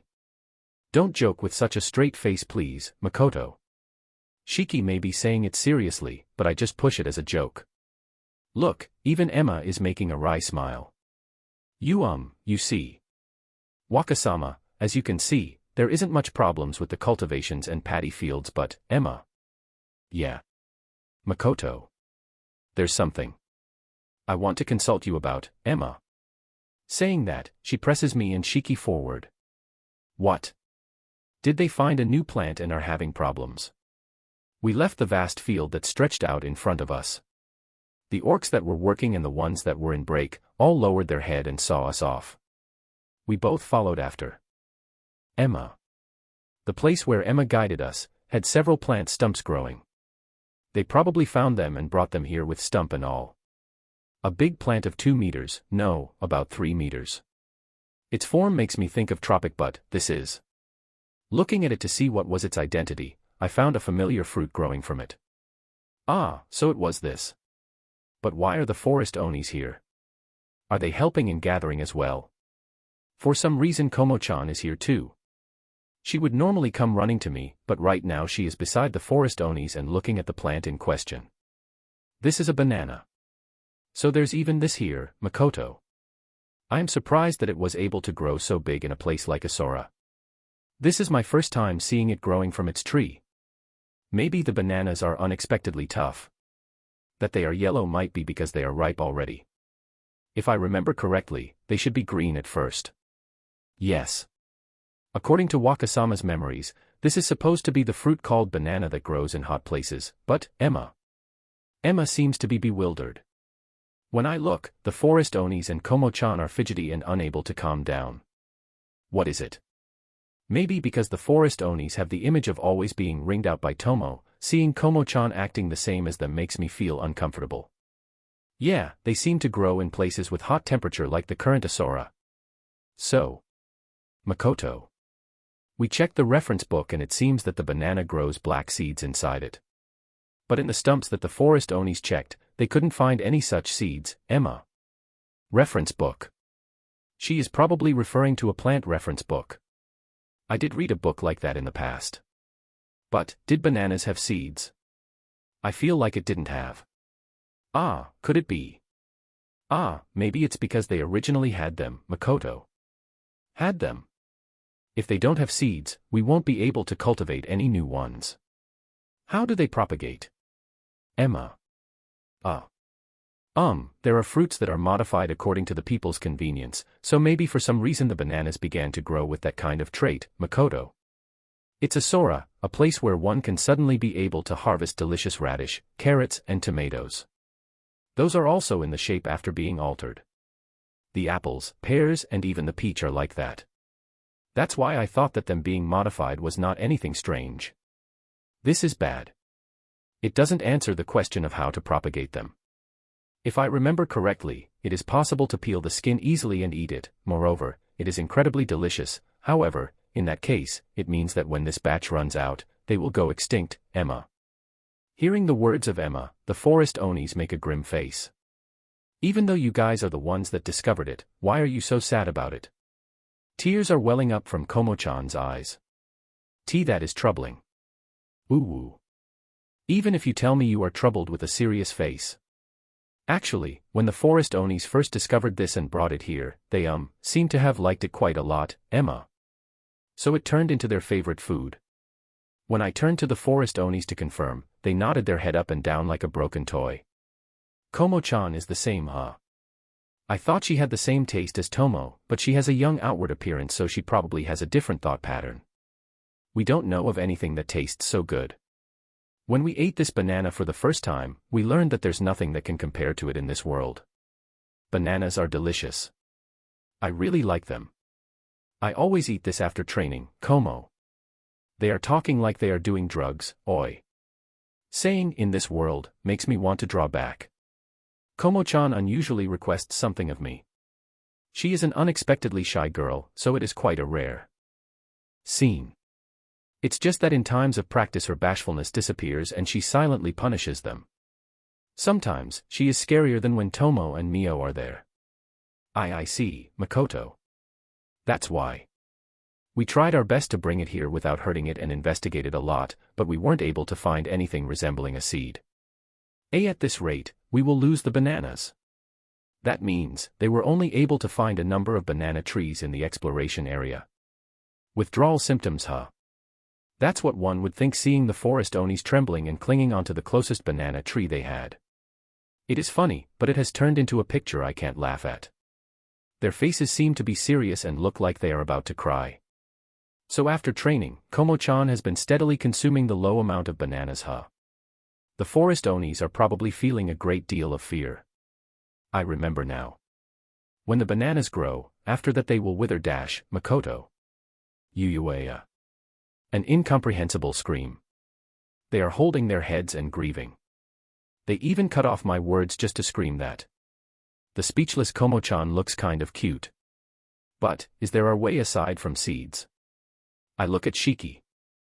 However, he just shakes his head. Well, that's natural, huh? He is specialized in earth, but that doesn't mean he is knowledgeable of plants. He did say that he began agriculture and earth magic when he arrived at Asura after all. How should we do it? The pineapple, for example, they cut off the suckers and plant it to have them reproduce that way. But there's no assurance that bananas are like that too. By the way, that's information from TV. They give the same tropic feeling, so maybe it can. Omo. So it really was a tree that would wither within a year, huh? There were opinions around that said the same, Emma. Emma also looks sad. It may not be as much as the forest Onis, but it seems like she considers them tasty. It is surprising how they can tell it is a perennial plant or a one-year plant just by looking at the tree. Are there pros in the orcs? I want to do something for them though. I am not sure if it would work the same as with suckers, but there is also grafting, which is a method that doesn't need seeds as well. There's the problem of compatibility, so it is something that it is not certain will work and I only know a few kinds. Well, it is a technique that's worth mentioning. You see. It is not a sure method, but there's a technique I know of, Makoto. I explain about suckers and grafting to Emma and the forest Onis. Emma seemed to be interested in the grafting, but the forest Oni spiritedly heard both of them. It is somewhat fresh to see the forest Onis listening to me seriously. Komo-chan is also nodding, but it is probably on the level of I see, in the case of this girl. Don't let any words slip by, that's what one could see from the determination of them. When the explanation ended, Emma asked me for cooperation on grafting. The forest Onis ran off to the place where the banana trees came from to check if there's suckers there. Komo-chan also followed them. The image of the forest Onis is a lot different from the time they came here, Makoto. Tomo-sama and Mio-sama, as well as Komo-sama, have been raising them quite a lot after all, Emma. Ha, Makoto. Waka-sama, thank you very much for the incredibly interesting information. Grafting sounds like it will serve us a lot, so I think about trying it out, Emma. Go ahead. Even so, were suckers not in the reference book? Makoto. Yeah. Even if we call it a reference book, it is a book that is based off of what Waka-sama passed his eyes to after all. It isn't like it is the exact book but a recreation of the book, so it is a given, Emma. Certainly, if it was taken. From my memories, leaving aside the parts one don't remember, the parts one didn't see would be impossible to recreate. Even so, the forest Onis, to think they like bananas. It is probably something that only exists in a Sora, but what are you doing by increasing your weaknesses? I can already picture Tomo taking their bananas and having them train while crying. Just how pitiful can they become? I don't think it will be a solution, but let's have Emma give Mondo some bananas. It's really been a while since I have come to the workplace of the dwarfs. Even though their tasks are not all about using fire, it doesn't change the fact that this place is hotter than anywhere else. My legs can't help but recede when there's no business here. Lately, most of the time I have come here only to receive reports. Oh Waka. Last night you took care of all of us and we all passed a fun time. Thank you very much. I am happy that you enjoyed it, Elder Makoto. Each time we receive invitations like that, the ingredients and food variety increase, so I can't help but walk there every time. I was surprised to see that last night the home cooking of Mio was the main. I was astonished. It seems like she is doing it because she likes it, so if you want, please do accompany us in the future as well. At some time, Tomo might begin a sake tasting contest, so I think that the dwarfs might find that more to their liking, Makoto. Oh. Sake, huh? That's nice, I am looking forward to it. We will have to increase our work a step higher in preparation for that time. Ahahaha, do look forward to it. And so Elder, do you have an urgent business today? I heard it from Emma, Makoto. The Elder's look is that of an advanced age old man.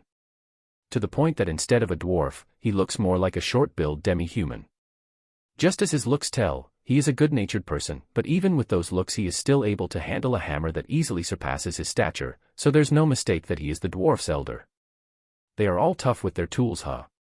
No matter what, I always end up talking politely because of his seniority. Just this point, I just can't help but doing it instinctively. It is carved in my mind after all.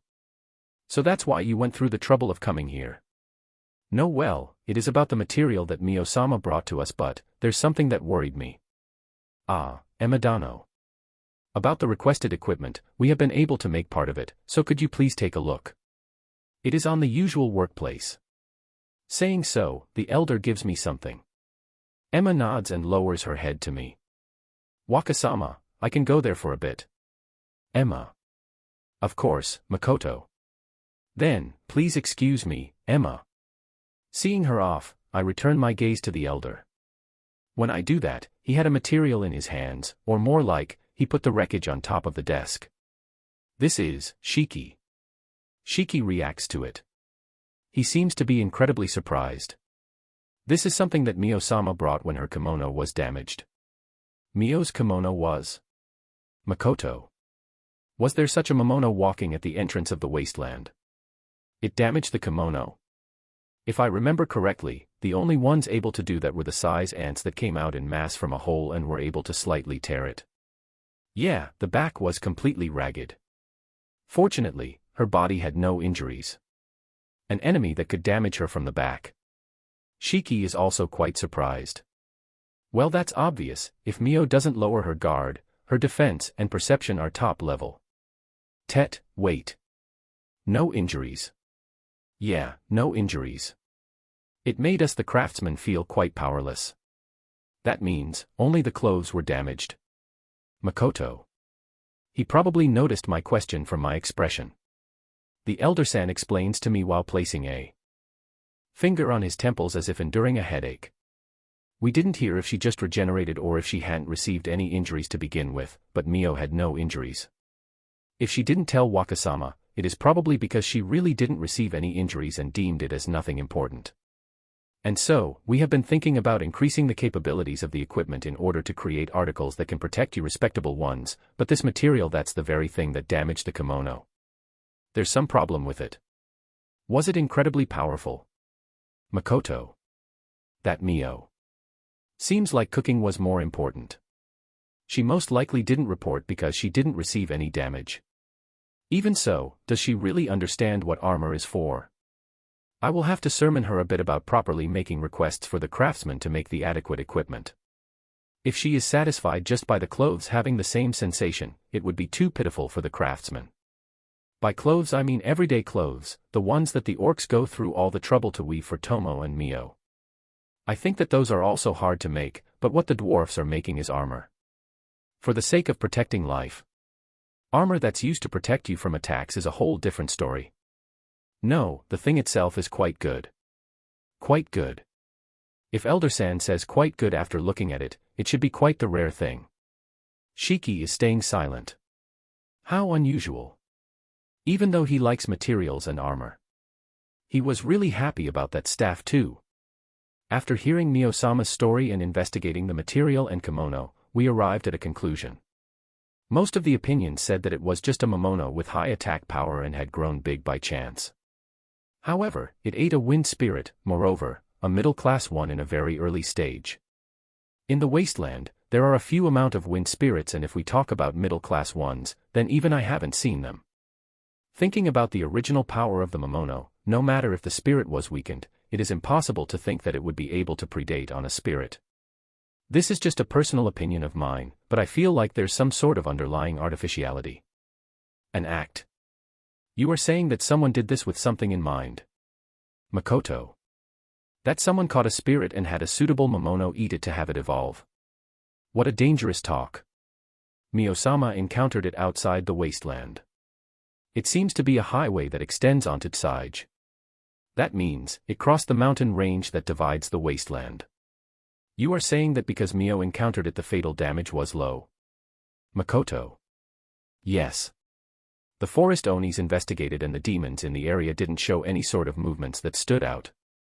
Without knowing the reason, I am feeling a bit anxious. Certainly. Having the feeling of someone doing something below your feet is not comforting after all. Understood, I will, Makoto. Investigate it. Is what I wanted to say, but in that moment. Shiki silently raised his hand. Shiki-sama. What's it, Shiki? Makoto. Me, Shiki. The one who did experiments to that momono was me. Shiki. The voice of me and the elder overlapped. It was something that happened before meeting Wakasama. In the time I was inside the body of a forest oni, that was one of the many experiments I had done. I captured several middle-class wind spirits, and after weakening them to the point of not being able to resist, I made a momono eat it, Shiki. By eating a spirit, I thought that it may evolve into something like the spirit or a change close to that. But it turned into a failure that only increased the power of its scythe, and since I lost interest in it, I threw it away, Shiki. Threw it away, you say, Shiki? What kind of dangerous thing are you doing? Oh, so Shiki-sama was the one who did it. Ah, knowing the reason, the weight in my chest has lifted. With this, I will be able to concentrate on the creation of Mio-sama's armor without any distress. I am sorry, Elder. It is fine. The material was used for the weapon of an adventurer somewhere, but it became good training for Burin. It seemed like he was worried that something similar would happen to Mio-sama again, but now he can have peace of mind. Could it be you are planning on telling Mio? Shiki. Ah, if I do tell her, Shiki-sama might be scolded. Wakasama, what should we do? The elder was concerned about Shiki's well-being and passed the decision to me. Shiki, Makoto. Why yes, Shiki. Well, get scolded. It is true that the kimono was turned into rags after all, Makoto. Aya. Shiki. The writhing Shiki-san. It was an unexpected position, but... Well, I think you can still return, so do your best, Shiki. Giving a sidelong glance at Shiki, who was having a face like it was the end of the world, the elder and I nodded to each other. Chapter 97, The Temporary Teacher's Staff Room. Announcement, about the side stories. I don't think I will be doing them. If anyone is willing to translate them, contact me please. I can assist. The side stories are really interesting and make you doubt if they are actually side stories. So if anyone is able to pick them up, please do. It feels like a long time since I have returned to Rotsgard. Well, even if I say so, it's only been a few days though. Because of Tomo's hypothesis about the climate, the investigation has increased the time I am in Asura. It seems like that genius samurai wannabe's thinking was mostly correct, so after the day of the report, the climate of Asura constantly changed because of the experiments. Well, we were using the hypothesis as our base, that's why we notified the residents beforehand, so no real problem occurred. It seems like the last gate I opened is the one affecting it. It is practically certain. By that I mean the remains of a gate that not only Tomo and I can open, but Mio is able to use as well. Shiki said that he is almost able to use it. How reliable. That's why if the gates are properly closed there's less chances of affecting the climate.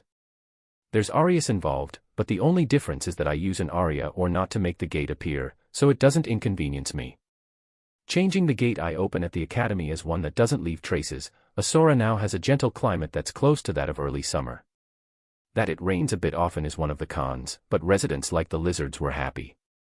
It seems like they like the tropic climate quite a bit, so I feel slightly bad for what I did.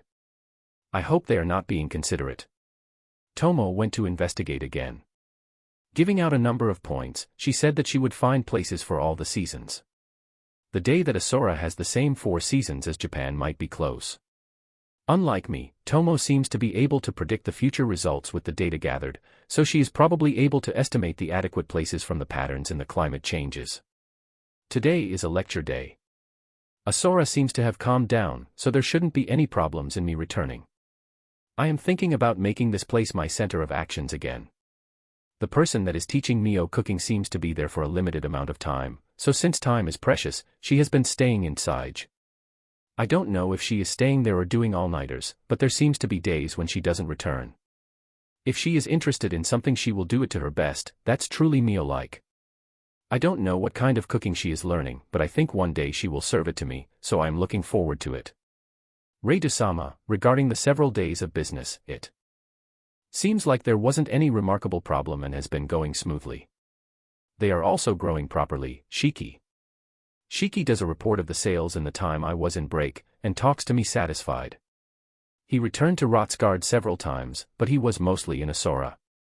And yet, the shop didn't have any problems, so he must be happy about it. I am happy too. You are right. If we were able to rotate the people working and have them able to teach the newcomers, it would make things a lot easier. Hey Shiki, about Rembrandt-san and his daughters, Makoto. Ah, the case where you left a letter with Miyodano, right? Shiki. Yeah. Thinking about the day they left Sige, I think they will be arriving here soon, but did you obtain any information? Makoto. Not really. Most I could get was that they would be arriving at the academy soon. They are daughters of an influential merchant, so maybe they have orders to stay silent. Lime was also unable to gather any information in town, Shiki. I see. Well, when they return to the academy, I will give my greetings. You already gave the report of the things that are needed for today's lecture, right? Makoto. Yes. I have already received permission beforehand, so I don't think there will be much problems, Shiki. Shiki really acts properly. If he makes a mistake this time, I will turn a blind eye for him. He was a bit bullied by Mio because of the Momono incident after all. Let's see, after today's lecture, let's invite the students that have free time to go Tetsu. Jean seems to have liked the nabe, so maybe the other students will also be happy. I am not thinking about reeling them in with food, but I have to be kind from time to time. Before going to the lecture, I go to the desk I was given and check if I have any urgent messages. It's like a staff room for temporary teachers. Maybe they have extra space. When I requested for Shiki to accompany me, they also put up a desk for him. It's a place I use only when I am looking for shelter in lecture days and in days where the library is boisterous. Otto, this is Makoto. My voice reflexively comes out. On my desk there were quite the amount of documents and letters piled up.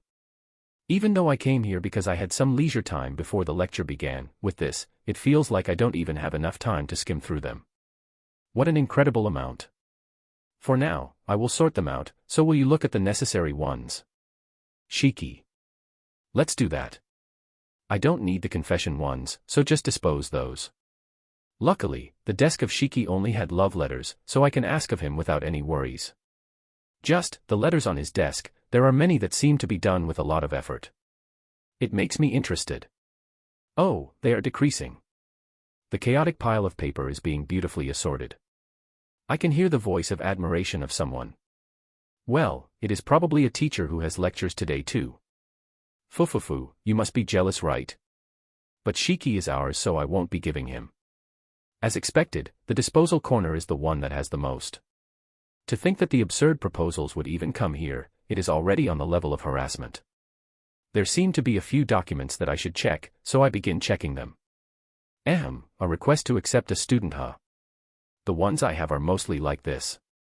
Now that I think about it, the teachers did tell me that after a while of holding a course, I would be able to select the students that I want to accept in my lecture.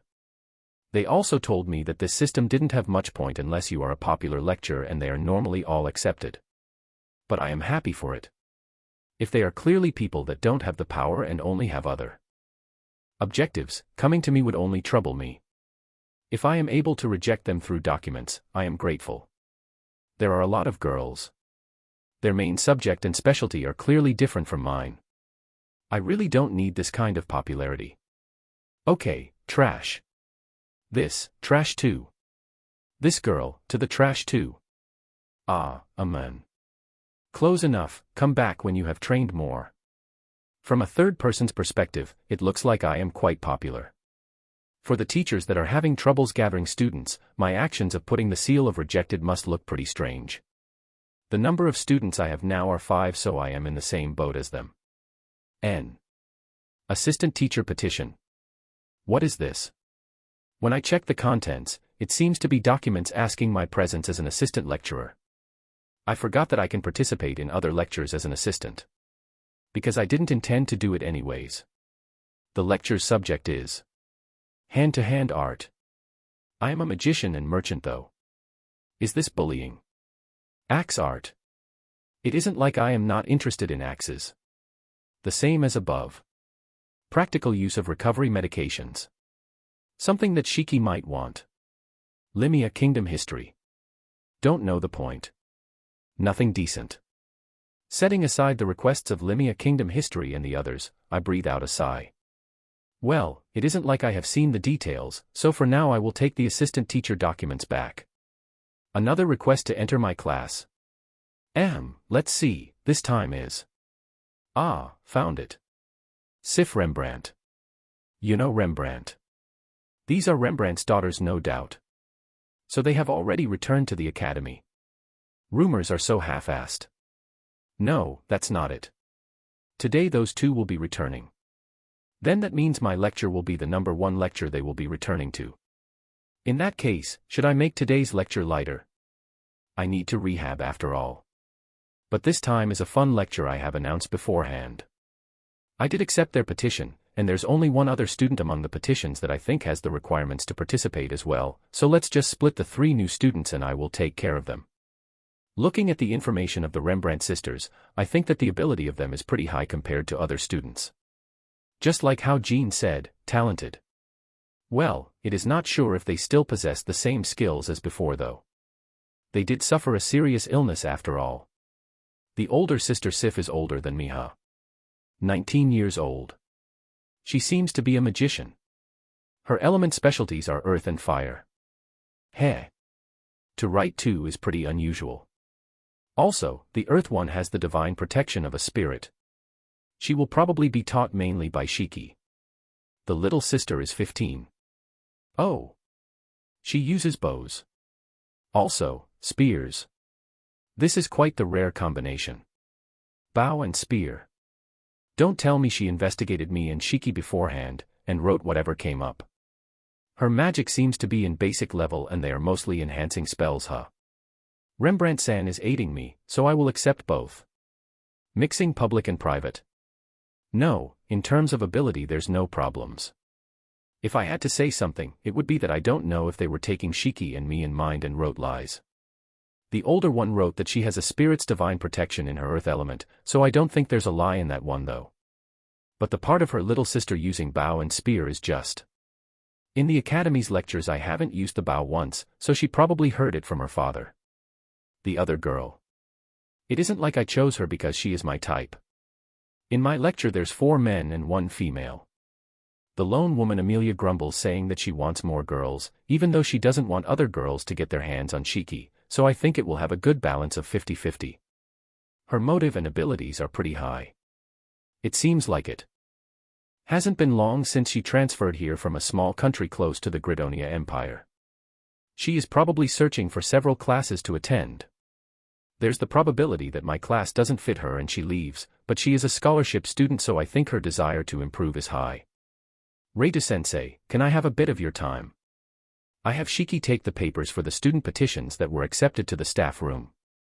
I don't know how much it will take to accept it, but by next week I will probably be able to meet the sisters face to face. If it's today, they will probably just think that it is a weird class. If they think it is weird in a positive way, there won't be any problems. Probably.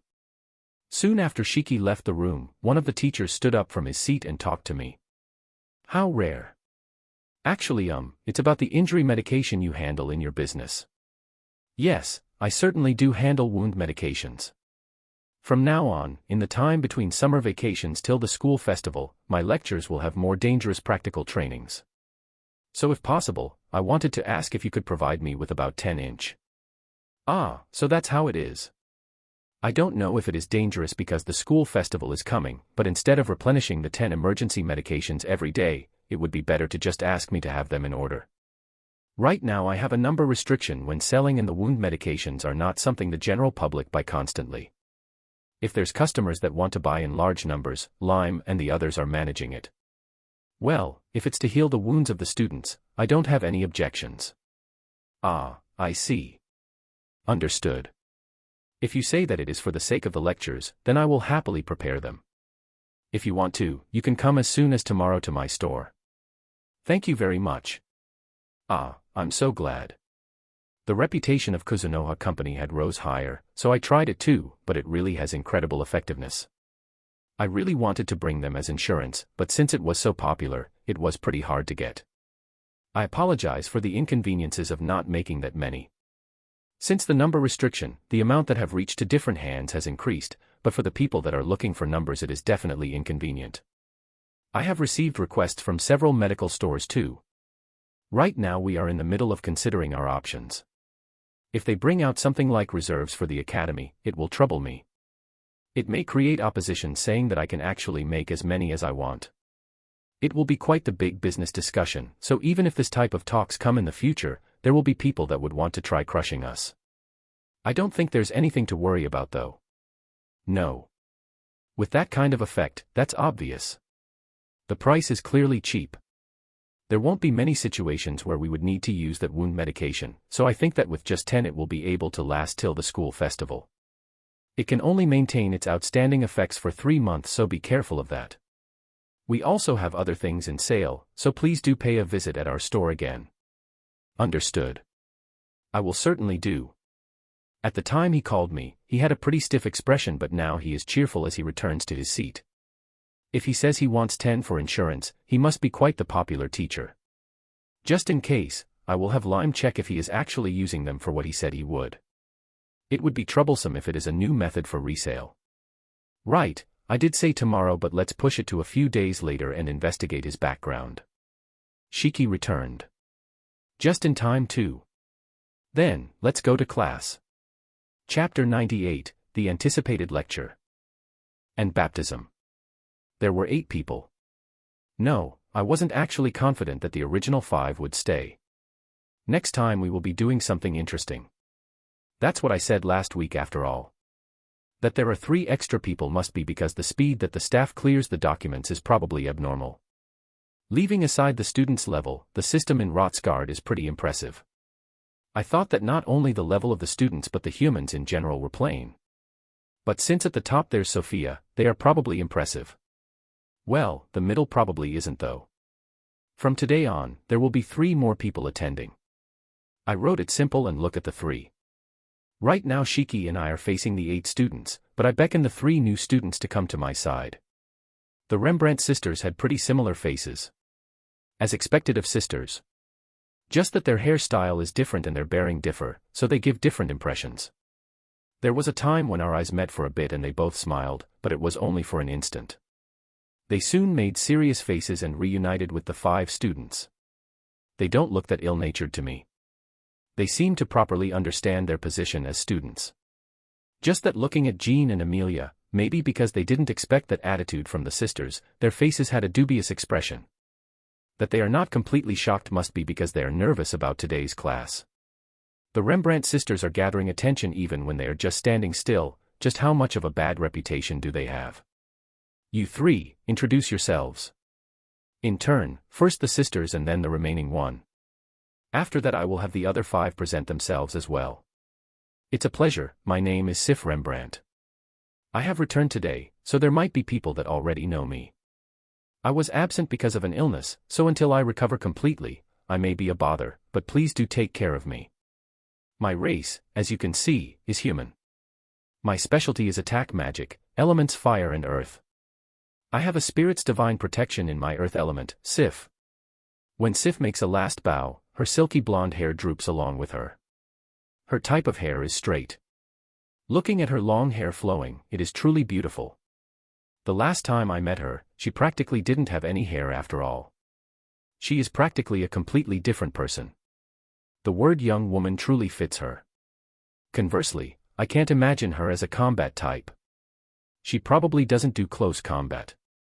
Nice to meet you. My name is Rembrandt. I am Sif Rembrandt's little sister and just like her, I have returned just today. The reason is the same, illness. I am still unable to move at my 100% but I will do my best. My race is of course, human. My specialty is physical combat. But as you can see, I have a short build so instead of vanguard I am more of a center defender. My weapons are spear and bow, depending on the situation, I switch them. My magic is mainly enhancing but it isn't my specialty. Please do take care of me. Just like said, she has a short build. She probably is around 1.5 m. It makes me doubt her use of spear and bow even more. The bows in this world are mostly big after all. But since she not only wrote it in the petition and actually said it in her introduction as well, it is probably not a lie. Yeah. Could it be that she matches them with the party depending on the situation? It isn't like she can walk around with both of them, so that must be it. She is skillful, and seems to be an energetic one. She has the same blonde hair as her older sister, but just like if displaying her personality, her hair is cut short enough so that it doesn't reach her shoulders. Nice to meet you. I have transferred from Fosk Royal Academy. My name is Karen Frost. It hasn't been long since I transferred, so I would be glad if you teach me. My race is human. My specialties, I don't really have any, I am a jack of all trades. In terms of magic, earth is the one I am the best at, but I can use the other elements decently. Please do take care of me, Karen. Human, huh? While hearing Karen's self-introduction, I checked the reactions of the other students. There wasn't that much difference compared to the Rembrandt sisters. Actually, at the time of the sisters, I could see that the 5 of them looked more nervous. It is probably because of their previous reputation of having a bad personality. Jean, it may seem off-putting for you, but that expression is rude to the sisters. Even so, this Karen girl. She is using magic to change her appearance. That's why she is being accepted by the other students without any discomfort. In my eyes, her appearance is completely different from that of a human. When I looked at Shiki, he seemed to have noticed my confusion and nods. Shiki and I can tell, so that means it is practically without a doubt an illusion type of spell. I don't know if she is using it herself or is the effect of some sort of tool though. Even if I question Karen here, it will only be a waste of one class and it isn't like I am being troubled by it right now. After the class ends or if she is unable to, I will just ask her if she has some time today after all her plans are done to have a detailed talk. If she just wants to honestly take my class then I have no problems. It will probably be something troublesome though. And that's how it is, do treat them well. Also, Rembrandt sisters, let me tell you this first, just because I am friends with your father doesn't mean I will go easy on you, so take that in mind. After the other 5 introduce themselves as well, I have the 3 of them return to the group. It would be a matter of time for them to learn that we are acquainted, so I will just tell them straight. The 2 of them answer me clearly in return. Yeah, they are nice girls, I think. Now then, as planned, for today's lecture I have an enjoying subject. But, as expected, the stimulus would be too high for the 3 new students. That's why we will be splitting the group in 2. Now then, Sif, and Karen stay here and stand by. The others come here. I leave the explanation for the 3 to Shiki and I lead the 5 to a place a bit away. I will leave Shiki in charge here, but at the end I will have to take lead. The expressions of the five are stiff, tense and concentrated. Sensei, what are we doing today? It's Jean. Even though he says that everything is set by one's ability, he seems to have a personality that attracts people and is the one that's acting as leader. His way of talking is severe, but in the end he is an attentive person.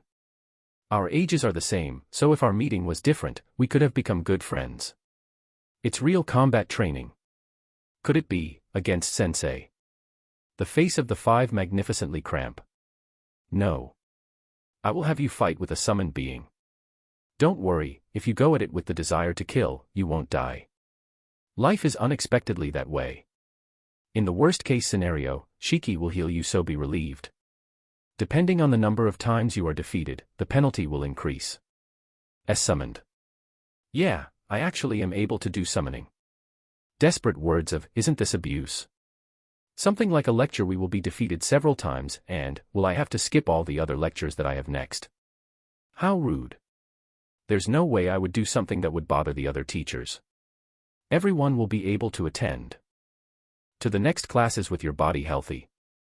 By the way, if you go at it with the desire to kill, you surprisingly won't die, are the words of my sensei. The word surprisingly has passed through my mind several times. Now it has become a funny story. I have survived after all. And so, after saying random words, I summon a mist gate and a hazy shadow appears inside the mist. A single mist lizard appears. I can tell that the students are gulping their breath. Even low-grade lizardmen are said to be a threat when in group. This one clearly has beautiful blue scales that are out of the norm, armed with a sword and shield along with light armor. They must have noticed that this lizardman is a strong foe. I am already used to seeing it, but those scales that shine with the light are truly beautiful. This lizardman, I haven't seen it anywhere before. Just how strong is it? The dagger boy. For him who has to fight the enemy in close combat, the opponent's information must really interest him. But I refuse. It's a secret. After you fight him, each one of you will have to write a report of the information you managed to grasp. I will approve consulting with other classmates, but the wrong answers will return to you as minus points, okay? Don't forget that the answers you submit are your own responsibility. At least name of the race. The bow user Amelia. There's no way I will tell you right. In a school that has such an excellent library. There's probably no one who has seen the mist lizardman, but that's not all there is to it. It's a secret. He is my friend, Blue Lizard Kuan.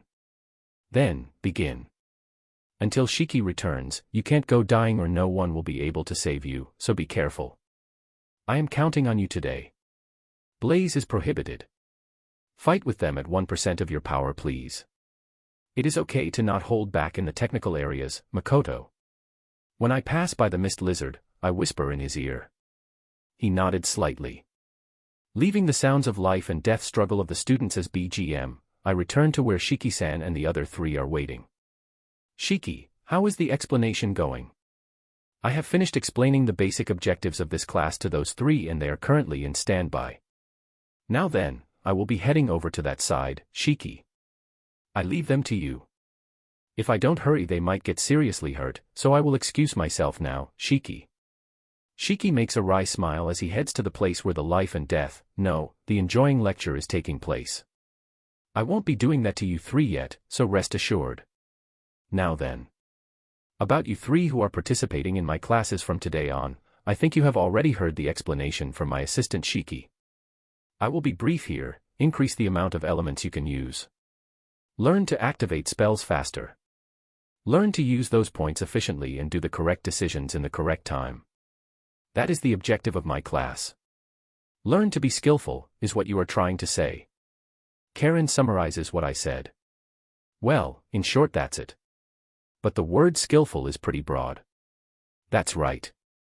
I am not telling you to get rid of your strong points and become skillful, I am talking about improving your weak points as well as your strong ones. If it's Sif, water, wind, and darkness elements are the current tasks. In the case of Yuno, find easy-to-use elements and increase the amount of non-elemental magic. Karen, you say you are a jack of all trades, so, everything. Obviously, increase the ability to use all those points effectively. It seems like the three understood what I was trying to say. They tensed up immediately. Today, you three will form a group and fight against me. Even if I say fight, it will be just you attacking me though. You are free to do whatever you want. In the middle of that, I will be giving you combat advice and tasks. As you can see, I communicate with writing, so make sure not to miss it. If you don't improve on the things I point out, I will break your attack on that second miss. Keep in mind that you will be wounded. Then, we will begin in 5 minutes. Prepare. This is something the other students did as well. At the end, they made faces filled of despair. Fix what I have pointed out is not something that one can do as soon as they are told. After a while, they will not be able to do the same attack of what they weren't able to fix, and slowly their cards will decrease to the point that they are 0. Predicting my students' attacks, the battle time and calculating the remaining time of the class is just hard. After 5 minutes. Well, that's obviously how it would be. The position of the three are just as expected. No vanguard. If I won't be attacking anyways, there won't be anyone set in the vanguard because there's no one specialized in it. Come. The short writing worked as the signal. From the three, Karen and Sif's arias begin. Their voices are loud. I can already predict the scale of the magic they will use. In exchange for power, they really sacrifice quite a lot. Yuno quickly does the first attack. She shoots an arrow at me. So instead of the spear, she decided on the bauha. She must have taken into account the chance of being caught in the magic. If the opponent were to counterattack, she would have probably chosen the spear to protect her sister. The arrow flies to my collar. Her gaze was directed at my chest, so that's quite the aim she has. It was only off by a bit. However, maybe because her physical strength is lacking, the power is low. Also, because it is a projectile, it isn't enhanced that much by magic power. Of course, the arrow is stopped by my barrier and it didn't hit me. The power is weak. Not even worth the words. Put more strength in it. If you are aiming at my chest, don't miss at such a distance. Well, the attacks of her are arrows, so even if she does the same thing, it's just going to be stopped by my barrier. Let's try baking today. The second attack. The strength increased, though it is still low. It seems there's a need to strengthen her muscles. Looks like she is being desperate in imbuing magic power to the arrow, and because of that, the strengthening in her body is negligent. Like that, it won't work in the wasteland. Well, just because her house is close doesn't mean that the princesses of Rembrandt will be fighting in the wasteland though. She shoots again. Think of body strengthening and magic power imbuing as a set. In the next one I will burn. Before the magic is shot, Yuno's cards might be gone. In that case, she would probably have to use a spear. Oh, magic. Sif and Karen, huh? It looked like Karen would be able to put together the magic faster, but maybe she matched her speed with Sif's on purpose. Simultaneous attacks are harder to deal with after all. Of course, the spells interfere with each other, so I can't say it is always good. If she aimed for that when she shot it, she must have quite the confidence in her skills. Ray. Frost break. Fire and water, huh? Karen, if you did that aiming to match, then you are quite the challenger. However, both magic's mechanism and composition are practically confirmed, so I can tell what spell they will use. The one Sif released is a heat ray, I think. This spell's objective is most likely to pierce the enemy. And even if stopped, it looks like it would explode. Karen's magic probably freezes a radius around its target and breaks. This time she activated it after Sif's spell, huh? What's gathering around me? Is most likely the chill from Karen's spell. I receive Sif's spell with a barrier. I can tell that it is accumulating power. Explosion. Just as expected. The wave that was on the level of soft wind caresses my face. When blocking with a partial barrier, there's no helping that I will be hit by the byproducts. Karen's spell is completed in the perfect timing. Splendid. It's like this isn't the first time they have matched their spells. She has good sense. With a high-pitched noise, I get enclosed in a case of ice. To be more precise, I was wrapped by ice after I took a little distance from it. When I look, I see that Yuno is drawing her bow close to the limit and holding off shooting. Good. She is trying to aim the best she can so she doesn't waste the shot. Well done. The time span is Karen's sense, huh? Quite impressive. You took into account Sif's explosion and used it as blinding. Nice thinking. About the task, it would be Sif's speed. Even though I was in the middle of explaining, the cage of ice reacted to Karen's voice and broke flashily. About Sif, it would be speed. It would be good if you can increase the speed of your heat ray, or make it pursue. About Karen, it would be the change in the surroundings that tells the enemy of its activation and its power. If that's something that's not activated directly to the target but in a space where the target is, it would be hard to hit. And even if you manage to hit, the power is just low. To block everything with that small barrier. Even though I hid the change in the surroundings and the power was also good. You know. I did say that I would destroy the attack that I have already pointed out, right? If you can't do anything else anymore, just bring out the spear. If you prepare properly, you can also attack me from the back. I burned the arrow that shot thinking I was open. It wasn't blocked by my barrier, it just burned in the middle of air. And not yet. Next time for sure. Maybe I should get a bit more serious. It will probably be a complete defeat for Sif, and Karen. But I think that setbacks are best to be experienced early and recovered. If you are motivated to do it again, come back next week. Without holding back, I continue to block the attacks of the three, destroy them and point out their faults. Chapter 99, Lunch Together in Gotetsu. Now then, today's lecture ends. Make sure not to be late to your next class. I announce the end of the lecture to the 5 corpses and 3 cripples. We really messed them up today. In my side, at the last 5 minutes the 3 of them were in a state where they could practically do nothing. In the side where Shiki was watching, the mist lizard left them completely beat up. It has to do with their inexperience in real combat, but I received a report that they were wiped out 4 times. That means they stopped the fight 4 times and had to do it again, and even with that they were still beat up. I hope Blue Lizard Kuin has not become a trauma. I will have him release his limiter in the future and have them fight him occasionally. Do your best. There's still more than 10 battles left with Blue Lizard Kuin. Karen Frost. I have some business with you. I want to hear what plans you have after this. Today I only have Sensei's class. Even when she is tired, she didn't make me wait and answered quickly. So she is finished for today, huh? To have only 1 class in the morning, how refined. But that's convenient. In the morning I thought about calling out the students that had free time and have lunch with them, but this time let's just invite Karen, and along with Shiki, we 3 will have lunch together. About the Rembrandt sisters, it's fine to just call them to my office to greet them. That's great. There's one thing that's been in my mind, you see. There's still more. Karen. Yeah. Luckily, it seems you have time as well. Keep me company. Why yes, Karen.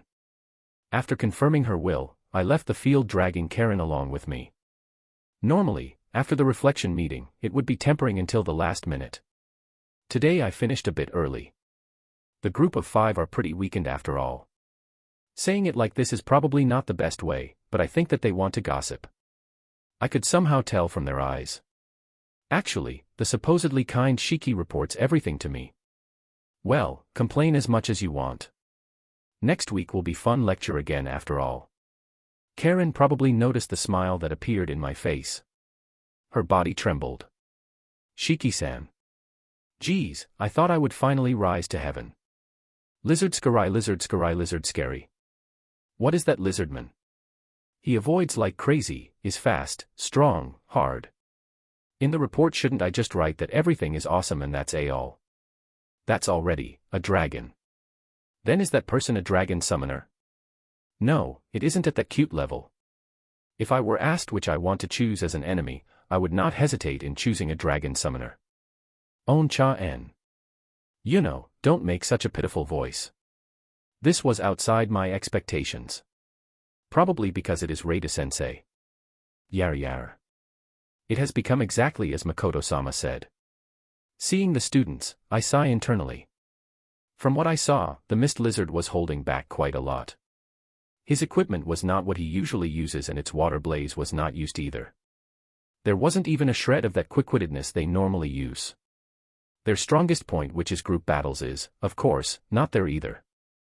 Bluntly speaking, he was on the same level as the weak Momonos in the wasteland. And yet, 5 young ones that are said to have bright prospects came at him with all 5 and were wiped out 4 times. Seriously, how deplorable. Makoto-sama had already predicted that they would be completely beat up, but even if not to the point of suddenly clearing it, I actually thought that they would put up a good fight at least. It seems that, even if it was an order of Makoto-sama, as I acted kind in front of them, I ended up being too lenient in my assessment of them. I have to reflect on this. It seems that Miyodano is taking longer than expected in her investigation on countermeasures for forced summoning, so I have to lend a hand in that area, and yet, what a troublesome bunch are these kids. Regarding Miyodano, our current state of affairs isn't that favorable. I don't want the skin-peeling punishment anymore. Even talking about it is scary. Well, calm down. Even with that, Reida-sama is actually holding back quite a lot, you know. It isn't set as a wall you wouldn't be able to overcome. I assure you of that, Shiki. That's definitely a lie. Shiki-san, no matter how I think of it, Reida-sensei is definitely having fun with this. Jean, you say so, but the moves you showed were not the same as usual, you know. The enemy is a monster, moreover, one that possesses strength superior to most. Weren't you pretty nervous there? Shiki. Nervous, or more like withered. Even though the mist lizard didn't use his coercing shout. How inexperienced. That is, certainly true. That may be true, but, Jean. Well, it is true that Reida-sama is strict. That's just how much he is expecting of all of you. For me, seeing how he treats you all makes me a bit jealous, Shiki. Shiki-san, you were the type that gets heated up when bullied.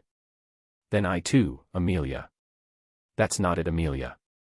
It's just that, it's been a long time since that person has expected something from me. Seeing how he presents tasks to you kids continuously, I was probably feeling a bit of envy, Shiki. He always gives words of thanks to me, but the amount of tasks Makoto-sama has given me are low.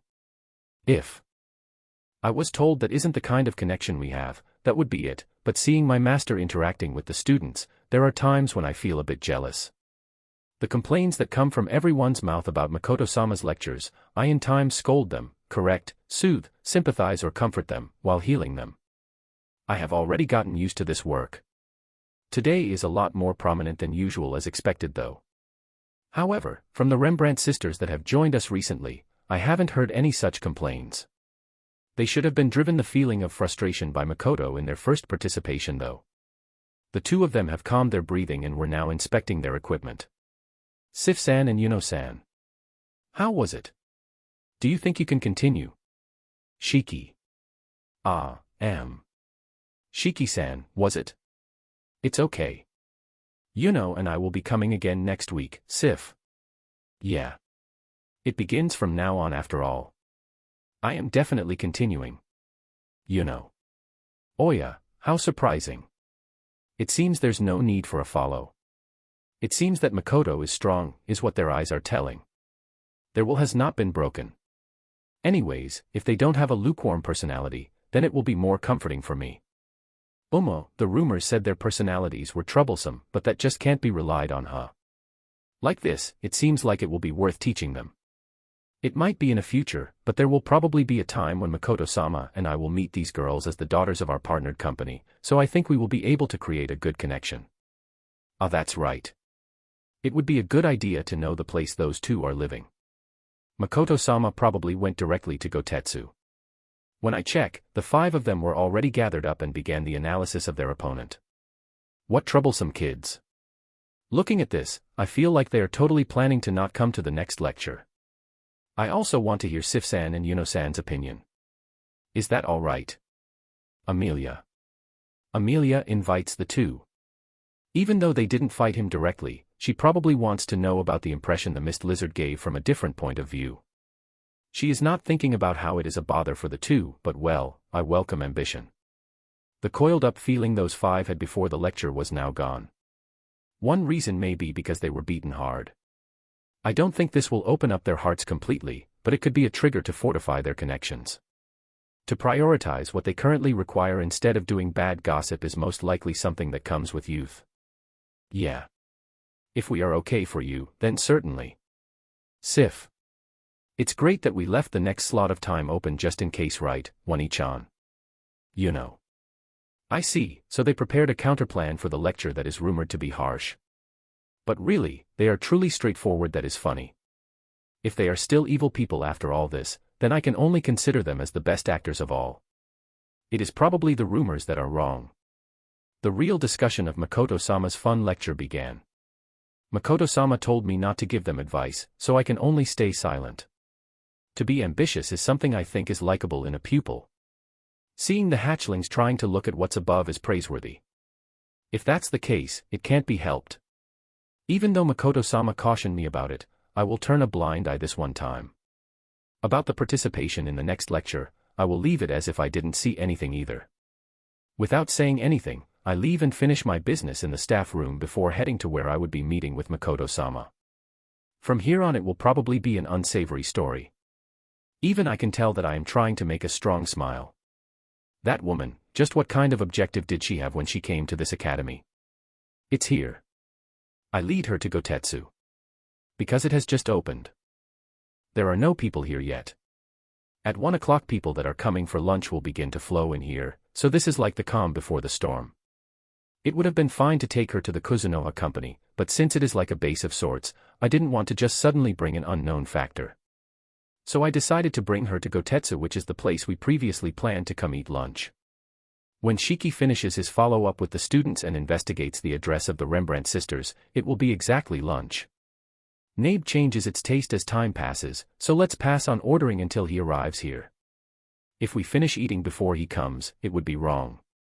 I use Sakai to set up a soundproof area. With this, there's no fear of our conversation leaking outside.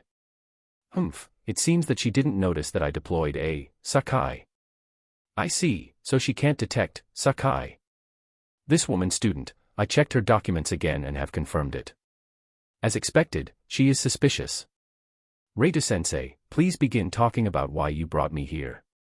Did you find a point you were interested in?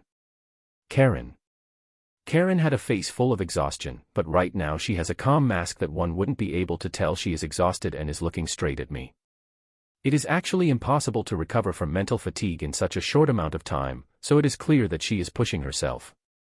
Maybe she just has that kind of skill trained in her body unlike others of her age, I think. Also, the skills of her. Comparing her to the people I have met in the academy, she is top class. No, thinking of her as a student is just too weird. That coordination with a person she is still not used to, and the power of her spell and speed. I tried bringing it out while I crushed and provoked her, but she probably hasn't shown me everything. That is an awfully heretic attitude to Jean and the others who I am teaching to in this academy. The fact that she is hiding her true strength. Shiki also threw me a short thought transmission saying, "Be careful." He probably knows something about this girl. I think that I brought out a decent amount of her skills in that lecture. At the latter half she seemed to have become a bit worked up.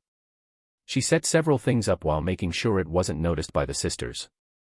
Even in a state where she was trying to hide her true strength, she let a part leak out. Actually, I can't help but feel like your real ability is unnatural. My ability? Karen. Yeah. It isn't in the level of a student. Not only that, the magic was clearly used in a manner accustomed to real combat. I am a military magician at my country. I have participated in several subjugation missions. If you doubt me, you can ask the details to a related party, Karen. Without hesitating, Karen talks about her personal history. She talks of the Kingdom Army that has an unnecessarily long name with a pride-filled voice. Her personal history itself may actually exist for real.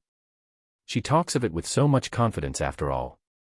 It depends on how long she has been planning this and at what scale it is though. This is what I think, but, probably, the personal history of the one called Karen Frost is already not in this world anymore. And that maybe she is impersonating her by using her appearance. Replacing. Infiltrate into the country, get promoted, enter Royal Academy, become a soldier and transfer into Rotsguard. Instead of creating such a personal history, I think it would be easier to just replace a person who has that kind of history. Especially when that person is from a faraway place. I am doubting that you are really Karen Frost. I have read the personal history of Karen Frost. Just as you said, because of a sudden situation, you have experience in the Military, and that you hold that position even in present. Even though you know that much, why are you doubting? I am the genuine Karen Frost. Ah, could it be, Sensei is saying that to try and learn a lot about me? If that's the case, then as expected, strange. Would someone normally act like that after being doubted? Wouldn't they show more anger? I ignore Karen's words. It isn't like I care about the life of a single human. It's just that having her act that way and that appearance feels just like she is mocking the deceased. It makes me feel a bit angered. There's the chance that all my conjectures are wrong. But the attitude of her is practically in the black. It's just that it is such an absurd thing to say that I don't even feel like getting angry. Karen. A sudden campaign deploy. Did you get involved with Karen Frost at that point in time? Fufu, Sensei. Your strength was certainly strong, but I didn't think that you were the type that keeps talking about incomprehensible things. I won't be coming to Sensei's class anymore. I don't need lunch either. Excuse me, Karen. While holding a calm expression, Karen stands up from the opposite sit. Karen, are you not interested in why I doubted you of not being the real person? Wouldn't one normally want to know the reason why someone has doubted your identity? Would they just leave without asking? And yet, she not only didn't pursue the subject, but also tried to avoid the topic in itself, is what I feel. Even now she is trying to escape. She doesn't seem like she is angered one bit, and her face could be taken as vague while trying to smile. She was lenient at first, but this may be a technique in negotiations. Certainly. Thinking that I am a completely different person just because my skills are unnatural does feel pretty rash. Are you going to tell me the reason? Karen. Of course. I was intending to do so since I went through the trouble of inviting you to lunch. Because the appearance you are trying to hide is completely visible to me. Fufu, you see the real me. Are those love words? Karen. It means exactly what I am saying. Sorry, you may have taken the trouble to, but I must refuse your confess. Karen. Even if you don't have a horn, that blue skin, just what business does a demon have in the academy? Karen's words stopped mid-sentence. Because of the surprise, she instantly opened her eyes wide. That she soon made an enticing smile must be to smooth it over. Inside an academy town there were actually several times when spies wanted to try entering our Kuzunoha company. At that time, Tomo-sensei and Shiki-sensei taught them various things in practice. Even now, when I am receiving a friendly smile like this, I feel like there's some sort of ulterior motive. This is something I myself think though. It seems to be because they don't want the target to notice their agitation and are trying to compose themselves secretly. Gee, great. She probably won't be escaping in the middle of it now. It seems like I can buy sufficient time for Shiki to come. It would have probably been better to have obediently eaten first. I was pretty nervous inside. Please don't joke. What part of me looks like a demon? Karen. Karen makes a turn to show me. But as long as that spell isn't affecting me, she will still look like a blue person. Everything. Your blue skin, red eyes. Hair is blonde. Semi-long. I don't see a human at all. Let me say this first, half-assed illusions don't work on me. You killed Karen and replaced her. Is that how it is? Hornless demon. Without saying a word, Karen reacts slightly to the latter half of my writing. The muscles in her face trembled lightly, or so it looked like. In that case, I want you to answer my question, hornless demon.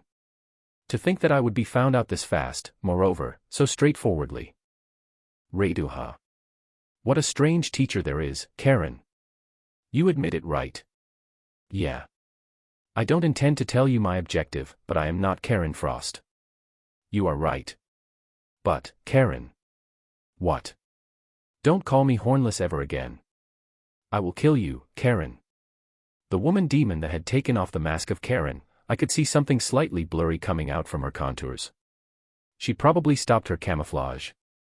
And an intense killing intent was shot out. It is somewhat easier to take than Sophia's, but well, I think that I am just not good at dealing with the anger of a woman. I was raised in a family where the women were strong, so my weakness isn't something I can correct at this point in time. I can't just push it away, so for now let's just ignore it. Is Karen all ready? Yeah, just as you have inferred. But the one who did it wasn't me. This was the deed of the companions of Karen.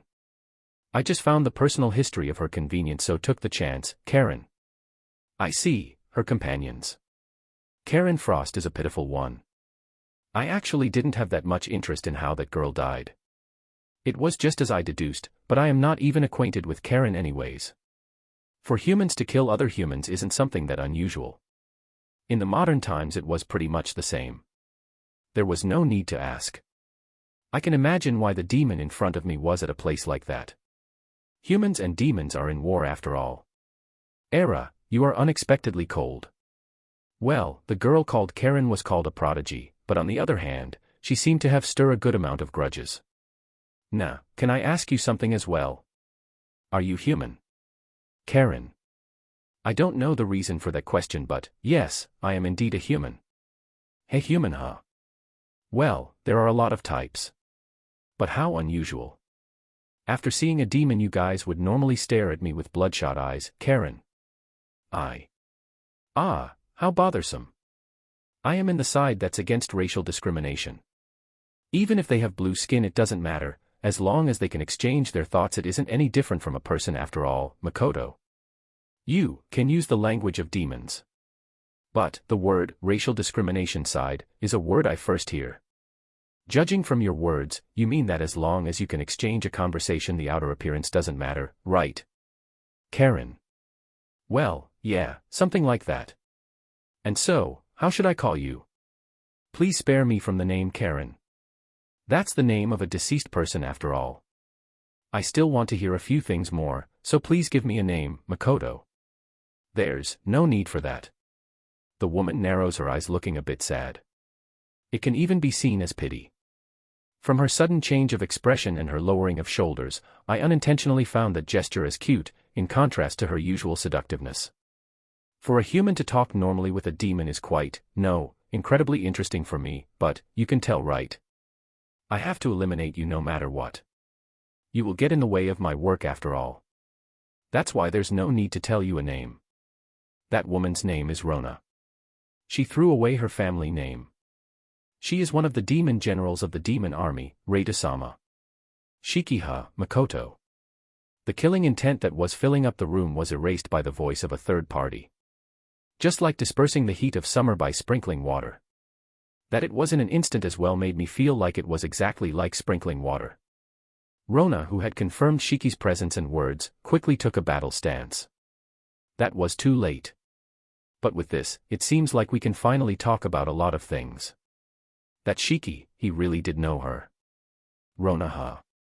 That she threw away her family name and hornless, gives an impression of a mysterious woman.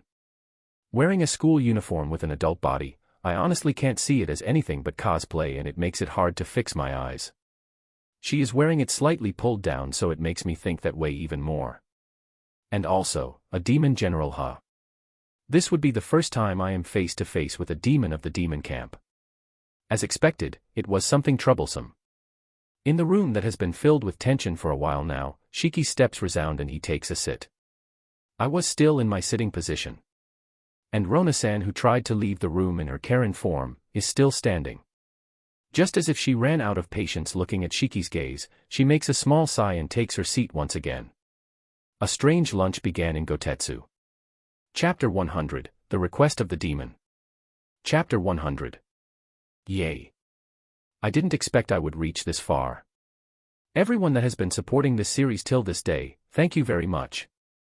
At first I was a bit scared of all this, since it was my first translation and was expecting to receive the full brunt of what internet community truly is, but I was proved wrong. It's thanks to you all that I was able to translate so much and feel so much fulfillment in it. You guys never bore me. Kuzunoha Company. If I remember correctly, that's the miscellaneous store that opened not too long ago. And it has a store inside as well, no, a sub-branch, right? Rona. You know well, Makoto. Heh, so you say. Reidu, the image you give right now is really different from when you are using written communication, you know. Which one is the real one? Rona. This one. Shiki, I am sorry, but could you please put that nabe a bit further away? The sweet smell is even reaching here. And so, Rona-san. What do you mean by, so you say? Makoto. About knowing well. Even though my name is only known to a real few number of people. How can a company that was just made have higher intelligence gathering than a nation? Wah, this is delicious, Rona. Oh you. Rona, you bastard. That was the one I was cooking up to eat.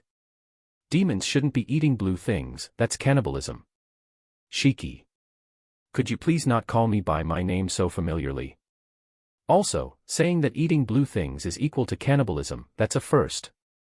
Ah, I will be taking this one too. N. Delicious. Rona. It's not like being red makes it okay. Oh. You bastard, do you want to make this your last meal? Shiki. Well, calm down Shiki. It's okay to just order more. Ah, Rona-san. The bird meat over there is also ready to eat, Makoto. Reidu, you really know your stuff. The seasoning is also the best. Maybe I should learn how to make this before I return, Rona. Reidu-sama, Shiki. The Gotetsu private room is pretty chaotic. Rona-san, who obviously doesn't know the etiquette when eating nabe, seems to have taken a liking to nabe cuisine. Even so, it looks like Shiki and her are not compatible. Shiki, even though you took the initiative and proposed to order and eat while discussing, why is it that you are the one suffering the most? Even if you come crying to me, I can't do anything for you. It's okay to order more, so don't make such a pathetic voice. Shiki seems to know Rona, but maybe because he doesn't want to reveal his identity, he hasn't told her what he was previously. In her eyes, Shiki is probably reflected as an enemy to be cautious of. That she is not showing it in her face is as expected. How I ate well. It's been a while since I have been completely satisfied. Rona. Then, let's continue with the conversation, Makoto. Conversation, huh? You say so, but even trying to kill you would be hard in a 2 against 1, so aren't I in a disadvantage? First of all, I probably want to more about Kuzunoha Company, Rona. Discussions that begin with both at the same standing are not that many you know. Moreover, Rona-san, you are used to it right? Makoto. Nom, that's right Rona. Things like strategy, conspiracy, traps, tricks, aren't those your areas of expertise? Shiki. So he finally got the chance to eat properly. He is not reading the mood though. The nabe in Gotetsu is his soul food. Let's consent for now. Really, just how much do you know? You said we have a sub-branch inside, so that means you have someone posted there. Makoto. The demon's plan has already advanced all the way to the wasteland. That's something I have heard for the first time too, Shiki. Anyways, that we know the name is only because Shiki knew it, and it isn't like we have constructed our intelligence gathering power at that level. Tomo seems to be doing some undercover stuff. Southwest in the places close to the store, we are able to get a decent amount of information. Is the Kuzunoha Company an information organization of Ion? Rona. So no comment on what we said, huh? Ah, Sige was in outline a land affiliated to Ion, right? The government officials that were dispatched every time were also incompetent, and the land was practically a self-government of merchants, so I didn't really remember. I felt like that place was ruled mainly by the Merchant Guild and the Adventurer Guild. No way. We are not affiliated to anything. Not to humans nor demons, Makoto. That's why I thought of making a store in Academy Town. This is the first time I have said this, huh? I haven't talked to any demon related to the demon camp before, so the only thing I have said is that I have been doing business without being attached to any country. Rembrandt-san is probably more on the human side. I actually sell to anyone, and I don't think of making any differences depending on the race. You are human, and yet you are not affiliated to humans. Do you understand what you yourself are saying, Reidu? Rona. Rona-san showed slight bewilderment as she matches my gaze to search for my real intentions. You already have several humans following you on your side, right? I don't think it is something to be so surprised about. It's just that I am more neutral than them though, Makoto. Several humans is a lie. I only know of Sophia. Really, I give up. To think that a power already had more information than us, I didn't fathom that possibility. So in the humans there's also people who think about strategy, tactics, and plans, huh? I thought it would take at least 50 years for you guys to understand the importance of information, Rona. 50 years you say? Rona-san, humans are not monkeys. The war would already be over if that were the case. From the times I read books in the library, I sometimes had the same kind of thoughts as her, so I can't refute her words completely. Humans come in many varieties. And so, to do business more freely and in this land where our first store is located, I wanted to know your objective for infiltrating here. I definitely would like to know, Makoto. Radu, please don't do such a scary face. Honestly, at this point in time where our information is at a disadvantage, I just don't have the will to oppose you anymore, Rona. Completely taking off her combat mode, the school uniform cosplaying Wani-san places both elbows on the desk. You say that with a laudable face, but you are a fox woman that would not hesitate using charms, seductions or even drugs and dangerous magic. So Radu-sama, don't let your guard down. Tasty tasty. Even half-cooked can't be underestimated. What a true discovery, Shiki. Really? How hard to deal with? What? Does Kuzunoha Company have my personal history gathered up? Rona. I will leave it to your imagination. And so, well, I don't have any proofs, but I am probably not an enemy of yours, Makoto. Just now you said that you were neutral, right? I don't think this is the case, but could it be that you are intending to become a merchant that will provide support to both humans and demons in the war to occur? Rona. Rona-san's eyes become a lot sharper. The bloodthirst that had disappeared is once again lurking in the room. I see, a demon general, huh? This woman is without doubt a general serving the demon lord. Leaving aside her behavior, loyalty to her own nation is something I personally like. My interest in the demons serving under the demon lord is welling up. We are not planning on providing weapons in the war, Makoto. Currently. Well, it's not just that I don't have plans to, but that I don't really feel like doing that. I see, Rona. Nodding her head lightly, Rona, while leaving her elbows on the desk, intertwines both hands on her face, hiding her face as she lowers it. The conversation stops. The sound of Shiki poking and eating nabe is the only sound that rules the room. Is she thinking of our relation in a positive way? Though it probably doesn't go further than us being usable. Even so, I think that she is a woman that's easier to talk to than Sophia. In this situation where she is misunderstanding our power is the best chance. Honestly speaking, I don't have the talking skills and abilities to properly negotiate with a person whose main occupation is being the head of information gathering. If it turns dangerous, I intend to tag Shiki. I can only wait for her decision. In short, Radu also wants to sell things to the demons, right? If I can become that foothold, I would be happy. But if I am planning to do something here, it would tarnish the business that has been going favorably. That's why you want to learn my objective, Rona. Exactly. Well, there's no hurries in selling things to the demons. I think it doesn't need to be in this occasion. What's important is the latter half. I don't want them to hinder us. Yeah, that's right, Makoto. So that's really it, huh? You don't care about the direction of the war or the damage to the country, only about being a hindrance to your business, right? Rona. Right, Makoto. I understand. I still can't believe you completely, but I have understood your intentions. Then right now it is important to first learn about each other, right? Rona. Learn. But the information, Makoto. What does she mean? Let me tell you this first, Rona. If you connect bodies with Radu-sama, you will regret it for the rest of your life.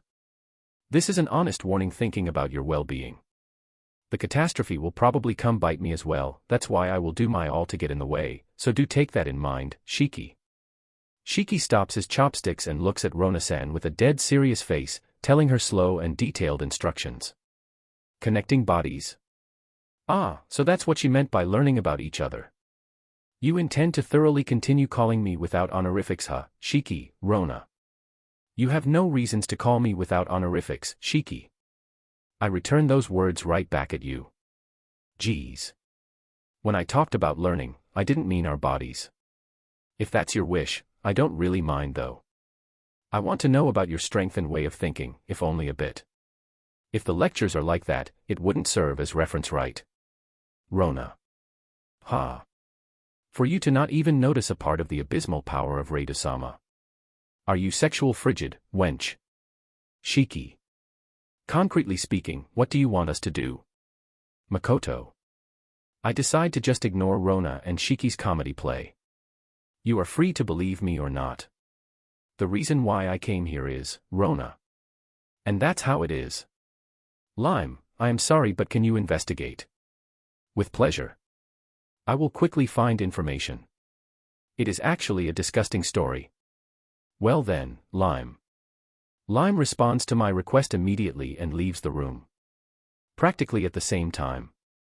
Two presences disappear. Must be the Forest Onis, Akua and Eris. It seems those girls will be joining the investigation as well. Doubting everything that woman says is the safest measure, Reidosama, Shiki. Shiki. It seemed like you already knew her, but is she an acquaintance? Makoto. Yeah. She was mostly a person cooperating in information exchange with me.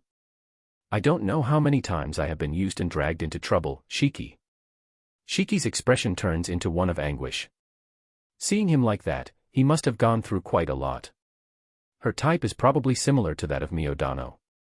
I don't know the details, but it seems that she has a big debt of gratitude with the Demon Lord.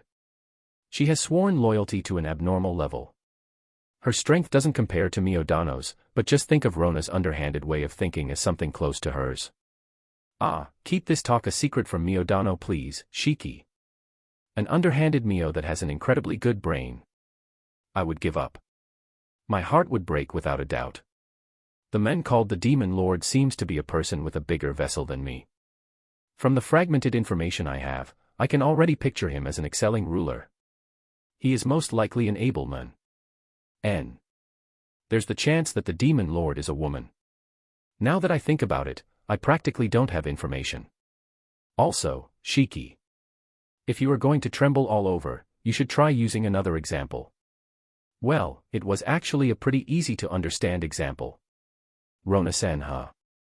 In the end, it seems that until this one matter is over, Karen Frost will continue attending the academy, Makoto. She will definitely be moving sneakily, Shiki. I did tell her that Kuzunoha Company is out of bounds. But based on what you said, it is hard to believe in her, Makoto. Yes. That woman tells lies as much as she breathes, Shiki. What kind of woman is that? To give out that answer with no hesitation. Just in case, could you try and predict her movements at all times? Makoto. That's what I intended to do from the very beginning. It seems like she already returned to her lodging for today. That wench. She is perfectly relaxing without knowing that she is being observed, Shiki. Make sure to peek at her in a moderate manner, okay? It is okay to just know her current location for now. Well then, let's get some presents and go greet the Rembrandt sisters, Makoto. 2, that's right. I will guide you there. Is it okay to just bring cut fruits as present? How about a bouquet of flowers, Shiki? Alright. I haven't even told them I was visiting, so maybe it would be better to have flowers. I was planning on bringing cut fruits like when bringing a fruits basket as present, but thinking about it, these are products I manage at my store. It would turn to plain publicity. No, well, the fruits have a good reputation, so. Reidosama, Shiki. If it's fine with you, should I choose some suitable ones? Shiki. Sorry. Please, Makoto. It seems like he instantly saw through what I was troubled about. Shiki, thanks for all. After several minutes. In the end, I brought the fruits and the bouquet of flowers that Shiki chose, and headed to their room. Hey Shiki, about the Rembrandt sisters' room. Isn't this inside the noble's dormitory? Makoto. Moreover, a pretty high-class one. Rembrandt-san dotes on her daughter quite a lot. Yeah. It seems so, Shiki. The people in the staff room told me a lot that, even if I am a temporary teacher, doesn't mean you can visit them. If it were a normal student it would be one thing, but, Makoto. I did my best, Shiki. Did your best. You did your best, huh, Makoto? Yes. On the level that doesn't leave after effects. It was a really bone-rending task, Shiki. Let's leave it as if I didn't hear anything. After revealing my position as a temporary teacher, I am standing at the entrance of the sisters' lodging with my permission to visit confirmed. Creeping in would obviously be a bad idea after all. It is only to celebrate their return to school, and it is no surprise either. The two of them live in the same room, and it is already confirmed that both of them are there. I explained my reason for this visit to the people in charge. The landlady-san made a bitter face as we entered the nobles' dormitory and safely arrived in front of their room. When I knocked, I heard some rattling noises and the steps got closer. The door opened. Sif-san, Yuno-san. I am truly sorry about not being able to visit you when you were ill. I already introduced myself in the class, but let me do so again. I am the merchant that your father is assisting, Radu. That you are now completely healthy, allow me to congratulate you. It may be late, but this is a congratulatory gift from our part. For now, I write what I was thinking of and congratulate them for their recovery, and also make a light self-introduction again. They received the cut fruits in a slightly big container and the bouquet of flowers from Shiki. The two of them have already taken off their uniforms and are in normal clothes. The designs differ from each other. The two of them were dressed in a one-piece that was probably made for both to have an opposite design. It looks expensive. The sisters who received the fruits and bouquet with a full smile, strongly invited us to enter the room, and we ended up intruding in their room. I didn't really mind. As long as I gave them what I came to give and gave my greeting, I didn't really need to enter. Reida-sensei, your personality is totally different compared to when you are in class, Sif. Yeah. That surprised me. You know. When we sat down on the sofa that we were invited to, the two of them retort to me from the opposite side. Lectures are a place where one comes to study and gain power after all. I unconsciously become strict. I have always been helped by my assistant Shiki to appease them. That I am interacting with you two like this, please keep it a secret from the other students. I can't tell them that I am doing the carrot and stick after all. And if they tell them to other people, it would be troublesome in a lot of ways. Shiki-san, right? I have heard of Tomo-san and Mio-san from father, but have you been with Reida-sensei since long? Sif. Yes. I have been serving Reida-sama since a long time ago. It's just that the trip to Tsige was unexpected, so I was unable to visit Tsige, Shiki. Just like we previously arranged, Shiki tells them about the setting we created. Of course, we were expecting the two to ask Shiki, so we thought of it beforehand. Luckily, they didn't pursue the subject further, and the older sister Sif readied tea while the little one Yuno took out pastries. The two of them are level-headed. Taking the tea offered, we have a brief pause. The two sisters look at each other and nod slightly. I am Sif, the eldest daughter of Tsige's merchant, Rembrandt. Reida-sama, to have saved our lives at that time. I can't find words to express my gratitude. This favor we will never forget and will edge it in our hearts. We want to repay you, Sif. Same here, you know. Just like my older sister, it is thanks to Reida-sama that we are here healthy now. If in the future there's something we are able to do, please don't hesitate to ask, you know. They are thanking me to a dangerous level. Even the little sister put in order her tone and said an incredible thing with a serious face. Their fight against the deadly curse illness must have cornered those girls a lot. Even now I am having Lyme find the people under curse illnesses and creating medicines. A curse that makes you ill and eventually kills you. I really think that's not something that can be forgiven. Okay then, you two. From now on you will live for the sake of happiness. That will be my repayment. Also, no Reida-sama. We are student and teacher, so call me sensei or use san. I thought that they might be brooding a lot over that subject. That's why I thought of an answer just in case this happened. Since the time I was in Tsige, they were finally released from the cursed disease, but if they are tied up by responsibility next, it would be pointless. So I decided to tell them to live their lives happily. I don't know if my answer was unexpected for the two or if my immediate response surprised them, but the two of them looked dumbfounded. Those are the words of your life savior, so please keep that promise. Don't underappreciate me just because my face is ugly, got it? The two of you were pretty that when you were ill after all. Please don't touch that subject. We already know that Sensei saw an appearance of us that is more embarrassing than being naked. Sif. That was certainly worse than being naked, you know. They were practically ghouls after all. I remember that Rembrandt-san wanted to make a portrait of her wife and daughter while they were recovering in celebration. Even I thought that was insensitive, but just what happened to that? Now that I think about it, your father said that he wanted to leave a memory of the recovery of you three. Sensei, father has already seriously reflected on that foolish action. Sensei, he was punished along with Morris, who made an error in your entry documents from student to teacher, you know.